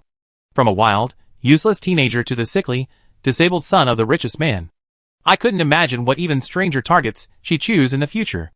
Luckily, there's no forced romance, otherwise she'd have to destroy this system to live a normal life. Xiao Qizai once again focused her attention on convincing the person in front of her to invest. Even if she took a step back, having money did allow her to focus on her own projects. Her R&D planet, her new projects, her research talent and equipment. Xiao Qizai perked up again. He began to talk about his dreams. Actually, this project is also the fulfillment of a dream of mine. Since I was a child, I wanted a car like this to carry with me, to ride anywhere, anytime, to take me anywhere, and to be my closest companion. I believe this is also the dream of many people, which is why so many people are following me online and voting for me. There's no doubt that once this car is released, it will bring about a seismic shift in the racing world. Almost everyone will want it, and by then, it will have at least 50% of the market share. I'm sure you see the profits. Yes. Wan Yu nodded. But his expression remained expressionless. He's truly unmoved, uninterested in ideals or making money. Xiao Qizai had no choice but to shift his focus, leaning on the direction she had just given Xin Lian, and began discussing investor thinking. But Xiao Qizai spoke so eloquently, yet the other person's expression remained expressionless. Luckily, the other person was listening attentively, otherwise she probably wouldn't have been able to continue. He spoke until his mouth was dry. Xiao Qizai finally gave in. It has to be said that the person 002 had chosen for her was simply terrifying. Even if 002 had chosen such a person, he couldn't have given Xin Lian the same opportunity. Is she a mind reader? She couldn't imagine anyone dating someone like him. Wouldn't that be even more boring than dating her? She was obsessed with making money, while Wan Yu remained expressionless, his thoughts unspoken. If he developed some sinister, Yandra hobby, that would be even more terrifying. Forget it. The next door had a guaranteed 16 billion. Maybe she could talk to Xin Lian again before making the final decision, and see if he could make some concessions. After giving up, Xiao Qizai finally couldn't help but ask Wan Yu, "Excuse me, do you have any ideals?" Wan Yu was finally a little stunned. He hadn't expected Xiao Qizai to ask him such a question. It clearly had nothing to do with investment. But out of politeness, he still answered, "No." "Then what worries you?" "No." Xiao Qizai, Damn capitalists. As expected, if she were so rich, she wouldn't have worries or ideals. Invest in me, and you have worries and ideals. Xiao Qizai looked at Wan Yu with exceptional sincerity. That's right, investing in me will bring you countless troubles, allowing you to fully experience the dangers of life. Xiao Qicai was fully prepared to be kicked out by Wan Yu, but he never expected Wan Yu to be silent for a moment before actually speaking. How much money do you want? Xiao Qicai, shock. 002 recharged her heroin aura? Wait, then she won't be polite. Mr. Wan, you know, research on this kind of flying car is always expensive. Furthermore, space theory requires talent to refine and continuously improve upon, resulting in new versions. I plan to expand into spacecraft and other areas in the future. To support my future expansion, I need at least 100 billion. She offered a terrifying figure. But she noticed that Wan Yu across from her didn't respond with a single hum or nod as before. Instead, his face remained expressionless, as if he were lost in thought or something else. Thankfully, the silence was brief. Wan Yu actually nodded, finally speaking at length. I can invest in you, even without decision-making power, just dividends. But I have one request. I want to participate in the entire process of Speedy Car's establishment and expansion. What do you mean by participate? Xiao Qi was puzzled. Wan Yu replied, I want to personally witness the entire decision-making and development process of the company, from its founding to R&D, production, and market expansion, so I can understand where every penny I spend goes. This request was so simple, yet so strange, that Xiao Qicai even felt like they were setting a trap. So she jokingly asked, aren't you asking me to treat your illness? Wan Yu's eyes finally lit up with surprise, and even a hint of puzzlement crossed his lips. Why do you think so? You're not a doctor. That's good. Xiao Qicai replied quickly. It seems his body is ill, but his mind is still normal. Then we have a happy cooperation. Life is a gamble, and while she was looking forward to working with Shen Lian, there was nothing she could do. The Wan family had offered too much. At this stage, what she needed most was money. Although the other party agreed so readily, and the terms were so simple, and a bit strange, it was like a gamble. Everything carries risk. If she invested such a large sum of money, she would have to be careful not to set some traps. But ultimately, at this stage, Xiao Qicai had to encourage himself with the words he had given to Qin Sanwan and Guofenghua. He was only 18, with plenty of time and the ability to fail. When the final investment proposal was confirmed in the final investor room at 100 billion yuan, everyone was stunned. Undoubtedly, this was a record-breaking investment. It broke the record for the most generous investment in the history of the entrepreneurship competition. Everyone was wondering why the Wan family was so generous this time. The Wan family had participated in previous entrepreneurship competitions, but had never invested such a large amount. Xiao Qicai truly created one miracle after another. Shortly after coming out, Xiao Qicai made her final choice, naturally choosing the Wan family with the highest investment proposal. The other two contestants were still negotiating with investors. One of the contestants was unlucky.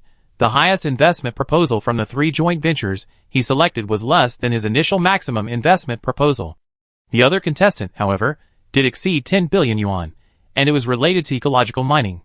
Despite his outstanding performance, Xiao Qicai still outshone him. Naturally, Xiao Qicai became the final champion of the competition, and secured 100 billion yuan in investment. Originally, there was a final segment where the investor and contestant would give a joint speech, followed by an interview 10 years later to assess the success of the investment. However, the investor did not appear. Instead, a bionic robot appeared. Xiao Qicai did not tout his grand ambitions, but instead addressed the screen. Thank you for your trust, and it's a pleasure to work with you. Through the live camera, she knew Wan Yu must be watching the live projection from his terminal. The robot extended its hand appropriately. The handshake was captured by the media present. It immediately became the hottest news in virtual network commerce. New partnership. Wanqing is investing hundreds of billions in young entrepreneur Xiao Qicai's new high-speed car project. Whose gamble is this? Chapter 109. The news of this year's record-breaking 100 billion yuan investment in the entrepreneurship competition has caused a stir online. I knew Wanqing was wealthy, but I had no idea how much. Would they just throw away 100 billion yuan to invest in a project that hasn't even launched a product yet? The most important thing is the young contestant in the entrepreneurship competition. She's only 18, not even 19. Some young people awaken from their addiction to online games to find the world in such a state. A young woman, still ungraduated from a prestigious university, has caused a global uproar. Each of the beauty potion actuary competition's entrepreneurship competition's achievements is worthy of boasting. And now she's just a low-class citizen. Oh no, she was exiled from high-class citizenship to low-class citizenship. So people experience adventures after experiencing great changes, right? So their world is actually a giant interstellar fantasy novel? Or maybe they should just find a cliff and try jumping off it. In short, everyone is watching. Of course, standing beneath the clouds, with countless people looking down on you, you also have to be prepared for your every move to be scrutinized. Logically, with such a large investment, they should quickly pursue product development, mass production, and profitability. That's the most important thing.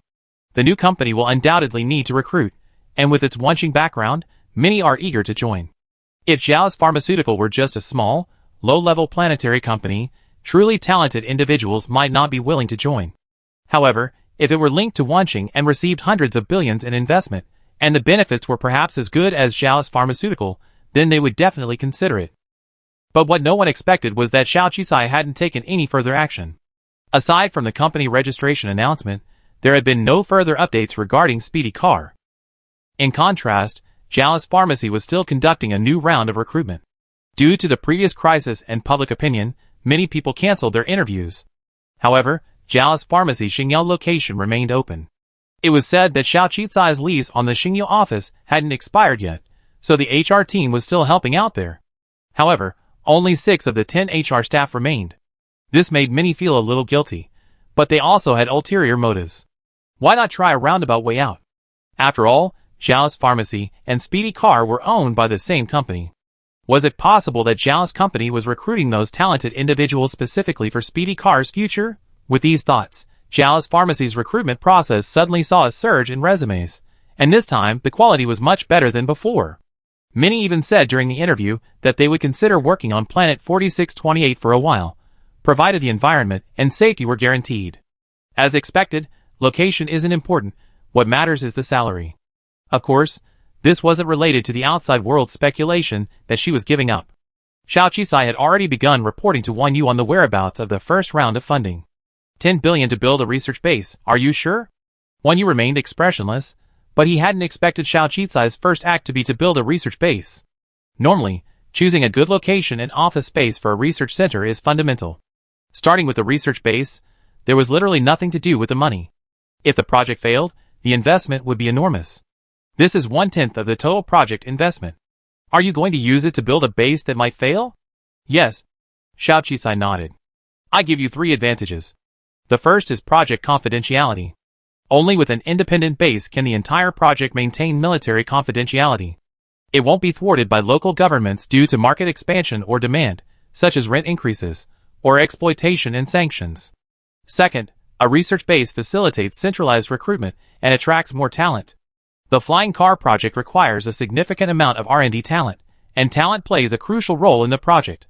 Third, Suxing currently only has a concept for a flying car simulation. However, if it grows and spawns countless other projects, a large-scale research base, sufficient to support its growth into a massive commercial empire, will be necessary. This is for the company's unlimited future possibilities. I remember correctly, you purchased Planet 0068 under the name of Zhao's Pharmaceuticals. Then why didn't you build a base under the name of Zhao's Pharmaceuticals, instead of Suxing's flying car? One you asked? First, of course, Zhao's Pharmaceutical is short of money. Second, the core projects of Zhao's Pharmaceutical and Speedy Car are not aligned. Finally, and this is my point, why only 10 billion was approved? Because this project is a collaborative effort between Speedy Car and Zhao's Pharmaceutical, meaning the 2 bases are effectively merged. Xiao Qicai opened a model projection, showing an extremely beautiful and magnificent planet. The surface of the planet boasts an excellent ecological environment suitable for habitation. Ecological factories, with recycling systems and medicinal fields stretch endlessly, but the combined effect of these medicinal fields resembles a magnificent natural landscape rather than an industrial site. On the outskirts of the planet lies a suspended research base constructed with large, artificial machines. Compared to the planet's completely green ecological environment, the large, intelligent experimental base on the outskirts forms a stark contrast. A variety of high-tech equipment crisscrosses the space, and the entire research base is divided into 10 major areas based on research characteristics. Each area is interconnected yet completely independent. These days, many life-bearing planets have these suspended mechanical fortress bases on their outskirts. They serve a purpose for convenience and are more advanced, unaffected by the terrestrial ecosystem. Moreover, when necessary, these large bases can be relocated to other planets using large migration ships, ensuring safety and reliability. I have to say, this model is very complete and beautiful. If such a base truly existed, almost every company would want one, but it would indeed cost money. If the project ultimately fails to make a profit, no, not a significant one, then it would essentially be a loss. Jalous Pharmaceuticals will be responsible for the ecological transformation of Planet 0068, restoring it to a sustainable and habitable planet. Speedy Car's 10 billion will be used for post-transformation construction, including the creation of a complete ecosystem and the construction of a mechanical laboratory on the planet's periphery. Of course, 10 billion is definitely not enough to fully complete every piece of equipment and research base within the laboratory. Therefore, my goal is to start construction first, then purchase the equipment needed for initial development. After Speedy Car's first vehicle becomes profitable, we will increase investment in the second base and laboratory equipment, and improve the equipment. Once more models of vehicles are profitable, the entire peripheral mechanical laboratory will be finally completed. Besides working at the experimental base during business hours, laboratory researchers can live in ecologically sound housing on the surface the rest of the time. I'm planning to provide free single-family homes in a variety of styles, making it convenient for staff and their families to come for vacation or settle down. They can even relax, pick flowers, and enjoy the scenery during their free time. I think this is necessary. If, at a critical moment, the speeding car technology is targeted, we can safely evacuate the entire experimental base and everyone on the planet. This is my plan. There are indeed selfish motives in collaborating with Jalous Pharmaceuticals, as it's another company of mine, but it's more about a win-win partnership, alleviating financial pressure, and mitigating risk. Yu fell silent. It had to be said that the person who could come up with such a plan was an absolute genius. He roughly understood why Xiao Qicai, despite already having a profitable project and company, was still participating in the startup competition to raise investment. First, it was to mitigate risk, and second, it was to invest money. Such a large-scale project base could easily bring down Jalous Pharmacy. In the short term, Jalous Pharmacy wouldn't even have the profit to sustain the project. With his participation, the money and funding would be in place, and everything could begin. He had carefully analyzed Xiao Qicai's research data. Every step she took, while seemingly accidental, was actually meticulously planned. This was why he was willing to invest so much more. He saw the potential for growth in her. And that potential and ability to go from 0 to 99 was exactly what he needed. If this project base were ever to be launched, it would undoubtedly surpass most independent planets.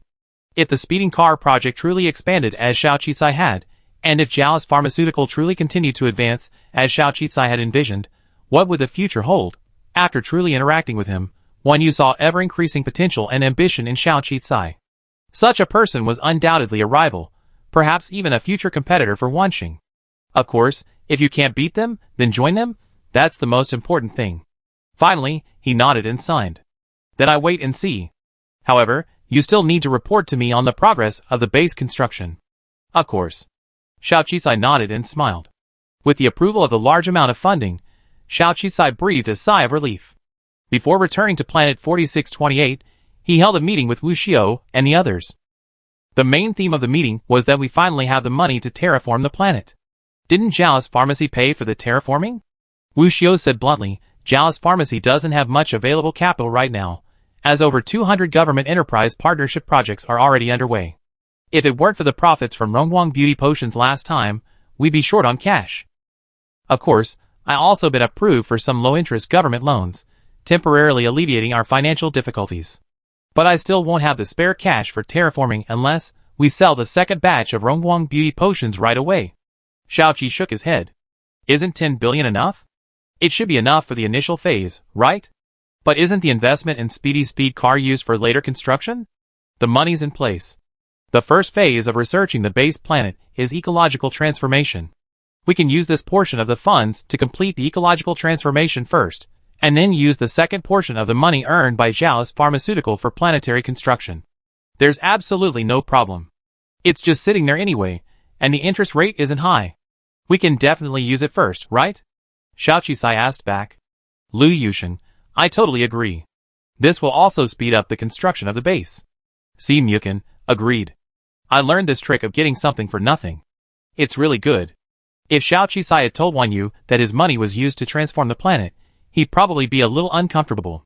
After all, planetary transformation and building a speed car laboratory are two completely different concepts.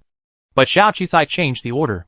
Zhao's pharmaceutical transformed the planet, and Wan Yu's investment was merely used to build a speed car-related experimental base on the periphery and on the planet. That didn't seem so outrageous.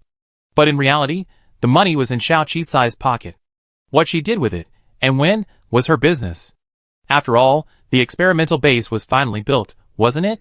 Every time Si Mukan mentally praised Xiao Qisai, he always come up with something new to impress him. Including this entrepreneurial competition, Bai Yuan's case, and the recruitment. One never stops learning, so he better not resign yet, and stay for a few more years. After all, at his age, he could still work for his family for at least a few more decades before retiring. He wasn't in a rush to inherit the family business. Of course, on the surface, the recruitment for the planetary transformation project was indeed funded by Xiao Pharmaceutical, so there was no reason to doubt it. On the contrary, Speed Flying Car had gotten a huge bargain. After all, it was Xiao Pharmaceutical that had purchased Planet 0068. Chapter 110. Yao Fengquan also received a new directive, prioritizing the recruitment of chemical researchers. Bai Yuan, on his part, finally fulfilled his promise and contacted some of his former classmates and friends from the same industry, convincing them to interview at Zhao's Pharmaceuticals. After all, his ability to move from a low-level planet to a high-level planet, to recover from his slump, was all thanks to Xiao Qisai. With such a boss and good pay, others would naturally be tempted. Of course, there was also an unexpected bonus: those who banded together to inform Professor Lanka. Most of them had been frustrated over the years, relegated to low-level planets or small companies, or even unable to continue their original careers.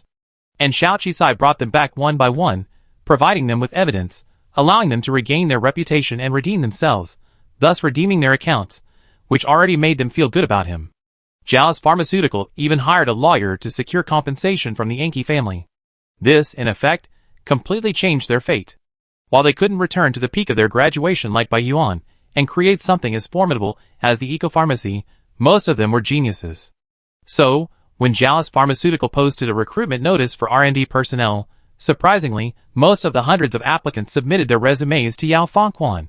After several days of screening interviews, Xiao Qisai finally staffed 2 research centers. The first, naturally, was on Planet 4628, Zhao's Pharmaceuticals headquarters. The second research center is a branch on Xingyo. It's okay that lower-level citizens can't open companies on higher-level planets. Setting up a branch and staffing it shouldn't be illegal, right? Of course not.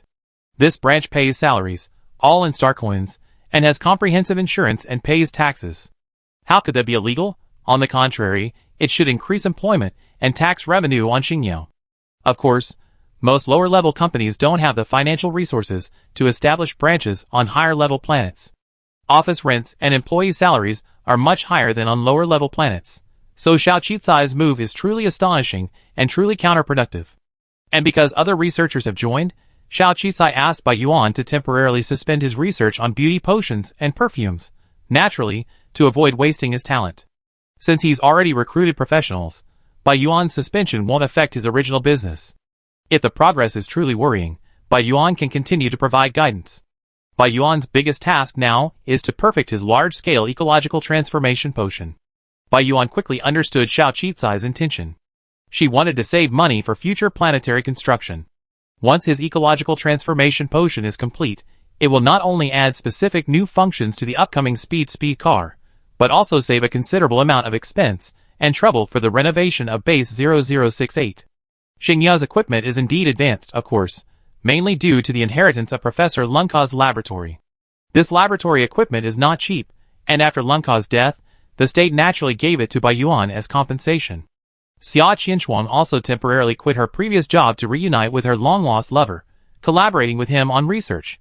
The remaining few who had survived and were already working at the Bai Yuan lab also joined the lab, making research more convenient.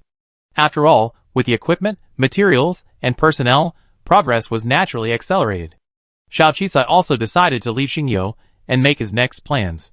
Concerned about Mu Xingmei, Xiao Qisai decided to visit Planet 9008 for an expedition before returning to Planet 4628. But preparations were necessary beforehand. For one thing, Planet 9008 was too remote, with few flight routes.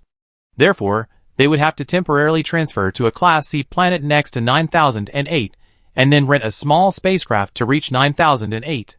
An expedition team would be needed, equipped with armed personnel to prevent accidents, a small spacecraft, and, depending on the project, agricultural plant experts and geological survey experts. Only with thorough preparation can we assess the local ecological environment, the Qingshan fruit, and its cultivation. However, the current problem is that such experts are still relatively difficult to find. While they can be hired with high salaries, the project's confidentiality is compromised. Furthermore, even if such talent does exist, they might not be willing to join her on this adventure on such a small planet. Of course, if Xiao Qicai needs someone, he will definitely consult Yao Fengquan. After hearing Xiao Qicai's question, Yao Fengquan pondered for a moment. I do know someone who meets your requirements. She not only studies crops, but also has a background in geology. Of course, these two disciplines are closely related. She's a low-level star who's worked her way up. She was once courted by the United Government's Geological and Environmental Department, but because she wasn't sociable, she was ultimately assigned to a very unimportant position. I know her reason.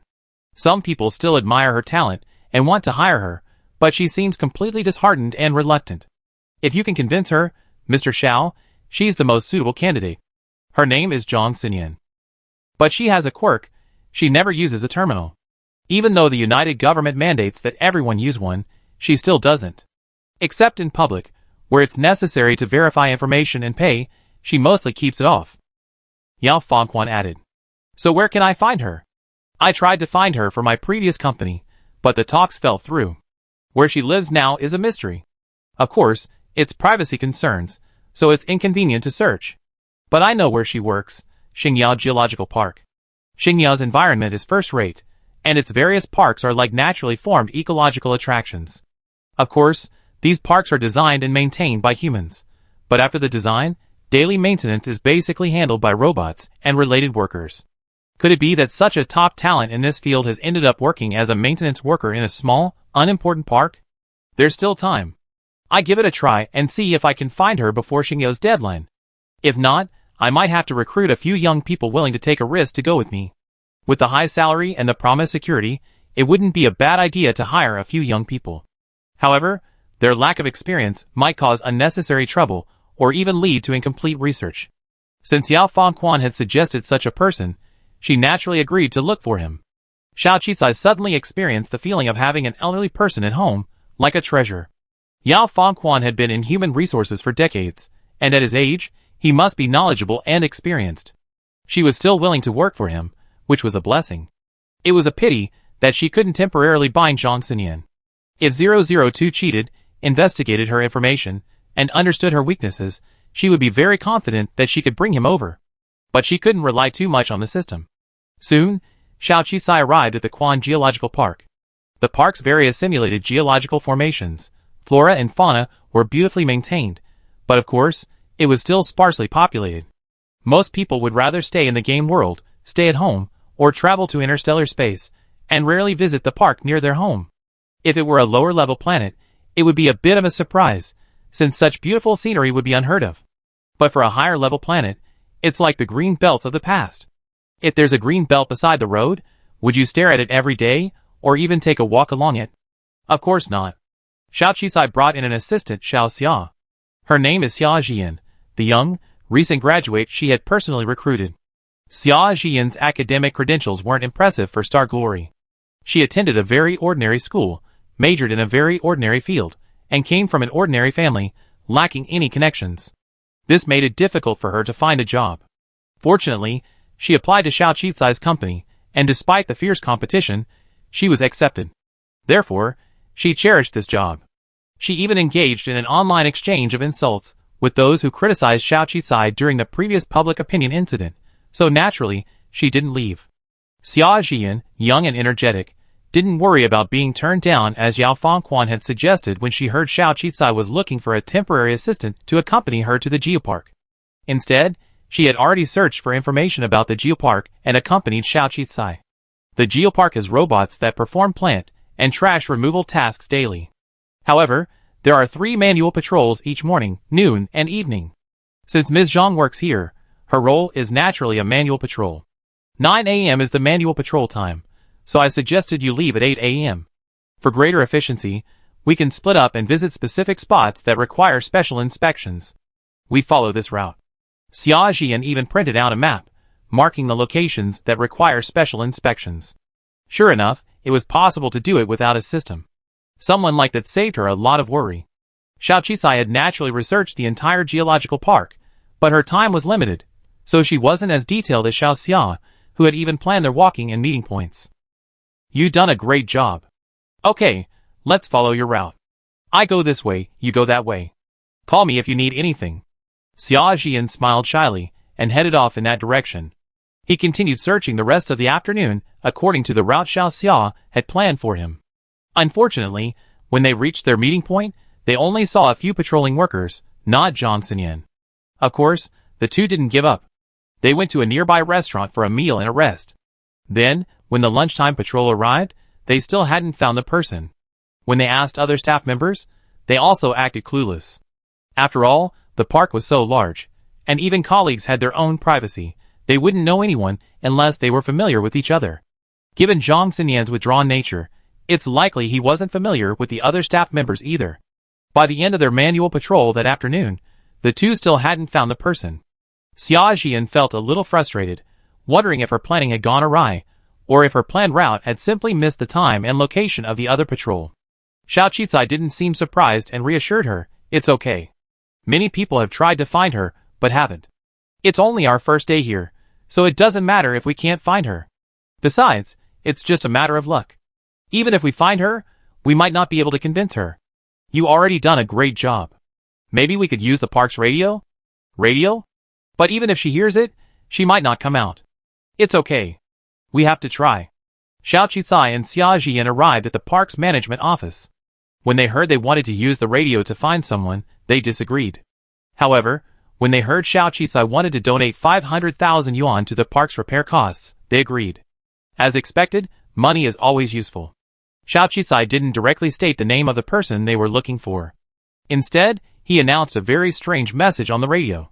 A tourist discovered a very strange plant near the lakeside wetland, and has now reported it to the park's management office. If any of the park's management has cultivated this plant, please come immediately, or this unregistered plant will be destroyed as an invasive species. The announcement was broadcast 10 times, ensuring everyone in the park could hear. Xiao Qizai waited patiently. It was already nightfall, and the management office was about to close. Finally, a tall, thin woman in work clothes and a hat pushed open the door. Give me the mutant plant. Chapter 111. As soon as the management office saw the woman, they immediately called her in. Engineer Zhang, there aren't any mutant plants. It's the god of wealth who's looking for you. Come in and chat. Unexpectedly, Xiao Qizai had assumed Zhang Xinyan's temper would have led her to walk away, or at least get angry, but she strode in. She took off her hat, revealing a youthful yet unusually weathered face. I know. Miss Xiao wanted to see me, right? Yes, I wanted to discuss an important matter with you, but I couldn't find you all day, so I had no choice but to resort to this last resort. Xiao Qizai stood up and extended his hand to shake hers. I saw you and her walking around the park for a while. Zhang Xinyan glanced at Xia Jian again and explained. So you saw us? Xia Jian finally understood why they couldn't find her. It turned out they had been spotted and were hiding. But at least it was visible, so their detours weren't completely pointless. Yeah, after all, it's broad daylight, and hardly any young woman would brave the sun to hang out here. To be honest, I don't pay much attention to the news, but I heard quite a few rumors about Mr. Xiao. Zhang Xinyan sized up Xiao Qizai. You did a good thing with the beauty potion incident back then, finding a way out for the vast majority of citizens on the lower-level planets. That's why I came to see you. I'm not sure what you want from me. You're a businessman, but I'm not very good at making money. Xiao Qizai hadn't expected the other person to hear about him, not the 100 billion yuan investment event at Xingyao, but the beauty potion incident. But she suddenly realized that the low-profit government enterprise partnership projects she had initially offered to over 200 low-level planets seemed to have earned her a good reputation. Just like the Huayan grandparents, they had also developed trust in her upon hearing her name. This was a good thing. Xiao Qizai didn't beat around the bush and simply asked Xia Jian to give her the small box he had prepared in advance. After receiving the box, Xiao Qizai immediately opened it, revealing an even more exquisite wooden box. This wooden box was red and exuded a unique fragrance. Opening it again revealed 3 fruit shells sealed with transparent material. I'm looking for Ms. Zhang about something related to ecology and the protection of rare species. I recently met a friend who gave me a magical fruit and told me it's nearly extinct on their planet. I'm a businessman, and I see a business opportunity in this fruit. I also want to help this friend see if I can revive this fruit tree. I'm planning to visit her planet to explore investment opportunities, and I'm in need of an ecologist and geologist. I heard of your reputation, so I took the liberty of coming here to try. Zhang Xinyan took the box, sniffed it gently, and a strange look crossed his face. Then he picked up the sealed fruit cores and examined them carefully. Just about this? Yes, if you have time, could we have a quick meal together tonight? We can discuss it in detail? Xiaoqi realized that the other person understood him. Since she was willing to meet him, she must have some understanding of him and was willing to talk, so he simply invited her to talk. Zhang Xinyan hesitated, examining the fruit core for a long moment before finally nodding. Xia Jian, standing beside him, was completely impressed. Mr. Xiao truly deserved to be Mr. Xiao. He actually agreed so easily.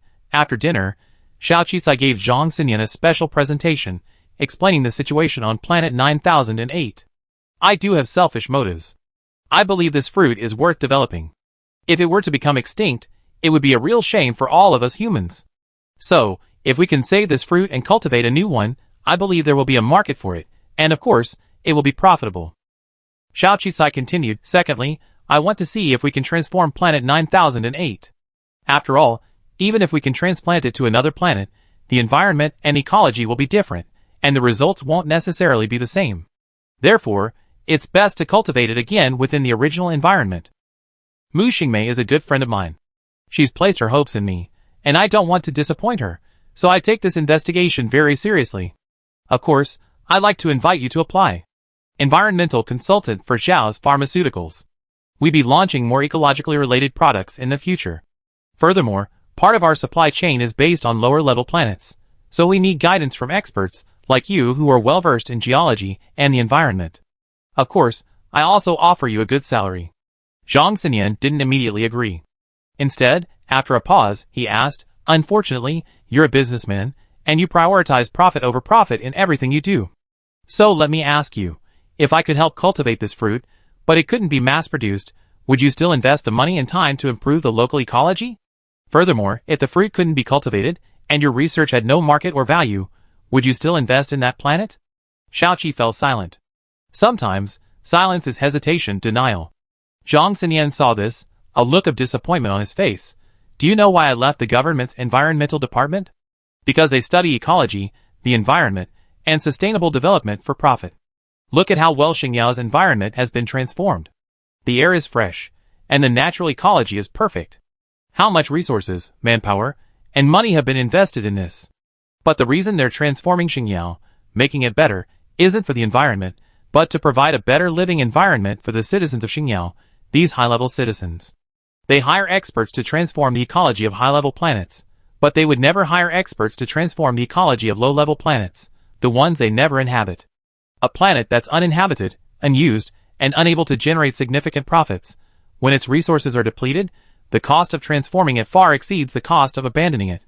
They offered me high salaries to transform their tourist planets, to transform high-end planets, and to cultivate rare items, not to protect them, but to increase their value. Although your beauty potion has saved some ordinary people from ecological damage, that's why I'm willing to meet you. But now it seems that you're essentially the same as them. Businessmen who only care about profit.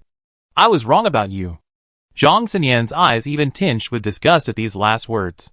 Xiao Qicai frowned slightly. She's indeed a cynic, but she's not wrong. If she didn't see any benefit in the spirit-purifying fruit, even if she became good friends with Mu Xingmei, she wouldn't have helped transform and invest in planets just because of their friendship. Thinking of this, Xiao Qicai didn't deny it. She nodded and said, it's indeed for profit. If there weren't benefits, why would I spend the time and money doing this? If I had enough money, I might be willing to do it, but now I don't have that much money, I don't have that much power, and I don't have the capital. So I can only do what I can, based on my own interests. Ms. Zhang, I understand your perspective.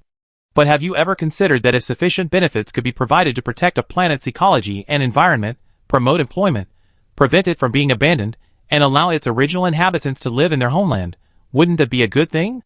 Since we're both achieving the same goal, why should you care whether I benefit from it? Don't they need jobs? Don't they need development? Don't they need money? If they do, then they must. It involves interests, because our entire interstellar coalition government is a vast entity, a social system, a chain of interests, and everyone is a link in that chain. It's just that the citizens of lower-level planets are at the bottom of the training curve and can be easily abandoned. If you disregard all interests, if you dedicate your entire life to charity, then you're a legendary saint. To be honest, even saints need money to do things, and I'm not a saint, but as long as there's profit, I do my best. I don't see shame in that, and it has nothing to do with my friendship or sympathy. If I can find a way for both sides to coexist, if I can transform their planet to provide jobs, create benefits for both sides, and restore the planet's ecology, then why not? Do you have to be willing to do this without any intertwined interests? Then didn't you pay tuition to learn these things? To be honest, your so-called aversion to profit and capital is undoubtedly due to your inability to gain profit and become capital. When I want to change something, when I want to do something, I will do my utmost to achieve what I need. When I have the strength to do these things, then I can speak of ideals, construction, and achievement. Xiao Qisai said sharply, I'm not looking for you. I simply think you have the ability. If our ideals don't align, we will respect each other's choices. But I do admire your talent. So, Ms. Zhang, I hope you will consider this carefully. I was born into a lower class, and I am willing to fight for more rights for lower-class citizens and contribute to the transformation of the planet's environment to the best of my ability. But I will not give up my interests or my beliefs. If, under these circumstances, you are still willing to come with me to Planet 9008, then come find me. I will depart tomorrow from Xingyao 384 Aviation Area for Planet 9008. After Xiao Qisai finished speaking, he closed the wooden box, sealed it again, and then performed another polite gesture towards Zhang Xinyan before turning and leaving. I already paid for the restaurant. I hope you reconsider this carefully. I hope you change your mind, but I respect your choice. With that, Xiao Qisai left. She could discuss idealism, but she couldn't discuss pure altruistic dreams. If she had as much money as Wan Yu, she'd naturally be willing to do what she could to contribute to humanity. But she didn't have that kind of money. She had to support so many factories, her product lines and base weren't even established yet, and she had unattainable goals. Why should she give up her own interests? Without sufficient funds and resources, she would never accomplish what she wanted to do. Xiao Qisai opened an email, but the recipient still hadn't replied. However, her eyes grew more resolute. So what if she was criticized? As long as she held fast to her convictions, she wouldn't make the wrong choice. Bai Yuan planned to stay at Xingyu for the time being, busy perfecting the ecological potion and, by the way, getting Xingyao's on-site research laboratory back on track. Yao Fengquan had wanted to follow Xiao Qisai back to Planet 4628, but since she was going to Planet 9008 for an inspection, he decided to stay in Xingyao's office for the time being and help her complete the recruitment process for the remaining departments. Xiao Qisai personally went to a high-level university specializing in ecology and the environment to recruit. She found two young people who were quite knowledgeable but had little practical experience, but most importantly, were willing to accompany her to Planet 9008. One man and one woman, named Wang Yu and Yin Haiyu, were both graduating this year. Some of them treated her inspection as their own, but they were both young and energetic.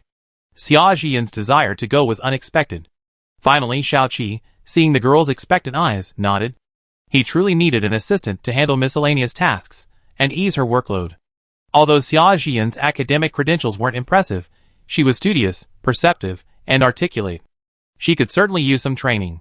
However, for assistant-level positions, she preferred someone with more experience, which would save her a lot of trouble. In her previous life, she had several assistants, all experienced and capable, who could be of great help to her, effectively serving as her right-hand men. The greatest advantage of young people, however, is their unlimited potential for development. Given more opportunities, it's not impossible for them to develop and grow in rapport. At 3 p.m. Xingyu time, Xiao Qi arrived in the airspace and took off, flying to Jiaduan, a Class C planet near Planet 9008. On the third day, they arrived at Jiaduan. Just as she was preparing to board her reserve spaceship and urgently rushed to Planet 9008, a breathless figure approached. I didn't expect you guys to be in business class. No wonder I couldn't find you anywhere on the spaceship. The person who came was Zhang Xinyan. Chapter 112. Xiao Qisai smiled at her. I'm glad you're here. Wait here for now. Our escort will be here soon. You seem so sure I come? Zhang Xinyan was a little frustrated. She assumed her sudden appearance before Xiao Qisai would at least surprise him. But judging by his reaction, It seemed he already been certain she'd come. He might even have prepared her ticket to Planet 9008. Because I can't misjudge people. You hate profit because it hurts the ideals and lives of many people. But if profit can help many people realize their ideals and build their homes, then you won't hate it. Everything I said the other day was telling you that. Zhang Xinyan fell silent. Because she had truly understood this. If she wanted to change something, she had to master the very things she hated, such as profit, money, and vast manpower, and all of these required relationships to drive them. She couldn't be the driver, she could only become the driving force, and Xiao Qicai was undoubtedly the best choice. She toiled throughout the geopark, yet even until her death, her talent and knowledge remained undiscovered, her ideals unrealized, and she would ultimately die in frustration. Now, however, she had the opportunity to realize her ideals and goals. If she missed it, she would truly be toiling away to death. She repeatedly searched for information about Xiao Qicai, his resolute words echoing in her mind. It was the first time anyone had so directly reached her soul and thoughts, tearing through her disguise and powerlessness. So, she finally made up her mind and went. If she couldn't even create benefits, how could she be the change maker? Seeing Zhang Xinyan's embarrassment, Xiao Qicai shook her head sympathetically. Don't explain yourself. Just come. No matter what, I welcome you. I won't give you any less than the conditions and salary, and I do my best not to disappoint you. The spaceship is ready. Let's go. Hearing her words, Zhang Xinyan relaxed a little, and also agreed with the online reviews of Xiao Qicai. He was indeed a good boss. For this expedition, Xiao Qicai had spent a few $100,000 to hire a small spacecraft, and another few $100,000 to hire a temporary security team. Of course, the spacecraft and the security team were fully equipped, so there was basically no need to worry about exploration equipment or safety issues. Xiao Qicai didn't tell Mu Xingmei about the specific date they arrive. Everything she knew about Planet 9008 came from her, but if someone told her something, it was bound to be tinged with their own personal thoughts and biases. So, she decided not to inform her for now, and to investigate on her own, understanding the true situation of Planet 9008 before meeting Mu Xingmei. The ochre-colored planet was getting closer. They would land within the local sunlight range, meaning the daytime zone. Planet 9008 was much smaller than Planet 4628. It had only two airspaces, one temporary, and the other originally established for commercial mining. Planet 9008 differs from other lower-level planets in that it lacks a clear-cut coalition government structure. In other words, it lacks a distinct political structure, and there aren't even any coalition government troops stationed outside its perimeter. Only nearby coalition government patrols occasionally pass by to check on the situation. Of course, this isn't because the coalition government doesn't want to intervene, but rather because there's no need. 9008's technology is so backward, and its resources so scarce that no one is willing to go. Furthermore, the mainland is backward and poses little threat, and the surrounding areas are devoid of danger, much less a critical frontier. Naturally, there's no need for a garrison. It's clear that this is a dispensable planet, backward and impoverished.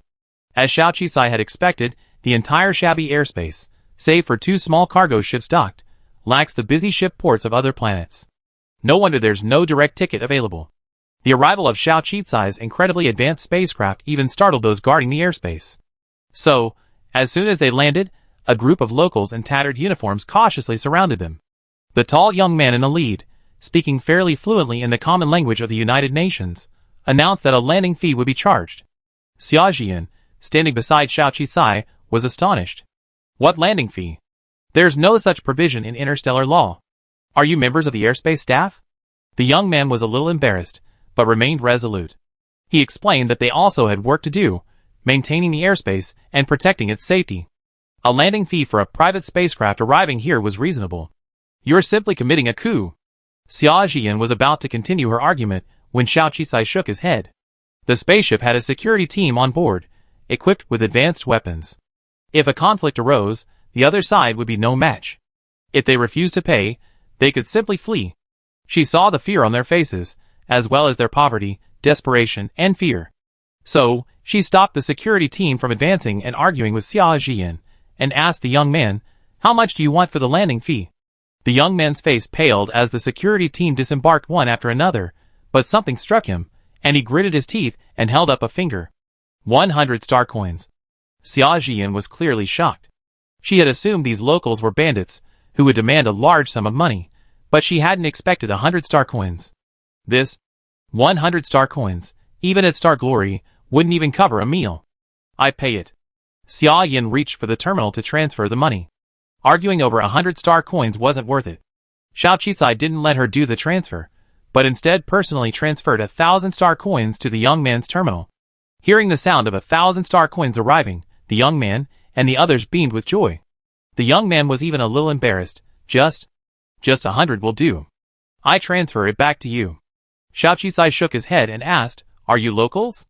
The young man nodded. "Yes, we are all locals. Outsiders simply won't stay on this planet, and the United Government hasn't sent anyone to maintain the airspace. So, we locals have spontaneously formed a team to maintain the airspace, clean up garbage, plan takeoff paths, and so on. However, with so few ships coming and going, we have no revenue at all. So, we have no choice but to charge a landing fee from each ship that lands as wages. After all, we all have families to support. But with so many of you, what can we do with 100 star coins?" Xia Jian was curious. The young man smiled wryly. "One nutrient is 4 star coins. 100 star coins can buy 25. In a month, each of us can get dozens. For star coins for nutrients, what a difference." Everyone was shocked, once again realizing the stark reality of this planet's poverty. Seeing their shocked expressions, the man even looked a bit embarrassed. "We have no choice. There are only so many forest farms. If we don't work there, we can only do something in the airspace." That was understandable. Xiaoqi looked over and saw that almost everyone was an F-class citizen. Some didn't even have a terminal. After all, only many criminals, and the lowest class of people were F-class citizens. It seemed that the United Government's management of the lower classes was truly inadequate. Those large, low-level planets, with their large populations, were barely manageable. Planets without a say or resources were likely just nominal citizens, and immigrating there might not even find a good place to go. It's no wonder Mu Xingmei was so anxious. "You really don't have to pay it back?" The man mentioned the 1,000 star coins again. Xiao Qicai nodded. "I'm currently searching for a special kind of wood to make handicrafts. I heard planet 9008 is rich in a very fine wood, so I wanted to come and see your forest farm.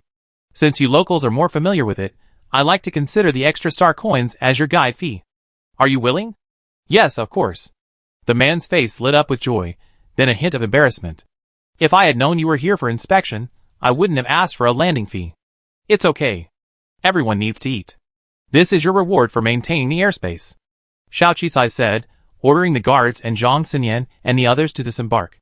However, seeing so many people on the spaceship, the young man felt a bit embarrassed.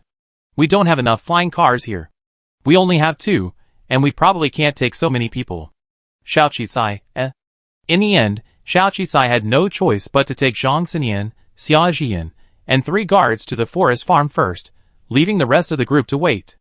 The group, along with a local young man named Senyuo, piled into a tattered, mid-sized flying car. Of course, this flying car also required star coins to use.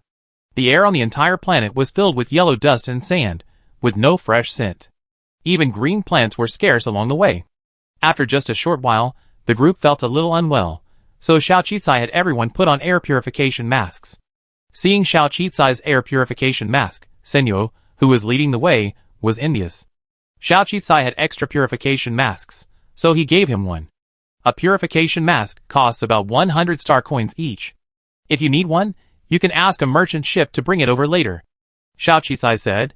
Existing in this environment for a long time is not good for your health. Thanks to Xiao Qicai's generosity, Seno responded enthusiastically. Even though it's only 100 star coins, we have to spend our money on food. There aren't many cargo ships coming in from outside every month, so we have to spend most of our money and space on daily necessities. As for the masks, most of us are already used to this environment, so it's really not a big deal. As he spoke, he couldn't help but cough a few times. Clearly, despite saying they had no effect and were used to it, the dust and dirt in the air were indeed affecting their health. The locals didn't seem to have any air purifiers or sunscreen, so most people's faces were somewhat dark, with an unhealthy black hue. This situation was even worse than expected. I had never imagined that a planet in interstellar society could be so impoverished. Xiao Qicai assumed that she had been reborn on a planet like planet 9008. Her path would probably be even more difficult. Zhang Xinyan, observing the environment, interjected, "Actually, before this planet was discovered, your air wouldn't have been so dusty, right?" Hearing this, Seto's expression darkened. Indeed, back then, we didn't want to live outside and spent most of our time in caves. But the air in caves wasn't as bad as it is now, and it wasn't harmful to our health. But with the rapid development of tree planting, more and more people went out to build houses, and roads were planned, and the environment on our planet completely changed. When they were first discovered and incorporated into the United Government's civilized territory, they were curious about all things high-tech: cars, food, clothing, medicine, countless technological gadgets they had never imagined. They seemed like gifts from another imaginary world. And instead of harming them, those people taught them the language, built them houses, and constructed various transportation systems. Eventually, they even taught them to plant trees to make money. It was a good thing. They had finally escaped disease and hunger, but they could never have imagined the final outcome. The environment had deteriorated, and they couldn't return to their former lives. Nor were they willing to return to the caves and live underground, so their only option was to migrate.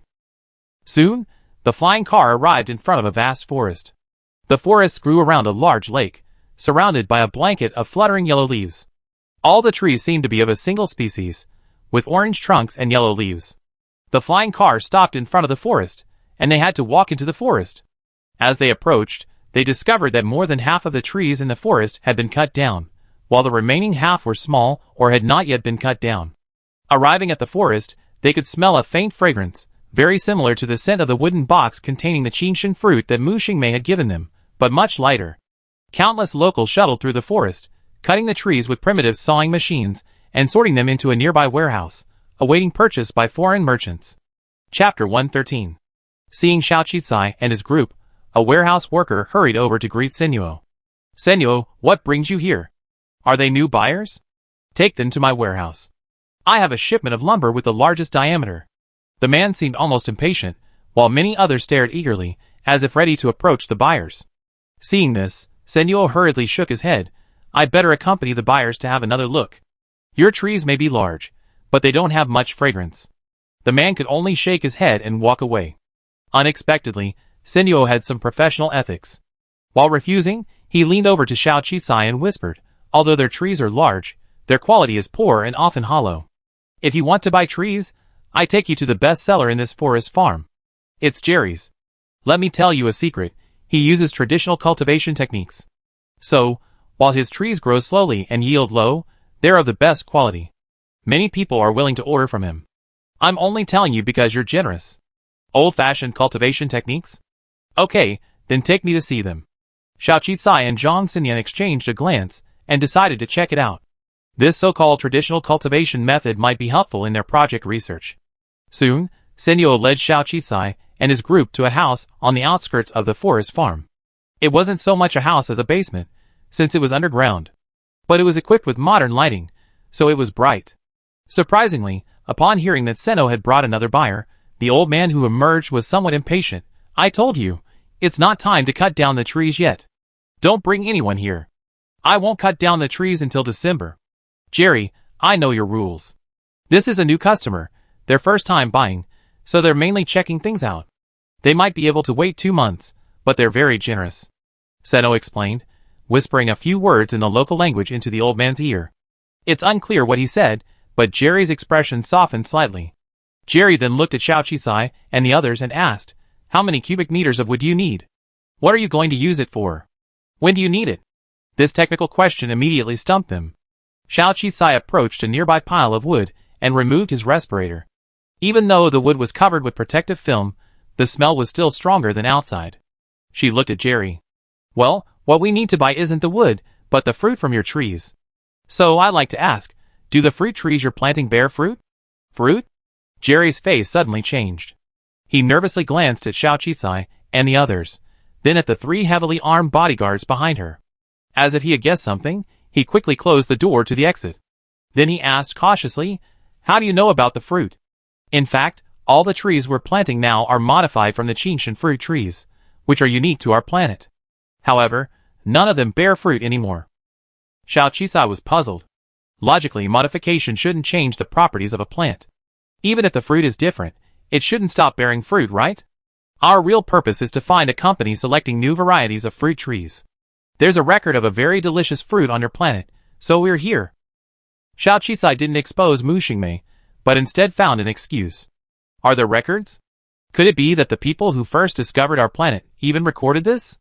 Jerry's expression was a bit fierce, but it quickly subsided. He unfolded a stack of wood protective film, gently stroked the rough orange bark of the tree, and sighed. It's true that we once had fruit, but the yield was incredibly low. Even if those people had tasted it back then, they wouldn't have set their sights on it.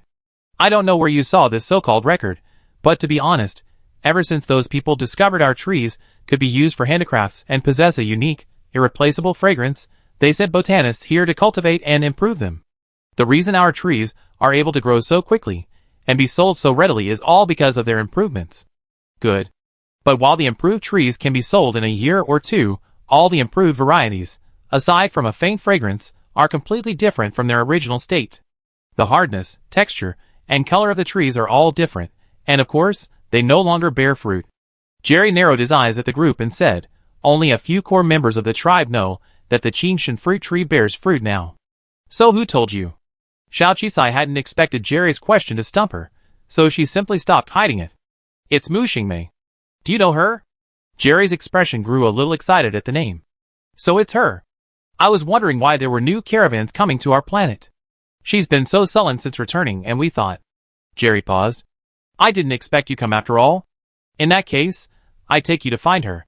The planet's pride and chosen one, having achieved great honor and brought hope to the planet, unexpectedly returned dejected. Everyone was disappointed in her, and they understood even more the difficulty of saving their homeland. The tribe had actually begun considering whether they could apply to select a planet, but they were still locked in by the coalition government, leaving the entire race to its fate. Unexpectedly, Mu Xingmei insisted on not allowing them to apply now, believing that the person she chose would come.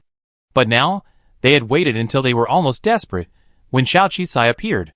Xiao Qisai sighed, as she listened to Jerry's story. She hadn't expected Mu Xingmei to be even more determined than she imagined. If she hadn't come this time, what kind of desperate wait would she have endured? Senyo, on the side, overheard that Xiao Qisai and his companions had come to see Mu Xingmei. He understood why they come to the forest farm, and felt a little embarrassed. He even offered to return the 1,000 star coins they paid for the landing. Those 1,000 star coins are your guide fee. Thank you for bringing us here, so we can see the true state of these forest farms, Xiao Qisai said. Senyo felt even more embarrassed upon hearing this, and offered to accompany Jerry to lead them to their tribe's land. The original tribe's land of the indigenous people was one of the most complex and mysterious on the entire planet. The journey was quite difficult. And here, Xiao Qisai also saw the world's first land-based vehicle. In some ecological environments, air travel is unsuitable for vehicles, requiring only land travel. Therefore, land-based vehicles still exist, especially in impoverished areas like these. Of course, the energy sources and engine structures used are completely different from those in Xiao Qisai's original world. It's said that because they had to cross vast expanses of swirling yellow sand, the windows of flying cars would be blocked by the mud, making it difficult to see the direction. Furthermore, signal quality was poor, making navigation impossible. Therefore, land-based vehicles were more suitable for the ecology of Planet 9008 and also safer. However, there were enough land vehicles, so everyone went, and the security team even helped carry a lot of equipment. This section of the road took about half a day to reach. The environment was even more severe than outside the forest farm. Yellow sand and mud covered the ground, and the air was filled with sandy mist. There was no sign of any plants or animals. It was like a barren planet. Of course, water sources were extremely limited. All along the way, there were no trees, rivers, or lakes. Jerry explained that there were originally very few lakes on Planet 9008, most of which were man-made, and now used for irrigation of forests. Naturally, as a result, most of the planet's inhabitants clustered around the forests. Zhang Xinyan, an expert in this field, immediately understood, based on Jerry's explanation and the environment of Planet 9008, that the construction of these forests was squeezing out the planet's underground water supply, which in turn was causing the ecological environment elsewhere to deteriorate. It's no wonder that despite the lack of mechanized mining and other polluting practices on this planet, the environment was deteriorating. Finally, after traversing an environment even harsher than the desert, they arrived at a place. This place was surrounded by a vast circle of lush, tall trees, far more beautiful than any forest farm they had seen before. Of course, in the center of the trees, there was still a large lake, its water clear and beautiful. Their eyes suddenly lit up. This was probably the best ecological environment they had seen after traveling half the planet. This was originally the largest survival base for us, the 9,008 indigenous people. Originally, the surrounding forest was used for tree cultivation. However, as the environment deteriorated, we finally realized our mistake, and even clashed with outside merchants to protect this area. Fortunately, this lake and forest have been preserved. This is the only sacred land for us, the 9,008 indigenous people. The core tribe leader of our local people, as well as a large number of the indigenous people, have their homes here, Jerry explained. Let's go! Outsiders aren't welcome here, but since you're a friend of the clan leader's granddaughter, Mu Xingmei, and you're here to help our investors, you can enter. It wasn't until then that Xiaoqi realized that Mu Xingmei was actually the clan leader's granddaughter. If this planet had existed in its original ecological state, Mu Xingmei would have been at least a little princess. But now connected to the boundless interstellar world outside, their entire tribe has become insignificant, and the tribal hierarchy has rapidly shifted. And Mu Xingmei, this little princess, is no longer a princess, but she still bravely shoulders the fate of her people, dedicating decades to diligently learning, changing the fate of her homeland, and venturing out into the vast world to seek hope for her planet. Of course, it seemed like Mu Xingmei's upgrade to a citizen card, and the ability to leave had required the entire clan's efforts. They were still nearing the forest, and were about to begin their walk. Traveling through the dense forest, they reached a cluster of houses, which finally gave the planet a modern feel, resembling a rural village. The guards at the village gate, upon seeing Jerry approaching with strangers, immediately ran over and cautiously surrounded them, stating that no outsiders were welcome. Thankfully, after Jerry explained the situation to the guards in their local language, the leading guard finally nodded and left. Jerry explained that while most people currently use the common language of the United Government, within the clan, the locals were still accustomed to using their original language, naturally, as they didn't want the young to completely forget their clan's civilization. He had just been explaining Xiao Qizai's origins to the guards, and had them go and invite the clan leader in Mu Xingmei. Soon after, Mu Xingmei and a group of people arrived. She was so excited to see Xiao Qizai that she ran over quickly. Her eyes even turned red at that moment. You're finally here. Xiao Qizai nodded. Yes, I am. Sorry to have kept you waiting. It's okay, I wasn't. Tears welled in Mu Xingmei's eyes. I knew you'd come. She then hurriedly called over the others behind her. Grandpa, Mom, and Dad. This is the Xiao Qizai I was talking about. It's because of her and her friends that I was able to complete the exam and get a place. It was also she who gave us the investment money, and said she would come to our planet for an inspection. And she really is here. Hearing her words, the others immediately quickened their pace and walked over. Chapter 114. Mu Xingmei introduced the three people in front of her to Xiao Qizai and the others. The oldest was her grandfather, the clan leader, Sang Ward. Next to him were her parents, Meng Qiangyu and Meng Xiao. Sang Ward's cloudy eyes lit up with excitement upon hearing Mu Xingmei's words. He was the first to approach and bowed respectfully toward Xiao Qizai, his aged frame bent. Following the old clan leader's bow, everyone else followed suit, paying the highest respect to Xiao Qizai and his companions. For some reason, watching the scene, Xiao Qizai felt a pang of sadness. She hurriedly helped the old man up and said, "No need for such formalities. I'm here on this planet for a business trip at Mu Xingmei's invitation. If the trip is successful, I will initiate investment in the transformation of your planet." The others, initially confused, grew even more excited upon hearing Xiao Qizai's words. So that's it. It was Mu Xingmei's summoned savior. Senyo hadn't expected to receive such a prominent figure. While Yurongyun was there, he insisted on returning the 1,000-star coins to Xiao Qizai. Xiao Qizai argued, but ultimately offered him a stack of portable purification masks. Senyo initially refused, but Mu Xingmei couldn't bear it anymore, so she finally accepted the gifts and ended the arguing. "If you need me in the future, please let me know," Senyo shouted to Mu Xingmei before leaving. Mu Xingmei nodded. With the tribe leader's permission, Xiao Qizai and his group were soon allowed into the settlement. Yellow leaves drifted across the ground, untouched, forming a vast layer that looked like a golden carpet. Mu Xingmei explained sheepishly that because the leaves decayed and would dissolve into the ground and become nutrients, they had no habit of cleaning. Besides the leaves, there was no other garbage or filthy modern plastic or metal objects. Mu Xingmei's house was the largest, but compared to those in the interstellar society, it was clearly a model from hundreds of years ago. In other words, these modern residential areas were probably built for them by the United Government when they first discovered this planet. Although the style was old, It was very clean and tidy. Because she had nothing to offer Xiao Qi-Sai, Mu Xingmei felt particularly embarrassed. Ultimately, her mother, Meng Xiao, offered Xiao Qi-Sai and his friend some dried fish, supposedly made from some creature caught in the lake. Of course, the best was the one they offered. Xiao Qi-Sai, unable to resist repeatedly, took a piece each and tasted it. To his surprise, the dried fish had no fishy smell at all, but rather a sweet flavor. It was very chewy, and had no residue.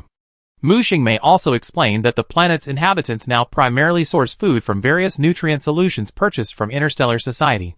These nutrients ensure adequate nutrition, healthy growth, and significantly extended lifespans. Their local food consists primarily of lake creatures and some primitive crops, though the yields of these crops are generally low. In the past, when the environment was harsh, people on their planet often starved to death.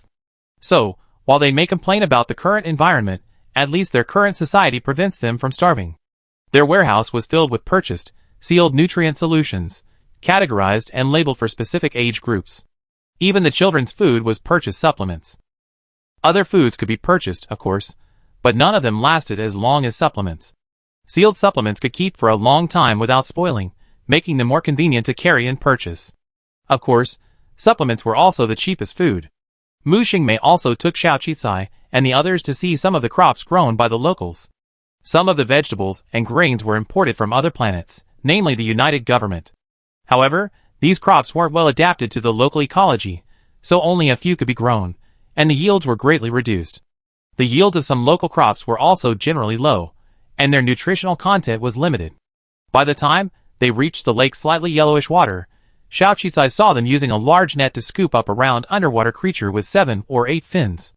The locals call it floating meat. Its body is yellow, but after peeling the skin, the flesh is pure white. This is their primary meat source, and the dried meat Meng Xiao gave them is made from this fish. As for birds, there are almost none on this planet.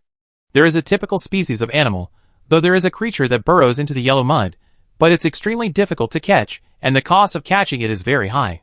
Therefore, they have stopped catching it for food in recent years. After introducing the entire tribe's living environment, Mu Xingmei finally touched on the most crucial point, the Qingshan fruit tree.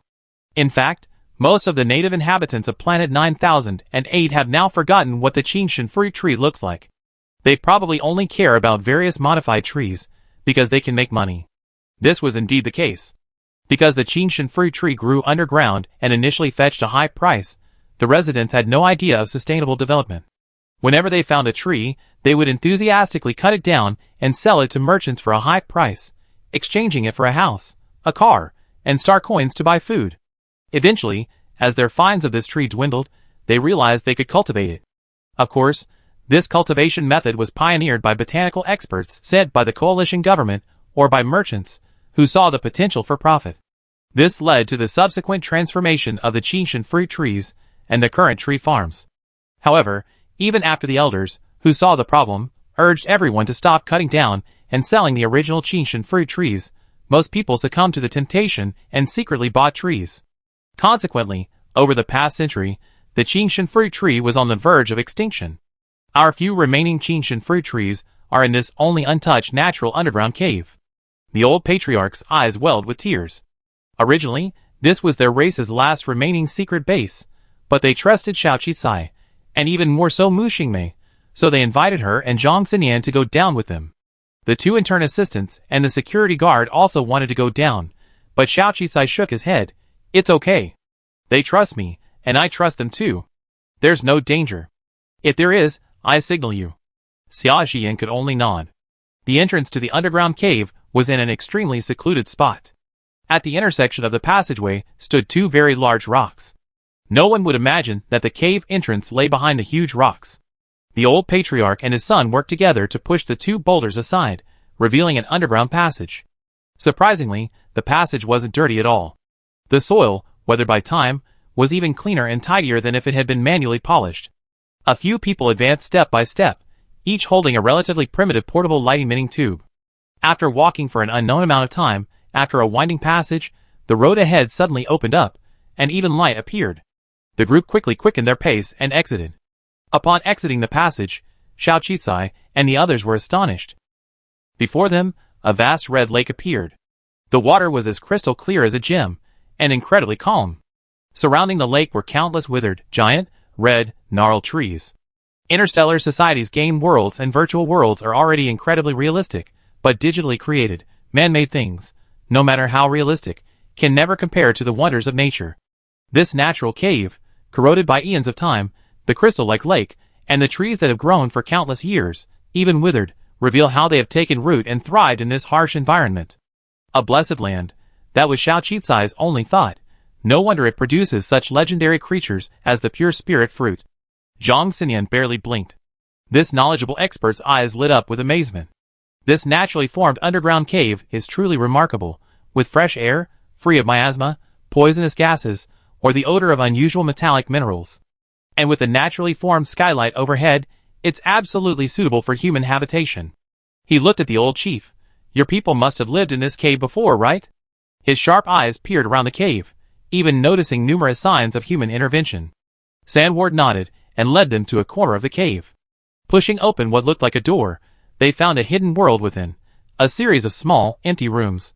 Because the door had left space for air to circulate, the empty rooms weren't suffocating, but rather warm and comfortable.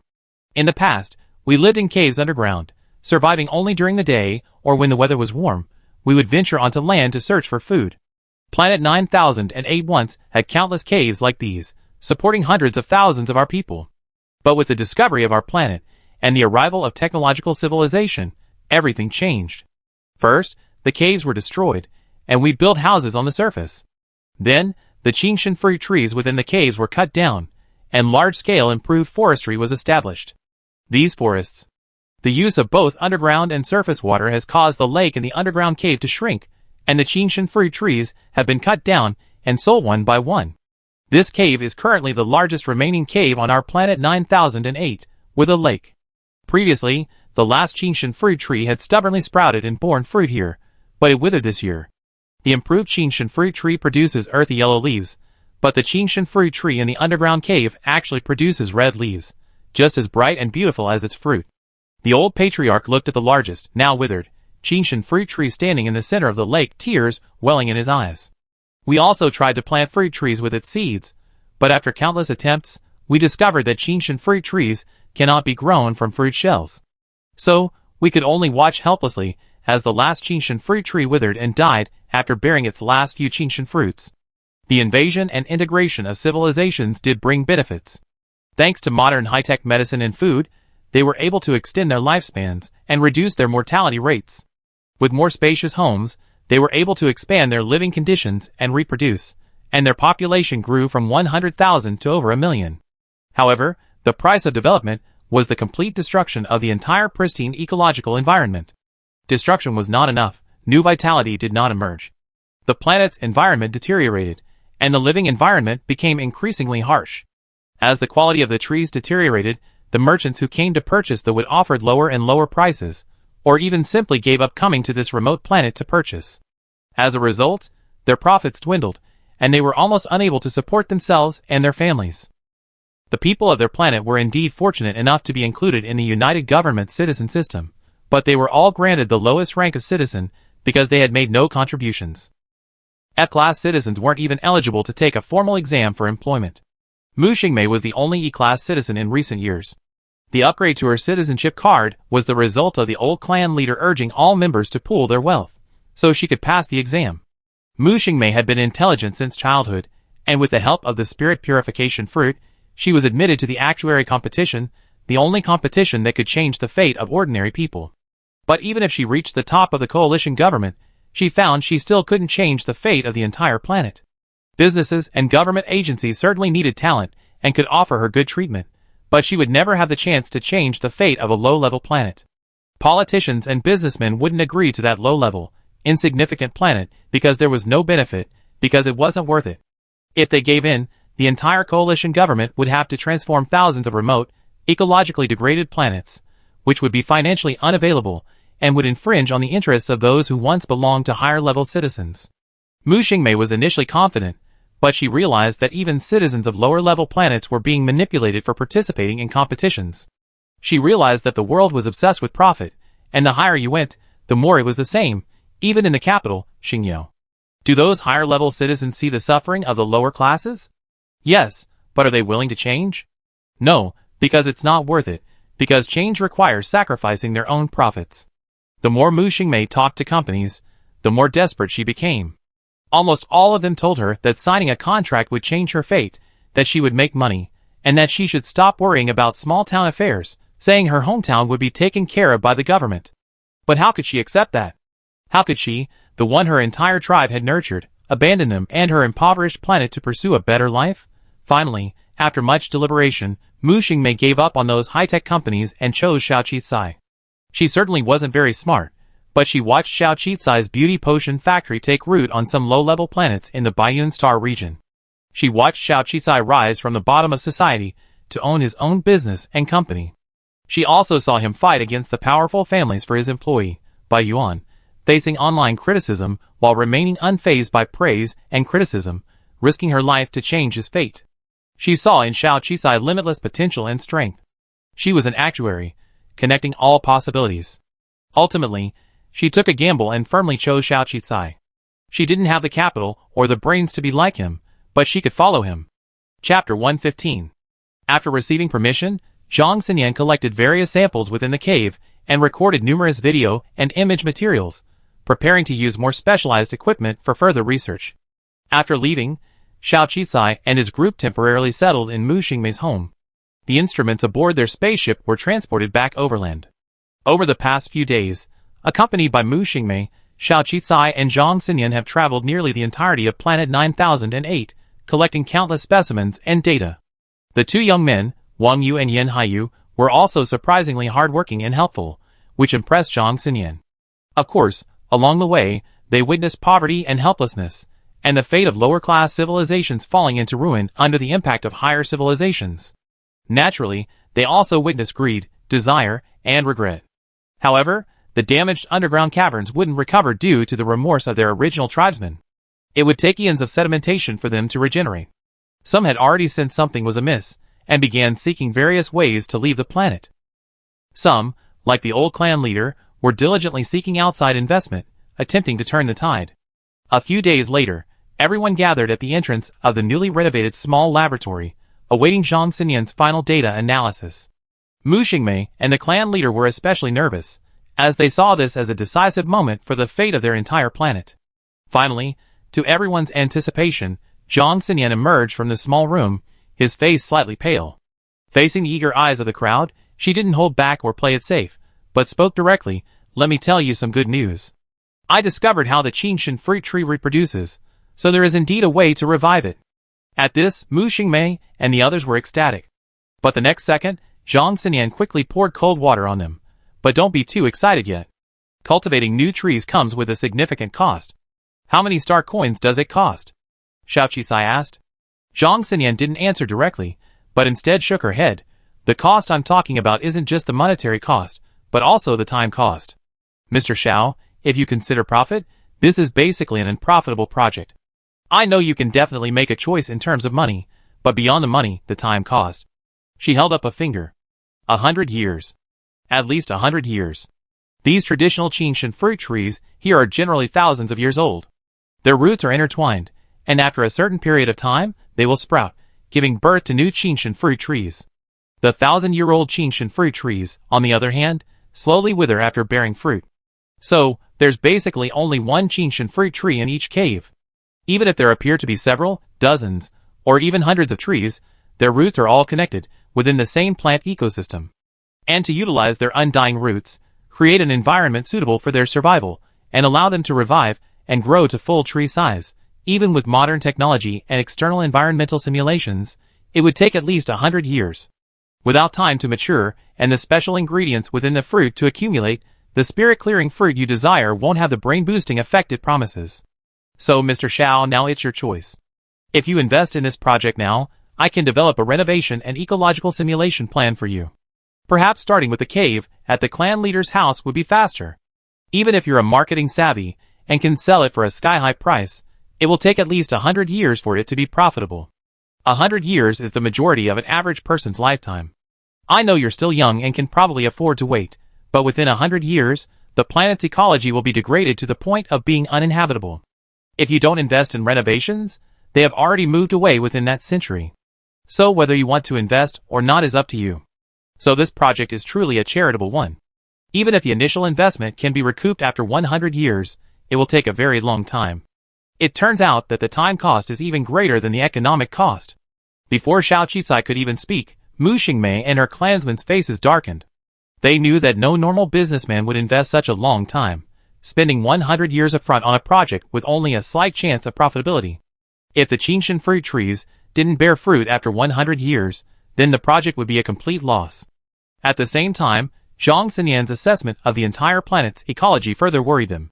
Without external intervention and transformation, they would definitely move away within 100 years. This meant that they would have to leave this increasingly harsh planet in just a few decades. Of course, if they had to move, the sooner the better. Who would be willing to leave their homeland?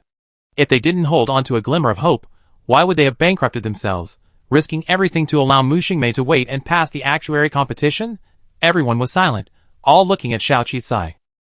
There was hope and anticipation on their faces, but more than that, a sense of uneasiness. Xiao Qicai was also silent, thinking, and didn't answer immediately. Mu Xingmei's lips curled into a wry smile. She looked at Xiao Qicai and offered, Mr. Xiao, if there's really no other way, then I don't blame you. Your presence here is already a huge help to me. Ms. Zhang Xinyan's assessment of the environment is also very important to us. We need to know to leave early and make plans ahead of time. That's enough. Xiao Qicai knew that Mu Xingmei said this at this moment because she didn't want to embarrass him or let other factors interfere with her judgment. She was giving her a way out, finding a perfect excuse. Indeed, whether to invest was her decision. From a business perspective, this was indeed a project not worth investing in. But should a century-old project, a millennium-old foundation, really be abandoned at this very moment? In fact, if she had sufficient capital, she could have invested in this project without hesitation, regardless of cost or profit. But now, the research base, the speeding car, the beauty potion, and the new project all require massive capital investment. Is it worth wasting vast sums of money and choosing a long time to reap the rewards for a near impossible future? No, not at all. But the image of the people on this planet struggling to make a living resurfaced before her mind. The scars of the environment and ecology, etched in her mind over millions of years, seemed to speak of a civilization's depredation. She suddenly remembered a discussion she had with her best friend. What would she do if she were rich? Her best friend's response was, if I were rich, I would definitely ensure that all children have access to education and that all the poor and sick have access to medical treatment. She said that because back then, they had no money for education or medical treatment. So, even though they couldn't see the social ecology or social classes, only the bottom of society, they still spoke like that. Now, the planet is sick, and its people can't survive. Would she gamble? Would she gamble selflessly? Was she rich enough? Did she have the capital to do whatever she wanted? No, she wasn't. No one could afford to squander money in the blink of an eye. At this stage, every decision she made could affect her future plans and development, and could even kill her nascent career. But she was a businesswoman, and more importantly, a human being. She possessed human empathy and human impulses, and emotions could cloud her judgment. So, in the end, Xiao Qi finally nodded and calmly looked at Zhang Xinyan. Engineer Zhang, go and assess it. Give me the detailed plan. The implication was self-evident. Instantly tears welled up in the eyes of all the tribesmen. Of all the ecological transformation plans Zhang Xinyan had drawn up, the most challenging aspect was halting the damage to the existing environment. Though those forestry farms could generate temporary profits for the locals, the profits were low, and they would damage the original ecology. They drained already scarce water resources and underground nutrients, leading to an increasingly depleted surface water and underground nutrient supply, making recovery of the cave ecosystem impossible. But there's a problem. If the remaining business of planting trees and selling timber is wiped out, they might face a lack of income and food. The planet's population is now dozens of times larger than it once was. Not to mention the ecological damage, they can no longer find enough food. Even feeding so many people is a challenge. Even if they're relying on nutritional supplements, it's still a significant problem. Mr. Xiao, leave this matter to me and Grandpa. The remaining people on this planet are essentially our indigenous inhabitants, our people. Even though our race is far less cohesive than it once was, Grandpa still has a say. Besides, for the future of our planet, for preserving it, we will do anything, no matter the cost. Even if it means temporary hardship, we do it to secure a future. Mu Xingmei's eyes were more resolute than Xiao Qicai had imagined. She could probably guess what they would do, and she could also guess they might resort to some harsh measures. But this is all necessary for planetary transformation. Everything has a price. Xiao Qicai sighed softly and said, "Let me give you another idea. Besides the forest farm, your spherical fish could become a special feature of the planet and find a commercial opportunity. It has a unique flavor, and it reproduces much faster than the forest farm. If you're willing to abandon the forest farm and farm this fish, perhaps we can establish a new food chain from now on." However, this aquaculture industry was completely useless to Xiao Qicai. But there was no other way. This planet truly had few resources, no mineral resources, and no tourism resources. Moreover, even if the renovations were complete and the caves regrown to develop tourism in such a remote and inaccessible place, many people would likely be reluctant to visit. If they were to wipe out the forest farm, then after careful consideration, the only thing that might be of some use would be the spherical fish. She had tasted it herself, and it had a unique flavor. If she adopted a small volume, high-price marketing strategy, she might be able to sell it and make a profit. But if those profits were redistributed to the original farmers, the profit she would earn would probably only cover taxes. It was very likely not even enough to pay for ecological renovations and hire breeding experts. Mu Xingmei's eyes suddenly lit up. This was one of the reasons why she had chosen Xiao Qicai. Although Xiao Qicai was much younger than her, his knowledge and experience were far superior to hers. She held her hands to her chest and respectfully performed the most solemn etiquette of her tribe towards Xiao Qicai.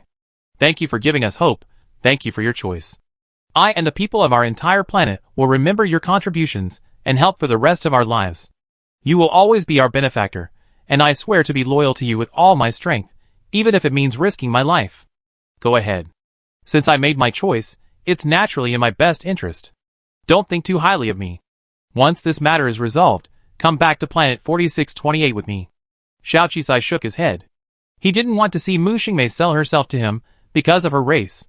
When she recruited people, she hoped they truly wanted to stay with her, not to repay a favor. Otherwise, she would feel like she was stifling someone's dreams and engaging in moral blackmail. Soon, Mu Xingmei took action. The old patriarch Sangward blew the ancient horn, summoning everyone from the entire planet to gather. This was Xiao Qicai's first time witnessing such a large gathering, but surprisingly, they were united. Even after a century of interstellar civilization, they still held the utmost respect for the patriarch who blew the ancient horn, for the melodious sound that seemed to come from ancient times. Xiao Qicai did not join their gathering, but simply watched from afar from a high ground. At that moment, yellow sand flew all over the area, scattering across their dark, rough faces. In that moment, everyone turned toward the patriarch and Mu Xingmei, as if looking at a rising light of hope. They sang ancient songs they had not sung for a long time. The unknown melody echoed throughout every corner of the planet, like a solemn oath from ancient times. It was the culture and faith ingrained in their bones and blood, their love and longing for their land. They knelt on the ground, kissing the land and planet that gave birth to them. At this moment, those distant, advanced technological civilizations seemed to recede behind them. Centuries of cultural integration had ultimately failed to shatter their integrity and pride. They had never forgotten the civilization they inherited from their very bones. In this new round of civilizational advancement, they would choose to continue protecting their planet and land, and to do so, they chose to abandon the forest farm on which they currently depended for survival. Mu Xingmei, clad in a traditional red robe woven from vines and hemp strips, knelt before everyone, promising to do whatever it took to feed them all, promising that their latest choice would bring a final breath of life and hope to this planet. She had returned from the bustling and developed Xingyo. She had not been seduced by profit and desire, staying to enjoy a life that could have been brilliant. Instead, she had returned to this poorest place, yet the one she loved most, refusing to abandon her planet, her people, and her dreams. Even from a distance, Xiao Qicai could still see her dark eyes sparkling, radiating their brightest light. Xiao Qicai suddenly felt that her decision had been right. Chapter 116. Finally, over 99% of the tribesmen on planet 9008 agreed to temporarily suspend their shift to animal husbandry. Of course, their existing timber contracts would continue to be honored, but they would no longer sell the next batch of timber, and the forestry farms would also cooperate with Zhang Xinyan's planned adjustments. The remaining 1% were allowed to maintain their forestry farms, but were prohibited from expanding. They were relegated to a specific forestry area, and the tribe leader made them swear to no longer call themselves members of Planet 9008. They were forbidden from entering anyone else's territory, regardless of life or death. The choice was between making a living from their current forestry farms or pursuing an unseen future. Most chose to pursue the future, while a smaller number followed their inner reality.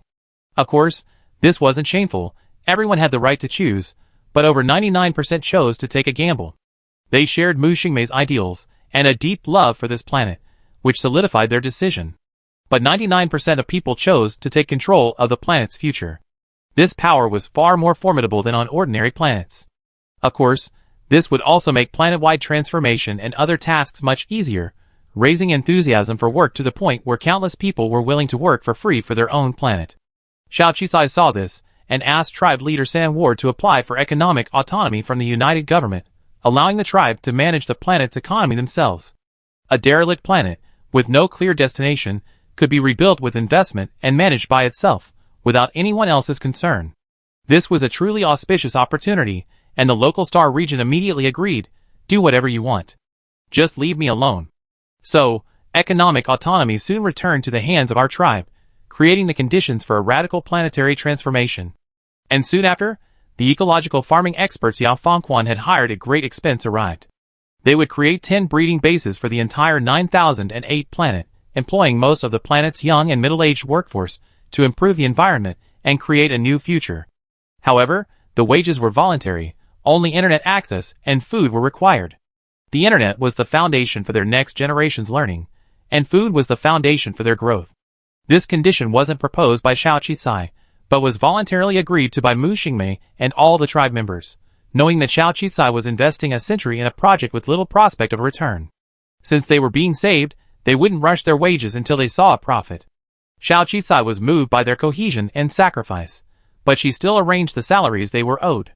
At most, there wasn't a performance-based pay package like the beauty potion project had. Compared to the time and cave renovation costs, those salaries were the minimum investment. She didn't want to work and then feel bad about it. It was her choice, so she was naturally willing to pay the price.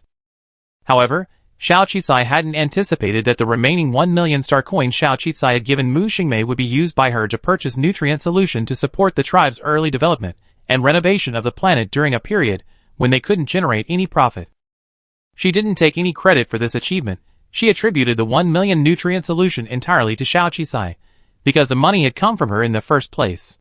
This made Xiao Qisai realize that no matter where she went on the planet, people would always look at her with such reverent respect. In that moment, everything seemed worth it.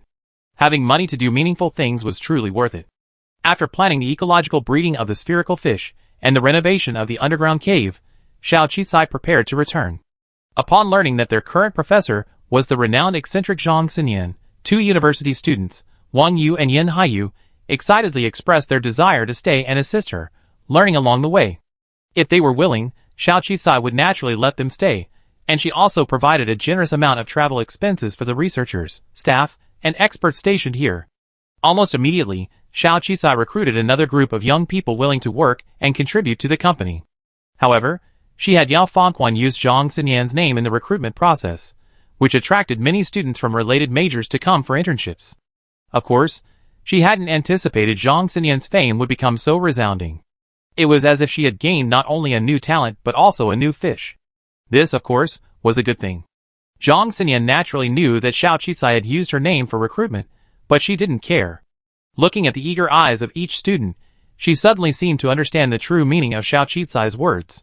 Has her studies, her readings, her classes, all been free?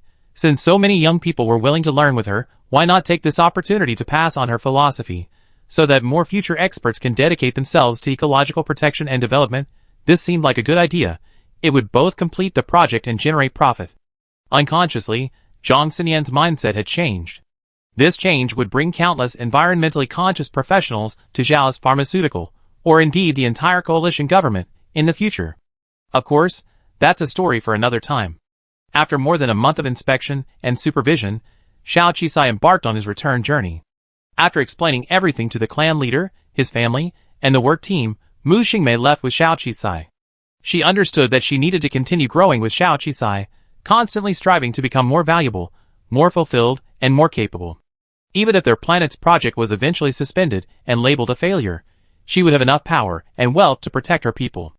Unexpectedly, Xia Jian also voluntarily gave up returning to Xingyao, expressing her desire to return with Xiao Qicai to planet 4628, the starting point of his career. Young people have only dreams before their eyes, no worries, so they have wings to fly wherever they want. Xiao Qicai didn't refuse. During their time together, Xia Jian's ability to handle matters had been steadily improving. This learning ability made up for her lack of experience.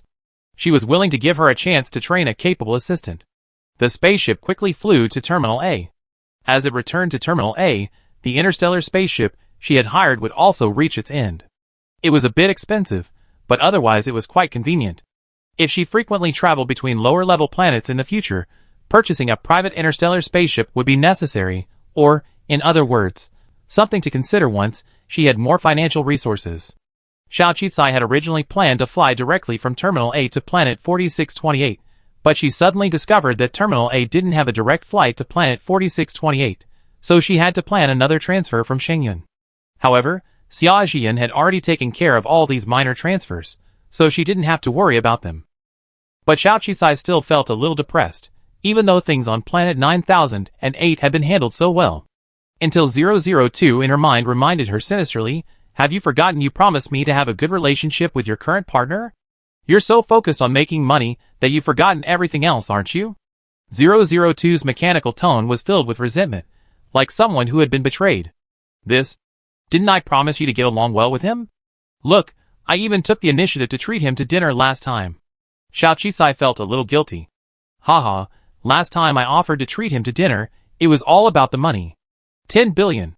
002 clearly looked like he'd seen through Xiao Qicai, but then changed his tone and got down to business. Listen, don't go back yet. I got some crucial information on Wanyu. You know, it's hard to get information on him, because he doesn't like to carry a terminal or be under surveillance. So don't let me down. This is such a hard-earned information. A once-in-a-lifetime opportunity to snag a frail, handsome man and hundreds of billions in assets. Aren't you tempted? Xiao Qicai, She was quite tempted, mainly because hundreds of billions in assets were so tempting. So how could she become the heir to Wanyu's estate? Luckily 002 didn't catch on to her idea, or else he'd probably be pissed. What kind of opportunity is this? Is my investor? No, my romantic partner in danger? 002 didn't even want to argue with Xiao Qicai about her slip of the tongue, because he couldn't win. You know, these frail beauties who have everything they need are generally in need of love. His mother died before he was born, supposedly trying to protect the fetus, which is why she gradually weakened and died. He was a posthumous child. I believe his personality and current health are related to his upbringing. Analysis suggests there's a 90% chance he blames himself for his mother's death. It's almost her death anniversary, and every year at this time, he chooses to vacation on the planet where he was born. That planet is called the Garden, a very famous tourist destination. I want you to find a way to go with him, and develop a relationship with him during this special time. Xiao Qicai, but he misses his mother, not him. My deceased lover, I don't look like his mother, so how can I have the nerve to go over and try to improve my relationship with him when he's missing his mother? You're just being sophistry. This was clearly his weakest and saddest day. If you can get into his heart, this is your only chance. I don't care about what you promised me before. I helped you so much, even working around a system bug to help you interview so many people. I did so many background checks for you. Are you just trying to trick me and use me? Xiao Qicai, Besides, I heard his brothers will be there too. It's said that it's about the family inheritance. You know, wealthy families are full of disputes. They all have inheritance rights, so there's always competition. I always had a feeling he'd be in danger. You can't let your investors die and their investments go to waste. When did the system actually have a premonition? Big data analysis, or perhaps just one too many melodramatic scripts, but if Wanyu dies, who's going to get the remaining 90 billion? Okay, then we go to the garden instead. See how cooperative I am. 002, I know you're worried about losing your money. Finally, Xia Jian helped change the tickets, and Mu Xingmei and the others returned to planet 4628. Xiao Qicai went to the garden for a layover to attend to some personal matters. As for what the matter was, fortunately, Xiao Qicai was the boss, so no one questioned her. Of course, the garden is also a popular tourist planet. Xiao Qicai had been on this business trip from the capital Xingyou for over 2 months, with little rest. After all the ups and downs she'd been through, it was natural that no one would object if she chose to go on a trip. In 002's special. Thanks to some careful planning, Xiao Qizai chancely ran into Wan Yu, who had booked an entire luxury hotel. This time, behind Wan Yu, besides his ultra-intelligent bionic robot butler, was a long line of bodyguards. Seeing Xiao Qizai, he seemed a little surprised. Aren't you busy terraforming the planet? How did you find the time to come here? Xiao Qizai spread his hands. As a boss, can't I just relax and unwind? I heard the garden is beautiful. Coming from a low-level planet like me, I never seen it before. Isn't it okay to come and see the world? So that's why you took 4 shuttles from planet 9008 to get here? Xiao Qizai, It's best to give others some face. But she couldn't say she was afraid you'd die, so she came to check on you. Thankfully, before Xiao Qizai could come up with a plausible excuse, Wan Yu spoke first. Never mind, you're just in time. Come on over. I have something I'd like to make a deal with. Wan Yu's tone was calm. But beneath that calm expression, Xiao Qizai saw a turbulent situation. She subconsciously told her to run, or else she'd be embroiled in a storm. But Wan Yu didn't give her a choice. He held up a finger. 100 billion. Xiao Qizai, question mark. What? An opportunity to make 100 billion, would you like to take a look? Evil capitalist. Xiao Qizai took a deep breath. I'm not the kind of person who does it for the money, but I trust your vision. What business could I possibly make 100 billion? Come in and you find out. Wan Yu's lips curled up in a smile. And so, in the secure business conference room atop the Garden Sky Hotel, Xiao Qizai became the only distinguished guest invited up. 002 looked left and right, feeling something was amiss. The two of them were clearly getting close, but no sparks of romance seemed to fly. Its carefully chosen male protagonist. Ah, if you're not into love, why are you discussing business with my master? Chapter 117. Someone once taught Xiao Qizai that when doing business with someone you can't fathom, don't reveal your cards first, but wait and see. Sometimes, showing your cards and waiting for them to act is a good strategy. Even the system couldn't detect his weakness. From the very beginning, Xiao Qizai had never underestimated this investor. Wan Yu was definitely not a fool with too much money to spend. This invitation further proved that point. Trying to get the skin of a tiger was a matter of courage, but also a game of chess. It was the only move she could make right now, as she was truly short of cash. So, she took the initiative and said, Mr. Wan, so, what kind of business is this? It was a business that was said to have a profit of hundreds of billions. A business that even Wan Yu, the son of the richest man, was looking for partners. This time, Wan Yu didn't even bring the super bionic intelligent robot behind him, and there was no electronic surveillance in the business conference room. He was frail, sitting upright in a mechanical wheelchair, his face as pale as paper, making it difficult to see clearly. After Xiao Qizai's question, he finally spoke, helping me become the heir to the richest man. Is that a big enough business? Wan Yu's tone was calm and composed. Xiao Qizai, however, was startled. She had imagined some major project, but she had never imagined it would be something this big. Wan Yu was so ambitious. And he'd choose her. Xiao Qizai remained silent, his mind constantly analyzing the pros and cons. Wan Yu continued, don't rush to refuse. I researched you. You have a strong drive to make money, but you're thinking of doing it on your own, not returning to the Xiao family or choosing a man. I don't know where your ultimate goal lies, but at this stage, working with me will maximize your benefits. The 100 billion investment is just an appetizer. With that money, you can accomplish many of the things you want to do, right? The selection of the Wan family's successor has reached its second stage. I need an excellent agent to help me secure the position of heir to the wealthiest family. I will give you 100 billion after taxes. Believe me, this matter will be over in just over a year. You can't even buy the Interstellar lottery now, but that money won't come as fast as it does, so I need you to make a decision. Some people can't wait, but I don't want to lose. Unlike his usual appearance of being free of worldly desires, Wan Yu revealed his ambitions to Xiao Qizai for the first time, as well as the reasons for choosing her. He wanted a superior agent, one who could help him ascend to the top of the rich list. He glimpsed Xiao Qizai's information from the entrepreneurship competition or the beauty potion incident, and ultimately approached her. Xiao Qizai wanted money, and he had nothing but the most. Why? Do you want the top spot? Fighting for that position carries risks. You came to me to win, to survive. You already have more money than you can spend, so why do you still want that position? Xiao Qizai truly couldn't see through Wan Yu. In truth, Wan Yu did have more money than he could spend, and he didn't seem to care about worldly wealth or fame, but he never expected him to even consider vying for that position. I heard that the one family patriarch's generation has many children, and it's incredibly difficult for them to stand out. Wan Yu shook his head. I didn't expect you to ask this question. For example, if you were to focus on expanding your beauty potion business, you could earn more money than you could spend, but you still have to keep moving forward, right? No one's desires or wishes in this world can be fully satisfied. If you want to do something, there must be a compelling reason. I believe you understand me better than anyone. Indeed, everything requires a reason, but making money is the only thing that doesn't. Xiaoqi stopped pursuing the matter, assuming she had underestimated this man's ambition, that the system was oblivious to his pursuits. But the risk of death, if I get involved, is far greater than the risk of making money. I'm just an ordinary businessman. Getting involved in your one family's affairs is too dangerous. The richest man has more than just a large balance in his terminal. He also has numerous connections and powerful influence.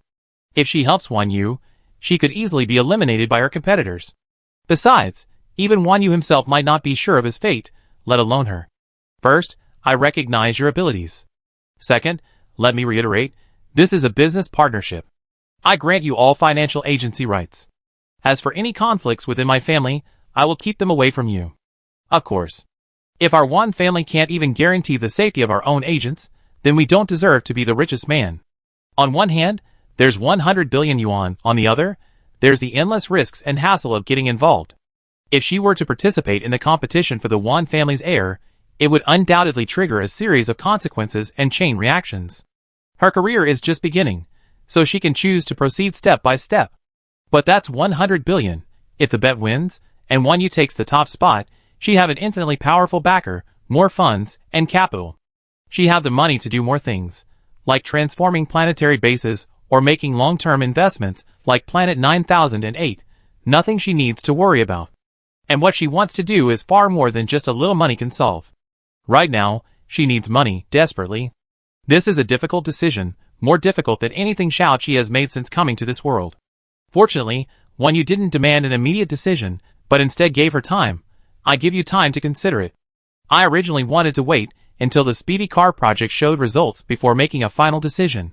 However, from the reforms on Planet 9008, I suddenly discovered a strength in you that no other agent possesses, courage and a willingness to risk $100 for a $1 profit. Only someone like you can help me secure the position of heir. I granted your terminal ID access to this hotel. Consider it carefully. One more thing, I don't care what your purpose is here, but remember this, profit is always the best bond of union. Without surveillance or robots present, it was clear that Xiaoqi was given ample respect and leeway to choose. Promise him that if he becomes the heir to the richest man, he'd be the future richest man. If you develop feelings for him, you become his wife. That's unlimited wealth, not just 100 billion. 002 had already begun to learn how to tempt Xiaoqi with benefits. But Xiaoqi didn't respond. Wan Yu, more than the heir to the richest man, had no shortage of money, so there must be some deep, abyssal secret behind him. As expected, there's no such thing as a free lunch. While he was examining the value of others, others were also examining his own. What he had done on Planet 9008 had indeed been concealed. So, whose desk would his information end up on? A tall tree attracts the wind. She had moved too fast, stirring up a storm. This incident had also served as a warning to Xiaoqi. He might have to be more low-key in the future. The choice Wan Yu offered her was a risk, but also an opportunity and a challenge. If he chose a side now, wouldn't it be an investment? The garden was indeed as beautiful as its name suggests, and it was also a rare natural ecological tourist attraction. The mountains, waters, peaks, valleys, and naturally formed ecological wonders, along with a variety of rare animals and plants, were all worth seeing. Since Wan Yu had given him time, Xiaoqi simply took the opportunity to visit. Although the price of the attraction was dreadfully high, it was truly worth it. The service and scenery were first-rate, and the crowds weren't too great. After all, for such a high price, visitors were likely wealthy. Besides, ordinary people probably couldn't afford an interstellar ship ticket, let alone the food, clothing, housing, and attractions. The contrast was stark. The poor were working hard to protect their destroyed homes, while the rich were turning a pristine and valuable planet into a tourist attraction. The natural environment was truly beneficial for relieving fatigue, something no virtual attraction, no matter how realistic, could achieve. If these attractions were cheaper and more convenient, more people would probably come. Also, perhaps to avoid disturbing tourists, The guides here are all given by intelligent robots. While they lack the clamor of the tour guides of previous lives, they lack a certain enthusiasm. Many people simply don't care to learn about the history and organization of the attractions. They simply snap photos and videos and leave in a hurry. Those who enjoy the experience simply wander through them, unwilling to learn about the planet's history or rare species. The natural attractions are plentiful, but the activities are very few, with virtually no performances or folk culture. In other words, interstellar tourism actually has potential for development. I'm tempted, but I don't have the money to invest right now, but it's worth keeping in mind. A protective net suddenly appeared at the front of a flower field stretching for several kilometers. A smart voice reminder, private territory ahead. Visitors, please do not trespass, or you will be attacked by protective weapons. Looking at the tourist map, a large area ahead was indeed marked as private territory. Purchasing such a large tourist area on a public tourism planet certainly requires considerable financial resources and even connections. Just as Xiao Qisai was about to return, she was suddenly captivated by the name marked on the tourist map. Paradise. Her heart began to pound. This familiar name, a name from her distant homeland's culture. It must be an accident. Just a coincidence. But as she gazed at the vast expanse of scenic spots that seemed to hover in the sky, a certain thought grew stronger. She wanted to go in and take a look. Xiao Qisai paused and searched for the ownership of the area, but it showed that it was confidential due to privacy concerns. Online reports indicated that the area had long been purchased and had undergone extensive renovations over the years, which was time-consuming and expensive. It was unknown which wealthy individual had purchased the resort, and reportedly no one had been invited to stay. However, there was also speculation that this was the property of the wealthy Wanxing. Legend has it that Wanxing had once planned to purchase the entire garden, but political factors ultimately prevented him from doing so. Recalling what 002 had said about Wan Yu's mother dying in the garden, Xiao Qisai had a guess. So, she called Wan Yu and asked directly, "I'm in the western part of the garden, at the scenic spot Paradise. Is that your Wan family's private domain?" "No." Wan Yu shook his head. Just as Xiao Qisai was about to express her disappointment, Wan Yu continued, "To be precise, Paradise is my private territory, not the Wan family's private domain. I'm right there, so would you like to come over?"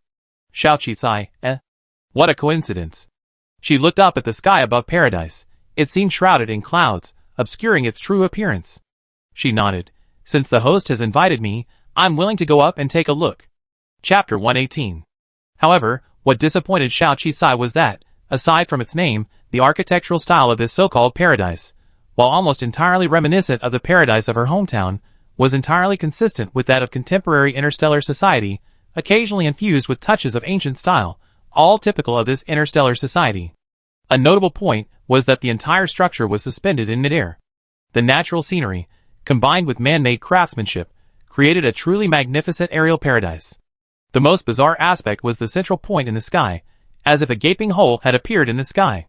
The surrounding sunlight was warm, shielded by the planet's ozone layer, but that vast expanse of sunlight seemed to stream directly in from the universe, unobstructed. Add to this the artificial clouds lingering around this empty space, creating a truly bizarre astronomical phenomenon. The entire center seemed to cascade down, like a dazzling waterfall of sunlight. Wan Yu was sitting not far from this attraction, gazing at the waterfall with a deep expression, his thoughts unseen. Xiao Qisai walked over and asked, "So, did you buy this attraction and renovate it? Or was it originally like this?" This space lights attraction was very famous at the time. The surrounding mountains and water are all natural. The buildings and traces of man-made objects were mostly designed and renovated by me. Wan Yu didn't hide anything and spoke directly. Xiao Qisai's heartbeat quickened, and he looked directly at Wan Yu. "Then why is it called heaven?" "It's a strange name. Because this attraction was built in memory of my mother. She died here, and in her suicide note, she said she didn't want to stay in this world, she wanted to go to heaven." At that moment, countless questions surged within Xiao Qisai. Wan Yu continued, "I don't know what heaven is. She committed suicide by jumping from the center of this space light. Perhaps she thought this place resembled heaven." The here he was referring to was the vast, sunlit waterfall of space light. 002 had only discovered that Wan Yu was a posthumous child, and that his mother died of weakness after pregnancy, but they hadn't expected it to be suicide, and it happened right here. What kind of mindset did Wan Yu have in mind when he bought this land and transformed it into the paradise his mother had mentioned in her suicide note? And was it possible that Wan Yu's mother and Xiao Qisai came from the same place? Otherwise, why would she have mentioned heaven in her suicide note? Could it be that his arrival here wasn't accidental? Could there be a clue to his return? My condolences. Xiao Qisai controlled his inner excitement and calmed down. Then, calmly, he asked, the name heaven feels very familiar to me. If possible, Mr. Wan, would you be willing to introduce your mother? I believe your mother must have loved you deeply, otherwise she wouldn't have given birth to you. Love me? Wan Yu suddenly laughed. Miss Xiao, you don't think I mentioned my mother's suicide to play up your misery and gain sympathy, do you?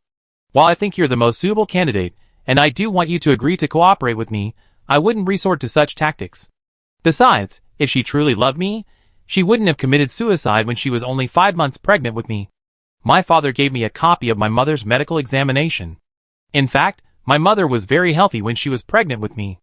All her indicators were normal, and my father was almost completely obedient to her. So, she didn't die from weakness due to pregnancy, as the rumors say. It's even possible that they hated me and didn't want me to be born, which is why they chose to leave at that time. Xiao Qisai. She hadn't expected that the information 002 had collected for her, even the one piece about Wan Yu's life story, would be fake news. I'm being abrupt. I didn't think that. Xiao Qisai shook his head. Parental love isn't important to people like us, but I'm certainly interested in your mother. I'm very familiar with the word heaven, as if I've seen it somewhere before. That's why I took the liberty of asking. If you're willing, perhaps you could tell me about your mother. I don't know much about her. After all, she died before I was born. Her death. It was a huge blow to my father, so my mother's name gradually became a taboo within the family, and no one dared to mention it again. But, if you cooperate with me, I'm willing to break my father's taboo for the sake of this partnership and research information about my mother. Xiao Qisai, She sometimes wondered if Wan Yu knew everything, so even this became a bargaining chip to attract her. She observed Wan Yu carefully, but there was no sign of abnormality on his calm face, as if he had just come up with this statement on a whim. Had I come to this attraction and seen this name? Was it really an accident, and was it really such a coincidence that Wan Yu was right here, waiting for me? It was too dangerous. I didn't know what kind of trap lay ahead. I knew nothing about him, but he seemed to have seen through me. If even the secret of my time travel and rebirth was discovered by him, that would be truly terrifying. With this thought, Xiao Qisai controlled her inner suspicion and curiosity. With more and more information, the truth would eventually emerge.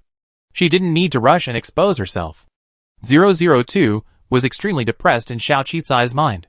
There's no surveillance in this area, mainly because the area near that space light is affected by abnormal electromagnetic waves, making even special surveillance methods here ineffective.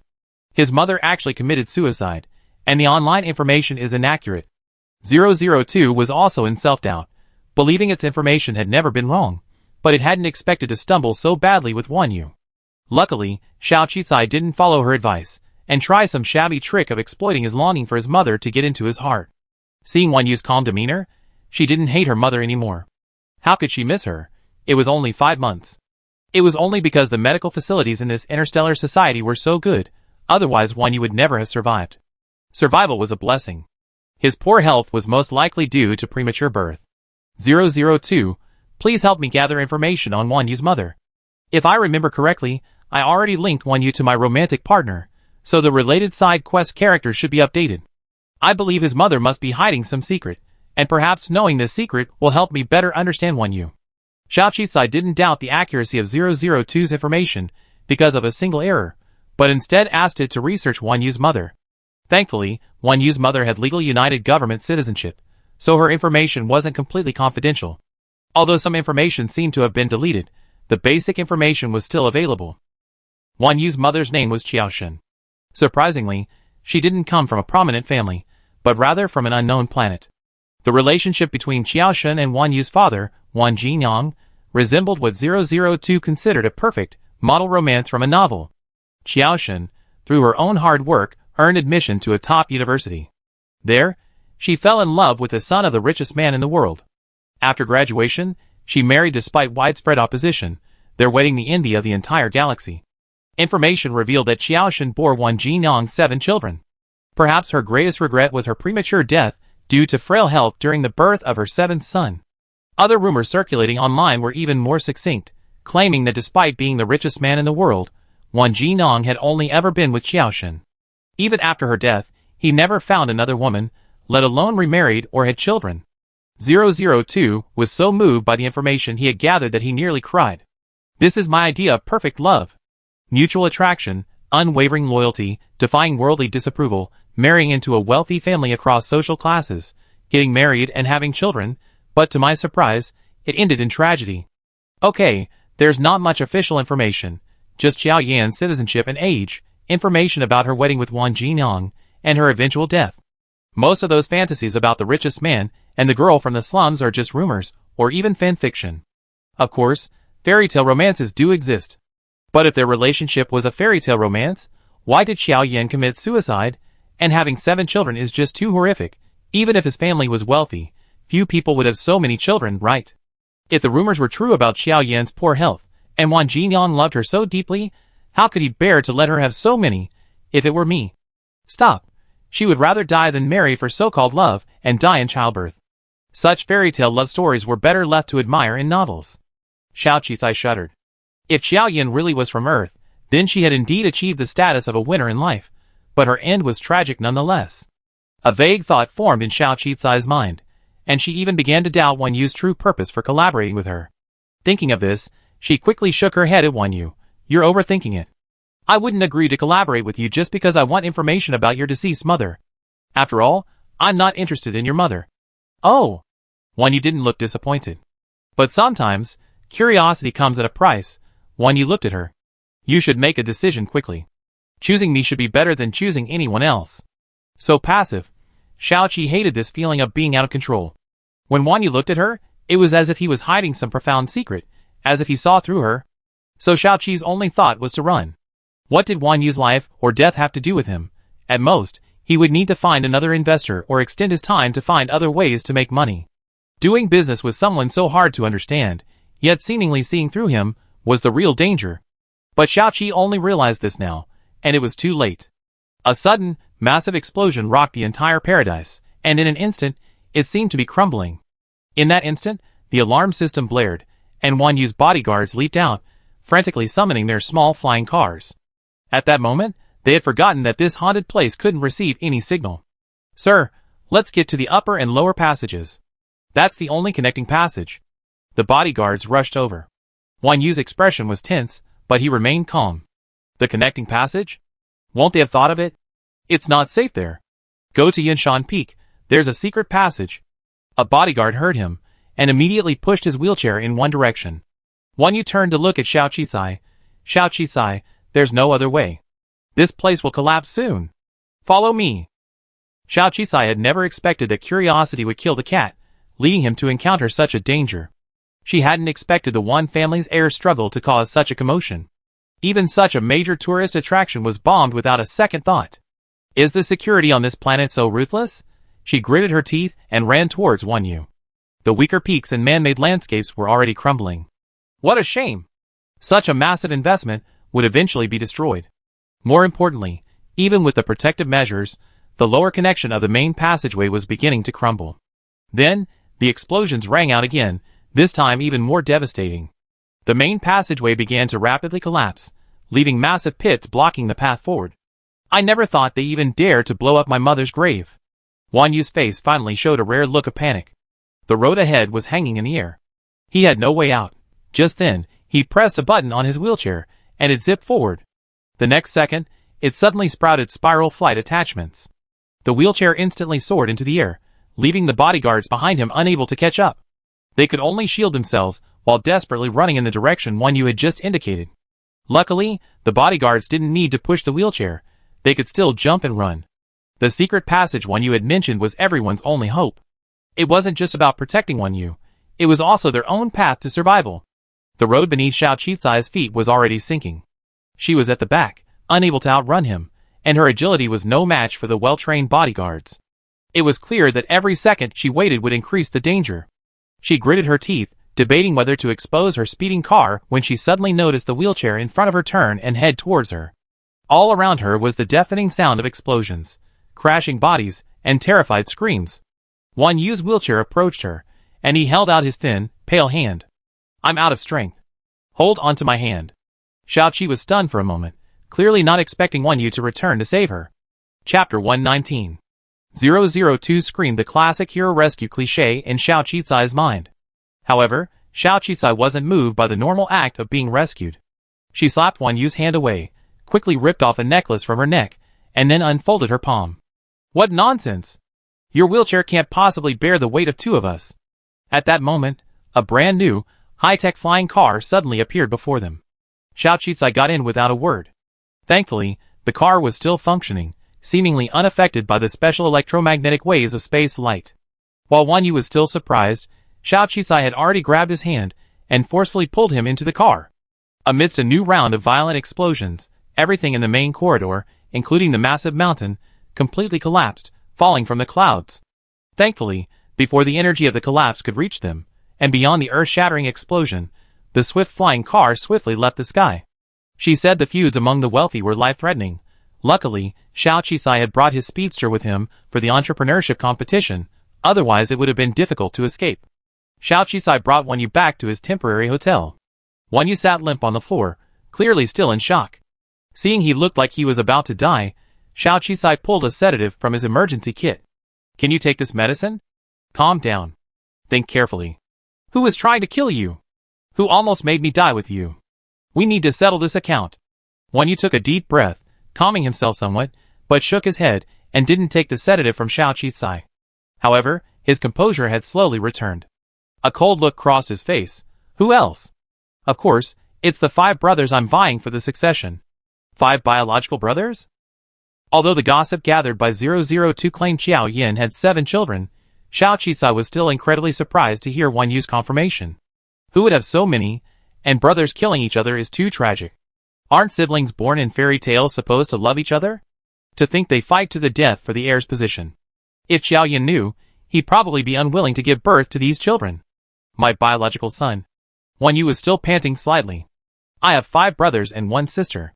Since my sister is married, I only have shares, not inheritance rights. It's going to be difficult for me to get the inheritance from my 5 brothers, so I need help. And I didn't make the wrong choice. You saved my life. Hee, maybe even if I hadn't saved you, you could still have escaped. Xiao Qizai said meaningfully. Wan Yu was silent. Xiao Qizai decided not to dwell on this accident and instead asked, what are you going to do? Is the competition for the Wan family's heir so fierce? Does your father allow it? Oh, I forgot. Last time, I encountered a wealthy family's feud over a spaceship. Blowing up a tourist attraction isn't too much of a stretch.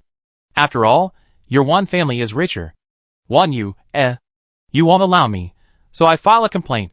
Wan Yu, his face sullen, opened his terminal and sent a message to someone. Almost immediately, the extremely rare explosion in the garden exploded on the virtual internet. And the mysterious private paradise attraction, whose owner had been nowhere to be found, was now revealed to belong to the Wan family. The headlines were sensational. The battle for the heir to the richest man in the world reaches a fever pitch, with brutal tactics even more brutal than those used by ordinary families. The sons of the richest man are killing each other.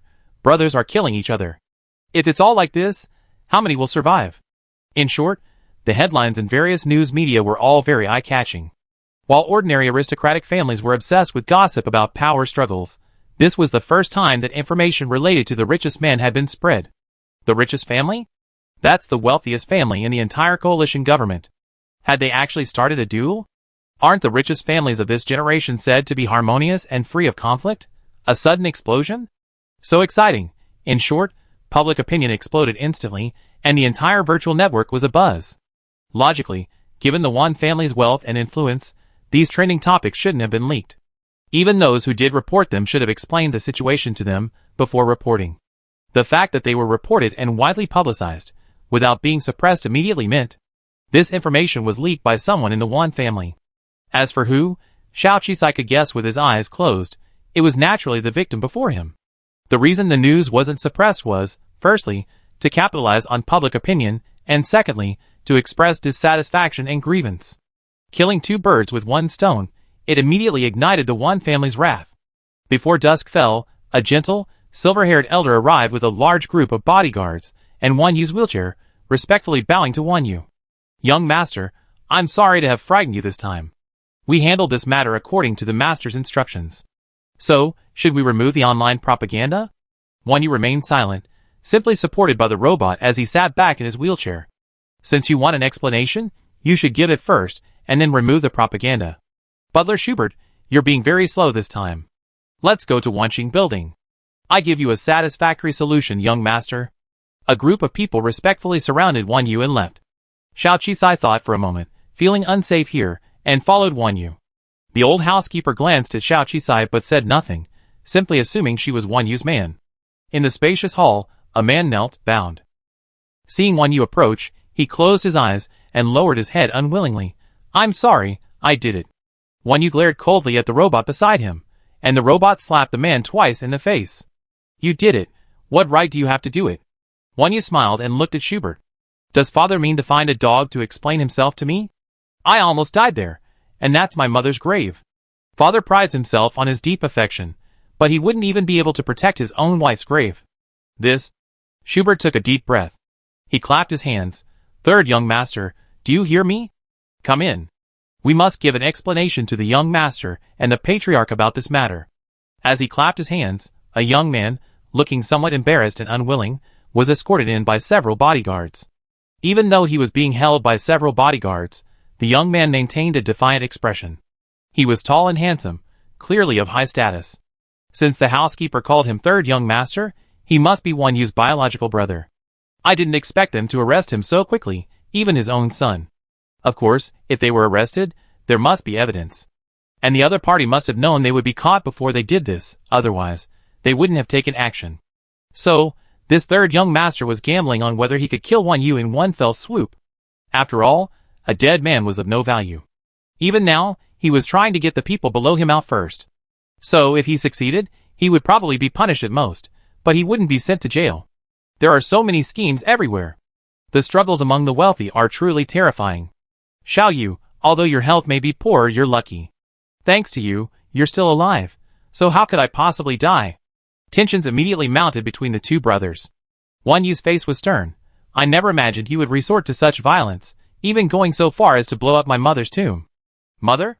What kind of mother is she? Did she ever care for us? Does she love us?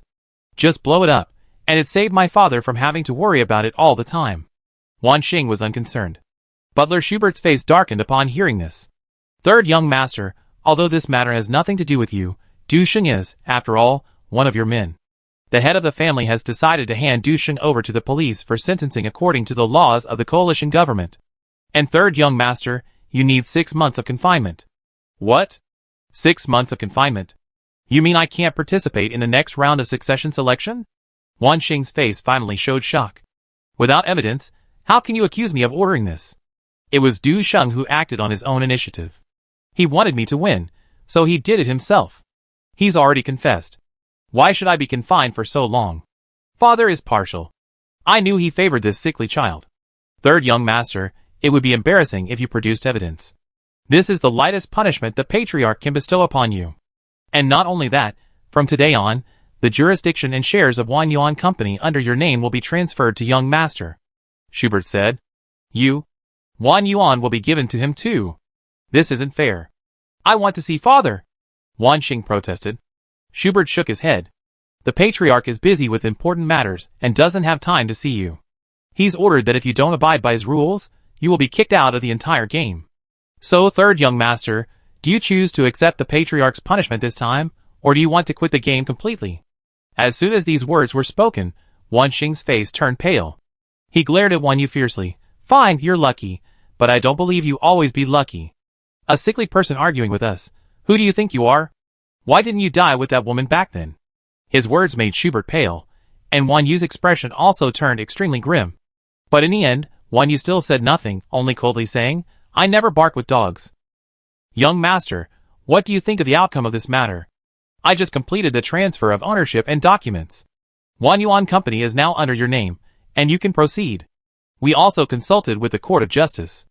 Du Sheng will be sentenced to death for your murder, as well as multiple charges of environmental damage, public nuisance, and endangering public safety. Okay, I understand. I'm going to rest. You may leave. Wan Yu knew this was the best outcome, so he didn't object. He was already satisfied that the matter could be handled quickly, and in a short period of time.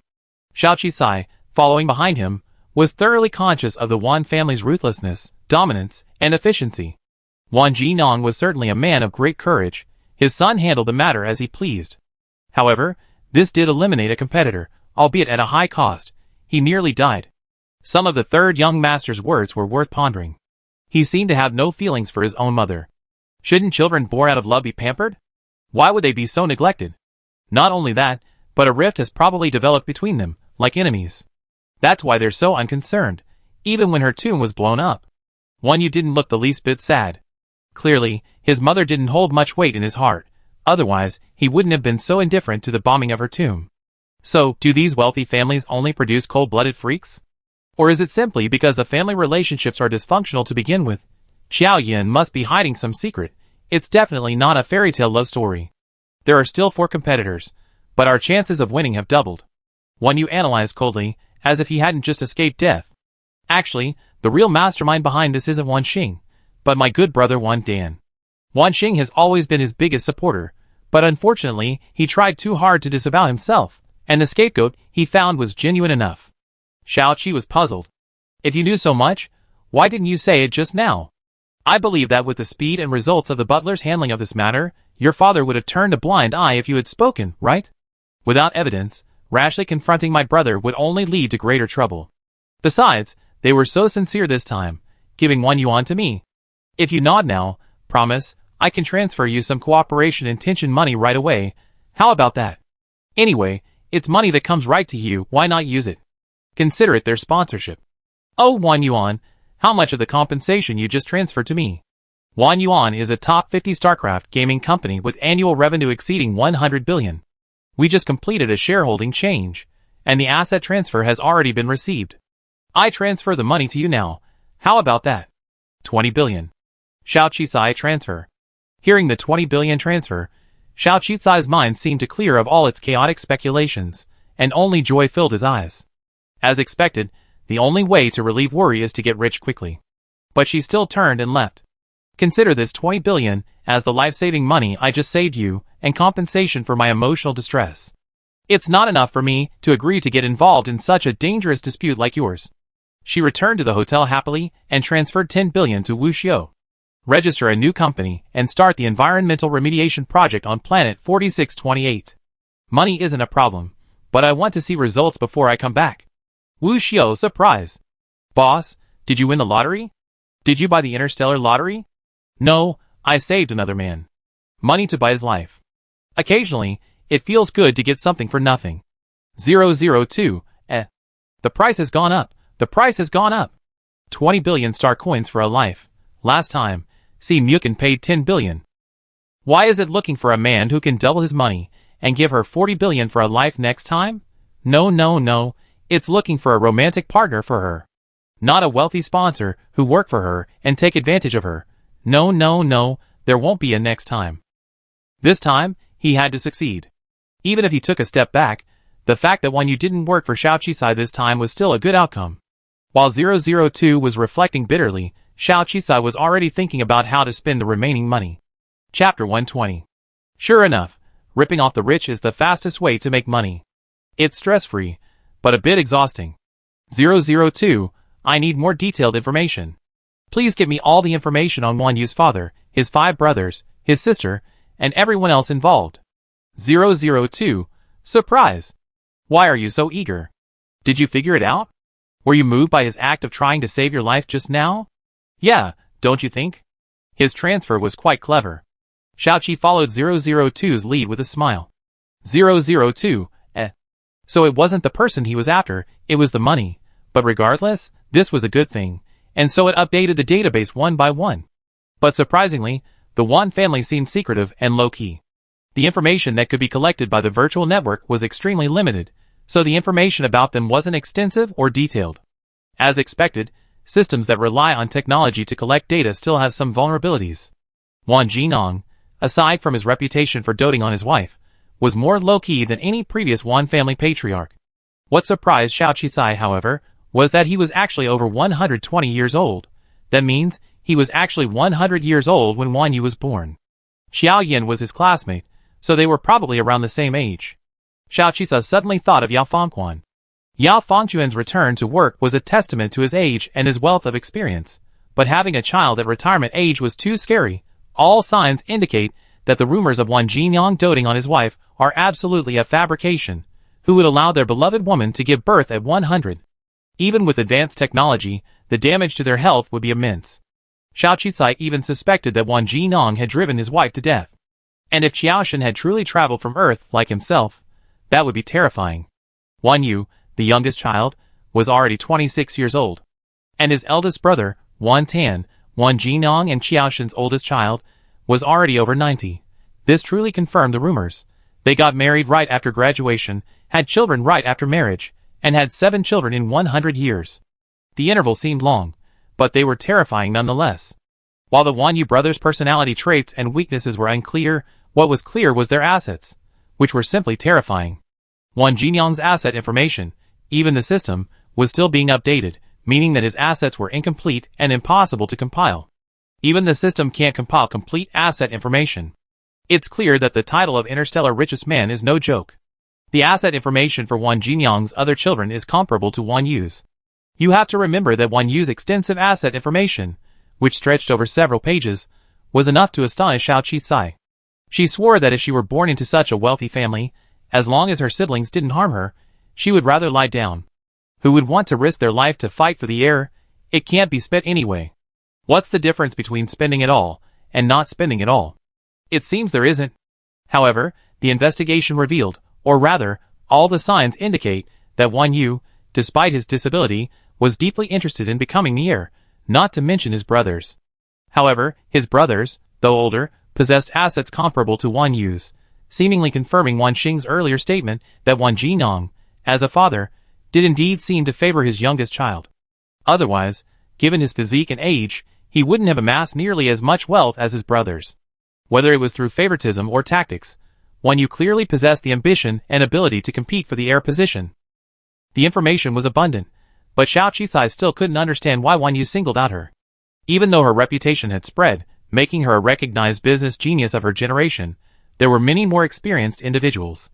This was Xiao Qicai's biggest concern, and the one currently weighing heavily on his mind. But Wan Yu was right. She was already involved, already on her side. Even if she withdrew now and severed ties with Wan Yu, he would still be her investor, and their interests would remain intertwined. So rather than sit back and wait for death, the better approach was to see what Wan Yu was truly up to.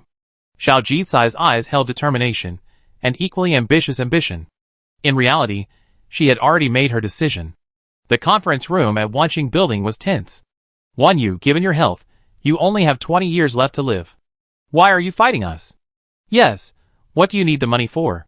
You can't take it with you when you die. With your dividends from your shares and the assets your father gave you, even if you start squandering now, you never be able to spend it all.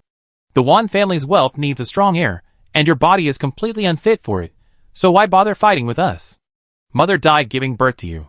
For all these years, we brothers have never treated you badly. Stop it! As long as you don't fight and withdraw, you still be our good brother. With your experience and knowledge, what can you use to fight with us? Don't think that just because your father dotes on you, you can do whatever he wants. Even if your father dotes on you, he would never choose a disabled person as his heir. The Wan family has excellent genes, and his brothers are all outstanding men, all tall, handsome, and possessing a powerful aura. Compared to Wan Yu's gloomy appearance in his wheelchair, he certainly doesn't look good. Xiao Qicai was willing to participate in their business competition, but not in such a battle between wealthy families. But for some reason, seeing the aggressive expressions of the 4 men, Xiao Qicai, a bit disgusting. Wan Yu remained silent, sitting quietly in his wheelchair, his eyes calm, yet that was already the strongest statement. Refusal, no way back out. That was his attitude. The brothers' faces suddenly turned grim. If you continue like this, don't blame us for being ruthless. We've taken good care of you over the years. From today on, you take care of yourself. After this, Xiao Qi finally stood up. TSK, TSK, TSK, TSK? You're making it seem like Mr. Wan's property is inherited from you. Were there stock dividends and wealth given by you? Isn't it normal for people to fight for their rights? What law of the Interstellar United Government stipulates that someone with a disability should be deprived of inheritance rights? You're trying to covet the interests of others, yet you still have to find such a high-sounding excuse. I thought the Wan family's leaders were all talented people, but I didn't expect them to be so hypocritical. Xiao Qisai was dressed in a sharp business suit, her hair tied back. Her eyes were dark, her voice sharp, revealing a calmness and competence that belied her appearance. For a moment, several men were intimidated by Xiao Qisai's aura, their questions rendered speechless. Wan Quan was the first to look at Xiao Qisai, his eyes filled with contempt. "Who are you? How dare you lecture us about our Wan family affairs? Who let you in? Get out." He was extremely tall, his tone stern, and the aura of years in high office would naturally intimidate ordinary people. However, Xiao Qisai remained neither humble nor timid, maintaining her usual confrontational demeanor. She stood beside Wan Yu and locked eyes with him. In that instant, an unspoken agreement was formed between the two. Xiao Qisai then looked at each of Wan Yu's 4 brothers. "It's okay if you didn't know me before, you know me starting today. I'm Xiao Qisai, Mr. Wan's agent. From today on, I will be fully responsible for all of Mr. Wan's business and financial affairs. Since today's meeting involves projects and equity, I'm naturally qualified to attend." "Is it you?" The 4th brother, Wan Feng, recognized Xiao Qisai and leaned close to Wan Yu's ear, whispering, "Brother, she's the champion of this year's entrepreneurship competition. Wan Yu invested 100 billion in her new concept flying car project. I taken a look at her resume. It's truly impressive, and she has close ties to the Xiao family." I was wondering why Wan Yu suddenly became interested in the entrepreneurship competition and wanted to be a judge. Turns out he wants this woman to be his agent. Wan Tan understood now. He looked at Wan Yu with a cold expression. "Haha, you rather trust an outsider than your own blood relatives? That's you, Xiao Yu. Okay, since you're his agent, let's follow the procedure. Here, there's no distinction between brothers," Wan Tan said, clapping his hands. A silver-haired elder walked in. It was Schubert. "Mr. Schubert, we may begin." "We already agreed. Everyone is invited to compete. No one is withdrawing, not even your disabled brother, Wan Yu." Schubert didn't seem surprised. "That's good. I'm sure you compete fairly. We're all your children, so I naturally want you all to participate." As he spoke, he turned on his terminal projector, and a document was projected in high definition. "Since all the young masters have reached an agreement, and no one has withdrawn, I will announce that the selection of the Wan family successor will now begin. Let me reiterate the rules. This successor competition will be divided into 3 rounds. The first round will be based on company project profitability. The 5 young masters each own 5 companies. The companies are of similar size and scale, but their products and projects vary. A lottery will be conducted, and each person will manage them for a year. After the year, a summary will be drawn. The one with the greatest profits and the greatest development prospects will receive 3 points. The remaining candidates will be ranked based on the evaluation of the master, estimated to be 1 to 2 points. The first round of projects was completed last month. Now I will announce the final scores for the company's project management. Eldest young master Wan Quan, total score, 3 points. Second young master Wan Sun, 2 points. Third young master Wan Xing, 2 points. Fourth young master Wan Feng, 1 point. Sixth young master Wan Di, 3 points. Seventh young master Wan Yu, 2 points. Of these, third young master Wan Xing will not participate in the successor selection during his confinement, and his score in the next round will automatically be forfeited. So now the second round is about to begin. The head of the family has prepared new identities for all the young masters. D-class citizens, 1 million star coins. Each young master may choose a planet of class C or below for a year of training. During this period, you may not act under the Wan family's name or use any resources previously provided by the Wan family. You will reunite here after 1 year. The person with the highest citizen level and the highest terminal balance will win and receive 3 points. The rest will receive 1 and 2 points based on their citizen level and star coins, respectively. After saying this, Xiao Qisai noticed that the expressions of the 4 heirs before him, who had been so confident, had darkened. They all looked at Xiao Qisai simultaneously. Chapter 121. Why would father set such a test? A D-class citizen, a C-class planet. Only 1 million star coins. Not even enough for a few spaceship rides. Butler Schubert, did you get the wrong project? Yes, I did. Schubert opened the second item in the project plan.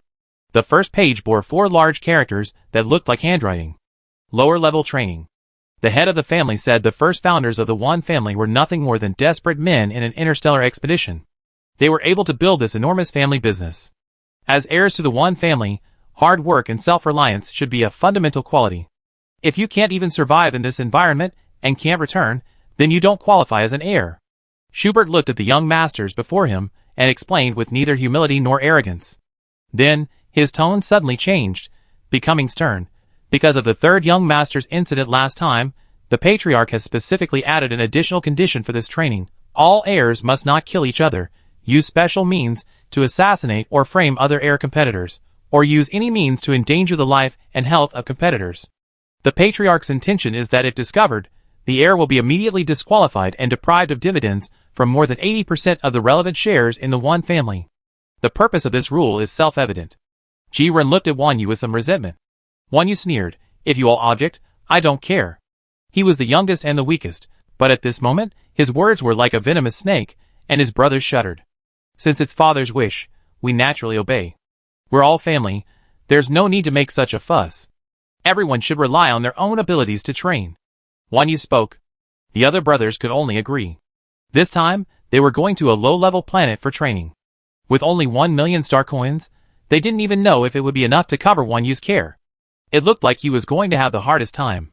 However, they noticed Xiao Qisai beside Wan Yu, and their faces suddenly turned strange. It was well known that Xiao Qisai was a typical example of someone who had risen from a low-level citizen to a high-level planet, recently causing quite a stir in public opinion throughout the coalition government. Although she hadn't upgraded her citizen card, everyone else knew she definitely had the money to do so. She was the epitome of someone who had risen from the bottom, transcending class boundaries on her own. Had Wan Yu chosen this person as his agent because he had already guessed his father's second test, or had his father told him about it in advance? Some suspected so, while others spoke out directly. Wan Feng immediately expressed his doubts to Schubert. "I know that this level of my father's is a test of our survival skills and means, but Wan Yu suddenly found an agent. Is this project also being handled by the agent himself? His agent is from a low-level planet and a low-level citizen. So we seriously suspect that Wan Yu used special means to know the task in advance. Or is it that my father is actually unfair, favoring me even in the selection of the successor?" As soon as he spoke, the others immediately echoed his opinion. "Yes, I think this matter does require an explanation from my father." What a coincidence! Several people looked at Xiao Qisai and Wan Yu. It was indeed a coincidence, as if Wan Yu knew the question in advance, otherwise why would he specifically seek her out? However, Xiao Qisai couldn't guess. But what she thought was that, as expected, the rich considered D-class citizens to be the lowest class, not even worthy of E-class and F-class citizens. Perhaps in their eyes, these two citizens weren't even citizens. 1 million star coins could be enough for an ordinary person to live on for decades, and a low-class citizen could even live a lifetime. And this was the lowest class that the richest could imagine. Sure enough, that's how the rich imagined poverty. Schubert remained remarkably composed in the face of the young master's inquiries. As far as I know, the Patriarch's assignment was finalized 2 years ago. Since it came into my hands, there's been no trace of tampering. Therefore, the Patriarch will never know your rankings or your upcoming plans. As for young Master Wan Yu's agent, as I recall correctly, she only emerged from a low-level planet a year ago, right? Could it be that the young master possesses foresight, and therefore sought her out? I hope you will exercise your own judgment. The Patriarch will not be biased in the selection of the successor." After saying this, he immediately opened the file, entered the permissions, and confirmed the last date of creation and modification. Sure enough, it was 2 years ago. This was absolute proof. Schubert handled this minor matter with his wit and composure. There was no need to notify the Patriarch. Even if his agent was an accident, can this be his own training? Wan Feng gritted his teeth, unwilling to target Wan Yu. He was on Wan Yu's side, and had no chance of winning based on points. Now that Wan Xing was incarcerated, he had no choice but to be the first to take the blame. A disabled person competing against them had little chance of winning, or rather, posed the least threat to them. Unexpectedly, these able-bodied brothers would unite and target Wan Yu. Xiao Qisai was eager to know what Wan Yu had done to make all his brothers consider him the biggest threat to the succession. Is it really the richest man who's favoring him? That's unlikely.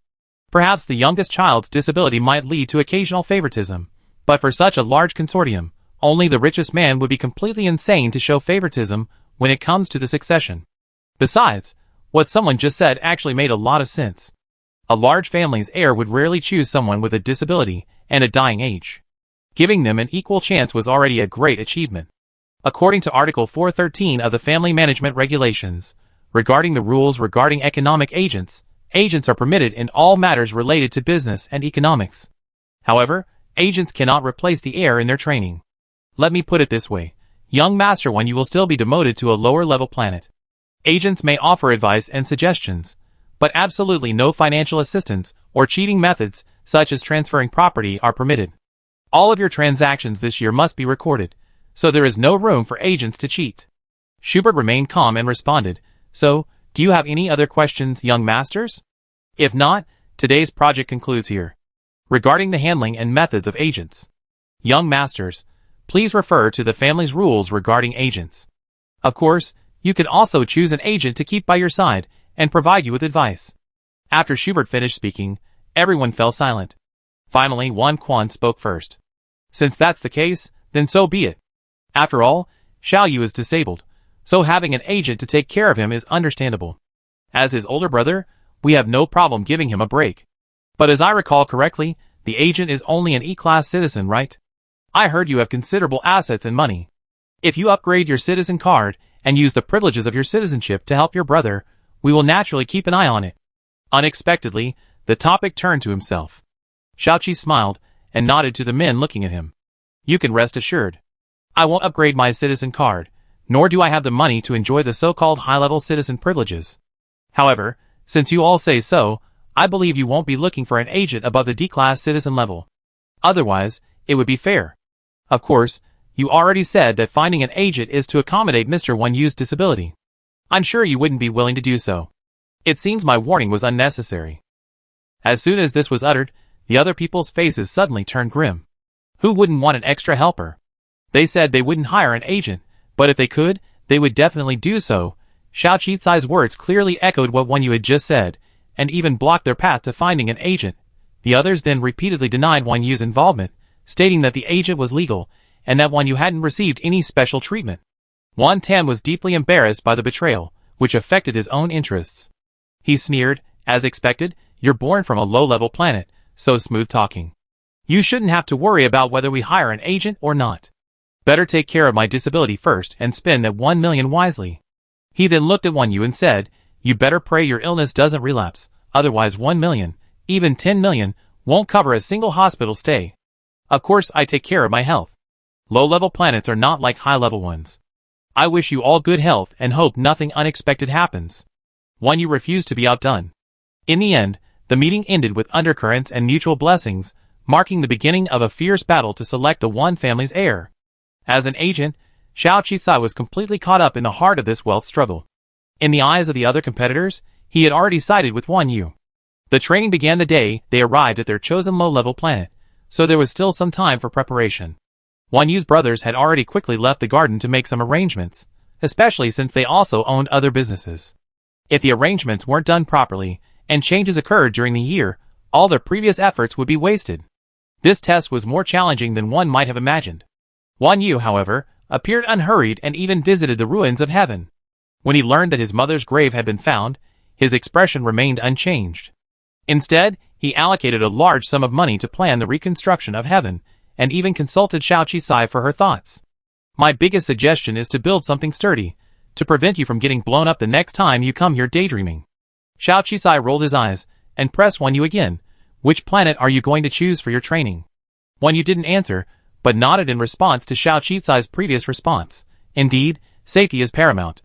Since the natural ecosystem has been completely destroyed except for the light of space, let's transform it into a man-made floating fortress. Add both protective and offensive weapons. Oh, and your previous idea for a research base is also good. This fortress should also have full mobility and flight capabilities.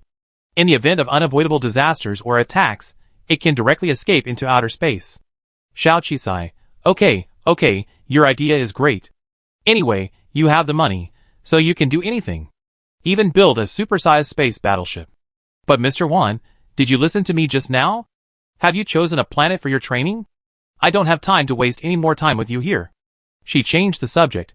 Actually, I thought being an agent meant helping you negotiate with project management companies and handle some financial matters. Who could have imagined your second training would be down-home training? You know, I'm quite busy, with several companies to deal with, so it's a bit impossible. Being by your side year-round is incredibly tiring these days, don't you realize? Indeed, Xiao Qisai had never imagined such a prince demoted to the slums plot would happen. This was embarrassing.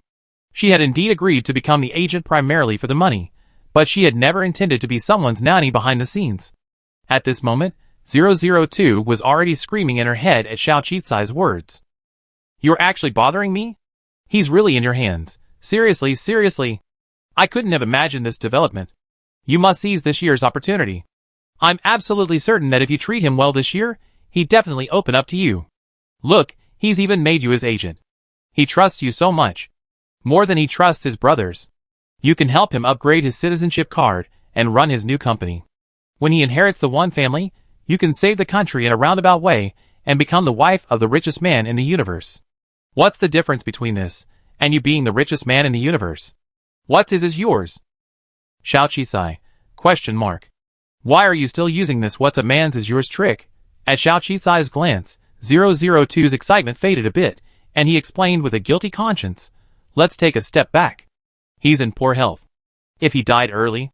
Ahem, although I don't want to support this CP. But you love money, right? If he were to die, you'd just be the wife of the richest man, but not all the wealth would be yours?" Xiao Qisai, I didn't expect 002 to be so enlightened. It's similar to her previous thoughts about becoming the heir. However, she wouldn't resort to a roundabout way to save the country just to inherit someone else's estate. She loves money, but she prefers money earned through hard work. Every penny is worth it. Even if she develops feelings for someone in the future, it wouldn't be for money. Especially Qiaoyan's fate. Just hearing about it makes her scalp tingle. It's more reassuring to decide your own legacy than to inherit someone else's. So, let Cinderella spend this year accompanying the prince on his training. She can't do it. But just as she was about to say she wanted to go back, you spoke up. That's easy. I can go back to planet 4628 with you. Since you were able to leave planet 4628, it must be a planet worth developing. Even though it's a low-level D-class planet, I believe I'd be safe on your territory, right? Xiao Qisai, Chapter 122. Planet 4628, excluding the boss, Zhao's pharmacy staff work group.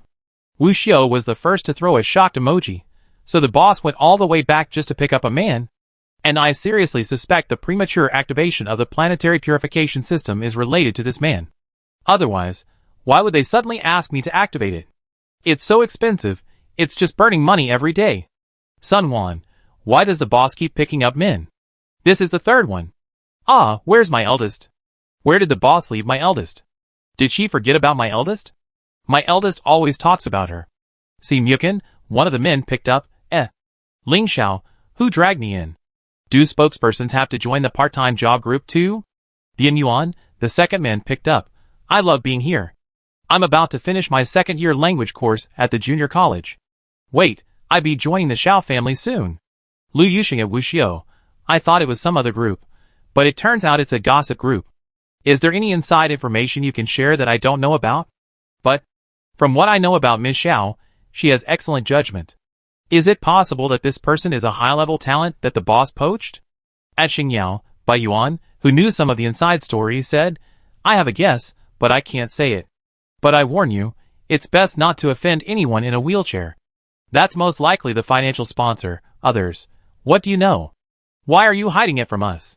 Just because you went to Xingyao, you're telling us a secret, right? This month would henceforth be known on planet 4628 as the month of Renaissance. At this time, factories abounded on planet 4628, churning out the beauty potion, which sold at a staggering rate. The original underground forces had nearly collapsed, most of them assisted by the government and businesses. Those living on the brink of death gradually settled into a peaceful existence. They could earn money, have families, and look forward to the future.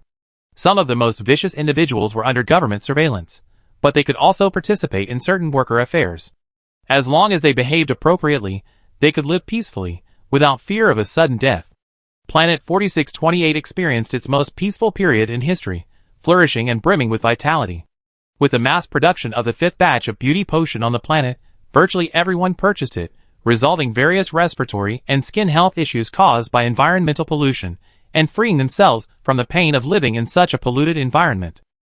The decisive factor, the one that would truly transform Planet 4628's ecological environment, was the Planetary Environmental Transformation Plan announced that same month by Zhao's Pharmaceutical. Xiao's Pharmaceuticals already has factories scattered across the planet, and this project, based on its most basic function, aims to improve the living environment for its employees. The first step is to introduce a state-of-the-art and expensive planetary purification system, primarily to address air pollution.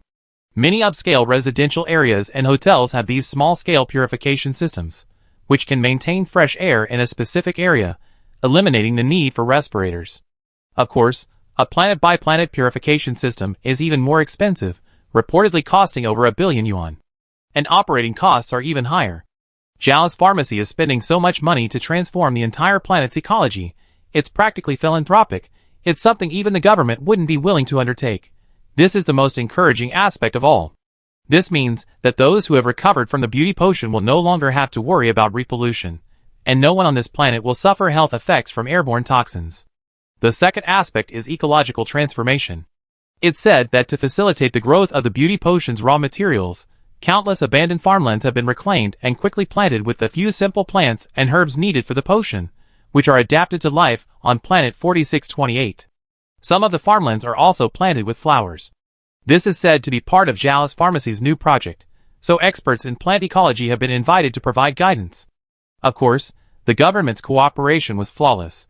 Xiao's pharmacy supported the majority of the planet's population, and its beauty products became a pillar of the planet's industry, so government cooperation was a given. Regarding environmental governance and control, plans and laws were issued one after another by the government. Previously, even strict controls were ignored. Controls were meaningless, and would only lead to further damage. But now, controls are being followed, and now they have meaning. This will fundamentally change the planet's ecology, preventing further deterioration. Air and land management, the establishment of environmental and ecological systems, and the cultivation of a large number of plants have brought the environment of planet 4628 to an unprecedented level of excellence. People no longer need to wear respirators, and can survive in fresh air. 2 years ago, this would have been unimaginable on this low-level planet, where institutions and order were in disarray. The person who fundamentally changed the planet was Xiao. This young woman, accidentally exiled to their planet, single-handedly transformed it. So, she is naturally a hero of the entire planet. So, when Xiao returned, even though she was still an E-class citizen, she was greeted with joy and adoration by everyone on planet 4628, earning her heartfelt admiration and respect. The low-level planet's airspace is extremely backward, as are its transportation, housing, networks, and infrastructure. But despite this backwardness, Wan Yu saw many new things from the various interstellar spacecraft. He was particularly struck by the genuine respect people showed Xiao. Could people on lower-level planets also experience this kind of enthusiasm? Isn't this enthusiasm simply the praise given by citizens of a lower-level planet to a higher-level citizen who has earned honors and made significant contributions to humanity? While Wan Yu was stunned, a nimble woman approached and naturally took the wheelchair Xiao was pushing. "Boss, this is Mr. Lin, right? Let me help you push it." After saying this, the woman apologized to Xiao. "I don't know how your aviation domain information was leaked. It might have been the airline. Next time, we should ask them to be more aware of their privacy." "Mr. Xiao, are you heading back to the company or home?" The person who came was naturally Wu Xiu. She wasn't trying to steal Xia Jian's job, but rather wanted to see what kind of person Xiao had specifically announced he was bringing back. A disabled person, he had a rather pretty face, but even though Xiao was pushing his wheelchair, there was no hint of any flirtatious relationship between them. Sometimes in the work group chat, Bai Yuan and his fiancée, Xia Qianchuang, didn't exchange any flirtatious words, but the atmosphere between them felt bubbly. Since this was a training exercise, Wan Yu naturally didn't bring his advanced intelligent bionic robot with him. Xiao could have flown business class, but Wan Yu was short on money, so after some thought, he booked him economy class. This was probably Wan Yu's first time flying economy class, and his expression was horribly grim. It was said that it was too crowded. Fortunately, after several transfers, she was finally back. Xiao felt the change as soon as she disembarked from the spaceship.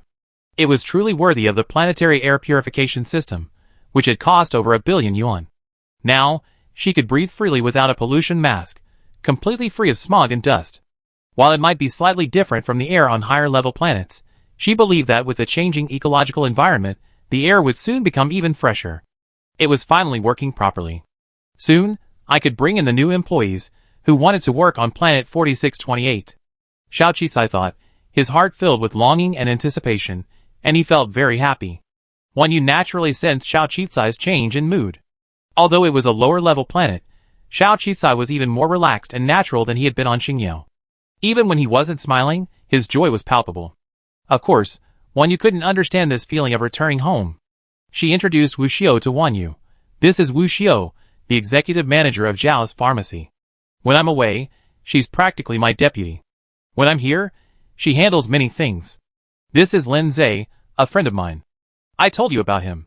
He's here to recuperate on planet 4628. Lin Zhe was Wan Yu's new name. Wu Xiao nodded, hello. Wan Yu also nodded, hello, my wheelchair can move on its own after landing. I don't need your help. The refusal was self-evident. Wu Xiao nodded, and naturally, she didn't continue pushing the wheelchair. Instead, she naturally lowered her hand from holding it. Wan Yu thought, this Wu Xiao looked no less impressive than the high-level citizen business agents he had met. Her aura and demeanor seemed impressive. He hadn't expected such a person to exist on a low-level planet. No wonder Xiao Qi was able to rise. Wu Xiao thought, Lin Zhe didn't look like a Class D citizen who would come to a low-level planet to recuperate. He must be someone of some importance. In short, both of them had a good eye for people. I better go home. I haven't seen my mother in a long time. Is she doing well? The mother Xiao Qisai was referring to was, of course, Yu Lanqing. Wu Xiao nodded. She's in good health, but a little bored. She often asks me to find her something to do, but I haven't decided yet. I wait until you go back and see her yourself, Mr. Xiao. Then let's take the shuttle back to your house. Wu Xiao said, glancing at Wan Yu again. Where's Mr. Lin? Should I arrange a hotel, accommodation or... Xiao Qisai also looked at Wan Yu. Wan Yu spread his hands and pointed at Xiao Qisai. My 1 million is in your hands, agent. You decide. Where would be a good place for me to live? I hadn't expected Wan Yu to leave the choice to him. Xiao Qisai said seriously, your father's intention is to give you experience and hardship, so you have more to write about in your report.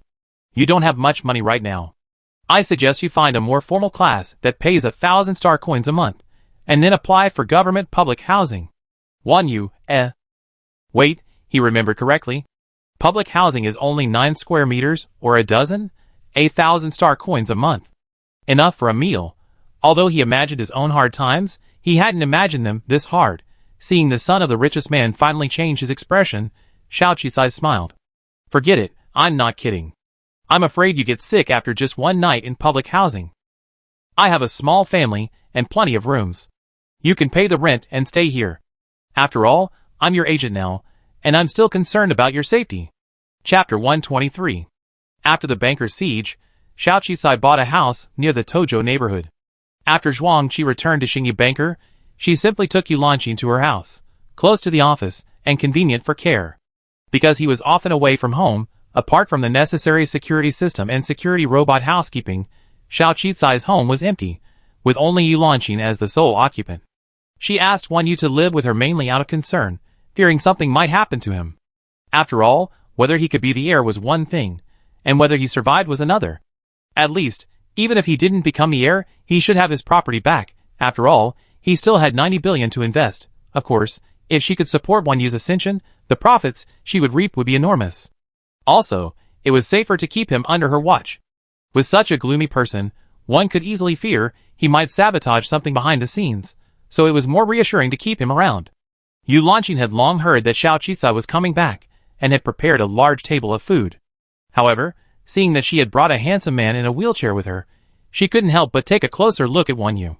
However, Yu Lanqing, also from a high-level planet, immediately recognized Wan Yu's extraordinary qualities, so she didn't, like ordinary parents, suspect a relationship between him and Xiao Qisai. She knew her daughter well. Even if he truly wanted to bring a man home, he would have told her. Besides, if he was indeed Xiao Qisai's partner, he wouldn't bring him home openly. Xiao Qisai was also completely focused on his career, so any relationship would surely be tied to a vested interest, just like the uproar surrounding the Waste Star boy. After realizing this, she acted quite welcoming, treating Wan Yu completely like a guest, which made him a little uncomfortable. But seeing the harmonious relationship between mother and daughter, despite not being related by blood, Wan Yu fell into deep thought. In truth, he had always thought that he and Xiao Qisai were the same type of people, putting profit above all else and prioritizing goals. It was rare to see Xiao Qisai show such tenderness. Could two strangers, forming a family relationship, truly be so close and trusting? Of course, he was even more surprised to learn that Xiao Qizai could actually cook. Although there was information that she had sold fried rice in the school cafeteria due to poverty, Xiao Qizai's pastries and fried rice were indeed a real surprise to him. It was like a robot that had suddenly gained some popularity. However, as Xiao Qizai herself had said, she was indeed very busy. She was busy with the 0068 planet renovation project, the new flying car project, and the government enterprise partnership project. Every day, there were countless matters, large and small, that needed to be addressed, and a new product was about to be launched. So, after spending 2 days with Yu Lanqing at home, she began to be away all day. With Xiao Qizai away again, Yu Lanqing felt even more bored. So, after Xiao Qizai confirmed her safety and well-being, she finally found something to do, and went to the perfume research center every day to help with the perfume blending process. She seemed quite interested in this subject, often personally testing new products, and even offering her insights. The researchers in the perfume lab were all beaming when they saw her. Clearly, Yu Lanqing's experience and insights were a valuable resource for them. The old lady's face lit up even more now that she had something to do. Xiao Qizai was relieved to see that Yu Lanqing was in good health. Everyone needs something to do, something to distract her, so she doesn't have to worry constantly about her son's situation in the army. After all, Zhuangqi rarely texts home these days, often secretly training and carrying out missions. As a mother, it would be a lie to say she isn't worried.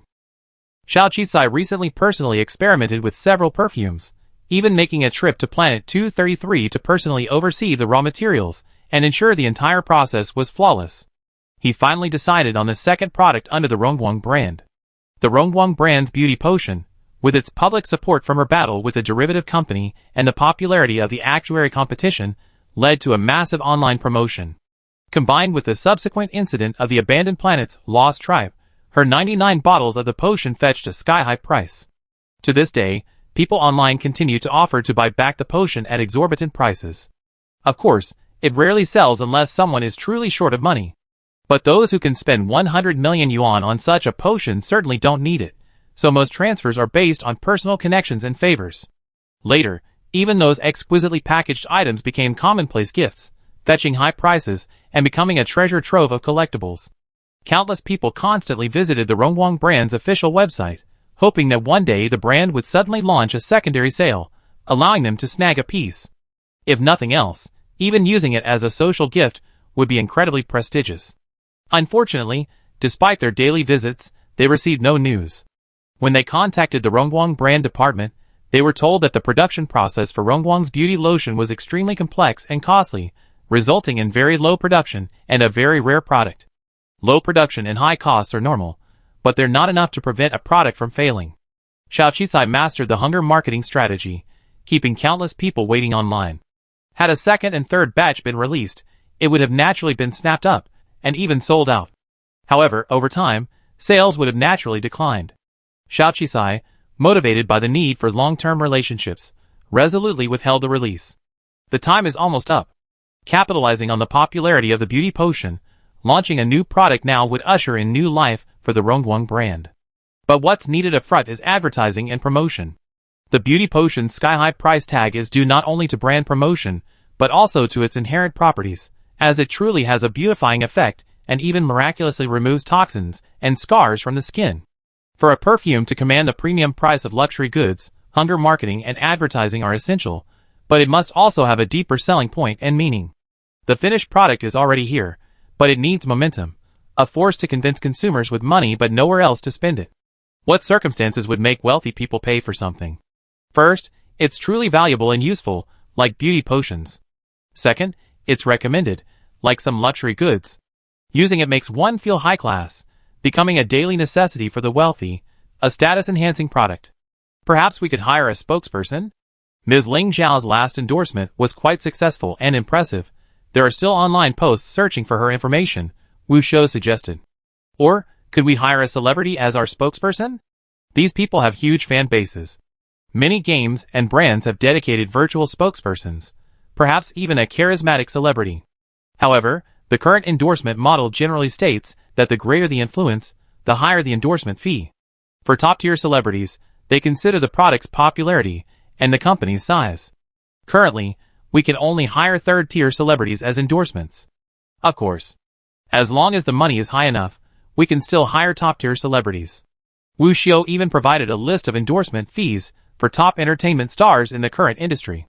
Xiao Qisai took a quick look and immediately put the information away. Your suggestion is sound, Xiao Qisai shook his head. But it's a waste of time and money. With billions in endorsement fees, how many workers could we hire? Should we give him all our profits just for the sake of endorsements? We might as well just work for him. Besides, if the star's reputation falls apart, we'd be ruined too. The risk is too great. Of course, the main issue is that it's too expensive. Don't touch Ling Xiao for now. First, she's not very motivated. Second, since she's as mysterious as the beauty potion, let's keep her a mystery. That way, her next appearance will cause a sensation. As for the promotion of the new perfume, I think of a way. Xiao Qisai said. By the way, how is Mu Xingmei? Is she settling in? I haven't seen her the past couple of days. She's got excellent credentials and a senior actuary, so after she arrived, I kept her with me temporarily as my assistant. Wu Xiao said, her abilities are far superior to mine. Having her under my wing would be a waste of talent, so I decided to let her choose for herself and see what she wants to do. This was a genius who had placed in the top 3 of the all-union government actuary competition, a talent sought after by many top companies. She hadn't expected Xiao Qisai to actually bring her back, to have her willingly come to work in her small town. Wu Xiao was truly impressed by Xiao Qisai once again. Such talents were naturally the company's focus. Furthermore, the company was truly short of staff, and she was overwhelmed by some tasks. Therefore, she naturally understood that Xiao Qi had called her over because he absolutely wanted to train her well. After listening to my advice, she said she wanted to try out various positions. So, she's been interacting with various departments at the company lately, and even recently visited the small planet next door, a government enterprise cooperation project. That's fine. While she's very talented as an actuary, her experience and work style are definitely not as stable as yours. Let her gain some experience and figure out what she wants to do. Don't rush her into making a choice. The right person needs to be in the right position. Don't underestimate yourself. You contributed the most to the company besides me. If the company doesn't have you, I can't do without you. By the way, how is Xinxin? Is she doing well in the new kindergarten? Due to the factory's expansion, and the fact that many workers have families and children, Xiao Qi simply built a small kindergarten next to the company, hiring specialized staff and robots to care for and educate the children, allowing their parents to go to work with greater peace of mind. It's said that this simple measure has grateful countless parents, and has further strengthened their loyalty to Xiao's pharmaceutical. Very well, very safe. It's just that her biological father has come to see her several times, trying to use his daughter as a bond to get me to remarry him. Wu Xiao nodded. Xiao Qisai frowned. How dare he come here to bother me? I don't dare. I've been beaten up several times, so I've been very careful recently, and haven't dared to do anything inappropriate or violent. But I don't want Xinxin to be around people like that. I'm afraid he'd be a bad influence on her, so I sent him to jail for a few years. Wu Xiao's voice grew cold as she spoke. Working under Xiao Qisai for the past 2 years, she's gained not only wealth, but also aura. She's now considered the second highest ranking figure in Zhao's pharmacy, after Xiao Qisai. At this point, she's grateful for Xiao Qisai's generosity and training, but that doesn't mean she's soft-hearted. Back then, his resistance was fruitless and his body was broken, but she tolerated it for the sake of her daughter. Now, she has the courage and means, the connections and resources, and naturally, she can make her ex-husband suffer a bitter end. Then I'm relieved. I was worried you soften your heart, but there's no need to be soft-hearted with people like you.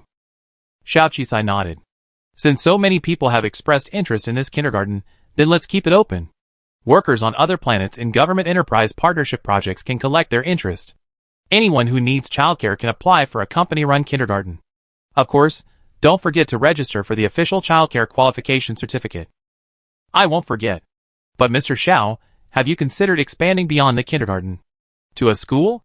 Wu Xiao hesitated, then asked, my daughter will soon be of primary school age. Although we have the money to enroll her in a public school run by the United Government, I'm still worried. And on lower-level planets. Primary school education on Earth is very perfunctory, and educational resources are insufficient. I'm saying, as the number of employees at the Shaolin companies and factories increases, perhaps we can open a related school. Of course, Going from a primary school to a higher education institution requires countless resources and talent, but this could be of great use to us in recruiting and cultivating talent in the future. However, this is also motivated by selfish reasons. I'm quite busy right now, and can't spare much time for my daughter's education, so I want her to receive a better education. It was Xiao Qisai who originally came up with the nursery, and he had considered further expansion, but he felt he wasn't qualified. If he misled the students, it might lead to a major backlash or even punishment. But he hadn't expected Wu Xiao to bring this up. This matter is of great importance, and we may need to take a long-term approach. Because a school can't be established simply by spending money. It requires resources, especially information and teachers. I believe you understand this better than anyone. Chapter 124. Running a school naturally requires long-term planning. Her company isn't big enough yet, and she's still short on funds, so she have to put it on hold for now and reconsider it later. However, Xiao Qisai finally realized that she might be finishing her schooling and graduating. She had enrolled, hoping firstly to obtain a diploma from a higher education institution, and secondly to improve herself and resolve her initial predicament. Now, there was no longer any need for her to remain in school. Xiao Qisai found time to take a few more tests at school. The reality was that, despite her busy schedule, she hadn't missed a single subject. The actuary exam questions were far simpler than the actuary competition, so Teacher Wen didn't have much to teach her.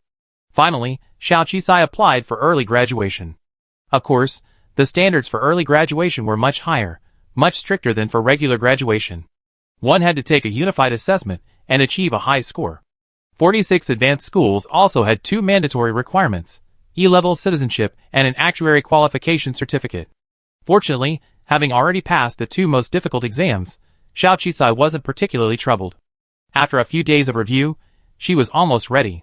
When she first entered the school, she caused a bit of a stir. Later, because she was considered a low-class citizen, many blinded people followed the crowd and mocked her. But the truth proved that Xiao Qisai's starting point was different from everyone else's. Now, she has reached a level that all students look up to. The changes on planet 4628 and the legend of the beauty potion had unknowingly transformed Xiao Qisai into a campus idol, drawing countless admiring glances wherever she went. Now, Bu Yixuan had graduated, and Qin Sanwan and Guofenghua had also completed their final exams after the actuary competition, successfully graduated, and moved on to the advanced planet. Entering the advanced institution again, many things had changed. Knowing she was there for the final exams, countless people came to ask about her. But surprisingly, many people missed her cafeteria fried rice. We knew you'd leave sooner or later. But we didn't expect it to be so soon. Will you come back? Will the school cafeteria's fried rice be open again? I only bought 1 meal back then. I long to eat it again. Yes, I missed the time when I could buy a bowl of fried rice and ask you for advice. I never thought time would be so fleeting. Of course, some things only become precious when they're gone. Xiao Qisai's status and worth are clearly too far removed from theirs now. The stars didn't know, but on their planet, there was definitely no one richer than Xiao Qisai. Xiao Qisai hadn't expected so many people to ask about fried rice. Finally, he simply said, after I finish my final exams, the fried rice shop in the self-funded cafeteria will reopen, and I make fried rice for everyone again. Many people waited eagerly for this. For the sake of fairness, the exams for over a dozen courses were supervised by many other teachers, in addition to electronic monitoring. The exam lasted 2 days, and on the morning of the 3rd day, her results were promptly released. Xiao Qisai, a student from the 853rd Actuarial College, completed the actuarial graduation examination with the grades in every course and received his actuary qualification certificate. He also received an intermediate legal qualification certificate, a junior chef qualification certificate, and Class E citizen status. He was awarded a graduation certificate from a 46th advanced institution and the title of Outstanding A-grade graduate in actuarial studies from a 46th advanced institution. This announcement went viral on the campus website and forums, even going so far as to share it online. Graduating in less than 2 years is truly impressive, achieving a grades in every subject. Such talent is truly incredible. Wait, what's a junior chef's qualification?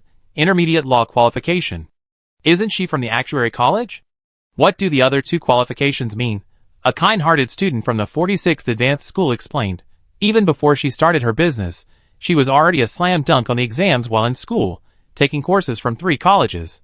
Do you want to see the video of her slapping the 3 major colleges in the face? So, the video of Xiao Qizai being harassed by her admissions, controlling a precision-controlled robot while reciting legal provisions while cooking rice, was released. Onlookers on the virtual internet, ? Amazing. I was originally going to mock her for her low education, her 2-year fake program, and her obscure school, but this announcement is incredibly powerful. What fake student could possibly learn so much? She's already a certified person, and the video is crystal clear. Her admission is impressive. It's definitely not just talk. Take the actuary competition, for example. Just making it to the Bayern Star Region Finals is already better than many prestigious Interstellar schools in the United Government. Some even started crying again.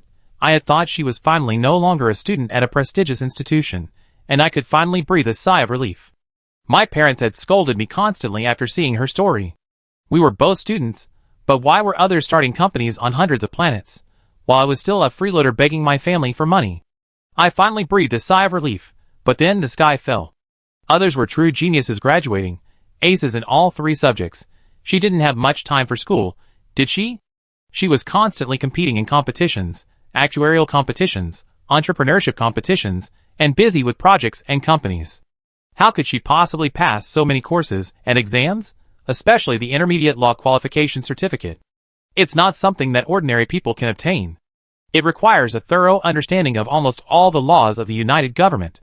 Since the establishment of the United Government, the laws have been so comprehensive and numerous since then. How could one possibly memorize them all? Was the school colluding to cheat? Immediately, the school issued a certificate showing that Xiao Qizai had completed all the exams himself, demonstrating that cheating was impossible. This slapped the faces of those who doubted her. In short, Xiao Qizai hadn't expected her graduation to suddenly become a hot topic again. Legal texts were easy to understand. She had a good memory. To understand interstellar society, she had thoroughly studied those provisions, adhering to the principle that doing business requires a basic understanding of law. With her clear logic, she earned the Intermediate Law Qualification Certificate, which was a pleasant surprise. As for the chef's license, it was entirely based on experience from a previous life. As for the actuary's license and professional assessment, she benefited from her hard work in the actuary competition and her consistent online teaching by Teacher 1. However, what she took for granted was a shocking experience for countless others. Seeing the discussion continue to rage, with even some educators jumping on the bandwagon to discuss education on higher and lower planets, Xiaoqi suddenly realized her opportunity. If it's popular, it brings traffic. Isn't the new product just in need of marketing? Don't waste it. As the boss, it's only natural to promote it.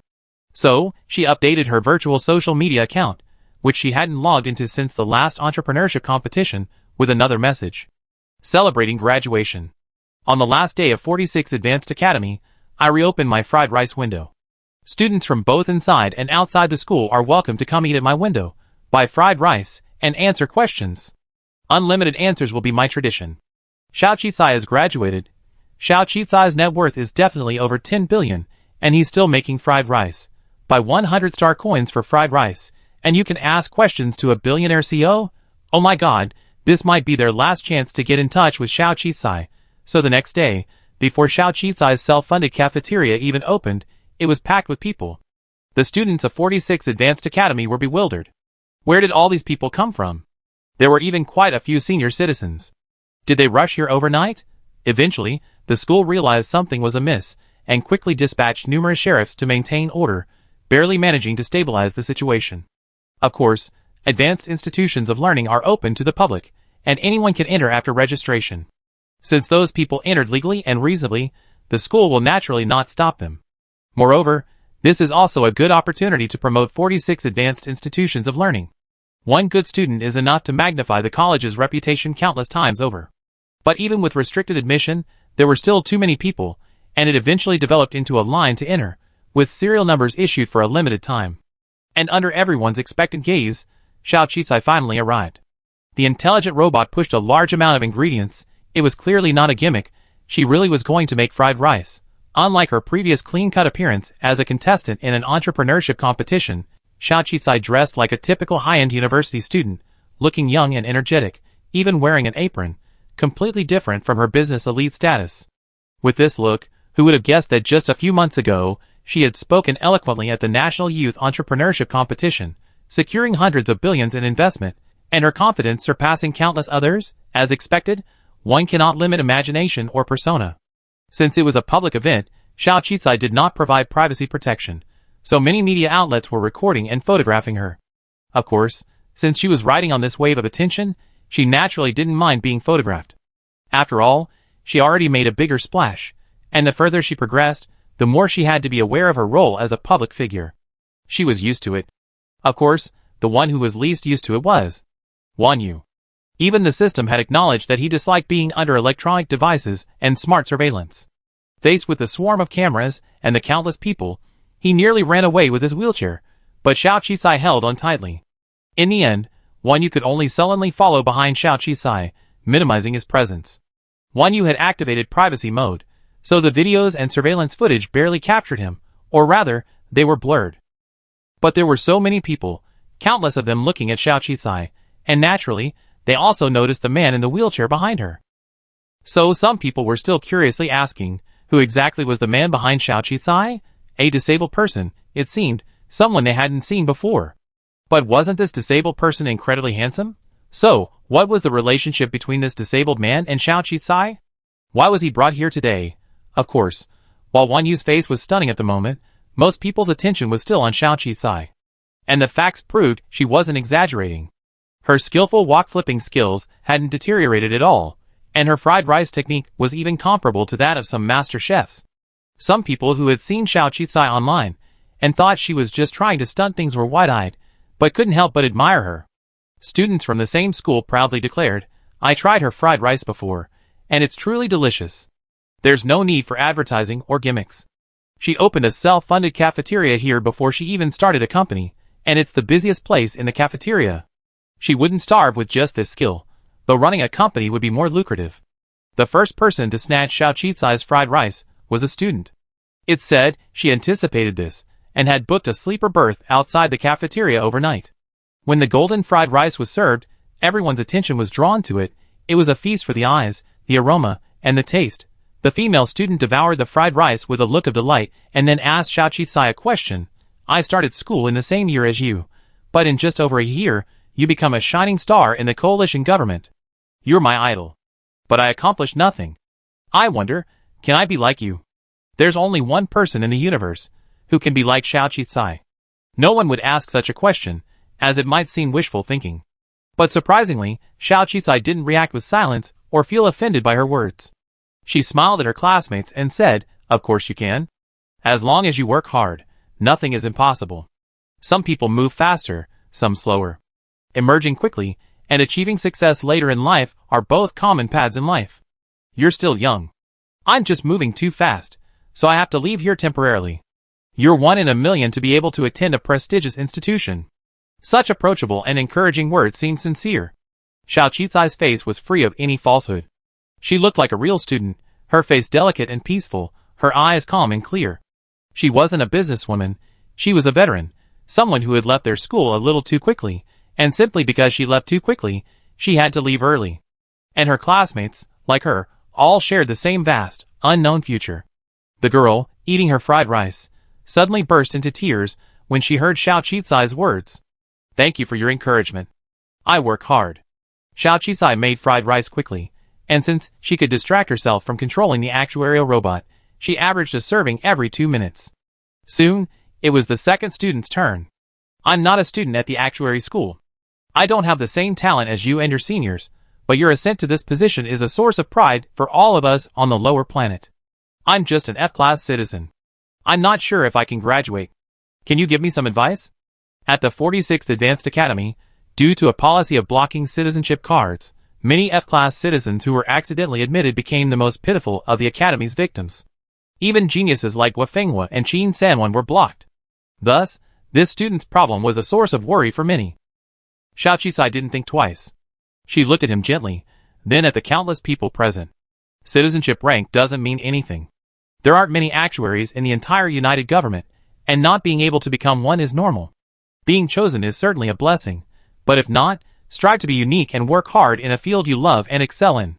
You will surely shine. If you could upgrade your citizenship card and graduate successfully, that would be great. If not, don't let what you learned in this school go to waste. It will stay with you for a lifetime, even without a diploma. So don't belittle yourself because of your low citizenship rank. Our company doesn't recruit based on citizenship rank.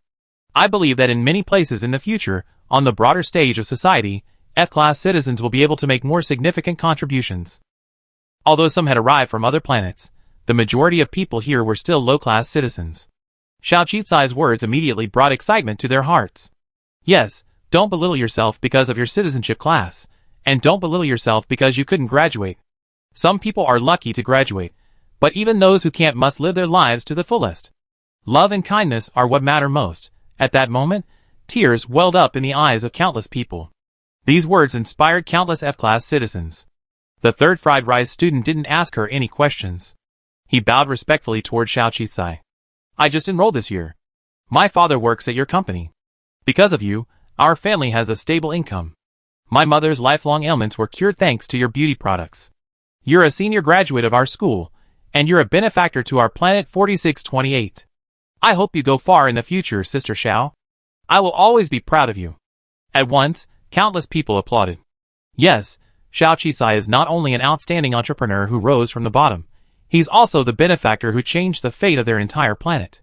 Countless people have benefited from Xiao Qicai's company, especially the recent planetary environmental and ecological projects, which have given Planet 4628 a rebirth.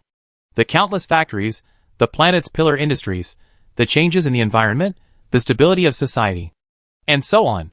Like a savior, he creates one miracle after another. The next person was a journalist. He had originally planned to smear Xiao Qicai, but faced with the countless people's admiring gazes towards him, he suddenly felt a little timid, as if realizing this was not the right time. But eventually, he mustered up the courage and asked, with your status, you're still here making a fuss. Aren't you ashamed? You're already so successful, and yet you still come here today? Don't you realize how this will cause anxiety to society and the graduates? Or are you trying to use this graduation opportunity to create publicity? For a moment, countless people's faces turned grim. Chapter 125. However, Xiao Qicai's expression remained unchanged. You have a point. With my status, there's really no need for me to stir-fry here. But haven't you noticed? The value of my stir-fry here is far greater than just a bowl of it. I answer many students' questions, I resolve many people's doubts, and I believe the example I bring will inspire countless young people more than the so-called arrival anxiety. Furthermore, this self-funded stir-fry cafeteria is where I earn my first pot of gold. I never considered doing anything trivial to be shameful. Don't you want to eat? Don't your parents want to eat? People from all walks of life, regardless of their job, are worthy of respect. There's no distinction between superior and inferior. I'm stir-frying here today, giving a speech at Xingyu tomorrow. But this doesn't affect my status, nor does it represent who I am. If you use journalistic methods to evaluate me, you're truly ignorant. Xiao Qicai's tone grew a little harsher towards such nitpickers. At the same time, she turned to everyone and said, if any of you students from the School of Food Science or other classmates are interested in my fried rice, I can definitely teach you. And I declare that from today on, this fried rice cafeteria will not disappear. It will remain here forever. It will provide free fried rice to students who can't afford meals at school, and it will also provide jobs for those who can't find work and need to support their families. As soon as these words were spoken, countless people erupted in excitement. The reporter, already mortified by the scolding from the people around him, could only slink away from the crowd in shame. One Yu had been sitting in the corner, still confused as to why Xiao Qi had insisted on him coming. He couldn't help, couldn't do anything. But hearing Xiao Qicai's conversation with the other students, seeing their admiration and gratitude for Xiao Qicai, something in him suddenly clicked. This is the power of the lower class. Xiao Qicai did what the lower class could do, yet she stood there, seemingly no less privileged than anyone else. Even when questioned by higher-ranking citizens, she remained fluent in her responses.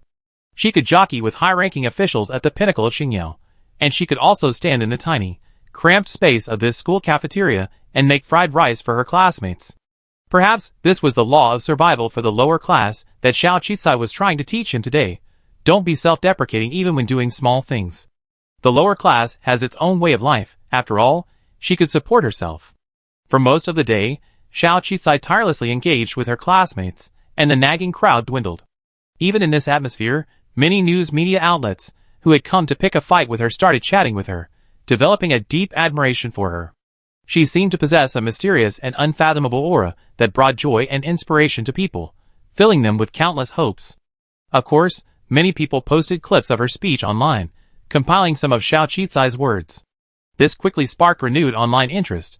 Entrepreneur from the grassroots once again became synonymous with Xiao Qizai. The image of her, wearing an apron, making fried rice while chatting with classmates and others, her simple yet sensible words, has also been deeply imprinted in the minds of countless people. Of course, there were also foodies who expressed their disapproval. What she said does make sense, but how can I get my hands on Mr. Zhao's fried rice? What billionaire CEO personally makes fried rice? It's only 100 star coins. 1,000 star coins. No, I even pay 10,000 star coins. The guy above, I'm willing to pay 100,000 star coins. I pay 150,000 star coins. That's enough. Stop bidding yourselves. You won't get it anyway, but I tried it. Do you remember? Back then, during the actuary competition, someone was selling fried rice at the school gate. I remember them exposing the inside story of the actuary competition and being the first to stand at the stall to receive free fried rice. No wonder so many people thought the fried rice was delicious back then. She actually made it herself. Oh my god, it's her again! Wow, whoever said she makes money, come out and I beat you to death. So many people were harmed by toxic nutritional supplements back then, but because of them, they've been given a fair chance. With the reforms to the actuary competition, lower-class citizens will no longer be subjected to such horrific exploits. I'm still moved when I think about that incident. Oh my god, that Ms. Xiao is truly a homemaker, an all-round talent. She can cook and make money. She's my idol. However, there were also men who said, not bad. She's both a moneymaker and a family person. It's so rare. I wish I could marry her. However, the man who said this was instantly scolded by countless fans and had to log out of his account overnight. Who are you? Are you worthy? You can cook and you're supposed to get married. Why don't you just get an intelligent robot? People like you aren't even worthy enough to be a gigolo, and you still want to marry her? Go eat. Others are talking about ideals, citizenship, prospects, and the future, and you're judging her as a marriageable woman. Are you crazy? It's because there are so many people like this that women these days don't want to get married.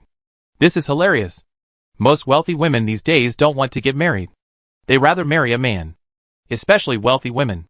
There's no need for marriage. What is he expecting? I decided. From today on, Mr. Xiao is my new idol. Isn't what she said much more reasonable than anything any celebrity motivational guru or expert would say? Why didn't they announce it earlier? They only announced it yesterday, and I couldn't even get a ticket. I can't make it. It's too far. I wonder if I can still eat her homemade fried rice if I take the bus to Planet 4628 today. I want to eat it too, and I want to ask her a few questions. Too bad the event is over. In short, the online discussion did bring a huge wave of traffic to Xiao Qizai. And taking advantage of this opportunity, Xiao Qizai's account posted another message about the upcoming launch of a new product for the Rongguang brand. What new product? Why not just advertise it and directly link it? Why are they keeping it a secret? Is it an upgraded version of the beauty potion, a selected edition, or a limited edition? I'm ready online. I'm sure I get it this time. However, even though many people are interested in Xiao Qizai's new product, she still hasn't released any information or links about it. This silenced those ready to criticize her for advertising to gain traffic, and some even blamed Xiao Qizai for acting unconventionally. Just post the ads and links, and we'd be able to criticize you. But if you don't, how can we criticize you? It's advertising, but it doesn't seem like it's happening, just like it piques people's curiosity. Xiao Qizai, or the marketing staff behind her, is an absolute marketing genius. However, besides those praising Xiao Qizai and those with ill intentions who want to accuse her of advertising, another topic has quietly gained traction. Who is the young man in the wheelchair behind Xiao Qizai? When Wan Yu was still the son of the richest man, he rarely appeared on camera, let alone in public.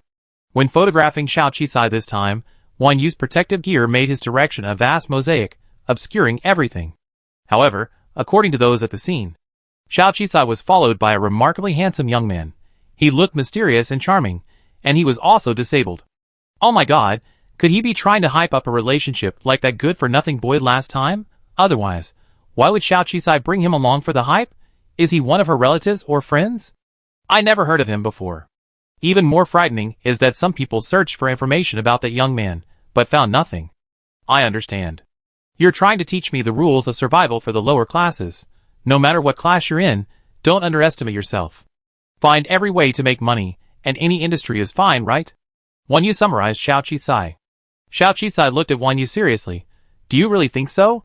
Indeed, I learned a lot from your conversations with those people. Because of this perspective, you've been able to rise above the rest of the crowd. Wan Yu nodded. Indeed, Xiao Qizai nodded, but smiled. It's good that you had these insights, but you're not suited to this. I can't imagine you controlling a robot to stir-fry rice, and you can't even lift the pan, right? Xiao Qizai opened the virtual network on his terminal, and a hotly debated question popped up. Who is the handsome man next to Xiao Qizai? Wan Yu? Question mark. Xiao Qizai smiled. As your agent, I naturally must do everything I can to help you win the second succession assessment. I don't know how your brothers each achieve fame, wealth, power, and status, but from my observation, it's difficult for you. You can't lift anything, and you lack the energy to do anything. Even physically demanding and intellectually demanding tasks are difficult for you. The most you can earn is a disability subsidy from the United Nations government, which is more than your brothers. Although Xiao Qizai's words were true, his brazenness in stating them was deeply erosive. If it weren't for Wan Yu's strong mental fortitude, the others would have been overwhelmed. So he simply looked at Xiao Qizai calmly. I know, that's why I chose you as my agent. I'm your agent, so I won't let your wheelchair move today. I was just trying it out. But it turns out that humans always appreciate the mysterious and beautiful. After today, I determined your development direction for the next year. What direction? Wan Yu's wheelchair unconsciously took a few steps back as he looked at Xiao Qizai's expression. He clearly had a bad feeling. Although you can't lift anything, and you don't have any special talents, there's one thing you're better off than any other person at the starting line. Xiao Qizai took a high-definition mirror and placed it in front of Wan Yu. Your face is very unique, so I suggest you make a living with it. This is also your most outstanding advantage over your brothers. Wan Yu? Question mark. 002. Question mark. You're exploiting the disabled too. I thought they couldn't help you, couldn't work for you, but you're so ruthless you even thought of this. 0022 Impotent rage. Xiao Qizai simply blocked out its voice and continued speaking seriously to Wan Yu. What do you think? One way to make quick money in interstellar society is to become an entertainment star. If you want to start a business, 1 million star coins is definitely not enough. Even if you can start from the bottom, you won't be able to achieve much in a year. Of course, if you want to follow my old path, it will still be difficult. After all, there's no other beauty potion in the world, and you won't have enough time to participate in the actuary competition or entrepreneurship competition. So my marketing plan for you is to make you a star, so that countless people will spend money on your looks. And with the money, you could upgrade your citizen card and win the second chance to be selected as the heir. Pull. Of course, I know you don't want to live in the spotlight and don't like electronic surveillance. But everything has a price. Think carefully about your advantages. Your face is your only advantage, even your disability. Don't rush to answer me right away. You already spent over 100,000 of your 1 million star coins. You can continue to live here. I deduct your rent, energy costs, and food expenses monthly, and I do everything possible to ensure your safety and ensure you survive beyond the next year. But if you want to defeat your brother, this is the only way. The person 002 selected naturally had his or her own unique qualities, intelligence, beauty, and a powerful family background. But now, relegated to the lower classes, the male protagonist no longer possesses the halo of the richest man's son, nor is there any money in his card. His disability, once a source of weakness and mystery, has become a disadvantage, rendering him unable to even find a normal job. So, his last remaining advantage is his good looks. 002. 6. She's finally found a point to exploit. But it's impossible. I know him. He wouldn't choose to debut as a celebrity endorsement just to win. He's the male protagonist I chose. He absolutely has boundaries, integrity, character, and morals. He absolutely won't agree to you. Xiao Qizai shrugged off 002's assurance. I know you rely on data analysis, and he doesn't like appearing on electronic surveillance or data monitoring, but what if he agrees? If you agree, I take your last name. 002, furious, uttered the kind of angry words the human world loves. I don't need you to take my last name. 002, how about this? If he agrees, it means your data analysis isn't as accurate as mine, and you won't force me to bind any romantic partners anymore. Okay. Of course, You also won't ask me to cooperate with your so-called dates or develop a relationship with a romantic partner. Come to think of it, Xiao Qisai has never cooperated before, right? Then if he doesn't agree, will you agree to a relationship with him? 002 was excited. Sure. I even proposed to him. Xiao Qisai nodded. 002, let's make a bet. 002 was completely captivated by Xiao Qisai's words. If the proposal ended successfully, wouldn't its mission be accomplished? It had been so long, and Xiao Qisai's relationship line hadn't progressed at all. It was almost losing confidence in its role as a romantic system. So this time, he had to win, but 002, full of dreams, hadn't considered one thing. He knew Yu was too proud to become a star just for the money. But he also overlooked the fact that even if Xiao Qisai proposed, he might not agree. Chapter 126. Zhao's Pharmacy's Rongwang brand website didn't live up to the hype of the crowd. Instead of Xiao Qisai taking advantage of the buzz surrounding her graduation live stream to launch her new product, they announced a recruitment campaign for a new product spokesperson. When thinking of spokespersons, everyone immediately thought of the mysterious and powerful woman who had appeared in the beauty potion commercial. She was a well-deserved spokesperson. Even though she wasn't a well-known celebrity, her presence in just a few minutes was incredibly moving and stirring, leaving people with a sense of mystery. Are they changing spokespeople? No, not really. The previous woman was the face of a beauty product, so the new spokesperson will be endorsing a new product. Everyone was shocked by Zhao's pharmacist's outrageous move. Normally, shouldn't the brand be the one looking for spokespeople? They were actually openly recruiting spokespeople. No company has ever done that. It's hilarious. Who would want to go there? It's just a low-tier, third-rate company. Not a top-tier one, and yet they got selected.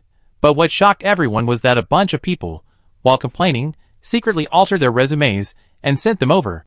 After all, the spokesperson selection criteria actually stated that no distinctions were made regarding social status, gender, or age. So, does everyone have a chance?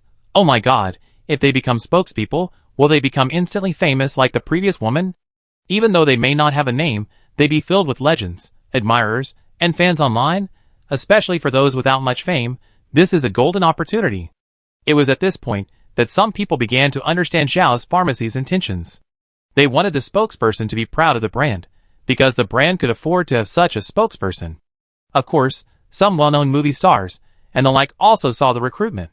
Surprisingly, many well-known celebrities expressed interest in this endorsement, and even secretly sent letters of intent, inquiring about the selection criteria. However, even for well-known celebrities, Wu Xiao's response remained consistent with the official selection criteria, stating that there were no restrictions on citizenship or fame, and that registration constituted participation in an audition process, where a formal and fair selection process would determine the final spokesperson. Of course, the spokesperson's annual salary was also very substantial, starting at 100 million yuan. And most importantly, there's a commission on project sales of new products. Typically, brand ambassadors only negotiate a one-time endorsement fee, but Zhao's Pharmacy actually offers project sales boosts for new products. Remembering the 10 billion yuan Xiao Qisai earned last time, many are eager to get in on the action. That's a 1% commission on sales points.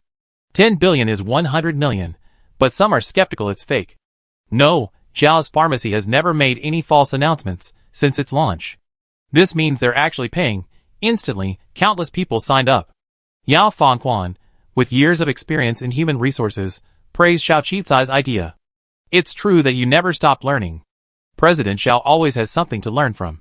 My trip was truly worthwhile. After finishing some matters at Xingyao, Yao Fangquan heard that Xiao Qisai had returned to planet 4628 and rushed over without delay. Especially after watching Xiao Qisai's fried rice livestream, her mouth suddenly watered. Thinking of the packaged fried rice Xiao Qisai had given her last time, and his promise to teach some people, she became even more eager to rush over. Don't underestimate foodies. If she could work in a hotel, she could also work on a lower-level planet. But to her surprise, planet 4628 was probably the best low-level planet she ever been to. No need for a protective mask, the air was incredibly good. It was said that Dallas Pharmaceuticals had invested billions in a renovation project for the planet's air circulation system. Furthermore, the entire planet is now actively cultivating green plants, growing ingredients for beauty potions, and planting flowers. As a result, much of the planet's garbage and pollution have been dealt with, and the planet is thriving, with a remarkably improved ecological environment. And it seems the citizens are not bad either.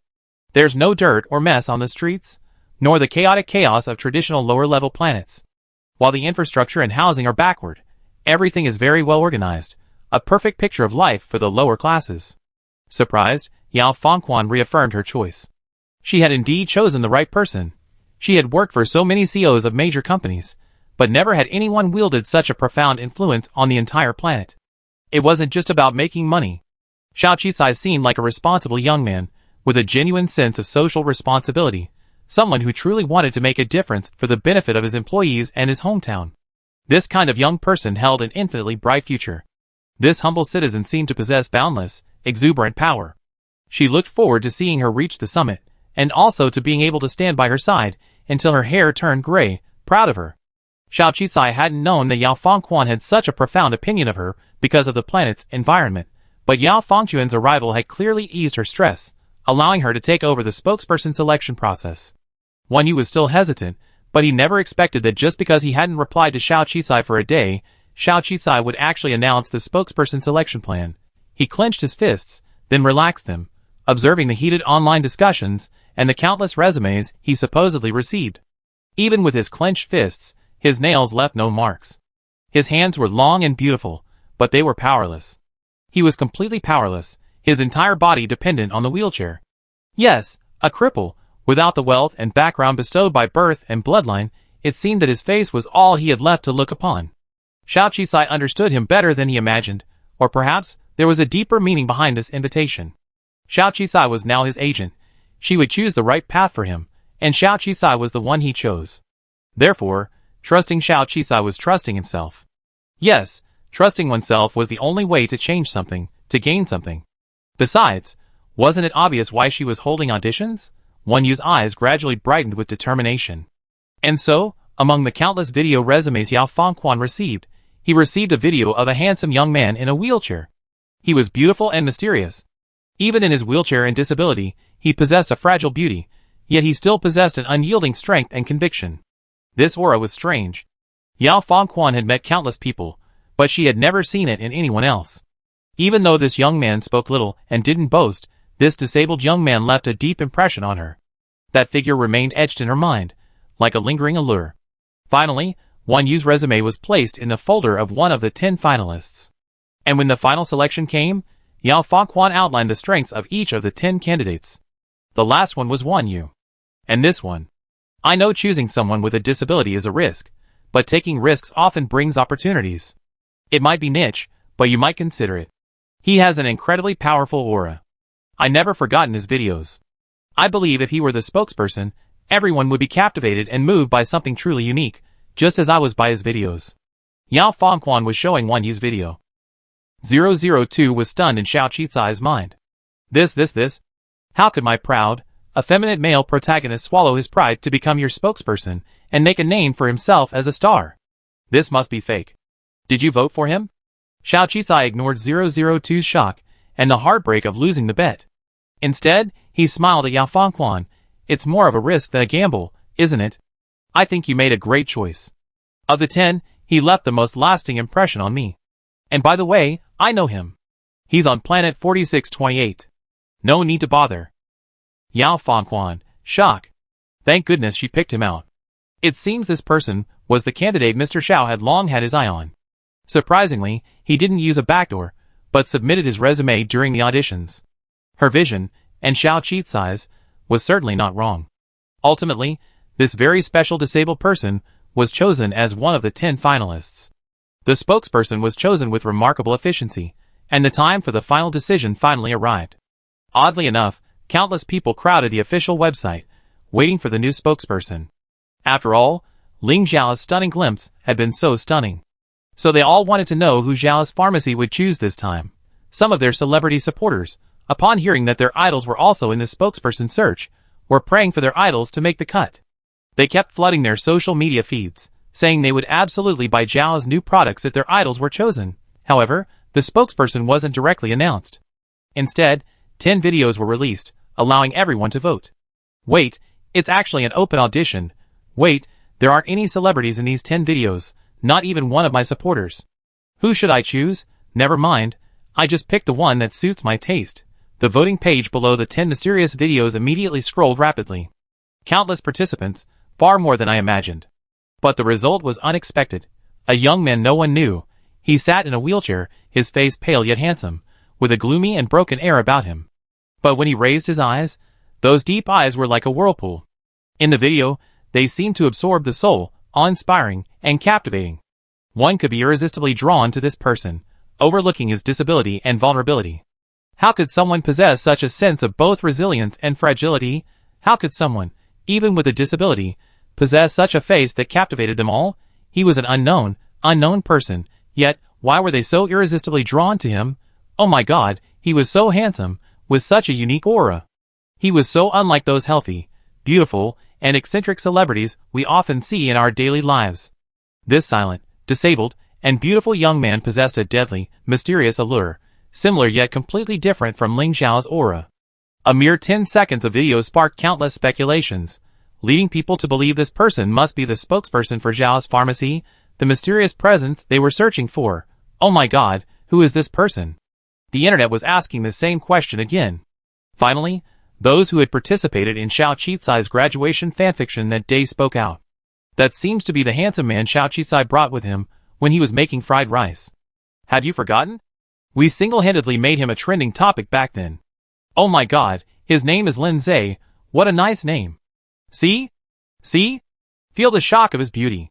We were attracted to President Xiao back then, but we were also drawn to him, a handsome man, even unconsciously. So we weren't lying, right?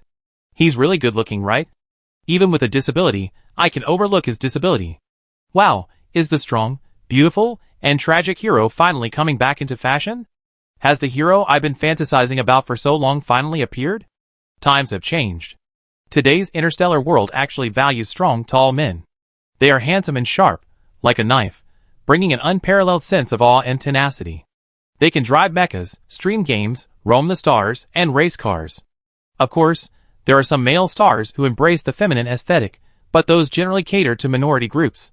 Of course, people with disabilities rarely debut, and given the current state of medical care in interstellar society, they're rare. They're generally found among the poor, those with no access to treatment, or those with rare diseases. The Xiao Pharmacy's risky selection of a spokesperson is truly astounding, like the opening of a new aesthetic dimension. As a result, online discussion about 1U has escalated to an incredible level. Of course, everyone is also curious. What product will this new, handsome man be endorsing? Is it something truly unique? Otherwise, why choose someone with such a unique temperament? What new product will Xiao Pharmacy release? Curious, excited. Of course, on certain Class C planets, 1U's brothers also saw the news. As they looked at the beautiful new spokesperson in the video, their eyes lit up with shock. So, what kind of eccentric person was that agent who actually came up with such a plan to help his disabled brother win? And why would that brother, who never appears on camera, agree to such an outrageous way of making money? Of course, they also chose an agent. Having an agent is always better than going it alone. Their agent was also advising them, looking for opportunities to make money, and providing some conveniences within the rules. But even they were shocked when they saw the scene. The results of the auditions naturally couldn't be rigged. This meant that the result would be recognized by Wang Jinong, and 1U's endorsement as spokesperson would be recognized, so it wouldn't count as cheating. And when it comes to entertainment endorsements, celebrities are indeed one of the fastest ways to make money. Chapter 127. The buzz is good? Is the next step to immediately launch pre-sales for the new product? Wu Shou had complete faith in Xiao Qizai. Judging from the effectiveness of this promotion, it was another miracle. Xiao Qizai went against the grain, not selecting celebrity endorsers, but instead recruiting them. This garnered countless attention and attracted a significant amount of traffic. Of course, this did garner quite a bit of attention from celebrities and fans, but with an open recruitment process, they could apply on their own, which wouldn't be criticized. The buzz was there, but Xiao Qizai still shook his head. No, it's not the right time yet. Wu Shou expressed confusion. But the next day, Xiao Qizai took 1U and his team to Planet 0223, saying he was personally filming a special promotional advertisement. Planet 0223 remained the same as the first time he had visited. The entire southern hemisphere was filled with the fragrance of flowers. However, it was also permeated with the scent of artificial fragrances. It wasn't until I visited Huayan's flower fields, a vast expanse of flowers cultivated using traditional methods, that I realized they were filled with the fragrance of nature, a breathtaking sight. Being a spokesperson isn't as simple as you think. If you want to endorse something, you must first understand it. The first few batches of flowers in full bloom had long been harvested. This was the last batch, purchased entirely by Zhao's company, awaiting final production. Xiaoqi then lowered his head, plucked a bud from the field, and handed it to Wan Yu. Do you know what the blue cloud kite flower means? It means redemption. Xiao Qicai pushed Wan Yu's wheelchair along the path, past the sea of flowers, as if they were standing in front of a small house in a fairy tale town. Did your mother mention the word fairy tale in her suicide note? In fairy tales, beautiful and kind stories always take place in a fairy tale world, just like the small house at the end of the sea of flowers, like the backdrop of a fairy tale. Xiao Qicai knocked on the door. Little Hua Yin excitedly opened the door and called out to her grandfather, "Grandpa, it's Mr. Xiao." The old man in the wheelchair struggled to push his simple wheelchair forward. The moment Hua Yin opened the door, he was stunned to see Xiao Qicai, also pushing a wheelchair, and a handsome young man sitting in a wheelchair, holding a flower. The old man and the young man stood opposite each other, one holding a freshly woven basket of flowers on his lap, the other holding a bud about to bloom. One had silver hair and a wrinkled face, the other had fair skin and a youthful, handsome appearance. But neither of them could stand. "Is this your new spokesperson?" It was clear that the old man was still as focused on current affairs as ever, especially since his last encounter with Xiao Qicai, who had been keeping tabs on nearly every move at the Xiao Corporation. He had seen the mysterious spokesperson chosen for the new product in a video, and he hadn't expected Xiao Qicai to come in person again, bringing his spokesperson with him. "Yes, Grandpa. His name is Lin Zhe. Although it's a secret, you all know what our new product is. He'd be the spokesperson for our Rongwang product, so I brought him here to meet you." "Great, great. He's even more handsome than he looks online." The old woman excitedly quickened the weaving of the flower basket in her hands, thoughtfully tying a beautiful bow tie around the bouquet. Then, she moved her wheelchair and handed the large, vibrant bouquet to Wan Yu. "We already completed our previous tasks. We provided the best flowers. Now it's up to you, Mr. Lin." The bouquet was a riot of color, yet the palette was harmonious and unobtrusive, creating a stark contrast to Wan Yu's lifeless state. The vibrant vitality and natural fragrance of flowers filled the air. Wan Yu was momentarily stunned, almost at a loss. Xiao Qicai leaned over to capture the scene. She said, "Flowers are vibrant things. They bring color and fragrance to a colorless world.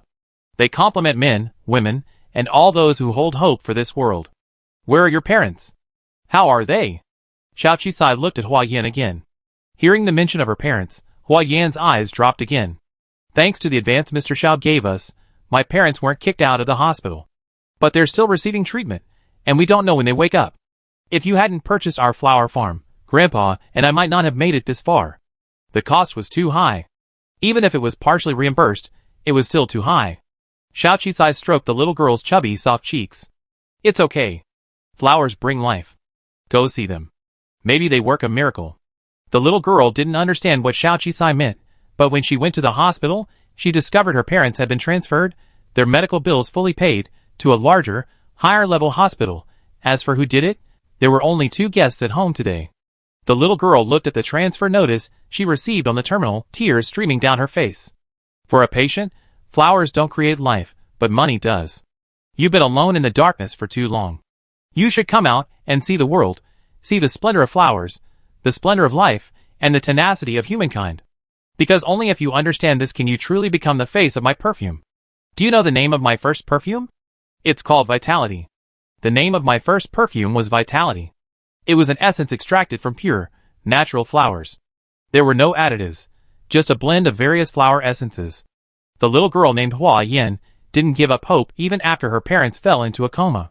Her disabled grandfather wove garlands, and she, with her tiny body, dragged handfuls of flowers to the flower market to sell, earning hundreds of star coins to pay for her family's food and to raise money for her parents' medical expenses. Then she had the good fortune to meet Xiao Qicai, a kindly god walking the earth, a benevolent entrepreneur. And so, a miracle was created. Her parents miraculously woke up, and their family was reunited. The promotional advertisement for life was released. Surprisingly, this advertisement was completely different from the previous one, which featured a single spokesperson. This advertisement told a story more like a story. In a fairy tale cottage at the end of a sea of flowers, there lived a father and mother who loved life. a well-behaved and adorable little girl, and a disabled grandfather. They adhered to their principles and cultivated pure, natural flowers using pristine, natural methods. A sudden illness struck the entire family, and a raging storm swept through the sea of flowers, withering countless petals in the storm. But after the storm, countless petals bloomed again in the sunshine. The young man pushing the wheelchair looked lifeless, as if abandoned by the world. A tearful little girl crossed his path, but he ignored her.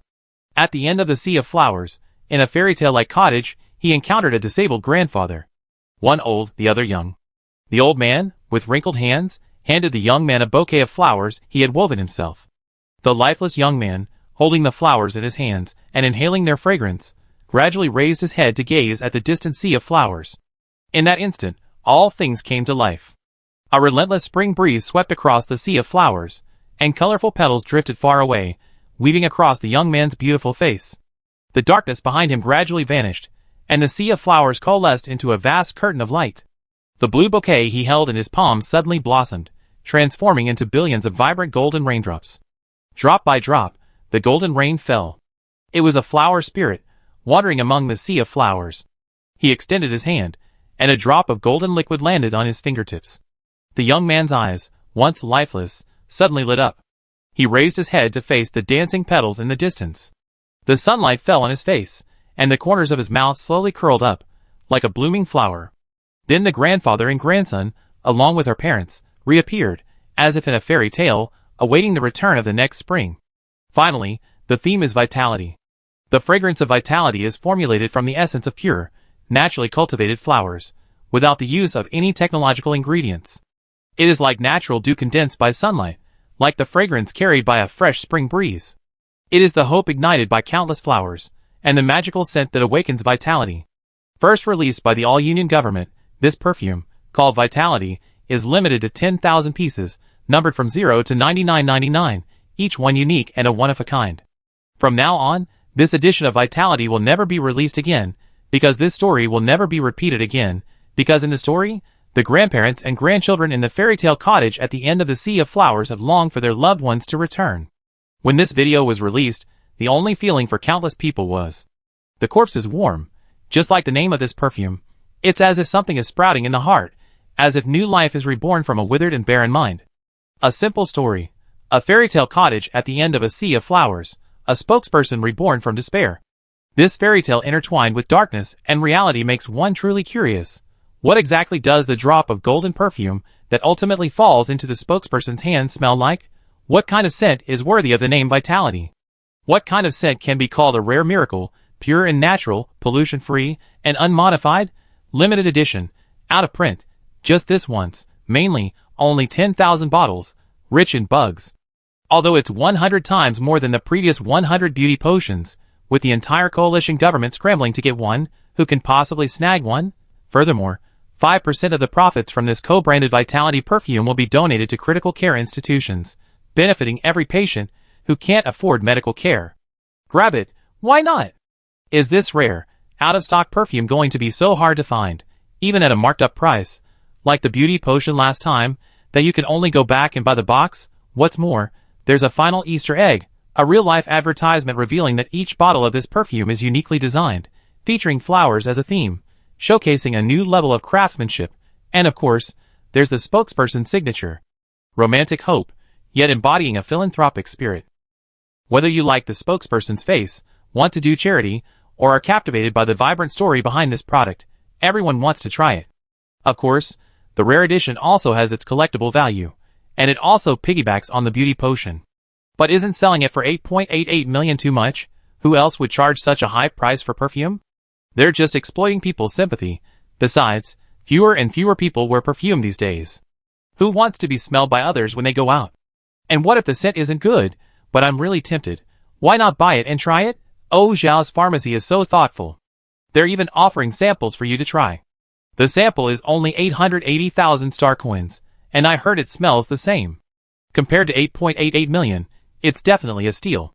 So, besides the wealthy who immediately bought the 8.88 million star coin perfume, many less affluent people, or those who can't afford to spend lavishly, started buying samples like crazy. And it turns out that the number of people buying samples far exceeds the number of people buying the original perfume. All the samples come in a beautiful, petal-shaped bottle, and they wear out after about 3 or 4 uses. However, the first time they sprayed the perfume, the refreshing, life-filled scent still stunned many. It smells truly wonderful. Alas, I can't afford the larger bottle. I heard the packaging is prettier. At this time, many people online started showing off the full-size Vitality perfume, boasting about the serial numbers and unique vases. One truly wealthy individual, in particular, bought 100 bottles. He used an entire wall of his home to display the unique designs of each perfume, proudly proclaiming his intention to exchange them for more. Then, those who were still on the fence finally jumped in. Although the number was larger than the previous release, it was only 10,000 bottles. With so many people in the coalition government, only 10,000 bottles, and this was a one-time sale, you regret it if you didn't grab them. So, while this time the bottle didn't sell out as quickly as the beauty potion, it still sold out within 3 days. After it sold out, there was a flurry of online complaints about not being able to get one and asking why Zhao's didn't make more. This was pure starvation marketing. They wanted it so badly. Why can't I afford the beauty potion and perfume? This time, I can afford it. Yes, even after the full-size bottle sold out, the official announcement stated that the sample bottles were no longer available. Everyone was wailing. The samples were gone too? This is outrageous starvation marketing. Those who didn't get one started railing online, accusing Zhao's pharmacy of dishonesty. After enduring so much criticism, Zhao's pharmacy finally issued a statement, explaining that the perfume's formula was difficult to come by and that they were running low on raw materials, hence the limited purchases. However, considering so many people were eager to try the scent of life, and to thank everyone for their support, the company released small trial samples at cost price to those who missed out. So, the sample bottles, priced at 80,000 yuan each, were launched. Compared to 8.88 million yuan, 80,000 yuan was indeed a very low price, and it was out of print, so everyone had only one thought in mind. Grab it. They didn't even realize how expensive a few drops of perfume cost 80,000 yuan. Wu Xiu looked at the sales figures of hundreds of thousands of small samples and said, shocking.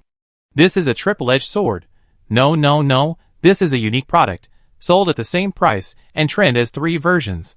This is absolutely a marketing genius. Chapter 128. Zhao's pharmacy doesn't disclose its charitable donations, but a donation letter from the Disability Union caused a stir. It turns out Zhao's promises are truly fulfilled. So, if you buy their products, part of the money will go to practical use, and part will go to charity. There aren't many entrepreneurs with such a conscience.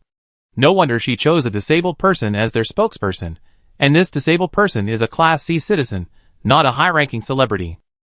Buy it. It's only 80,000 star coins anyway, so I bite the bullet and buy it. I can also enjoy the fragrance that only the wealthy can smell. The fourth wave of buying frenzy was triggered by the donation letter from the charity union. Even a small sample of 80,000 can still make a profit, and due to the large quantity, the profit is extremely considerable. Of course, as the spokesperson, Wan Yu also received his share of the commission and endorsement fee.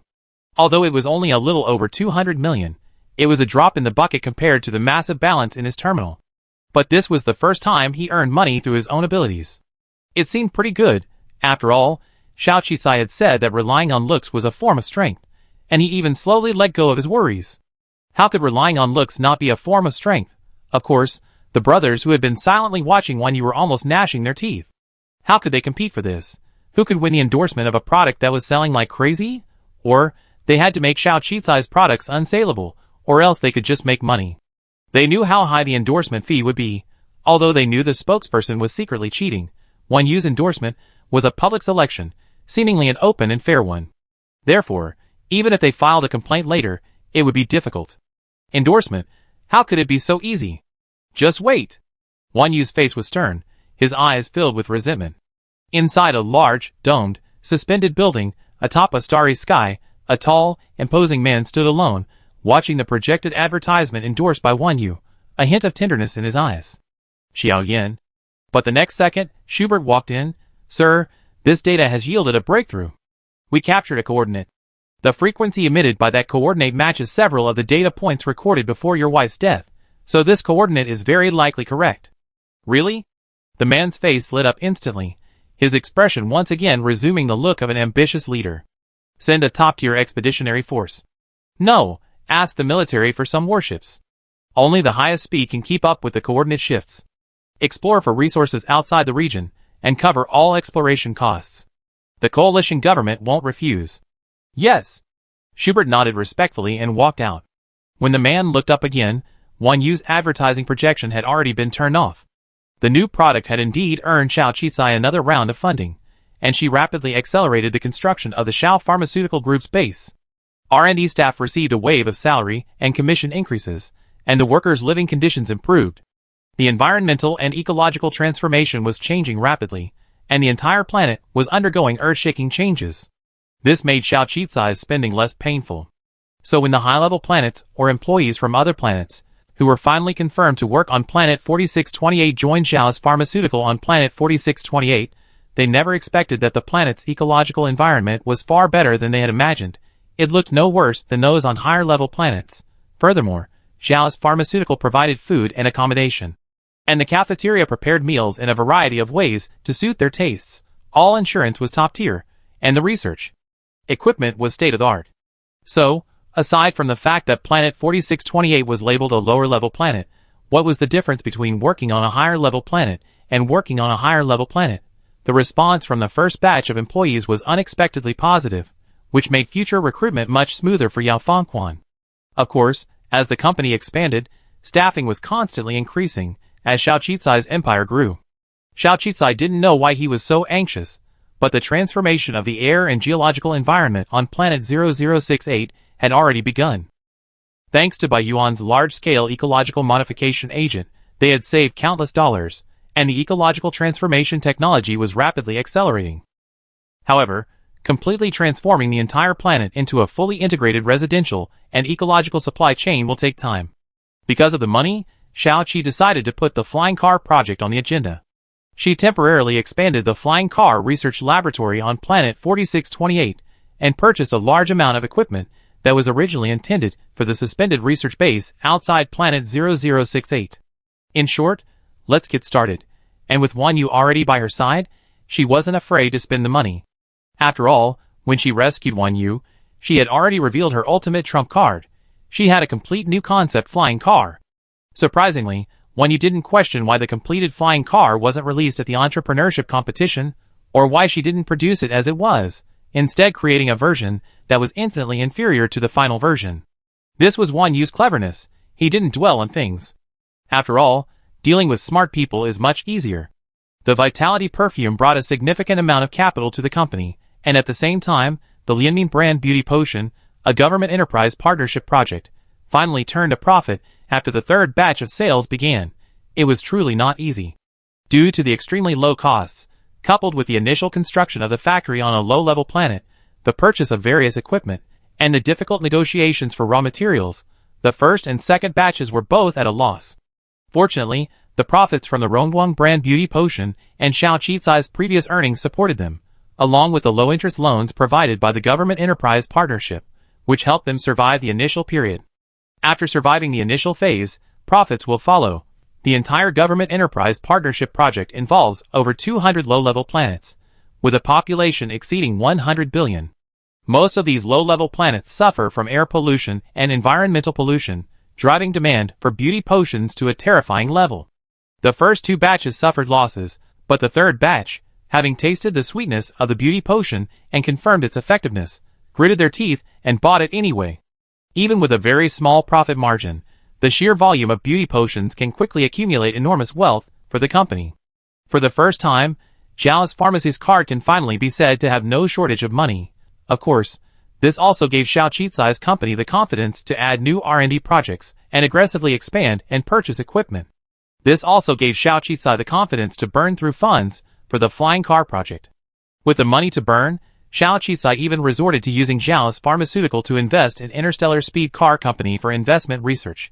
This investment also provided a legal basis for the company's transfers, even avoiding some taxes, while also completely separating the two companies. However, Si Muyukan also completely focused on the new flying car company. After all, interest is the best teacher. He clearly preferred running flying cars to factory management. At a critical moment in the flying car project, Xiao Qizai finally made a decision. He dismissed Si Muyukan from all his positions at Zhao's pharmaceutical and appointed him vice president of Interstellar Speed Car and the new project leader. At the same time, The relevant R&D personnel and production equipment were completely separated. This marked the beginning of the independent division between the two companies. And so, Xiaoqisai began to be short of staff again. There's no shortage of people to work on the new beauty potion and perfume projects. Xingyu's trip, where he dealt with Professor Lanka, brought Xiaoqisai considerable fame. With Bai Yuan's help and guidance, the entire R&D team is now staffed with top-tier chemical engineering talent. The input-output ratio is high, and they can even start the next perfume project right away. In reality, the beauty potion and perfume projects are currently progressing smoothly, so improvements and additions aren't needed quickly. Therefore, after Bai Yuan's ecological chemicals patent application was completed, Xiaoqisai established a third department within Zhao's chemicals, the Environmental and Ecological Transformation Department. This department originally relied on Bai Yuan's environmental and ecological improvement chemicals, so Xiaoqisai directly assigned Bai Yuan and Xia Qianchuan to oversee the entire project. The first project, the transformation of Planet 0068, is already underway in full swing. Their research focus has also completely changed. All equipment and chemicals that contribute to environmental and ecological improvements will be their future research and development focus. Once the ecological transformation of Planet 0068 is complete, they will use this as advertising and take orders for ecological transformation projects across the entire interstellar system. Xia Qianchuan was deeply impressed by Xiaoqisai's business acumen and foresight, and she, Bai Yuan, and the team became completely established, becoming loyal and dedicated members of the department.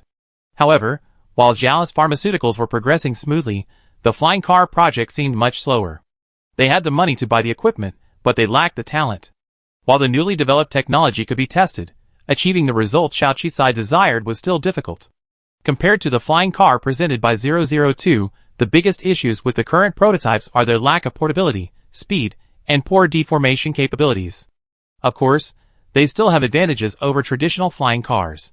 The final improved version is actually ready for road use, and has obtained the relevant flight certification for sale, but Xiaoqisai is still dissatisfied. Si Mukin was also frustrated, and he quickly realized that while their direction and improvements were not wrong, the material limitations were significant. Materials that can deform and expand at high speeds are rare, expensive, and scarce, and their effectiveness in a flying car is limited. Si Mukin has already conducted numerous material improvements and experiments, but the results have been less than satisfactory. Finding more suitable materials is necessary to truly achieve the effect Xiaoqisai desired. But materials are incredibly difficult to come by. After Wan Yu realized they were stuck with materials, he explained that they did exist, but they were primarily used in military applications and rarely in civilian ones, so they were kept secret. The Wan family possessed several mineral planets containing rare minerals, and most of the metals from these planets were purchased by the government for military use. Their ductility and various properties far surpassed those of commercially available metals. Based on these mineral planets, the Wan family enjoyed close cooperation with the government, securing officially guaranteed profits and market share. Among these, there was even the metal material with the stretchable properties they desired. So how can we obtain these mineral planet metals? Can we buy them directly from the Wan family? Xiaoqisai believed money could solve the problem. Wan Yu shook his head. Currently, the Wan family only sells the metal ores on these mining planets to the government and military, and for the sake of long-term profits, sales are limited. You have two ways to purchase them. One is to convince the head of the Wan family, my father, Wan Jinong, to open the sale. The second is to purchase from the military. Both are very difficult. But we still have to give it a try. If we release the current version of the flying car, the results won't be impressive. Xiaoqisai's project philosophy has always been, if you make a product, you have to make it the best. So, by all means, give it one more try. Whether it succeeds or not will be determined later, but at least give it a try. Chapter 129. However, it's no wonder the Wan family is so wealthy, even daring to exploit the government. Controlling this unique resource, they have the final say on pricing. It's fortunate that we live in a democratic society, fortunately still adhering to the first-come, first-served principle. Otherwise, the government would have simply forced the company to give up its position or imposed a tax, and the Wan family would have been completely wiped out. Of course, looking deeper, perhaps the Wan family has some powerful means to prevent the government from taking any rash action. Let's give it a try. It's boring after all. If we release the current version of Speed Racer now, it might not achieve the market I envision. If we can improve a new version, I'm sure it will be earth-shattering. Xiaoqisai looked at Wan Yu, So where can I meet your father? Last time, she had actually asked 002 to investigate the people around 1U. But aside from the marketing of his devoted wife persona, little information about this wealthy man has been released to the public. All we know is that he's rich, but his weaknesses and related details are still rare. However, if they were linked to 1G Nong, 002 could obtain his location information, but Xiao Qisai felt uncomfortable no matter how she thought about it. After all, the current relationship target was still 1U. Switching it directly to his father. Well, it felt like even 002 wouldn't be able to convince him. So, Xiao Qi had retained her last bit of integrity. Thankfully, 1G Nong was 1U's father after all. 1U should know a lot of inside information. 1U was silent for a moment. I know there's a joint government military exhibition coming up soon, and 1Jia will be invited as a military supplier. My father will probably go. Factories partnering with military-related companies will showcase new resources, minerals, and materials. However, tickets to military exhibitions are generally only available to military departments within each major star region, along with relevant professionals and scientists. Ordinary business people rarely get a ticket. A military exhibition? Perhaps some military weapons, and the like will be on display. Military enthusiasts might also go. Since you have the time, let's go and take a look. Would you like to come with me? Xiao Qisai was asking 1U. Of course, travel expenses and all other expenses will be deducted from your endorsement fee. It shouldn't be against the rules. Perhaps you could discover new business opportunities. 1U, sure. The matter was settled. Xiao Qisai's team was small. Xia Jian, 1U, and Si Mukin. Because they hadn't found a more suitable assistant yet, and Xia Jian was a quick learner, Xiao Qisai officially transferred her to his side, making her his first assistant.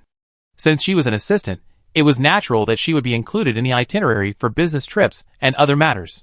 The young girl was incredibly excited when she heard they were going to the military exhibition.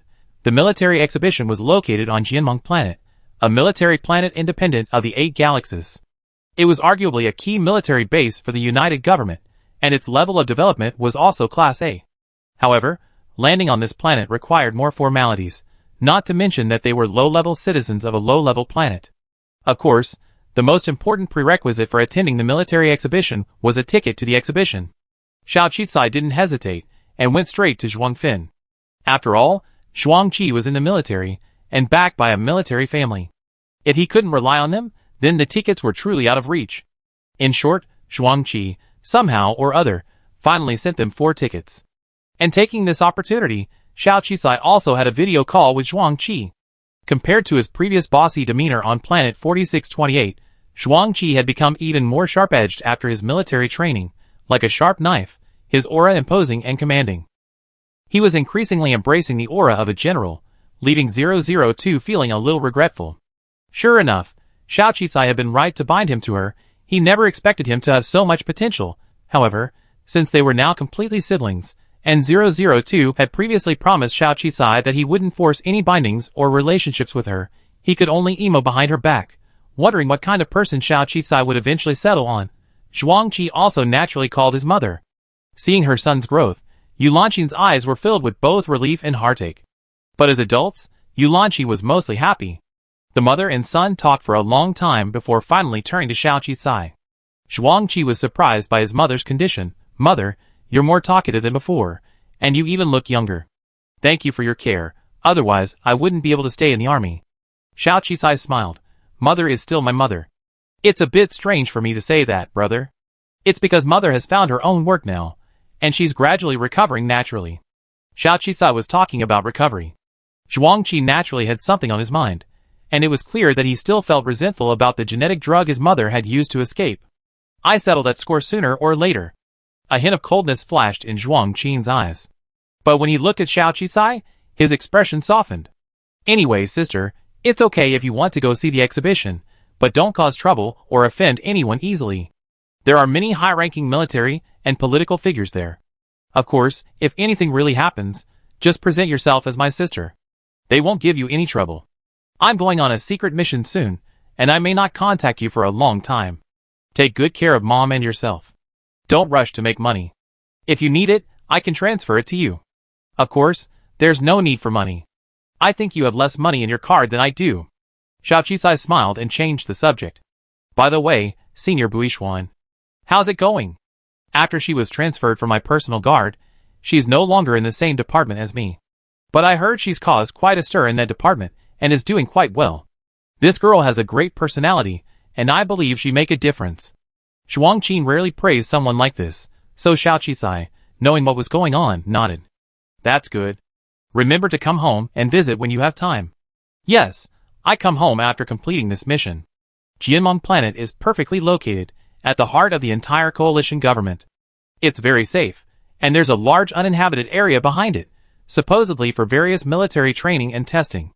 Even with the exhibition invitation ticket, entering Jianmeng planet was subject to numerous interrogations and identity verifications. Unexpectedly, Xiao Qisai's identity change was discovered, but for some unknown reason, she was ultimately let off. What surprised Xiao Qisai even more was that Wan Yu's identity was a fake, and it hadn't been discovered. It was obvious that the Wan family's methods were truly remarkable. Even the military systems couldn't detect any anomalies. This was a bit terrifying. Wan Yu, on the other hand, acted as if it was natural. Clearly, the richest man was more than just the richest man. The exhibition lasted a month, and they arrived on the first day, so they witnessed the grand opening ceremony, saw the military's high-end warships soaring through the sky towards the universe, and saw countless interstellar weapons on display. These few glimpses of these weapons were enough to shock Xiao Qisai, and clearly reminded her that she was now in an interstellar society. A society where planets could be destroyed by weapons at any moment. A society of even more brutal and advanced technology. Of course, the military exhibition was just a prelude to the opening. The main event was the exchange of materials related to military enterprises and the negotiation and cooperation of new projects. So, the second day began to move more normally. Buyers, corporate representatives, various military departments, and military personnel from major star regions began to arrive one after another. Although the United Government has a unified military department, and individual star regions lack military authority, they still maintain garrisons and defense forces in various regions. The economic conditions of each star region also influence the size, strength, and equipment of these garrisons. There's even competition for garrisons across star regions, resulting in different relationships between military departments. There are numerous military-related companies, more than Xiao Qisai had imagined. The variety of military-related materials is innumerable. Indeed, in addition to large military weapons, the precious minerals and materials required, everyday textiles, various small equipment and materials, pharmaceuticals, and even food are all related to the military industry. Of course, the companies that managed to secure admission were no ordinary enterprises. Si Mukin seemed particularly excited. After all, while the Si family's business was doing well, it didn't involve any military-related activities, so they weren't eligible to participate in this exhibition. He had never been to one before. He had always been a keen enthusiast for flying cars, and seeing all sorts of equipment excites him immensely. Upon entering, he immediately headed for the flying car and interstellar spacecraft exhibition area. Xiao Qisai didn't stop him. Perhaps Si Mukin would get some new inspiration, and there was still a full month left. Although the exhibition was large, they could explore everything they wanted to see, so they simply split up. The Wan family also had a large dedicated exhibition hall in the mining area. The exhibition was held every 5 years, so every 5 years, some members of the Wan family and senior executives would attend. Wan Yu had been eligible to attend before, but he had never been. This time, following Xiao Qisai, he didn't refuse. Thankfully, his wheelchair was very intelligent, so he didn't need to be pushed. Of course, even a disabled person strolling around here still attracted quite a bit of attention. A few people even recognized Wan Yu, and came up to him to ask for his autograph. Xiao Qisai looked at Wan Yu with a smile, apparently a customer who had purchased the Vitality perfume before. Ultimately, Wan Yu didn't refuse and signed Lin Zai's name. Xia Xian, after all, was a young girl, and she seemed particularly excited and agitated, glancing here and there, giving the impression of someone who had never seen the world. Of course, Xiao Qisai wasn't much better, but at least she appeared calm. Indeed, this exhibition hall was enormous, and besides the zoning, there were no professional company guides. Finding just 1 or 2 companies was practically impossible. It was said that military personnel officially invited by the exhibition hall would be guided and provided with a flight path directly to their destination, but we, the idlers, were left to explore on our own. There were flying paths between each hall, but the indoor exhibition areas could only be navigated by self-driving taxis. Xiao Qisai, eager to gain more experience, entered the first exhibition area the next day, the textile area, which produced the various hats, clothing, shoes, underwear, and other items worn by military personnel. These companies were actually well known in the textile industry. They were simply suppliers to the military, showcasing their new products and seeking new purchases or upgrades. Xiao Qisai came across a large company specializing in the production of thermal and radiation-proof clothing. These garments were said to provide protection against radiation and heat, which reminded her of her ice sand mine on planet 8843. Almost instinctively, as a businessman, she stepped forward and handed over her business card. Unfortunately, the person who greeted her was dismissive of Xiao Qisai. Jiao's Pharmacy. Are you that low-level entrepreneur who exploits public opinion to sell products online? This is a military exhibition, and we're primarily selling to the military, not small businesses.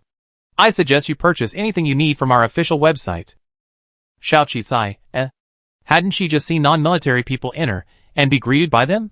Small businesses are small businesses, after all.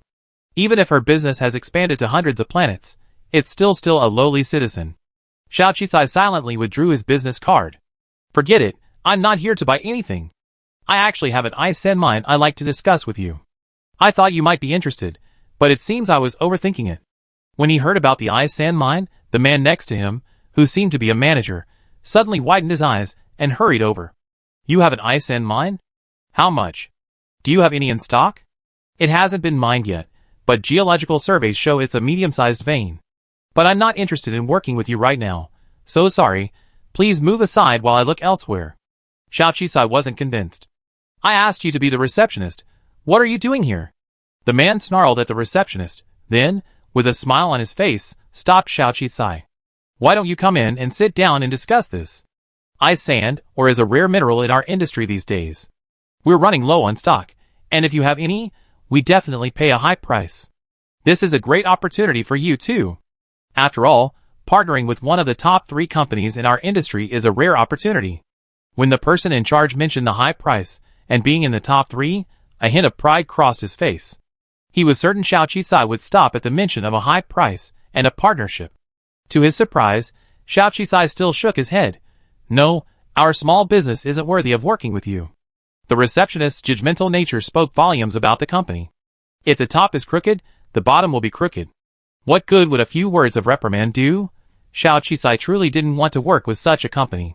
So she gave Xia Jian a look, and Xia Jian immediately understood Xiao Qisai's intention and stopped the man. Excuse me, don't block our President Zhao's way. We have more important things to do. With that, the men quickly left their booth. Watching the men's backs as they walked away, the man gritted his teeth and glared at the receptionist fiercely. This is ice sand ore. A resource delivered right to your doorstep, and you're wasting it.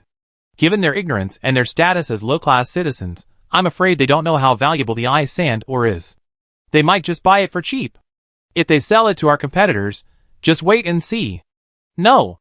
We must seize this mineral, and prevent them from selling it to Quan Hutong Company. The man said, walking towards them. Chapter 130. The booth across from them was also for a company with the same product, called Quan Hutong. Although their designs differed, it was immediately apparent that they were competitors. Judging from the size of their booths, they seemed to be on par with each other. Xiao Qisai was particularly interested in this special type of clothing.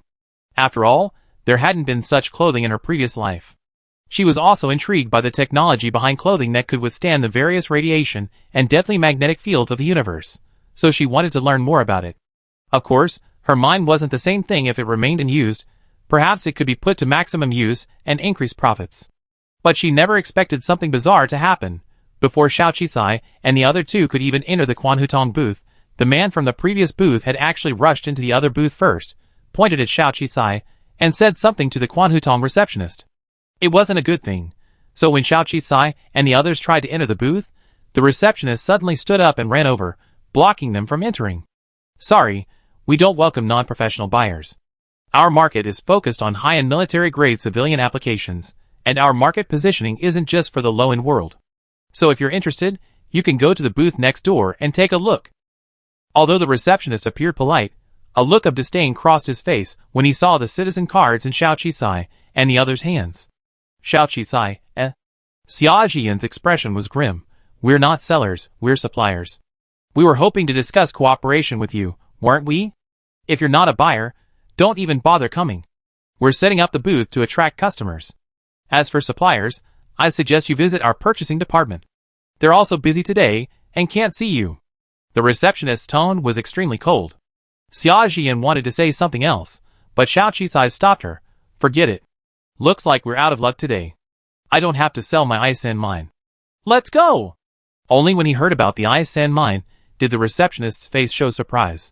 But just as he was about to try to get Xiao Qicai and the others to come in, he saw the person in charge across from him giving him a meaningful smile. He immediately knew he'd been tricked by his competitors. His face fell, and he could only pretend nothing had happened and return to the front desk. That was the only way to avoid being noticed by the company's top management. After 2 cold receptions, Xiao Qicai's temper and personality had been shaken. He didn't continue to visit the anti-radiation clothing booths, but simply took a casual look outside the exhibition hall. It was all the same. Basically, the gimmicks are all about technology, how much technology is used to protect against it, what kind of radiation it resists, and how high its radiation protection rate is. The only difference is the design of the clothing. As for the other clothing and textiles throughout the exhibition hall, such as sleeves and hats, they are basically the same. They are mainly for military use, so most of them are clothing that can withstand cosmic radiation and special environmental radiation, with relatively few everyday clothes on display. Of course, many of these brands are also major brands of everyday clothing. Food, clothing, housing, and transportation are extremely important to people's livelihoods in any civilization, so related industries will never fade. Of course, this also means fierce competition. But being able to enter meant basically getting a piece of the action, earning enough to support himself. Xiao Qicai thought about his ice sand mine, and an idea came to mind. Although there was a conveyor belt in the sightseeing corridor, a full day was still quite tiring, so Wanya felt exhausted the next day and decided not to go. It was understandable, after all, he was already well informed. Besides, they were just strolling around, so there was no need to insist on wasting energy. If he got sick, it would be troublesome. However, Si Mukin had news for Xiao Qicai. He had spotted the Jiao's flying car exhibit in the air show area. Yes, the Jiao's flying car had an entire separate exhibit hall, quite large and unique in design, and he spotted it immediately. But I haven't gotten there yet. I plan to explore each hall and record a lot of information. Si Mukin spoke excitedly. Although he couldn't remember faces due to his face blindness, he could memorize data and information about the flying cars very quickly. Indeed, photography and recording were prohibited throughout the exhibit hall, so one had to rely on their brains to memorize everything. Of course, this was also to prevent new product leaks and plagiarism by competitors. Is Zhao's speeding car there too? Then I go check it out today. They probably underestimated the sheer size of these exhibition areas. Even a month wouldn't be enough to explore every single one. There were dozens of exhibition areas, each with at least hundreds of exhibitors. Just casually browsing one area would take a day or two. The speeding car project was their priority, and if they were to enter this field, they naturally needed to understand their competitors. And the company that came here was the most advanced and top-tier speeding car company in the entire coalition government. There weren't many companies in the air show area, but each one was enormous, after all, due to the large weapons they displayed. Of course, some large warships, starships, and spaceships could only be displayed via projection, as they were too large to be transported. This area was also where they encountered the most uniformed personnel from relevant military departments. There was a dazzling array of flying cars. Flying cars were the smallest of aircraft, so they were generally on display physically.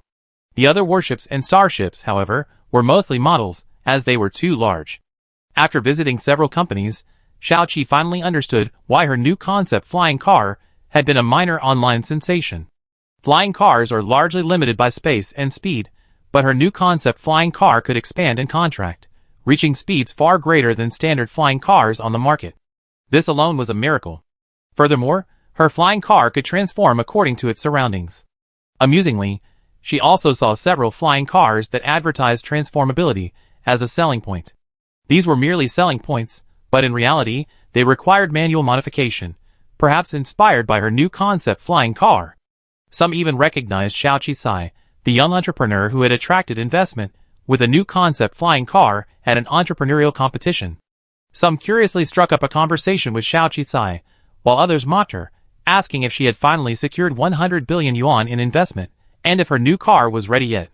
Among them, quite a few knowledgeable individuals understood that spatial theory and materials were the biggest limitations, and they sought to inquire about Xiao Qizai's progress. However, Xiao Qizai naturally wouldn't tell them that the purpose of her visit was to resolve the material issue. Whether it was sarcastic or testing each other's wit, the ability to communicate together would allow Xiao Qizai to gain a deeper understanding of the market.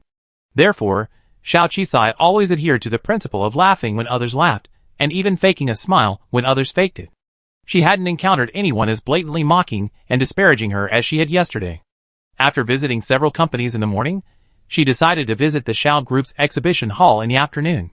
After all, Xiao Group was now the most developed airline in the entire United Government, and the products on display naturally demonstrated its strength. It would be nice to visit. The three of them quickly arrived in front of the Xiao Group's exhibition hall. From a distance, they could see protective shields raised at several entrances to the Xiao Group's flying car exhibition hall. Some exhibition halls do have protective shields to prevent casual entry, but such a completely sealed entrance with so many guards was indeed rare. Si Mukin walked up first, holding out his visitor pass. "It's exhibition time now. Can we go in? We'd like to take a look." The staff member glanced at Si Mukin and the two young women behind him and shook his head. The Xiao family is currently hosting an important military guest, so it's closed to the public today. Furthermore, if you're not a professional buyer, you wouldn't be able to enter even if it were open today. Why? Due to confidentiality, we're only accepting appointments this year. The staff member glanced at the exhibition hall across the way. The Han family's hall was also quite large. While not as grand as the Xiao family's, it still commanded immediate attention in the air show area. No wonder it was Zhao's biggest competitor. The staff member was quite straightforward, clearly expressing their concern for competitors. In that case, let's go to the open exhibition hall first. Xiao Qizai could understand the principle of confidentiality, especially when launching new products. It would be unwise for non-professionals to interfere, potentially leaking information and potentially allowing competitors to copy them. She had also read online that the Han family copied Xiao Group's new products every year. They copied whatever Xiao Group released, which was why the Han family had prospered. But strangely, the Xiao family couldn't do anything about the Han family, and their market share was even growing. This clearly indicated that someone was behind the Han family, or that their actions were condoned, or perhaps that there were spies within the Xiao Group. Just as several people turned to look elsewhere, the protective gates of the Xiao Group's exhibition hall opened, and a long line of staff respectfully escorted several men in military uniforms out. After escorting them to the entrance, the Xiao staff politely said goodbye to the guests. This group of men in military uniforms, disregarding the Xiao family's feelings, marched directly into the Han family's exhibition hall across from them. The young man in the lead's expression suddenly changed. The Han family again. They're still haunting us.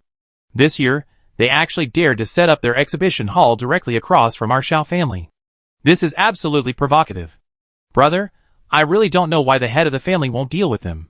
We can still handle the Han family for now, but once they become bigger, they snatch all our projects away. The military is increasingly prioritizing the Han family. The young man next to her echoed. The voice sounded familiar, and Xiao Qizai unconsciously glanced at the young man's face. Oh, an old acquaintance, Xiao Yu. I hadn't expected him to be here. Xiao Qizai's impression of Xiao Wei was actually quite good. At least, he was a qualified head of the family, mentally sound, and likely capable. He had even provided her with information several times. But as for Xiao Yu, her assessment was that he was a foolish, mentally unstable rich kid. Of course, his words just now showed that the previous incident hadn't taught him a lesson. His mind was still as foolish as ever. As expected, the Xiao family was truly destitute. They had sent this idiot to entertain important military guests at such a grand exhibition. Since he run into someone he knew, how could he not say hello? Thinking of this, Xiao Qizai walked over and said, Xiao Yu, it's you. Long time no see. Xiao Yu didn't even recognize Xiao Qizai at first glance. Once he saw who he was, his expression suddenly changed. You? You? Why are you here? Did the head of the family invite you? Thinking of Xiao Qizai, he recalled the balance he'd been forced to transfer from his card, and the horrific and humiliating experience on planet 4628. But Xiao Qizai, having been warned by the family, had recently become quite prominent, so he held back this time and didn't get angry. No, I'm just here to browse. I like to take a look inside the Xiao family's exhibition hall. Is that okay? Are you Xiao Qizai? The young man next to Xiao Yu also recognized Xiao Qizai. Xiao Qizai nodded. Yes, you recognize me. Who are you? This young man was much calmer than Xiao Yu. He extended his hand without changing his expression. My name is Xiao Tan. Actually, I'm your cousin. No, no, no. I haven't returned to the Xiao family yet. Xiao Wei isn't even my cousin, so don't be polite. Your important guests have left. We'd like to go in and take a look. What do you think?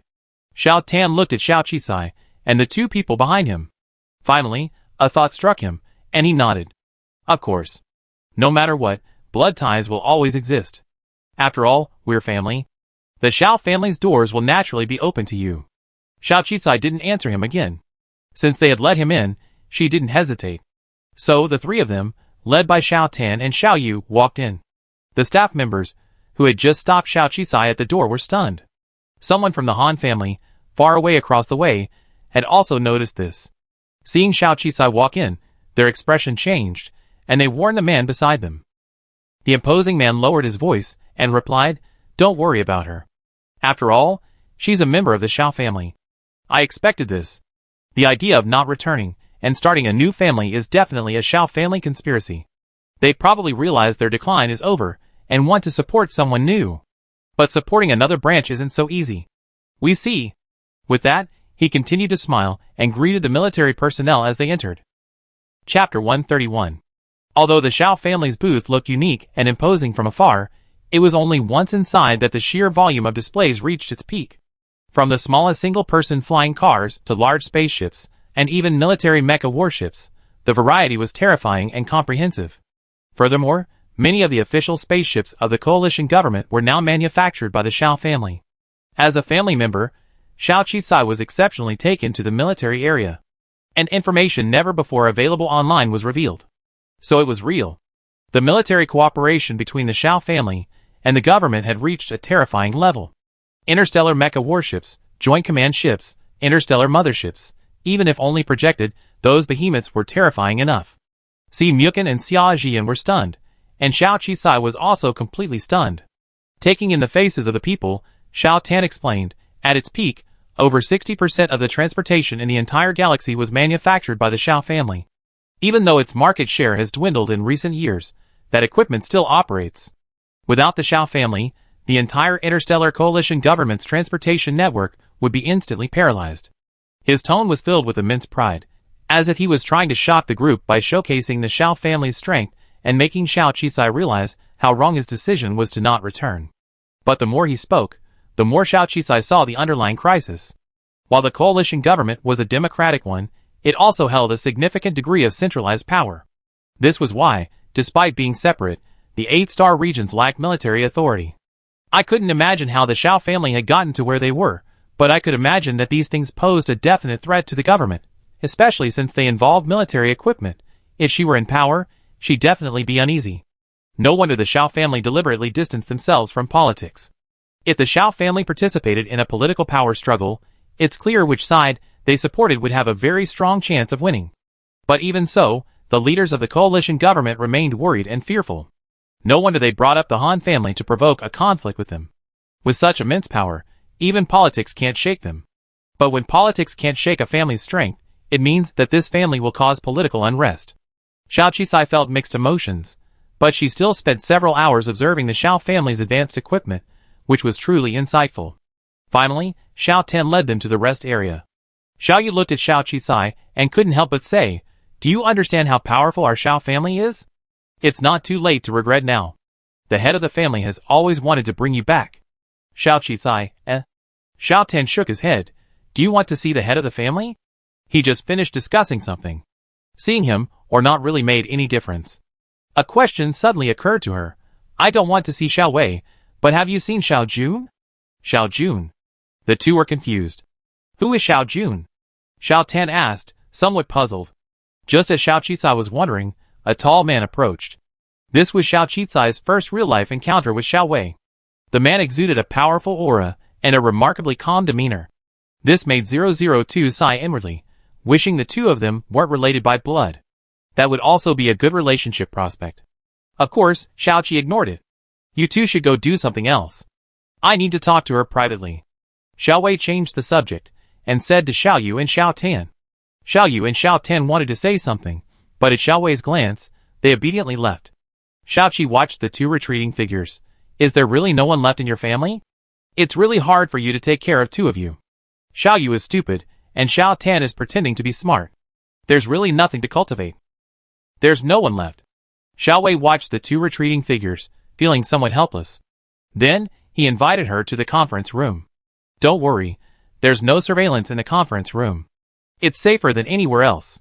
Because of military secrets, almost the entire exhibition hall was shielded, and the conference room was completely enclosed, so it was indeed a good place to talk. Xiao Qisai didn't refuse. She looked at Xia Jian and Si Mukin and said, then you can just wander around. I chat with the Xiao family's head. The two nodded, and Si Mukin rushed back to the flying car area. He had just hurried past and hadn't taken a closer look. This was a good opportunity. Xia Jian, visibly tired from walking, sat down in the lounge nearby, drinking water and eating fruit. Xiao Qisai followed Xiao Wei into the meeting room. Xiao Wei poured him a drink and asked, is your visit to this exhibition related to your new concept flying car? Haven't you secured sufficient research and development funding? To find some materials. Xiao Qisai replied. No wonder. Xiao Wei nodded. Indeed, the materials at ordinary materials exhibitions are definitely not as good as those at military exhibitions. The two exchanged a few casual pleasantries before Xiao Qi turned the topic back to Xiao Jun. Where's Xiao Jun? Where's she gone? I don't know where she went. Xiao Wei shook his head.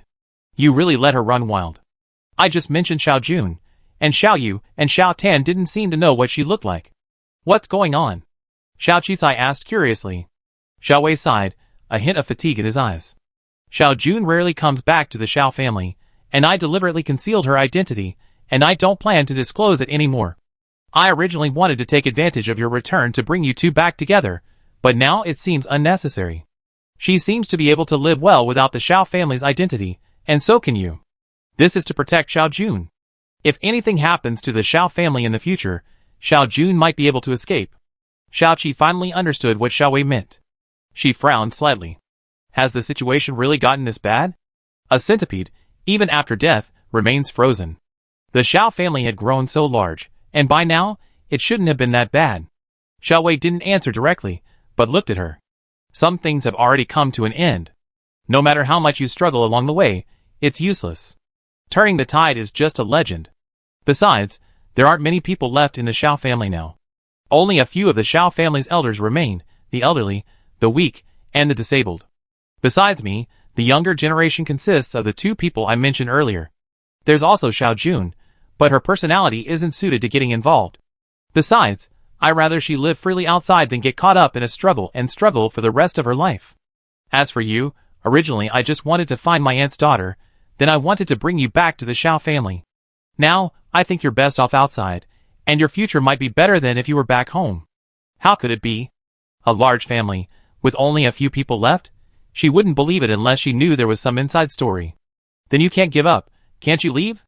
Xiao Wei was silent for a moment. There are things you're still young and don't understand.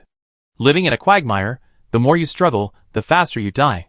Xiao Jun is my sister, and she loves you, so I'm comfortable letting her stay with you.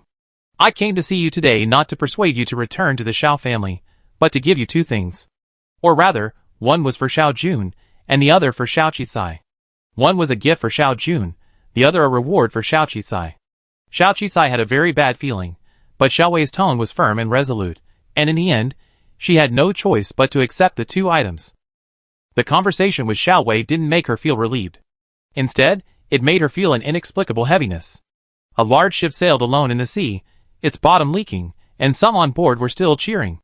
Only the helmsman understood that they were sailing on a boundless ocean with no shore to dock. So, the helmsman didn't stop, or rather couldn't. Sure enough, the next day, military news reported that a major change had occurred this year. The military was replacing the previous generation of interstellar warships, and the supplier of the new generation of interstellar warships had changed from the Xiao family to the Han family. When this news broke, the Xiao family's market value plummeted. Countless stakeholders in the relevant interest chain were in a state of panic, but fortunately, the Xiao family remained unfazed and continued to participate in the exhibition. Of course, only those in the relevant industry who paid attention to this news paid attention. Most onlookers still believed that the Xiao family controlled a wide range of civilian spacecraft and space battleships.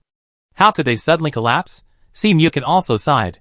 I thought the Xiao family's warships were already quite advanced and eye-opening, but I didn't expect the military to replace them.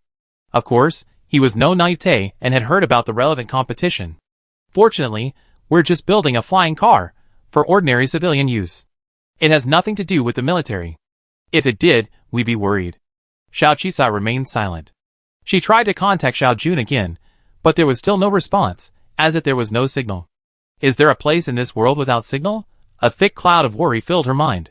After a few days of exploring the aviation area, Xiaoqi finally received word that Wang Jinong had arrived in Qianmeng and might be visiting the exhibition hall in the coming days.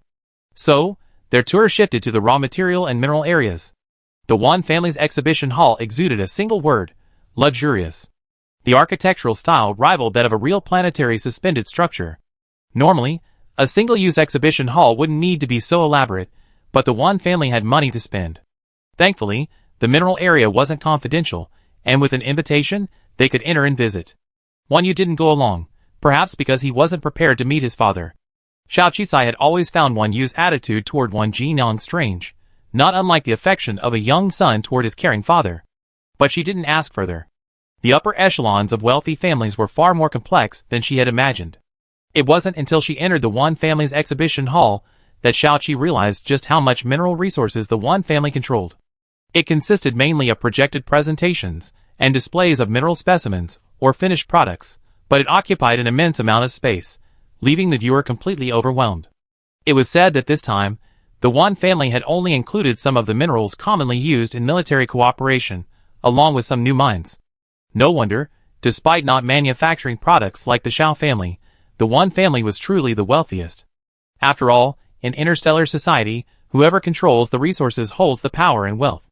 It's likely that food, clothing, housing, and transportation for the entire week would all depend on resources, as would all the raw materials and construction. It could even be said that large manufacturing companies essentially purchased their raw materials from the Wan family, and the Wan family even had a monopoly on many of these raw materials. Moreover, the Wan family has invested in countless industries, such as the booming gaming industry. Xiao Qizai discovered many unprecedented minerals, each of which possessed extraordinary properties and benefits. A few people wandered the mining area for 3 or 4 days without seeing Wan Jinong, but they finally found the metal, or they were looking for, a deformable and highly ductile metal. This mineral is called neostrontium ore. However, a prominent sign in front of the mineral information indicated that it was exclusively for the military. A few people requested data, but the person in charge of the mine shook his head and refused, telling them to look elsewhere. Wan Yu was right. None of these people had the authority to change the direction of the mine. Only the highest-ranking official, Wan Jinong, could change the Wan family's mind. So, they had to find him. Chapter 132. A high price won't work. Si Mukin asked. The person in charge shook his head firmly. No matter how high the price, it won't work. This isn't about price. You should look for other mining areas. Is it possible to talk to your president and have his authority granted? Xiao Qizai asked. Her question made the receptionist nearby laugh. Our boss, do you mean President Wan? You can try and see if he's available to talk to you. How could their immediate superior, whom they couldn't even meet, possibly meet with a few low-ranking citizens? So Xiao Qizai's words seemed quite ridiculous. Xiao Qizai didn't mind the other party's attitude. In the past, when she sought investment and connections for business, she had done even more menial things and had been ridiculed countless times. She took out her business card and handed it to the person in charge. Well, I'm the person in charge of Interstellar Speed car. I don't know if you watched the entrepreneurship competition, but I received a 100 billion yuan investment from the Wan family there. The reason I need this mineral is because I want to use it in my new project, the new concept speed car.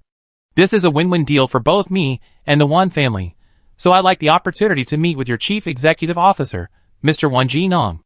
Of course, whether I can convince him is my responsibility. The person in charge frowned at the sight of her business card, then did a quick search on the virtual internet, and the playful smile disappeared from his face. Wait, I can ask for you, but I don't have the authority to speak directly to the president. I can only report this to the president of our mining division. Besides mining, the Wan family is involved in many other companies and industries. This time, their display is focused solely on mining. Thank you. Thank you for your help. Xiao Qizai nodded politely. Soon after, another man approached. Hello, I'm Putian, the head of the mining district. I'm aware of your situation, but I can't make the final decision. Currently, this type of mineral is on the One Family's sales list, and sales are limited to star-level military units and military-related partner companies. Or companies that produce military equipment, etc., also have the right to purchase. But the prerequisite is to obtain a military order before purchasing this type of mineral from the One Family, so the requirements are quite strict. I understand. I mean, can I have a chance to meet Mr. Wan? Xiao Qizai was neither humble nor arrogant, but extremely polite. Even though she was a low-ranking citizen, the man didn't look down on her. He hesitated for a moment, then shook his head firmly. Although your company has investment from the Wan Family, this scale of investment is not enough to attract Mr. Wan's attention at the moment. I apologize. In other words, even $1 trillion investment would be nothing to the Wan Family. Such a small matter didn't even need to bother Wan Jinyang and ask him to discuss it. Xiao Qizai wasn't discouraged. I understand. However, I'm seeking Mr. Wan's help as a partner. If it's convenient for you, please let him know. I let Mr. Wan decide whether to meet or not. Young Master Wan Yu? Clearly, this man was the head of a core department within the Wan Family. Naturally, he knew of the Wan Family's young masters, and how they were frantically selecting a successor. Having served under Wan Jinong for so many years, he naturally understood some of his thoughts. Although Wan Yu was a disabled man, he might not be without a chance of advancement. After all, judging by the resources he was given, the richest man truly loved his youngest son. At least, he had never experienced the same care Wan Jinong showed Wan Yu compared to the other young masters. Besides, the successor selection might be announced within the next 2 years, and the Wan Family was about to change hands. If he offended the future head of the family, it would be a loss. Thinking of this, he nodded. Okay, I go inform them.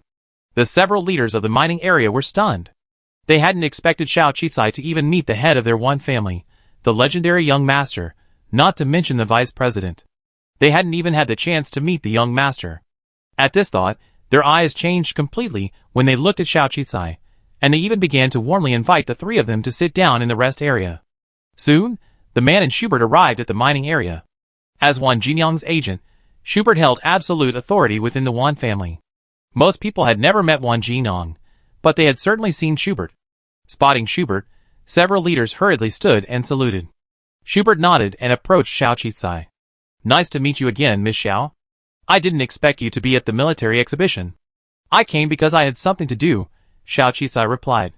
You're acting as the young master's agent now, so the young master is here too? Xiao Qizai nodded. Jinmeng is indeed here, but he's resting. Is that so? The patriarch thought the young master was here too, and wanted to see him. Since you're resting, forget it. Come on over. The patriarch is actually quite curious about you. The vice president of the mining district was also surprised that Schubert was so polite to Xiao Qizai, a low-ranking citizen. After all, Schubert treated them like his subordinates. Thinking of this, he couldn't help but feel fortunate that he had had some tact just now, otherwise he might have offended someone he shouldn't have. Several people followed Schubert to the main negotiation area. This area was heavily guarded, and it was clear that not everyone was allowed in. Of course, going to the negotiation room was even more rare. Si Mukin and Xia Jian were once again stopped outside. These two are not currently within the patriarch's invitation range. The two expressed understanding, and sat outside waiting for Xiao Qizai. Xiao Qizai also met the legendary and mysterious richest man, Wan Jinong, for the first time. Wan Jinong was also the first A-level citizen she had ever met. Chu Xian, as the Minister of Civil Affairs, wasn't a Class A citizen, nor was Xiao Wei, but Wan Jinong was. His terminal was more understated than ordinary terminals, yet it possessed a refined quality. The silver-black A logo, with its unique design and texture, was a symbol of power and status. Wan Jinong was even younger than Xiao Qizai had imagined, appearing identical to the decades-old photographs 002 had collected for him. He was clearly over 100 years old, yet he looked like a middle-aged man who had just entered middle age. He was tall and handsome, and his expression, unlike that of an average young man, carried a calm and composed aura, honed over countless years. This kind of person of high rank and power carries immense authority. Simply standing there makes one dare not ignore him. Another unfathomable individual. Even Wan Yu looks like a tiny white rabbit compared to him. Xiao Qizai calmly adjusted his composure and offered Wan Jinong a polite, junior salute. Hello, Mr. Wan. Are you Xiao Qizai? Wan Jinyang's eyes casually scanned Xiao Qizai, a hint of curiosity in their eyes, but he quickly subsided. Xiao Qizai nodded and stated his purpose directly. The new concept flying car project that young Master 1U and I are collaborating on requires a special one family mineral, strontium ore, as raw material. However, this mineral is currently only supplied to the military, so I wanted to meet with you to explore the possibility of obtaining the rights to use it. Of course, as far as the project is concerned, if we can utilize this mineral to create a more sophisticated new concept flying car product, I believe this project will generate hundreds of billions in revenue and profits. Oh, so that's the reason. Was it Wan Yu who asked you to come? Wan Jinong asked casually. Xiao Qicai nodded. It was young Master Wan Yu who reminded me of this, which is why we came to the military expo to look for materials. You found the right person, but the Wan family's rules can't be easily broken. Some resources can only be controlled by important departments and institutions. If rare minerals were used for civilian purposes, it would bring immeasurable consequences and disasters. Do you understand what I mean? For example, the military is already developing or producing related equipment for Xiao Qicai's new concept flying car, but these materials will not be released to the public until they have reached the maximum level of safety for public use. No one from above has yet to investigate Xiao Qicai because her product hasn't been completed. But once she does, she might be targeted by the higher-ups. Where does her technology come from? Where does her design philosophy come from? Will the mass production of this flying car pose a threat to public security? Can it be released? Will it be released? Are they willing to release it? These are two completely different matters. Don't worry about that. Every product released to the market must be reviewed by the relevant government departments. If I can release it, it means it's harmless and won't cause any problems. But the prerequisite is that I have the product and the raw materials to manufacture it. Mr. Wan, I do hope to leverage young Master Wan Yu's connections to get you to do something, but this matter is also profitable for the Wan family. I heard that the coalition government's control over mineral resources has become increasingly strict in recent years, and some newly discovered rare minerals are gradually becoming publicly owned. If the Wan family doesn't release some of its products now, they might become government property in the future through legislation. Then, even if you want to sell them, you won't be able to. Is that right? Wan Jinong fell silent. Indeed, business people must understand political correctness and the prevailing trends. Xiao Qicai's youth surprised him, as did her composure and negotiation skills. He seemed to understand why his son had chosen Xiao Qicai as his agent. But was it really just because she was young and talented? Wan Jinong seemed to see a reflection of someone else in the eloquent Xiao Qicai. You're right, but that's not why I'm giving you the right to use it. Every business has its price. One you can just play around with his investment, and I don't care about such a small profit. However, we're very interested in the spatial theory behind your flying car. I'd like to know where your design concept for it came from. How did you come up with such a structure? You know, among military secrets, space-related weapons are the most stringent, and scientists involved in space theory are also subject to national security. Where did you get this technology? As I recall, neither the Xiao family nor the Baiyu family has any relevant laboratories or research institutions. Wan Jinong's voice was calm, but the tone he conveyed was clearly questioning and skeptical. He cast a scrutinizing gaze on Xiao Qicai, as if he could see through her at a glance. Chapter 133. Xiao Qicai felt a chill run down her spine at Wan Jinong's expression. She suddenly realized she had fallen into a trap set by the father and son. She knew that if she couldn't justify herself now, she would be thoroughly investigated, or rather, she had already been thoroughly investigated. Some things, if one person doubted them, would be doubted by countless others. She couldn't underestimate anyone, nor could she underestimate the intelligence of the people in this highly developed world. After a long pause, she smiled. The universe is vast and full of wonders. As the leading family in exploring cosmic resources, the Wan family should understand this. I met a few interesting friends who are experts in this field, so we secretly planned this high-speed flying car, utilizing their theories and designs. It's just that I was pushed out. Billions of people have it, so it's normal for anyone, even those not on advanced planets or in government agencies, right? Why bother digging into the details, Mr. Wan? Just understand that if we can build this flying car, it will be a huge advancement and a milestone for our entire Interstellar Coalition government's flying car projects and industry. Of course. Whether the military will target me in the future, whether they want to purchase my technology, is their business. If they're willing to come investigate, I naturally cooperate. But as an investor, if you're so inquisitive, it's hard to say. If the Wan family finds something special, will they have to explain its origins to the world? Wan Jinong fell silent. Yes, you're smart. Digging into things is indeed a bad habit.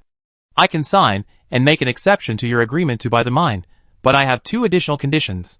What are they? Xiao Qisai asked. When a partner starts negotiating terms, it means they already soften their stance, and the success rate is already 50%. First, I ask that you take good care of Wan Yu and prevent anything from happening to him. Of course. I'm his agent, and we have an investment relationship.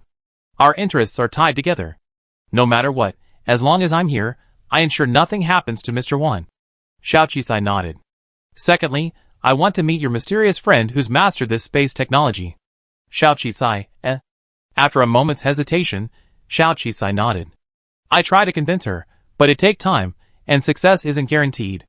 3 months. I give you 3 months. I don't have the patience to wait any longer. 3 months is already a good number.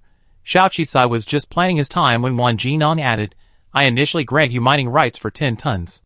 Once we meet and talk to the person, I continue granting you mining rights. Well, this was a way to get him a taste of his own success. It turns out that experience is the key. Even 10 tons is enough to make a lot of metal. Xiao Qisai nodded. I naturally do my best to fulfill your wish.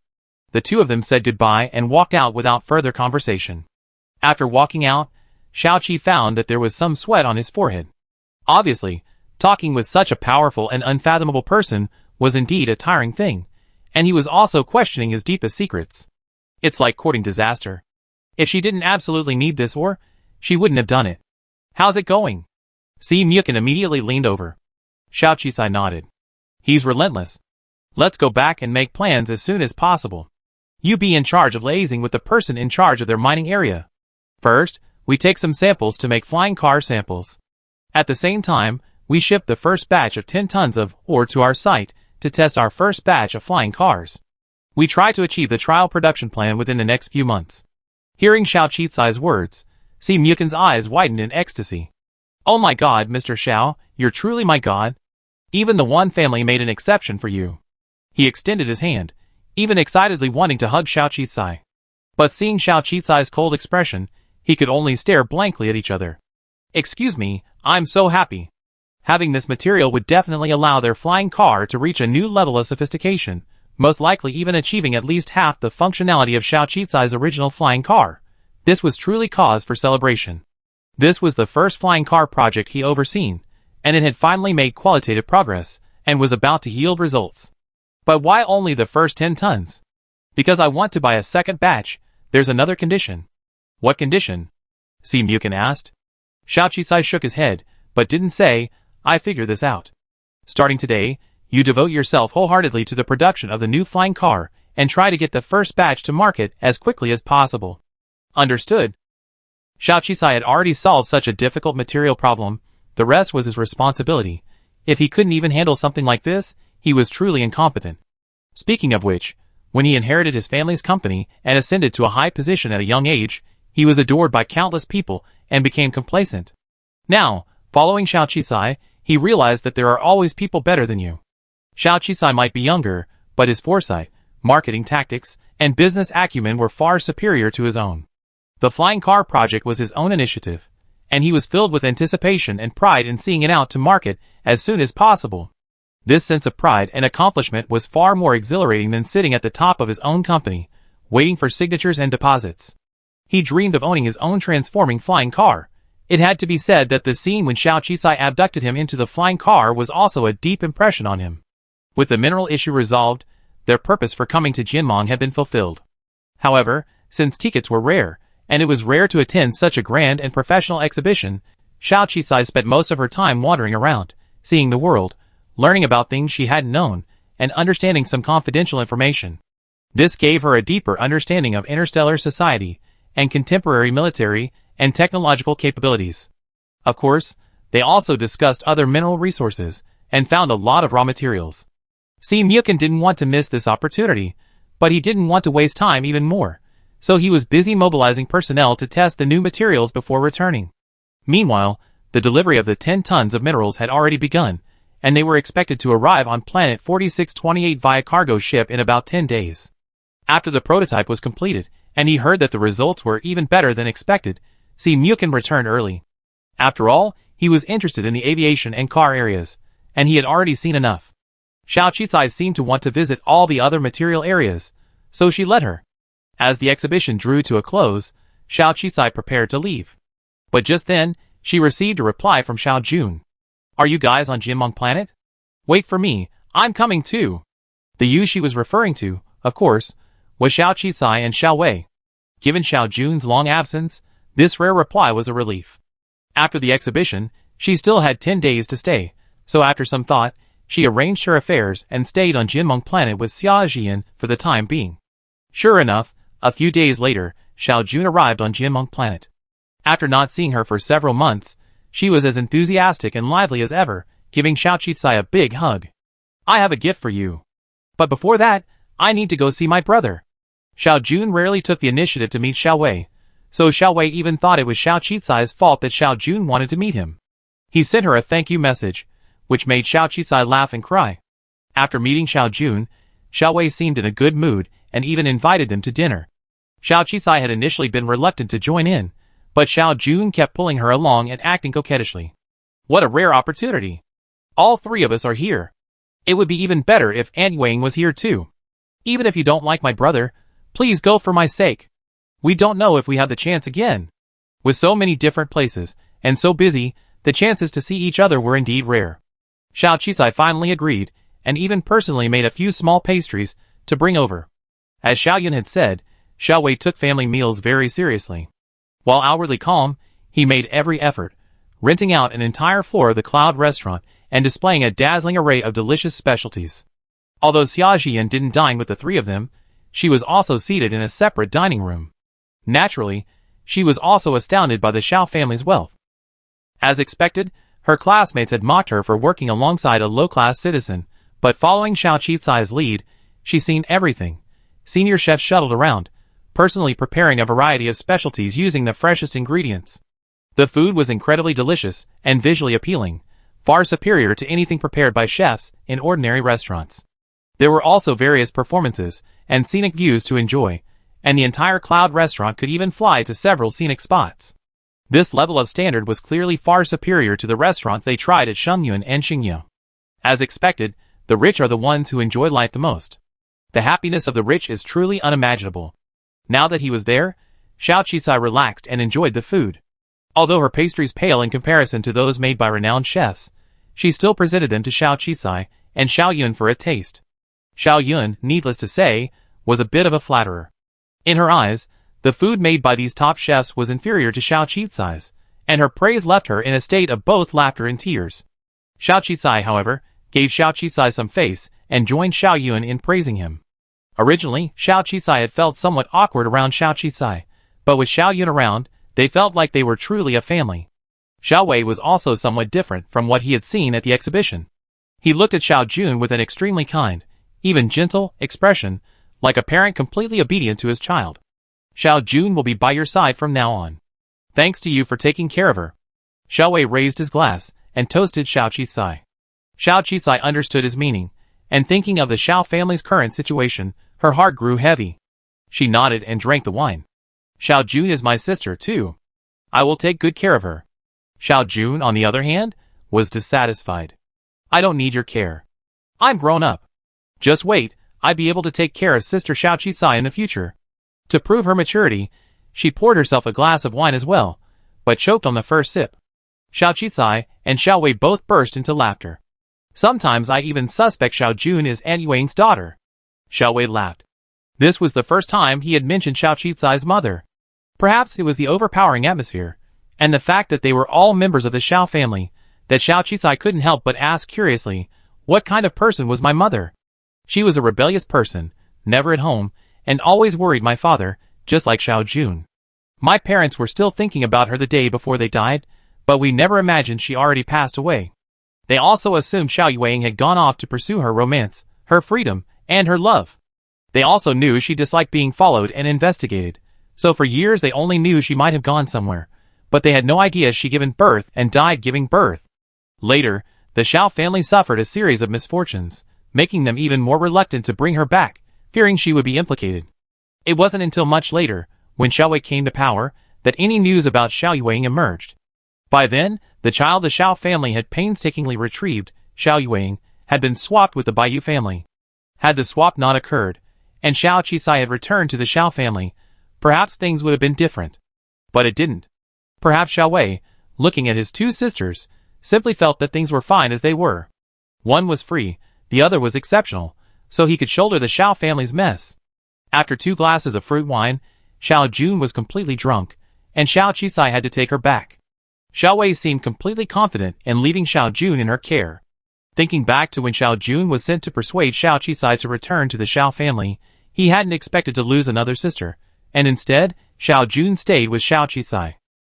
Even after returning to the hotel, Xiao Jun was still muttering about how she wasn't a child anymore, and no longer needed their care.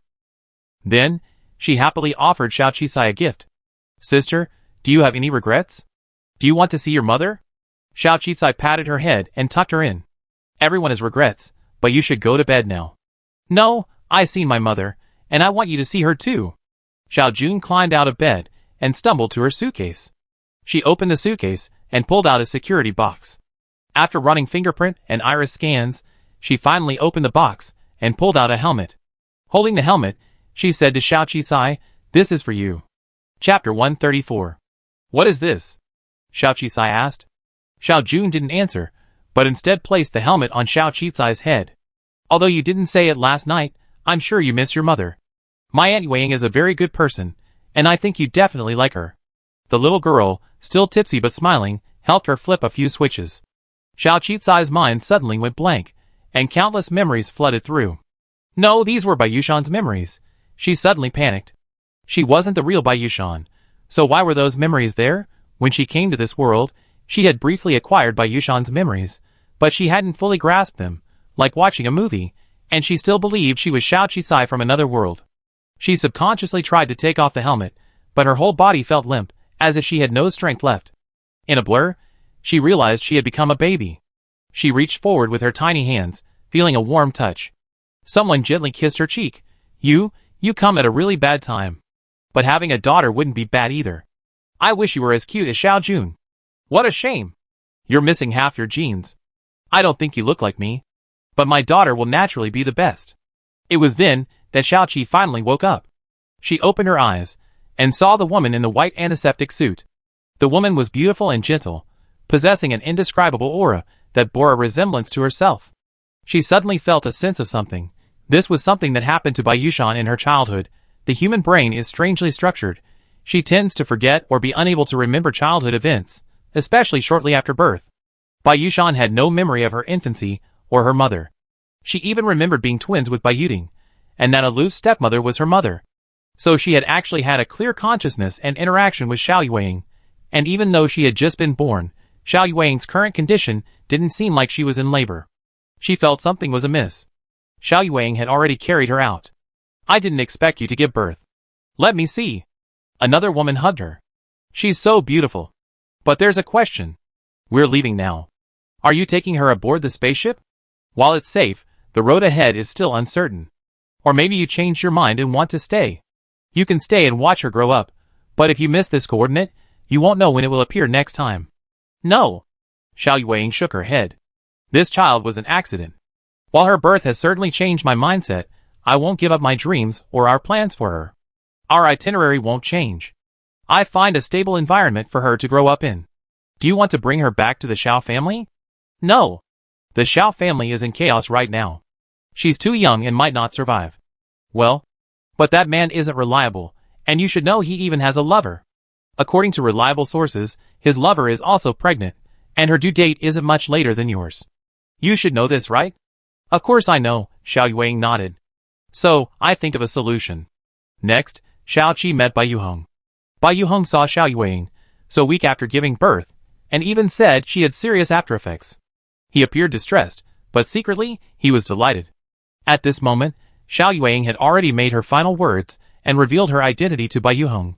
She was actually from the Xingyao Xiao family of the capital. Bai Yuhong was shocked upon hearing this, his face a mixture of delight and astonishment. Of course he knew about the Xiao family. No wonder his wife had such ability and capital. She was actually from the Xiao family. Bai Yuhong and his lover were almost wavering on their plan. But the next moment, Xiao Yueying told him that she was beloved by the Bai family elders. If they knew she had gotten herself into this state in order to marry a man and have a child, they would definitely snatch the child away and protect Bai Yuhong from ever seeing her. They might even ban him from the family.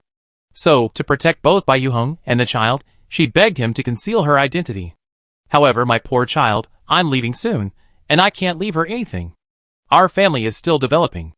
I only ask that you treat her well. When she turns 18, you can take her back to the Xiao family. Upon reaching 18, members of the Xiao family's bloodline automatically qualify to receive Xujia shares and property. When you take her back, no matter how heartbroken they are, they won't make things difficult for you. They give her everything she deserves, as well as my share. Bai Yuhong, who had initially thought he was about to lose the Xiao family's support, was overjoyed upon hearing this. How much was the Xiao family shares worth? That was beyond the reach of ordinary people. The meager sum of money and resources Xiao Yueying had provided had brought him to his current level. If he were to return to the Xiao family, who knew how much he would receive? As time ticked by, Xiao Yueying's travel plans finally reached their end, so she pretended to be ill and prepared to leave. Even before she left, she was undoubtedly a mother who loved and cared for her child. But the identity of a mother didn't constrain her, nor did it hinder her plans and ideals. She kissed Xiao Qicai on the cheek. Even though Mom can't be with you growing up, Mom still loves you. I hope you grow up like Mom, happy and free to pursue your passions without being tied down by men and family. What happened next was similar to what Xiao Qi had just learned. Bai Yuhong teamed up with his lover to publicly claim Bai Yushan was their second daughter, raising her daughter alongside his own, even going so far as to publicize the pair as twins. Because of the Xiao family's status, the couple feared she would complain or something after returning. So, while their affection for her had been rather ordinary over the past decade or so, they never deprived her of material things like food, clothing, and shelter, allowing Bai Yushan to live the ordinary life of a wealthy child for the first 17 years. However, greed does bring certain consequences. They had already mixed the blood of Bai Yushan and Bai Yuding, so that 18 years later, Bai Yuding would impersonate Bai Yushan, the descendant of the Xiao family, and return to inherit the family's shares and property. By chance, that year, the Bai Yu family encountered a major crisis, forcing them to initiate their plan early. Bai Yuding, who hadn't even turned 18 yet, voluntarily returned to the Xiao family.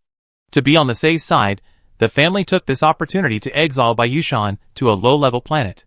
They all knew that Bai Yushan, who had been pampered since childhood, would never have survived on such a low-level, terrifying planet. Of course, this was indeed the case. Xiao Yueying's calculations were correct. Bai Yushan didn't return to the Xiao family, thus avoiding the chaos. Furthermore, due to her status within the Xiao family and the plan to return to inherit the family property after 18 years, Bai Yuhong and his lover didn't treat her harshly, even allowing her to live a relatively comfortable life. However, despite all her calculations, she never imagined that her daughter would be exiled to a low-level planet because of the Bai Yu family's calamity, and then die from humiliation. At some point, Xiao Qi finally awoke from the memories he had seen through his helmet. Then, she saw Xiao Jun, looking guilty. It was already the second day, and Xiao Jun had naturally sobered up. She clutched the helmet, feeling a little uneasy. I wanted to give you a surprise, but I didn't expect to give it to you early last night while I was drunk. Luckily, nothing happened. Her eyes were red, clearly from crying. Are you okay? I'm fine. Xiao Qi shook her head. She felt the strangeness of a baby's state. Although it was only a few months old, Xiao Yueying had been very kind to her during those few months. For an orphan like her, this was the first time she felt the presence of a mother. As an adult, Xiao Yueying had her own goals and plans. She didn't stop for her child, and even had a plan for her child's escape. This wasn't really cruel. However, considering Bai Yushan's identity, she was somewhat pitiful.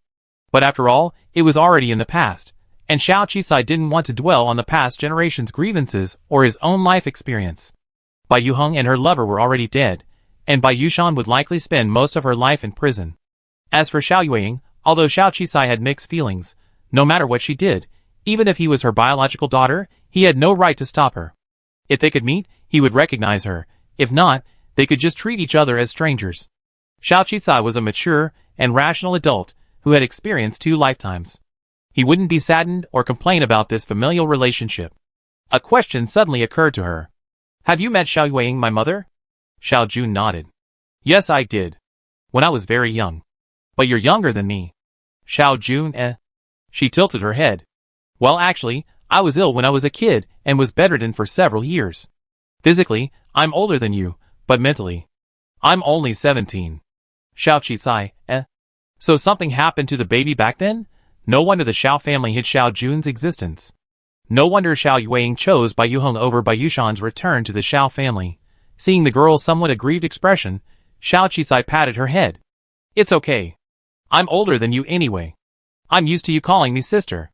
Xiao Jun's appearance was naturally that of a sweet, well-behaved little girl, and calling her sister was truly unbearable, especially considering her mental age combined, making her mother.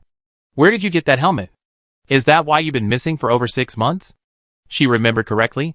Given the current technological advancements in interstellar society, it seemed like such a thing didn't exist. The human brain is the most complex biological organ, its structure inexplicable even with modern, advanced technology. Moreover, as someone who could be considered a time traveler, Xiao Qizai found the human body and brain even more mysterious. So, in this advanced interstellar society, brain-related technology wasn't so advanced as to be beyond her imagination. This wasn't even a stimulation of memories, it was like transporting her mind back 20 years. Xiao Qizai was immersing herself in re-experiencing her childhood, a true miracle. If the stimulation lasted long enough, starting from childhood and then carrying on with memories of adulthood, she even thought of a word. Rebirth.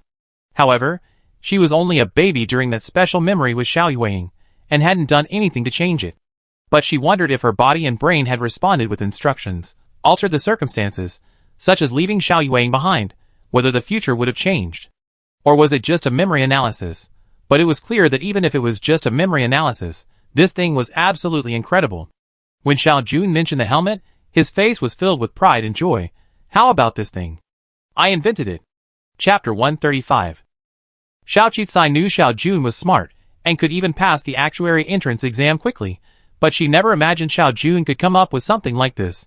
Seeing the shock on Xiao Qizai's face, Xiao Jun said with a hint of annoyance, Sister, don't you believe me? Xiao Qizai hurriedly shook her head. No, it's not that I don't believe you, but I'm just too shocked. This thing doesn't exist on the market. If you really made it, I'm absolutely astonished. You are incredible. Xiao Qizai's praise brought another smug look to Xiao Jun's face. Of course, I'm a genius.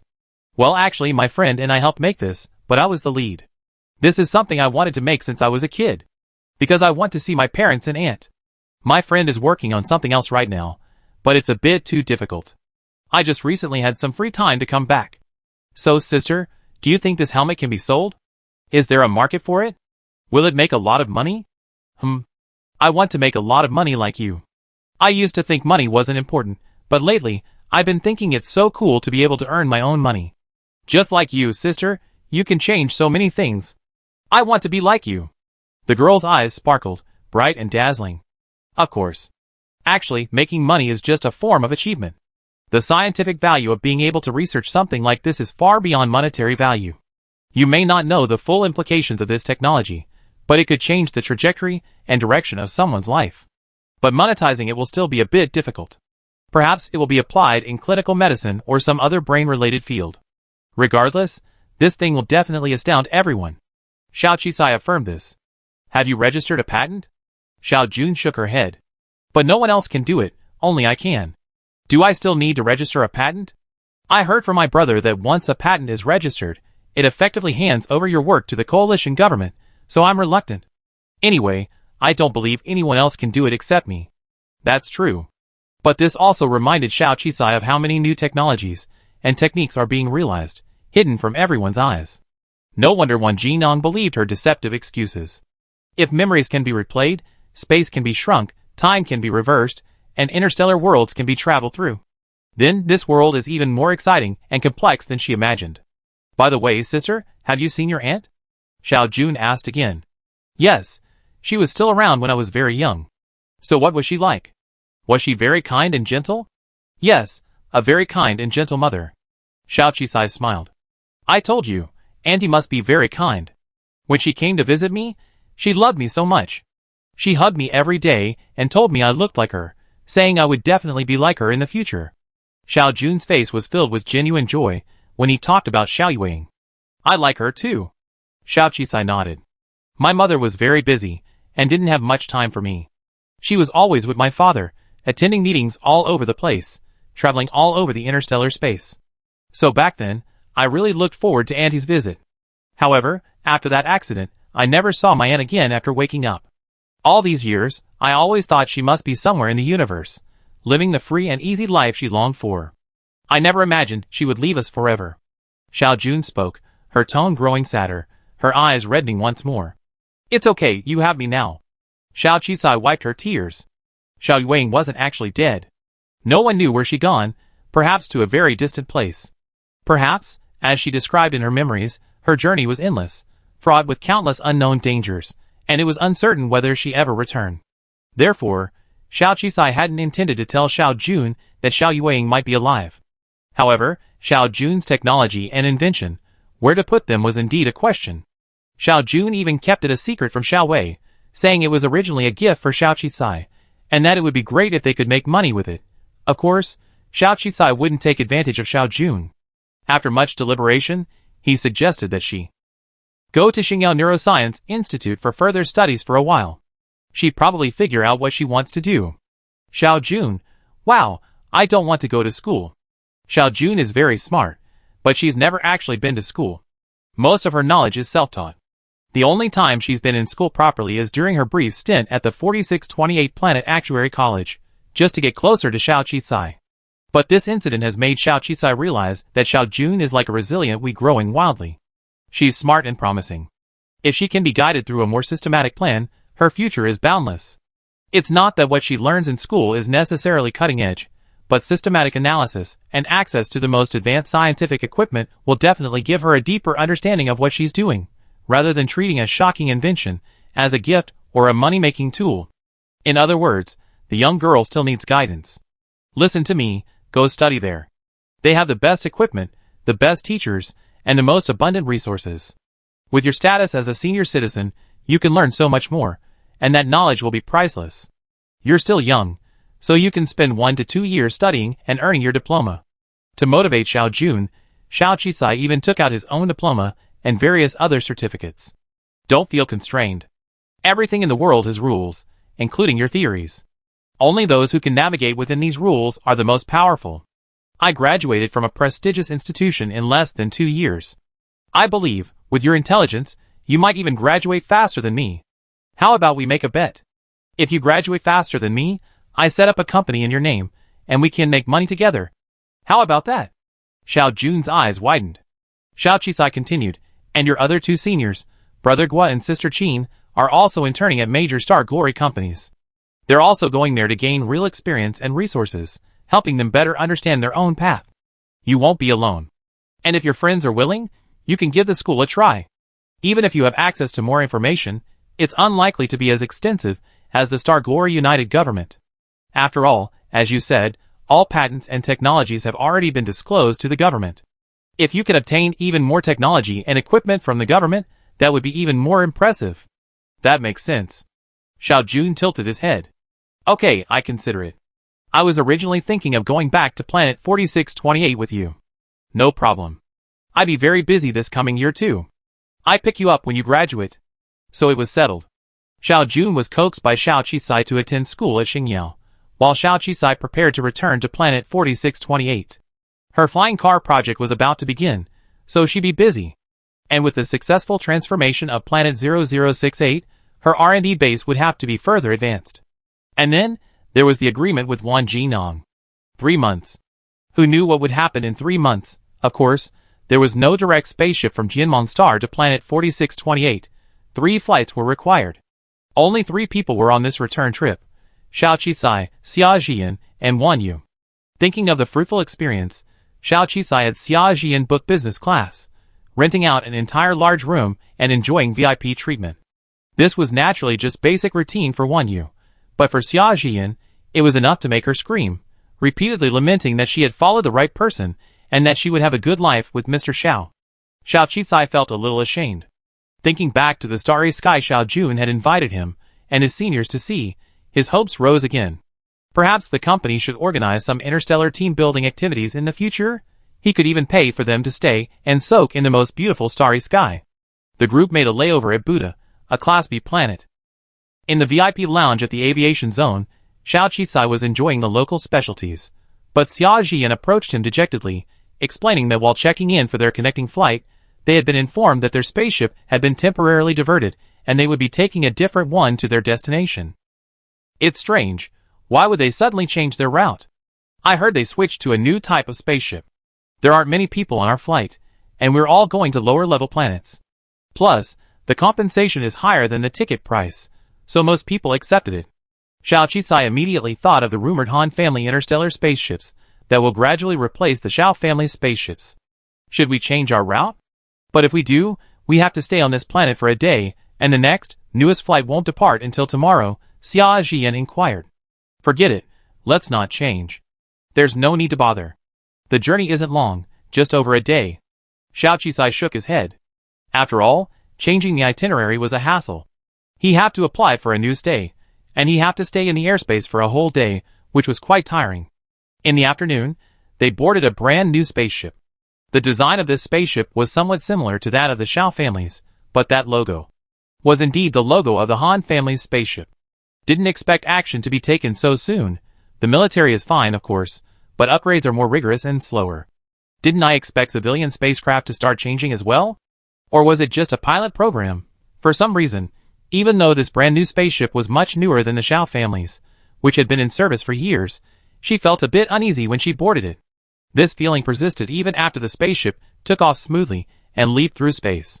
But the Han family's spaceship was actually quite stable, or rather, the interstellar world spaceship navigation technology was already very mature. The entire long jump was remarkably stable. Xia Jian, who was standing beside her, had already fallen asleep. Wan Yu, however, seemed unable to sleep and kept the lights on in the common area. Xiao Qicai couldn't sleep either, so he simply walked over and sat next to him. Why don't you take a break? Wan Yu shook his head. Actually, I don't particularly enjoy this electronic world. Whenever I'm under surveillance or exposed to electronic information, I feel like I'm being watched by countless eyes. That's why I can't sleep. Everyone doesn't, but you get used to it. Speaking of which, your father seems much more approachable than I thought. After all, he granted us a special permit for the minerals. I even suspect you anticipated this, didn't you? Xiao Qicai brought up Wan Jinong, hoping to get more information. Yes, I think you succeed, otherwise I wouldn't have come. Wan Yu nodded unexpectedly, hesitated for a moment, then spoke again. Another reason, you actually look a lot like my mother. Xiao Qicai, Isn't this some damn body double plot? Of course not. Perhaps it's more likely, even Xiao Qicai's 1 in a million guess, that Wan Yu's mother is very likely from the same hometown as her. What kind of person is your mother? All I found online is that she's a genius who rose from a low-level planet. But it's as if someone has deliberately erased all information about her. It's very rare to find it. Wan Yu lowered his head and suddenly laughed. I never even met her, so how can I know what kind of person she is? Xiao Qicai, That's right. She suddenly remembered the helmet Xiao Jun had given her. She wondered if Wan Yu's mother had really taken him out after her death, as he claimed. If not, perhaps the helmet could awaken Wan Yu's childhood memories of his mother. However, this was a bit risky, and Wan Yu wasn't necessarily trustworthy, so Xiao Qicai ultimately didn't mention the helmet. But just as Xiao Qicai was pondering this, the entire spacecraft suddenly began to shake violently. Almost simultaneously, a warning blared, urging everyone to open their protective shields. Xiao Qicai's heart raced. She knew she should immediately return to her seat next to her and open her shields. But a fatal instinct prevented her from doing so, and she immediately pressed the alarm button on Xia Jian's seat. Xia Jian instantly woke up, and her privacy shield also opened at that moment. Bewildered, she looked at Xiao Qicai. What's wrong? Chapter 136. A loud crash erupted from the spacecraft. The spacecraft flipped violently again, and if everyone hadn't been wearing seatbelts, it would have flipped over.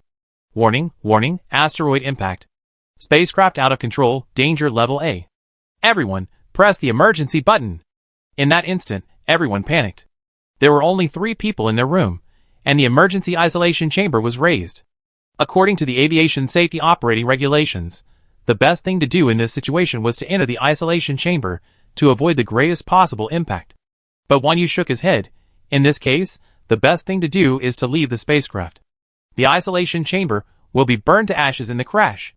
Xiao Qi finally understood what he meant and, without further ado, grabbed Xia Jian, who was about to enter the isolation chamber.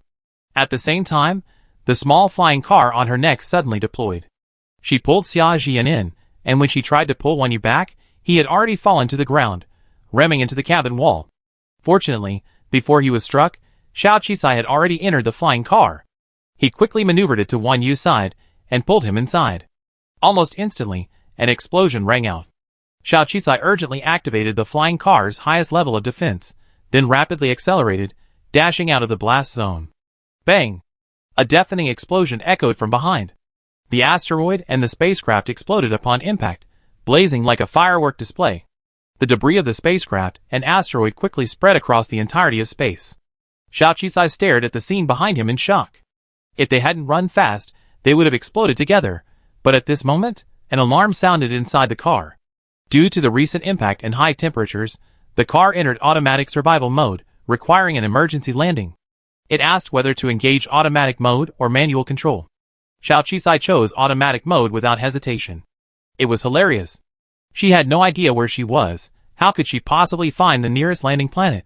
The temperature inside the car rose higher and higher, and finally, protective mode was activated. A special metal suit covered the three living people, and then the car transformed into a meteor, flying off to an unknown destination. HF-4Y860 was the serial number of the spacecraft Xiao Qisai was aboard. Since the United Government hadn't experienced a major manned spacecraft accident in several years, the entire interstellar community was shocked. This was not something the Han family could suppress alone. The entire interstellar community was reporting extensively and urgently trying to confirm the names of the passengers involved. Fortunately, this was just a ship bound for a low-level planet, and no important figures were aboard. Oh wait, there was a new figure of the coalition government. Xiao Qisai. She was the founder of Exile Pharmacy and the new technology flying car, and a renowned young entrepreneur from the lower classes. Her beauty potions benefited countless people on lower-class planets, and her entrepreneurial story became a legend in the interstellar world. Her name appearing in the catalog immediately captured everyone's attention, causing countless people to feel devastated and incredulous. Exile Pharmacy was the first to issue a statement, stating that they would pursue the Korean airline company's responsibility at all costs, and would do everything they could to recover any survivors. Not only that, the Xiao family, the military, and even the Wan family were all dragged into the situation. In his rage, Xiao Wei launched a frenzied crackdown on the Han family. What surprised the coalition government was the Wan family. It was rumored that their only connection to Xiao Qisai was their 100 billion yuan investment in Interstellar speed car. But with just 100 billion yuan, the Wan family wouldn't be so frantic, right? The Wan family's pressure on the Han family and the government was somewhat baffling. Of course, most people didn't know that Lin Zhe, listed on the list of victims, was the pseudonym of Wan Yu, the young master of the Wan family. A lot changed in a short period of time. Zhao's pharmacy remained stable thanks to Wu Xiu. She was calmer than ever, insisting that Xiao Qisai would be fine and would definitely perform a miracle, and then she quickly stabilized the company. Of course, Si Mukin was not to be outdone, and quickly stabilized the Interstellar Speed Car project without any problems.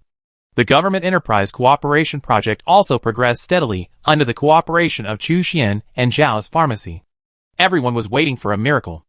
And at this moment, on a distant, unknown planet, Xiao Qi finally awoke.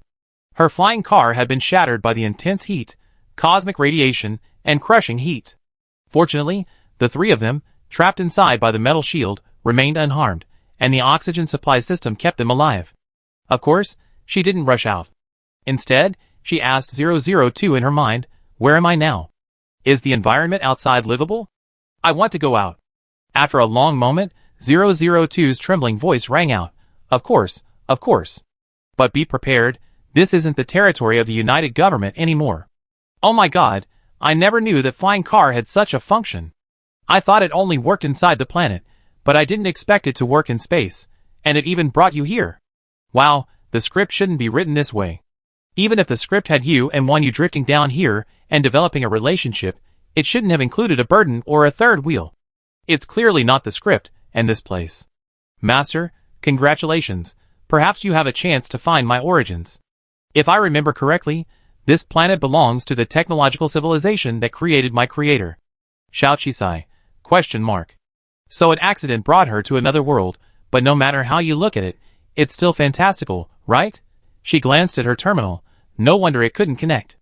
Master, my advice is to remove the terminals from the three of you.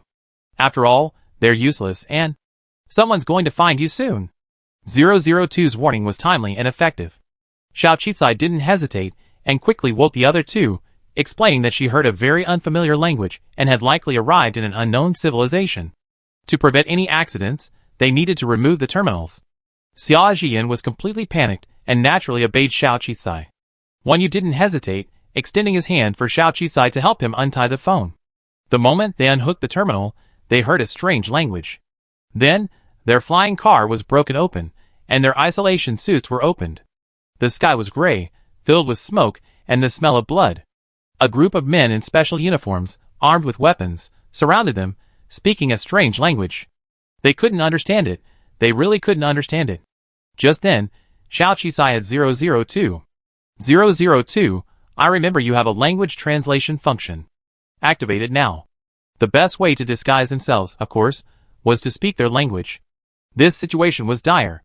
Xiao Qizai was panicking. But now she had no one to rely on, so she had to feign composure. And with this function, Xiao Qizai finally understood what they were saying. Ask again. Who are you?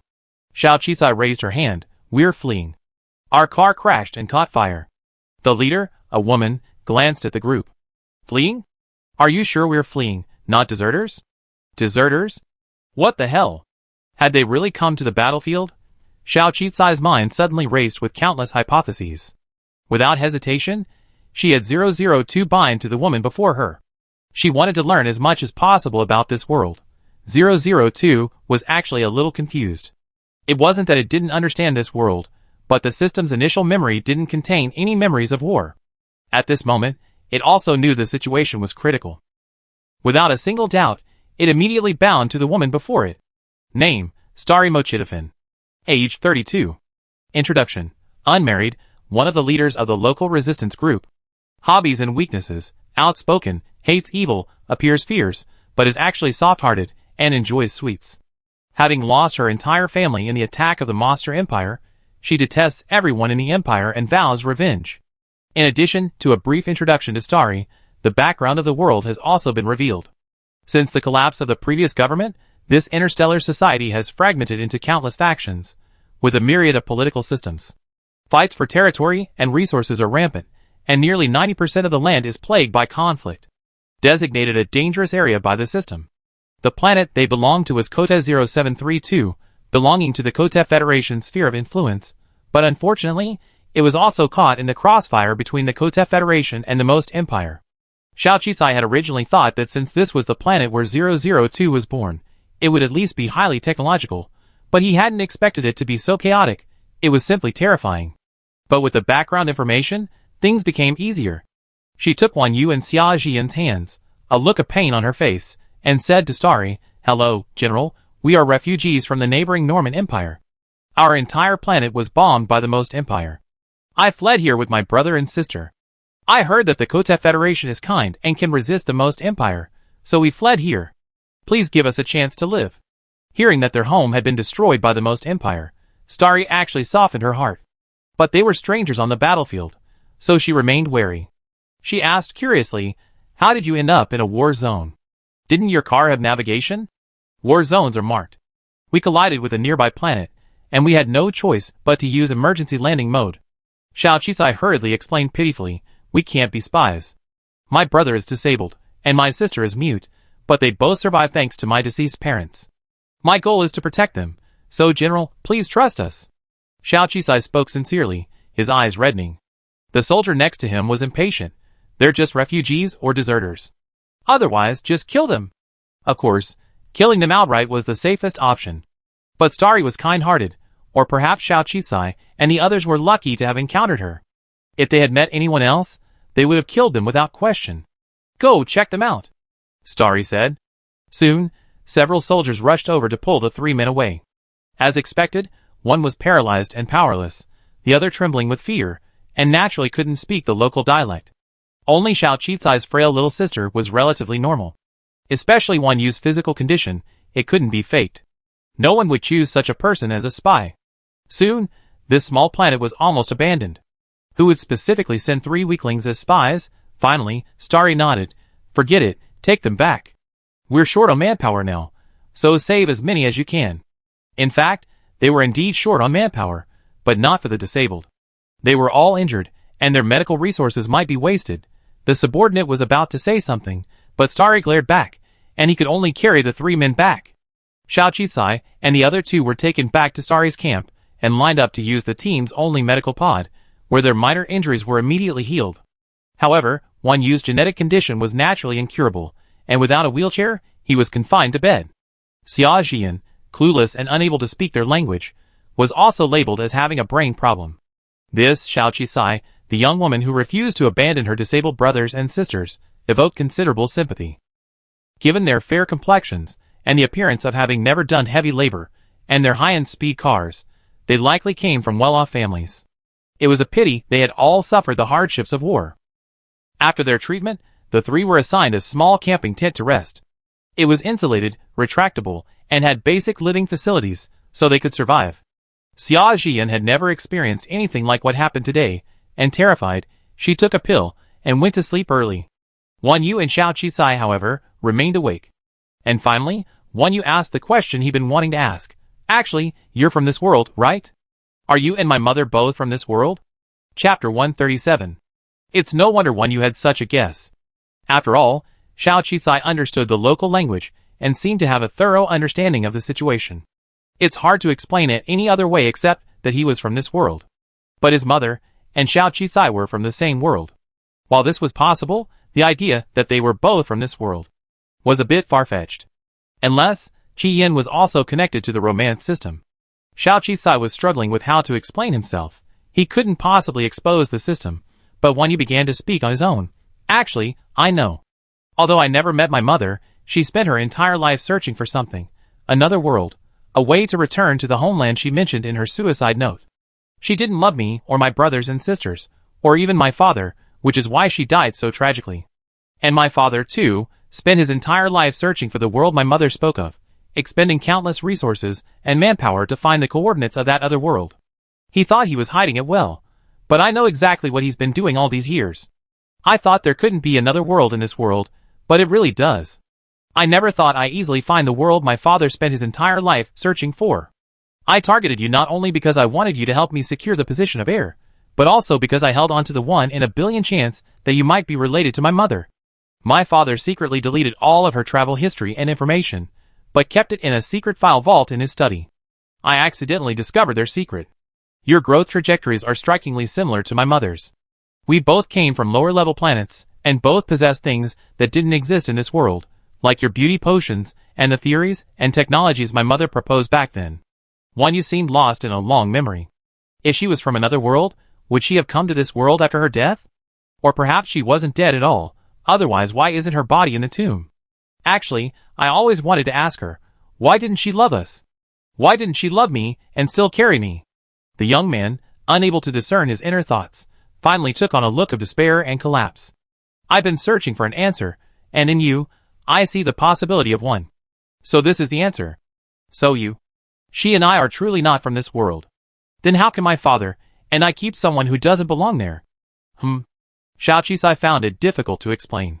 She felt that Wan Yu and Xia Jian were most likely brought to this world because of her. At this moment, Wan Yu finally revealed a childlike expression, and she felt a little sorry for them. I guess so. I'm not part of the coalition government, but that doesn't mean I'm not Xiao Qisai. I accept my identity in that world and have integrated into it. I have friends I like and friends who like me. And this world. Well, just think of it as my past life in this world. I don't know your mother, and I don't know if she's from the same world as me, but if she is, it's impossible to abandon any emotion or love she's experienced. I can't confirm whether she loves your father, but she definitely loves you. Otherwise, she wouldn't be afraid to take you to that world, choosing death instead. Wan Yu was silent for a moment, then asked again, will we all live in this world from now on? Can we go back? Of course we have to go back. Although this world is technologically advanced, most worlds and planets are at war. I prefer returning to the United Government and our interstellar society to this one. I said, no matter who I am, I'm Xiao Qisai, the founder of Zhao's pharmacy and speed flying car. In that world, I have my career and my family, so don't worry, I will do everything I can to bring you and Xia Jian home. Then is my mother. Is it possible that she's in this world? He asked again. I don't know, but anything is possible. Perhaps she's still alive somewhere in this world. Hearing this, Wan Yu's eyes lit up. But as he looked down at his limp hands and feet, the light in his eyes dimmed once more, and he returned to being the silent Wan Yu. Xiao Qicai couldn't say anything more to him. When she first joined the United Government and arrived at planet 4628, she had also been shocked. The worldview had been completely refreshed, the entire environment had been completely altered, but people always adapt. She believed that with Wan Yu's personality, he wouldn't give up. Furthermore, rather than focusing on Wan Yu, she was more concerned about how she could survive in this war-torn world and find her way home. Her career in the United Government was just starting to take off, and everything was moving in a positive direction. She also cared deeply about the people and things she loved, and she didn't want to start over in another world. She still owed many people unfulfilled promises, and she had many careers and aspirations she wanted to pursue. So, since she made it here, she knew there must be a way to return. On Blue Star, she had subordinates and a career, but it wasn't nearly as many people and experiences as she had encountered in the United Government. So, when she arrived on planet 4628, it wasn't so hard to accept. But in just 2 years, she encountered so many people and experiences. These things had to come to an end. She had to personally fulfill the promises she owed to others before she could feel at ease. She wanted to go back. Xiao Qicai's eyes were filled with determination. So, she mentally had 002 gather more information about this world. This world is indeed technologically advanced, with various flying vehicles and spacecraft far ahead of the coalition government. However, this overdevelopment has led to a shortage of social resources, resulting in a continuous expansion without a clear direction. Ultimately, after the collapse of the previous government, war erupted, plundering the entire world. The military and chaebol families formed various factions, each establishing their own kingship or regime. In short, they developed countless high-tech weaponry and plundered resources and land, leaving the unfortunate ordinary people on the smaller planets as mere cannon fodder. Compared to the war, the injustices in the coalition government's citizen card levels seem less tragic. After all, in the United Government, you might be a low-ranking citizen, oppressed and unable to rise for the rest of your life. But here, on a small planet, a single interstellar missile could wipe out the entire planet. This interstellar regime encompasses far more planets than one might imagine, but in most cases, wars are fought over resources, not for planetary destruction. Therefore, all regimes share a common understanding. Unless absolutely necessary, they won't bomb a planet easily, only driving the enemy out and then occupying the local land and planets.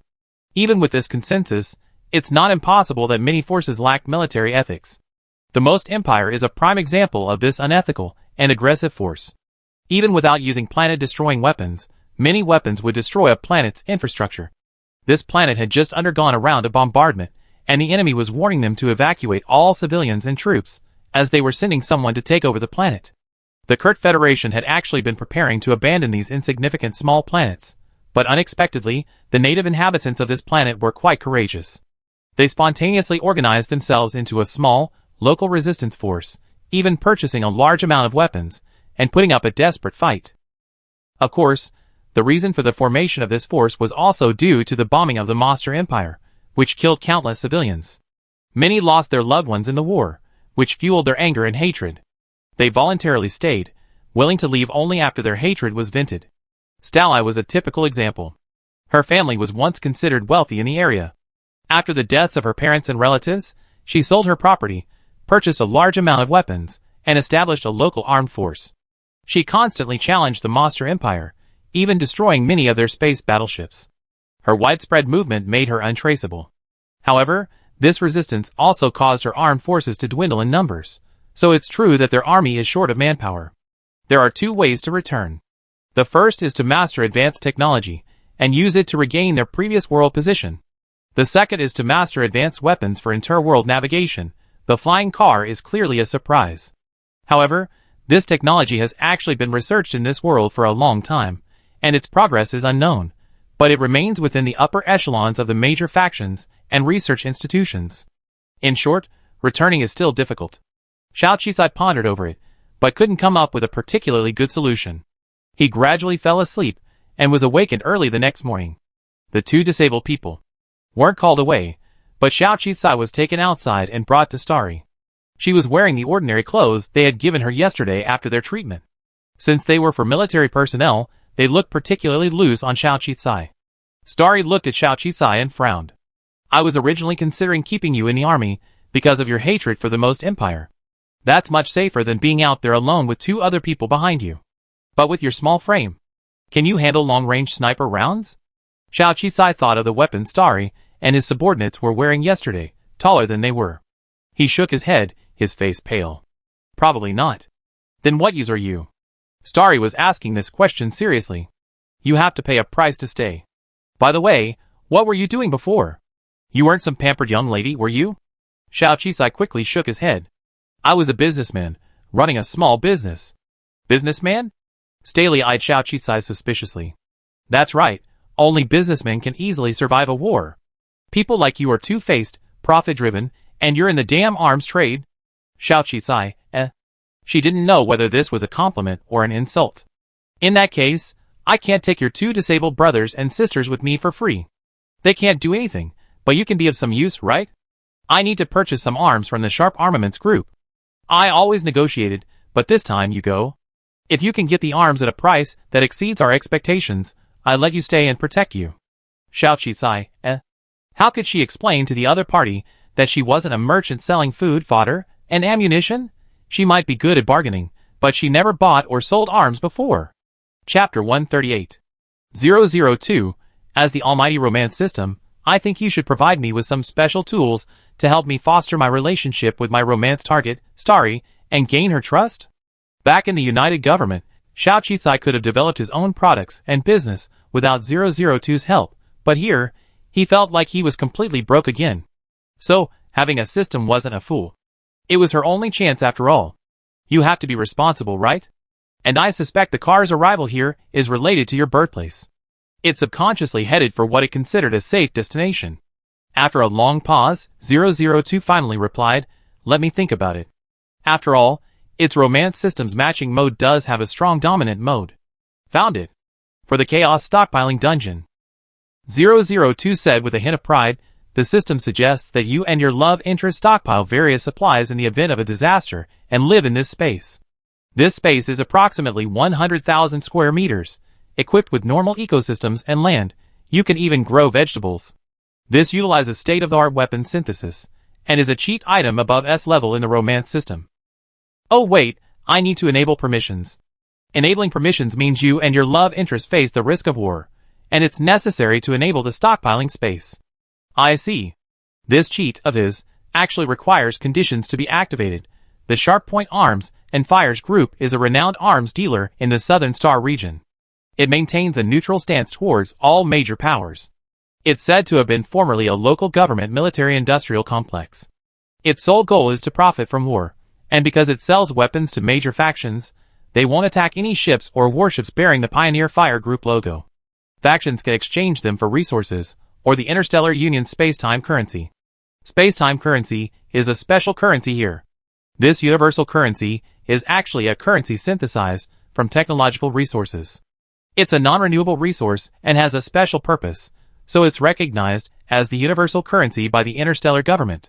Previously, there were many different currencies, but since the government's fall, most factions have only recognized the space-time currency.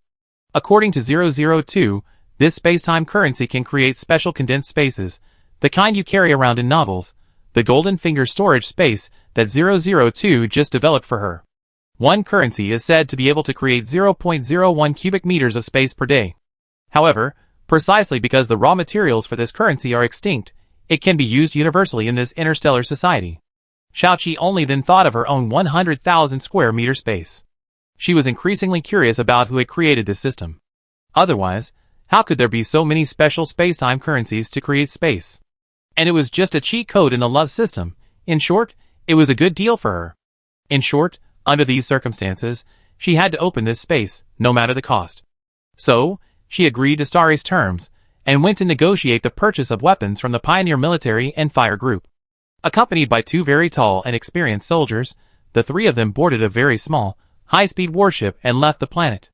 Even if the enemy forces had spotted this small, high-speed warship, they wouldn't bother attacking it.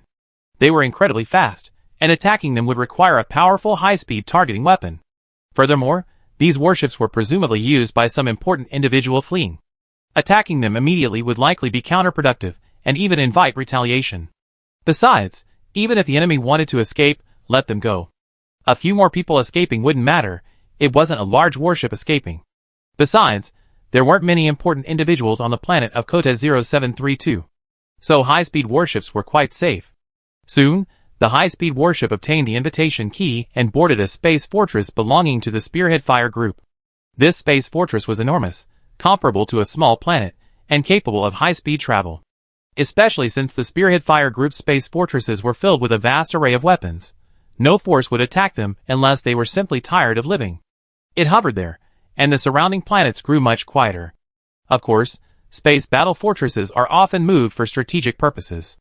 This was Xiao Qizai's first time aboard such a large space battle fortress. This was the difference in weapons and technology between the two worlds. The research and development base she had previously envisioned outside the planet was already the limit of that planet. A battle fortress that could truly simulate a planet's gravity in space and perform large-scale hovering in space was truly technologically advanced. The material of this battle fortress was also extremely special, capable of withstanding cosmic radiation and various hazards. Since the number of people purchasing weapons from the Jianfeng Military Fire Group was so high, they had to wait in line. Soon, their specific numbers were delivered. They would wait another half a month before it was their turn. We're so lucky. We only had to wait in line for half a month this time. Last time we bought weapons, it took a month. One of the two accompanying soldiers said to Xiao Qizai. Can we cut in line? Xiao Qizai thought about the half-month wait and felt like she was going to lose everything. Would that planet be destroyed by a bomb when she returned? What would happen to Wan Yu and Xiaojian then? She began to regret not bringing them along. Cutting in line? Are you crazy? We're here to follow their rules, or we won't be able to buy weapons here again next time. The other female soldier was speechless. Xiao Qizai, They only brought 10,000 space-time currencies this time. The weapons they were buying were relatively small, so they were at the back of the queue. Large-scale transactions can usually be completed the same day they arrive. For a small force like theirs, barely a planet, they had no choice but to wait in line first. No more waiting. Let's go back. Xiao Qizai made a decision. What? Are you kidding? How are we going to explain this to the boss if we go back now? Our weapons are almost used up. We won't last a few more months. I have a way to buy weapons quickly, but there's no need to wait here. Besides, half a month is plenty for us to go back and forth, so there's no need to wait here forever.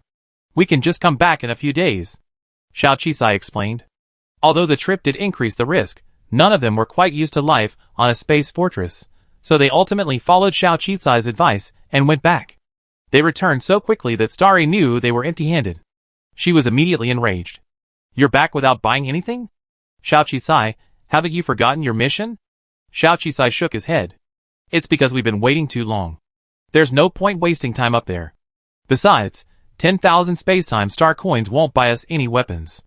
My suggestion is to apply to the Kurt Federation for weapons. Apply to the Kurt Federation. Does the Federation have enough money to support us? Besides, Starry sighed. Besides, she'd been applying for resources daily, but they ignored her requests. This meant her self-help defense had nothing to do with the Federation, so naturally no weapons would be sent. Starry was furious, but she could do nothing. Besides, with the size of her team, it was impossible for them to be independent. If she wanted to resist, protect her homeland, and avenge her parents, she would have to deplete her entire fortune. So, that was why her money was dwindling, down to only 10,000 space-time star coins. She was simply running out of money. After this battle, she'd probably have to retreat with everyone. Unfortunately, while they destroyed a number of Monster Empire warships, they were all unmanned, resulting in minimal damage without even reaching the enemy. But retreating was too much to bear. As a force within the Kurt Federation, if the Federation doesn't provide us with weapons and resources, then we don't necessarily have to fight them. Xiao Qizai was puzzled. But if we weren't using the Kurt Federation as our name, we have even less standing. Starry said helplessly. Actually, whether or not we take sides isn't important. The main thing is that there are so few weapons. With powerful weapons, even a single individual wouldn't dare to provoke them. It's said that some interstellar forces, even with very small numbers, have made a name for themselves. I understand what you mean. The Monster Empire is also my enemy. So, I came back this time because I have a better idea and want to offer you a suggestion. Xiao Qizai said. What idea? Isn't the Monster Empire one of the most powerful forces here? If we purchase weapons in its name, we probably won't have to wait in line, and we'd be able to buy more, right? Starry, are you crazy? How could you possibly impersonate them? Besides, buying weapons costs money. Anyway, I have a way. If I can't, I go to Jianfeng and queue up to buy weapons. Xiao Qicai, however, was full of confidence. The person the Empire sent to attack this area this time was named Sher Si.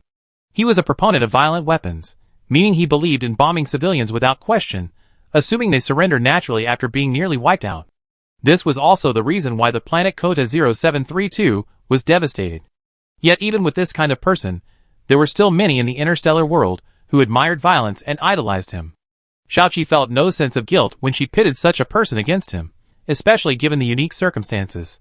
However, the system's usefulness was once again evident, just as it had been when she first arrived on planet 4628. She had the system bind to General Sher Si, gaining access to his weaknesses and travel history. So, taking Xia Jian with him, he boarded a high-speed warship and rushed to the planet where General Sher Si was currently enjoying himself. The two of them infiltrated the dance hall as escorts and successfully knocked General Sher Si unconscious. Then, Xiao Qicai used the 002 camouflage potion to disguise himself as General Sher Si and swaggered out. Of course, ordinary people couldn't decipher General Sher Si's personal information, but Xiao Qicai possessed the 002 cheating tool, which allowed him to know a great deal about General Sher Si. Therefore, Xiao Qi disguised himself as General Sher Si and his men and swaggered to the Sharp Army Fire Group's space battle fortress, announcing that they were planning a final assault to annihilate the several small planets blocking their path, and therefore needed to purchase a large quantity of weapons. His face and the seal in his hand were the perfect proof. As expected, the Sharp Army Fire Group didn't make him wait in line, but instead respectfully invited him in, ready to negotiate a major deal. General Chersi was indeed wealthy, so Xiaoqi used his own space-time currency to pay the down payment. He then negotiated with the members of the Pioneer Army and Fire Group, promising the remaining 70% after they captured those planets, and their army received awards from the Monster Empire. The Pioneer Army and Fire Group were either too arrogant or simply trusted the Monster Empire, and given the down payment, they agreed without hesitation. After all, no one dared to cheat them. Thus, Xiaoqi successfully used General Chersi's money, using the down payment to purchase a large quantity of weapons and depart. Because the weapons were so large, they even offered him a portable space, free of charge, to facilitate their transport. Xiao Qicai naturally accepted the offer with a smile. Immediately, assuming the identity of Chelsea, she approached the Monster Empire's large warships, and, using her newly purchased weapons, brazenly launched several super-interstellar missiles at them. Before the Monster Empire's people could even begin to panic and launch a counterattack, she loudly declared to the Monster Empire and the entire interstellar space that she, General Chelsea, was declaring independence and breaking away from the Monster Empire. Then, before the enemy could react, she vanished into the depths of the starry sky. It was a blatant betrayal and slap in the face, completely shocking the Most Empire's top brass. Instantly, the Most Empire issued a notice, issuing a galactic-wide wanted notice for General Sher Si. The Sharp Fire Group, after seeking General Sher Si's final payment, couldn't find him. So, armed with the Most Empire's stamped contract for the arms purchase, Sher Si arrived at the Most Empire, demanding payment. Otherwise, the Sharp Fire Group would no longer supply the Most Empire with weapons. The Most Empire, already utterly betrayed and devastated, was nearly mad with rage. They were then utterly livid, having unexpectedly cheated them out of their money before leaving. Yes, they had to pay. Chapter 139. While Sher Si's rebellion was indeed a result of their mismanagement, the cooperation agreement was signed with the Most Empire's business letter and bore the Empire's insignia. If he didn't pay, the Vanguard Fire Group had the right to halt their weapons supply. Weapons are a major power's greatest security. Once the Kurt Federation or other forces learned that Sher Si couldn't purchase any weapons from the Vanguard Fire Group, they would lose credibility, and even the other Vanguard Fire Groups would stop working with them. Other forces might even take advantage of the situation. Without weapons, and the support of these weapons, Sher Si would have absolutely no chance of further development. Thinking of this, the Most Empire ultimately paid the balance due to the Vanguard Fire Group. However, the wanted order for General Sher Si had reached the Empire's S level. They even offered a reward of 1 million spacetime currency. That's 1 million spacetime currency. It instantly topped the interstellar bounty list. Starry didn't know how Xiao Qicai had accomplished this, But the powerful and brutal General Chirsi, who had ordered the killing of countless people on her planet and her parents, had suddenly become a traitor to the Most Empire and an S-rank wanted man.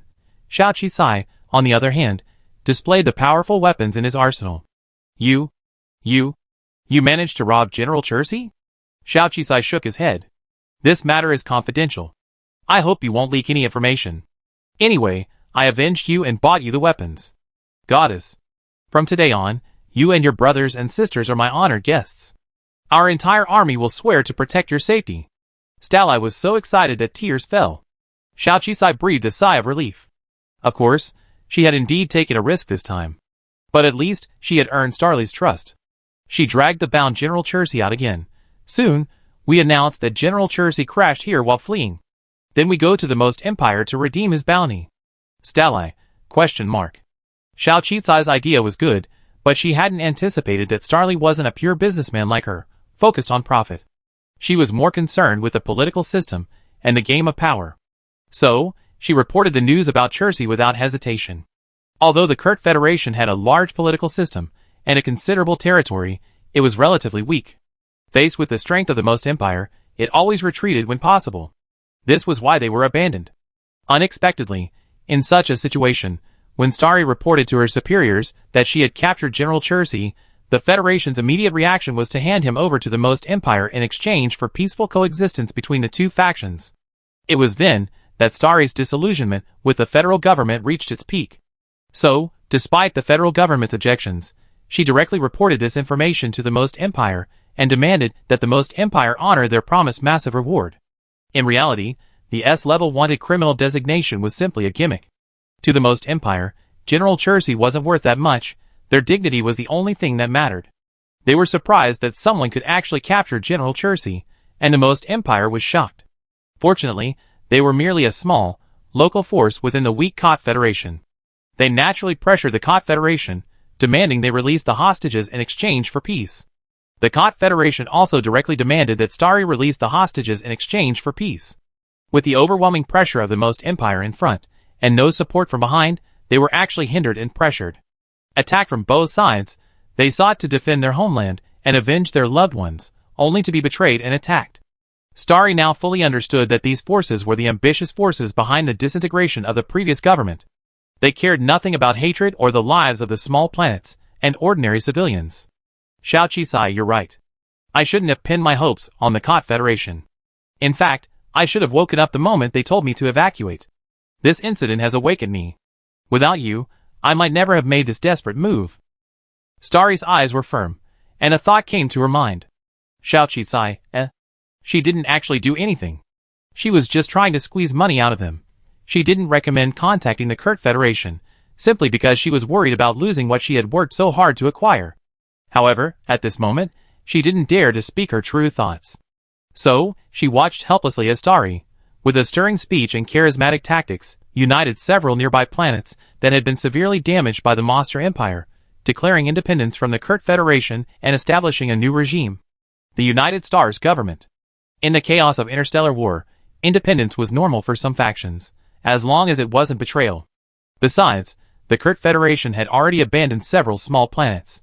So, the Kurt Federation, as cowardly as ever, expressed strong condemnation and didn't take the next step. Instead, they blamed Starry's forces for the conflict between General Chirsi and the Monster Empire. Thus, the interstellar map was updated again, with the addition of a small regime in the consortium. Is that even possible? She had witnessed the rise of a political system. Xiao Qisai remarked, she truly wasn't suited to politics and power struggles. However, taking advantage of the crisis threatening the Monster Empire, she finally activated the golden finger of her stockpiling space and achieved her goal. However, Starry's independence was a bit too strong, somewhat contradicting 002's stockpiling strategy. But the stronger Starry's power, the safer she was, wasn't it? 002 was just playing it safe. The Monster Empire had originally intended to attack directly, but they hadn't expected the weapon Starry had purchased to be anything but a joke. They destroyed one of the Empire's super battleships with a single explosion, ultimately forcing them to negotiate. Of course, one of their demands for the peace talks was the return of Share C. This was also to uphold the dignity of the Monster Empire. Starry agreed, handing over the money and the person. After paying, it was Xiao Qizai's turn to go to the Sharp Arms group to buy arms. Thus, Xiao Qizai used this large sum of money to become a VIP of the Sharp Arms group. He once again purchased a large number of weapons for Starry's forces. Of course, Starry wasn't ungrateful. She gave Xiao Qizai 200,000 of the 1 million spacetime currency coins. After all, it was Xiao Qizai who found Share C, so she could have claimed the money alone. However, without influence, claiming the money was impossible. Furthermore, Starry had also provided Xiao Qizai, Wan Yu, and Xia Jian with protection. So, for the time being, she gave her 200,000, saying that she would not treat Xiao Qizai unfairly when she became successful. She also appointed Xiao Qizai as the designated arms negotiator for their United Star government, putting her in charge of this area. Xiao Qizai didn't hesitate, exchanging nearly all of his 200,000 spacetime currency for weapons, even purchasing a small space fortress for a convenient escape. Satali thus entered the historical arena, becoming a formidable power in the Southern Star region. Of course, this was in the context of the Vampire Monster Empire. Thus, the Monster Empire became the Alliance's primary enemy.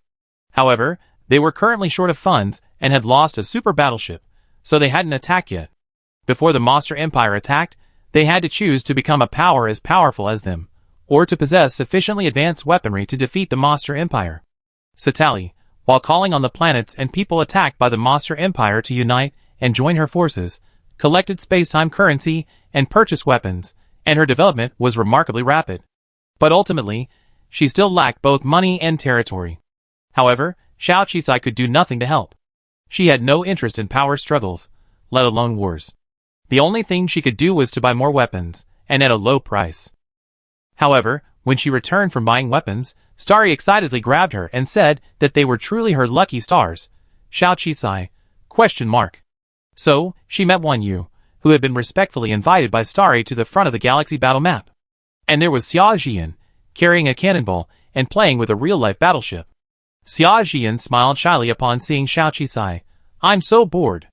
I learned some of the local language lately, so I'm looking for something to do. If I really can't go back, I can protect myself. I can't rely on my boss for everything. In Xia Jian's eyes, Xiao Qizai had saved her life during the spaceship crash, saved her and Wan Yu's life again by helping them survive the war, and even traveled extensively. He was a law-abiding businessman, but he almost became an arms dealer, all for their safety. After all, in troubled times, there's no protection, you're basically doomed to die, becoming cannon fodder. It's just too hard. Where can you find such a good boss? So, she couldn't be a useless person. She diligently studied, finally mastering quite a bit of the local language and showing a strong interest in warships. You know, the Coalition's games are highly developed, and mecha warships are the most popular game there. It makes no sense that Xia Jian wouldn't know anything about them.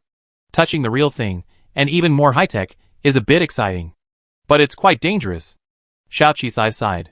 Xia Jian simulated the controls, her face excited. Danger is better than boredom. Alright. And Wan Yu, though he can't carry anything, he's definitely got a brilliant mind. In just a few months, he's not only mastered the local language, but has even earned Starry's trust. Of course, this trust is also due to Xiao Qizai. After all, Starry's success is inextricably linked to Xiao Qizai. After following Wan Yu's advice and swallowing up several territories, it became clear that Satali trusted Wan Yu greatly, somewhat treating her as a think tank. Who could be more treacherous than someone like Wan Yu, who lived by his brains? His expansion plan made Satali's blood boil, and she felt victory was within reach. His plan was simple. A direct confrontation with the offensive-minded Most Empire was unlikely, but the Kurt Federation was weak and incompetent. Under its leadership, its vast territory was being eroded by surrounding forces, shrinking ever smaller. Surrender was the only option. Rather than surrender and be divided up by surrounding forces, Satali would rather swallow it up. At least, it would be a way to protect her homeland and her territory. They're already independent, what else is there to say? This high-sounding excuse was even more powerful, and it resonated deeply with Starry, so she agreed without hesitation. Using a strategy of attacking less and absorbing more, they first annexed some of the less important planets of the Kurt Federation, such as the battered planets around the battlefield, similar to 0732. The Kurt Federation truly didn't even bother to resist. Take it if you want it, you'd be giving it up anyway. The people there, having experienced similar things to Starry, easily surrendered and became part of the Union Star's territory. When they finally came to their senses, The Kurt Federation suddenly realized that the Union Star had already swallowed up much of their territory and become a new major power in the surrounding area. Who could have imagined that a local power would develop into this state? So, they began to condemn Starry's actions from a moral high ground. But Starry had 1,000 excuses, weeping bitterly over the deaths of her family members in the bombardment, the pain of being abandoned by the Kurt Federation, and the tragedy of having to sacrifice everything she had to defend her homeland. In short, the Kurt Federation was incompetent, and everything she did was to protect the safety of ordinary civilians. She also seized the opportunity to rally the Kurt Federation to her side, vowing to defend them all to the death. Kurt Federation? ? Chapter 140. At first, Xiao Qisai just wanted to make some money and make a fortune, but she had no idea it would turn out like a StarCraft scenario.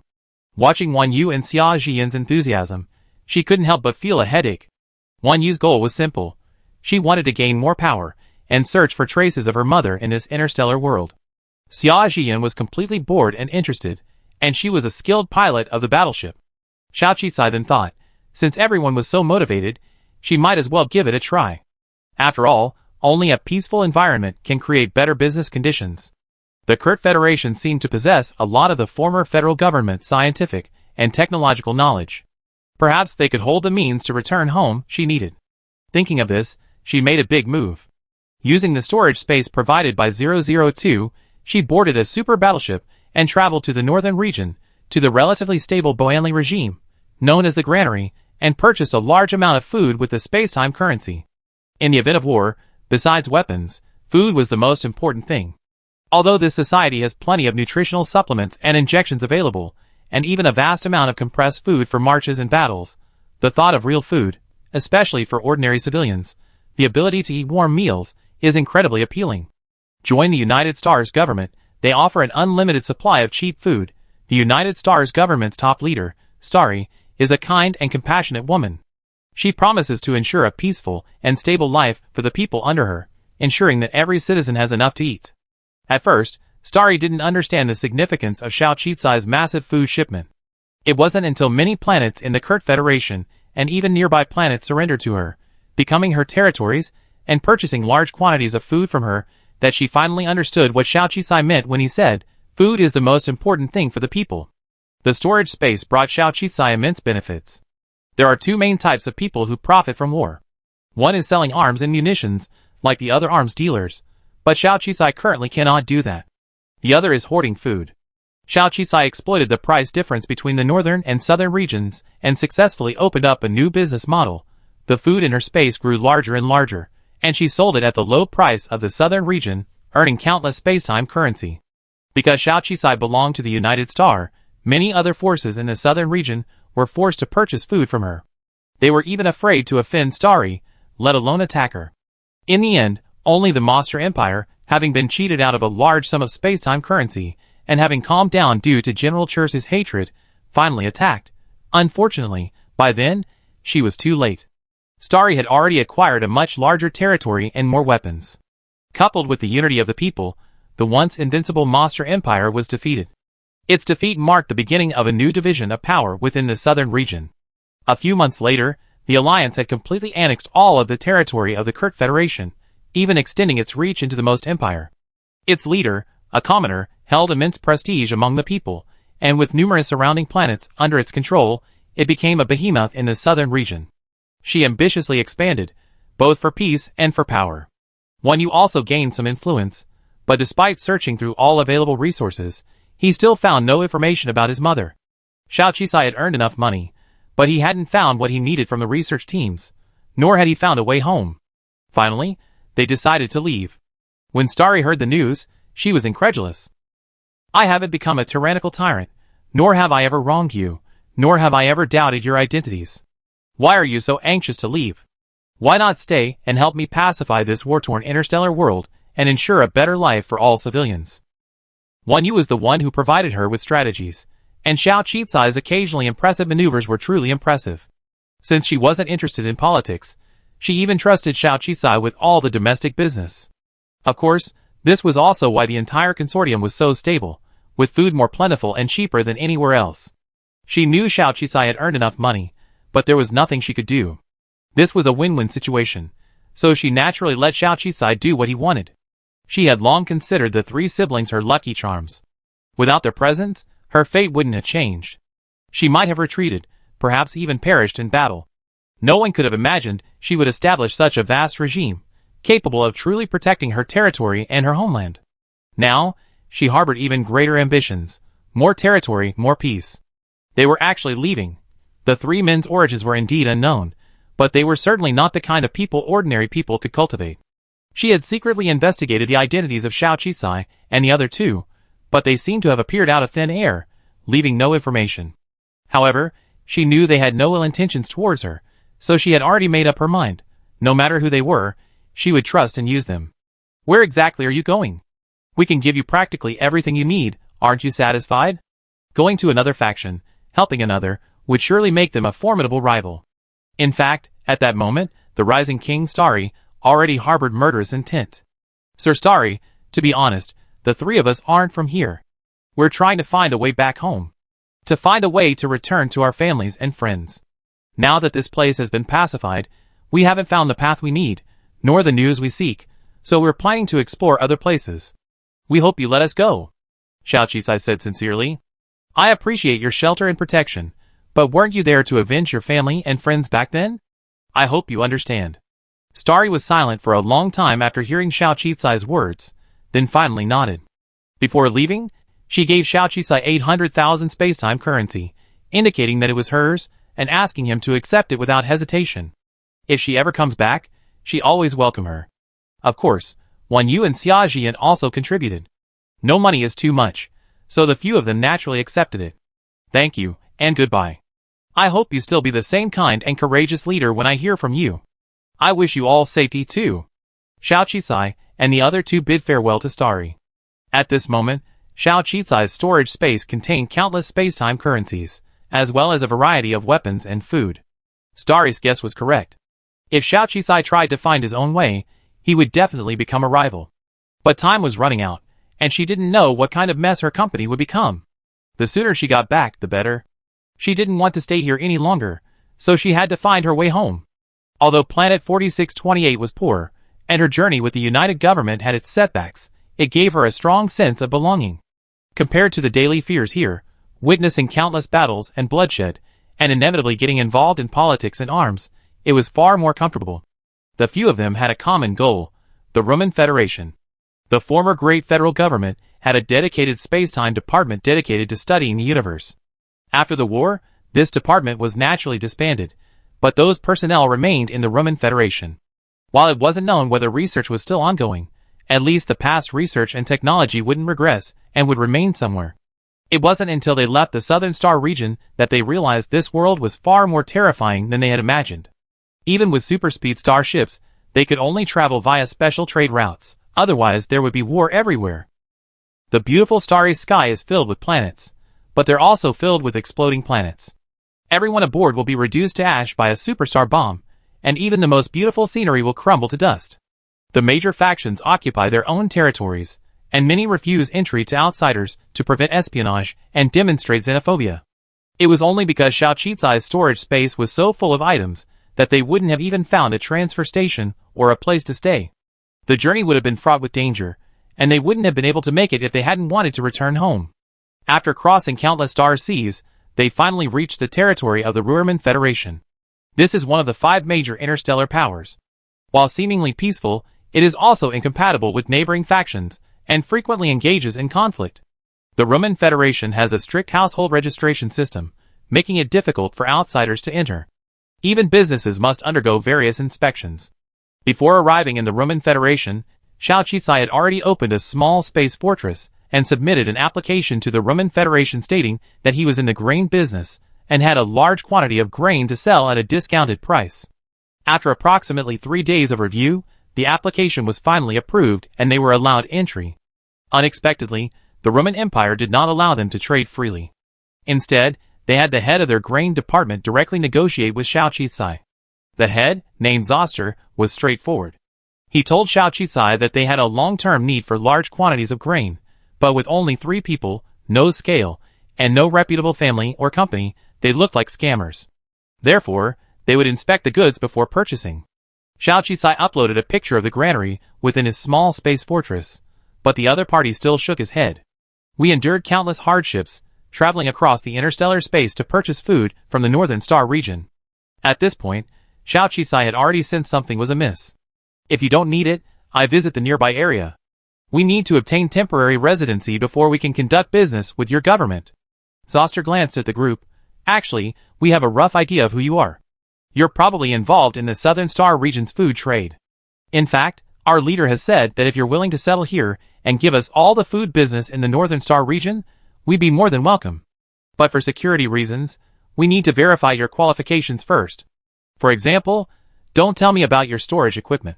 That small space fortress can support your interstellar navigation and be invisible enough to prevent pirates from robbing you. With just these few words, Xiao Qi finally understood what they wanted. They had clearly guessed that Xiao Qisai possessed a large compressed space.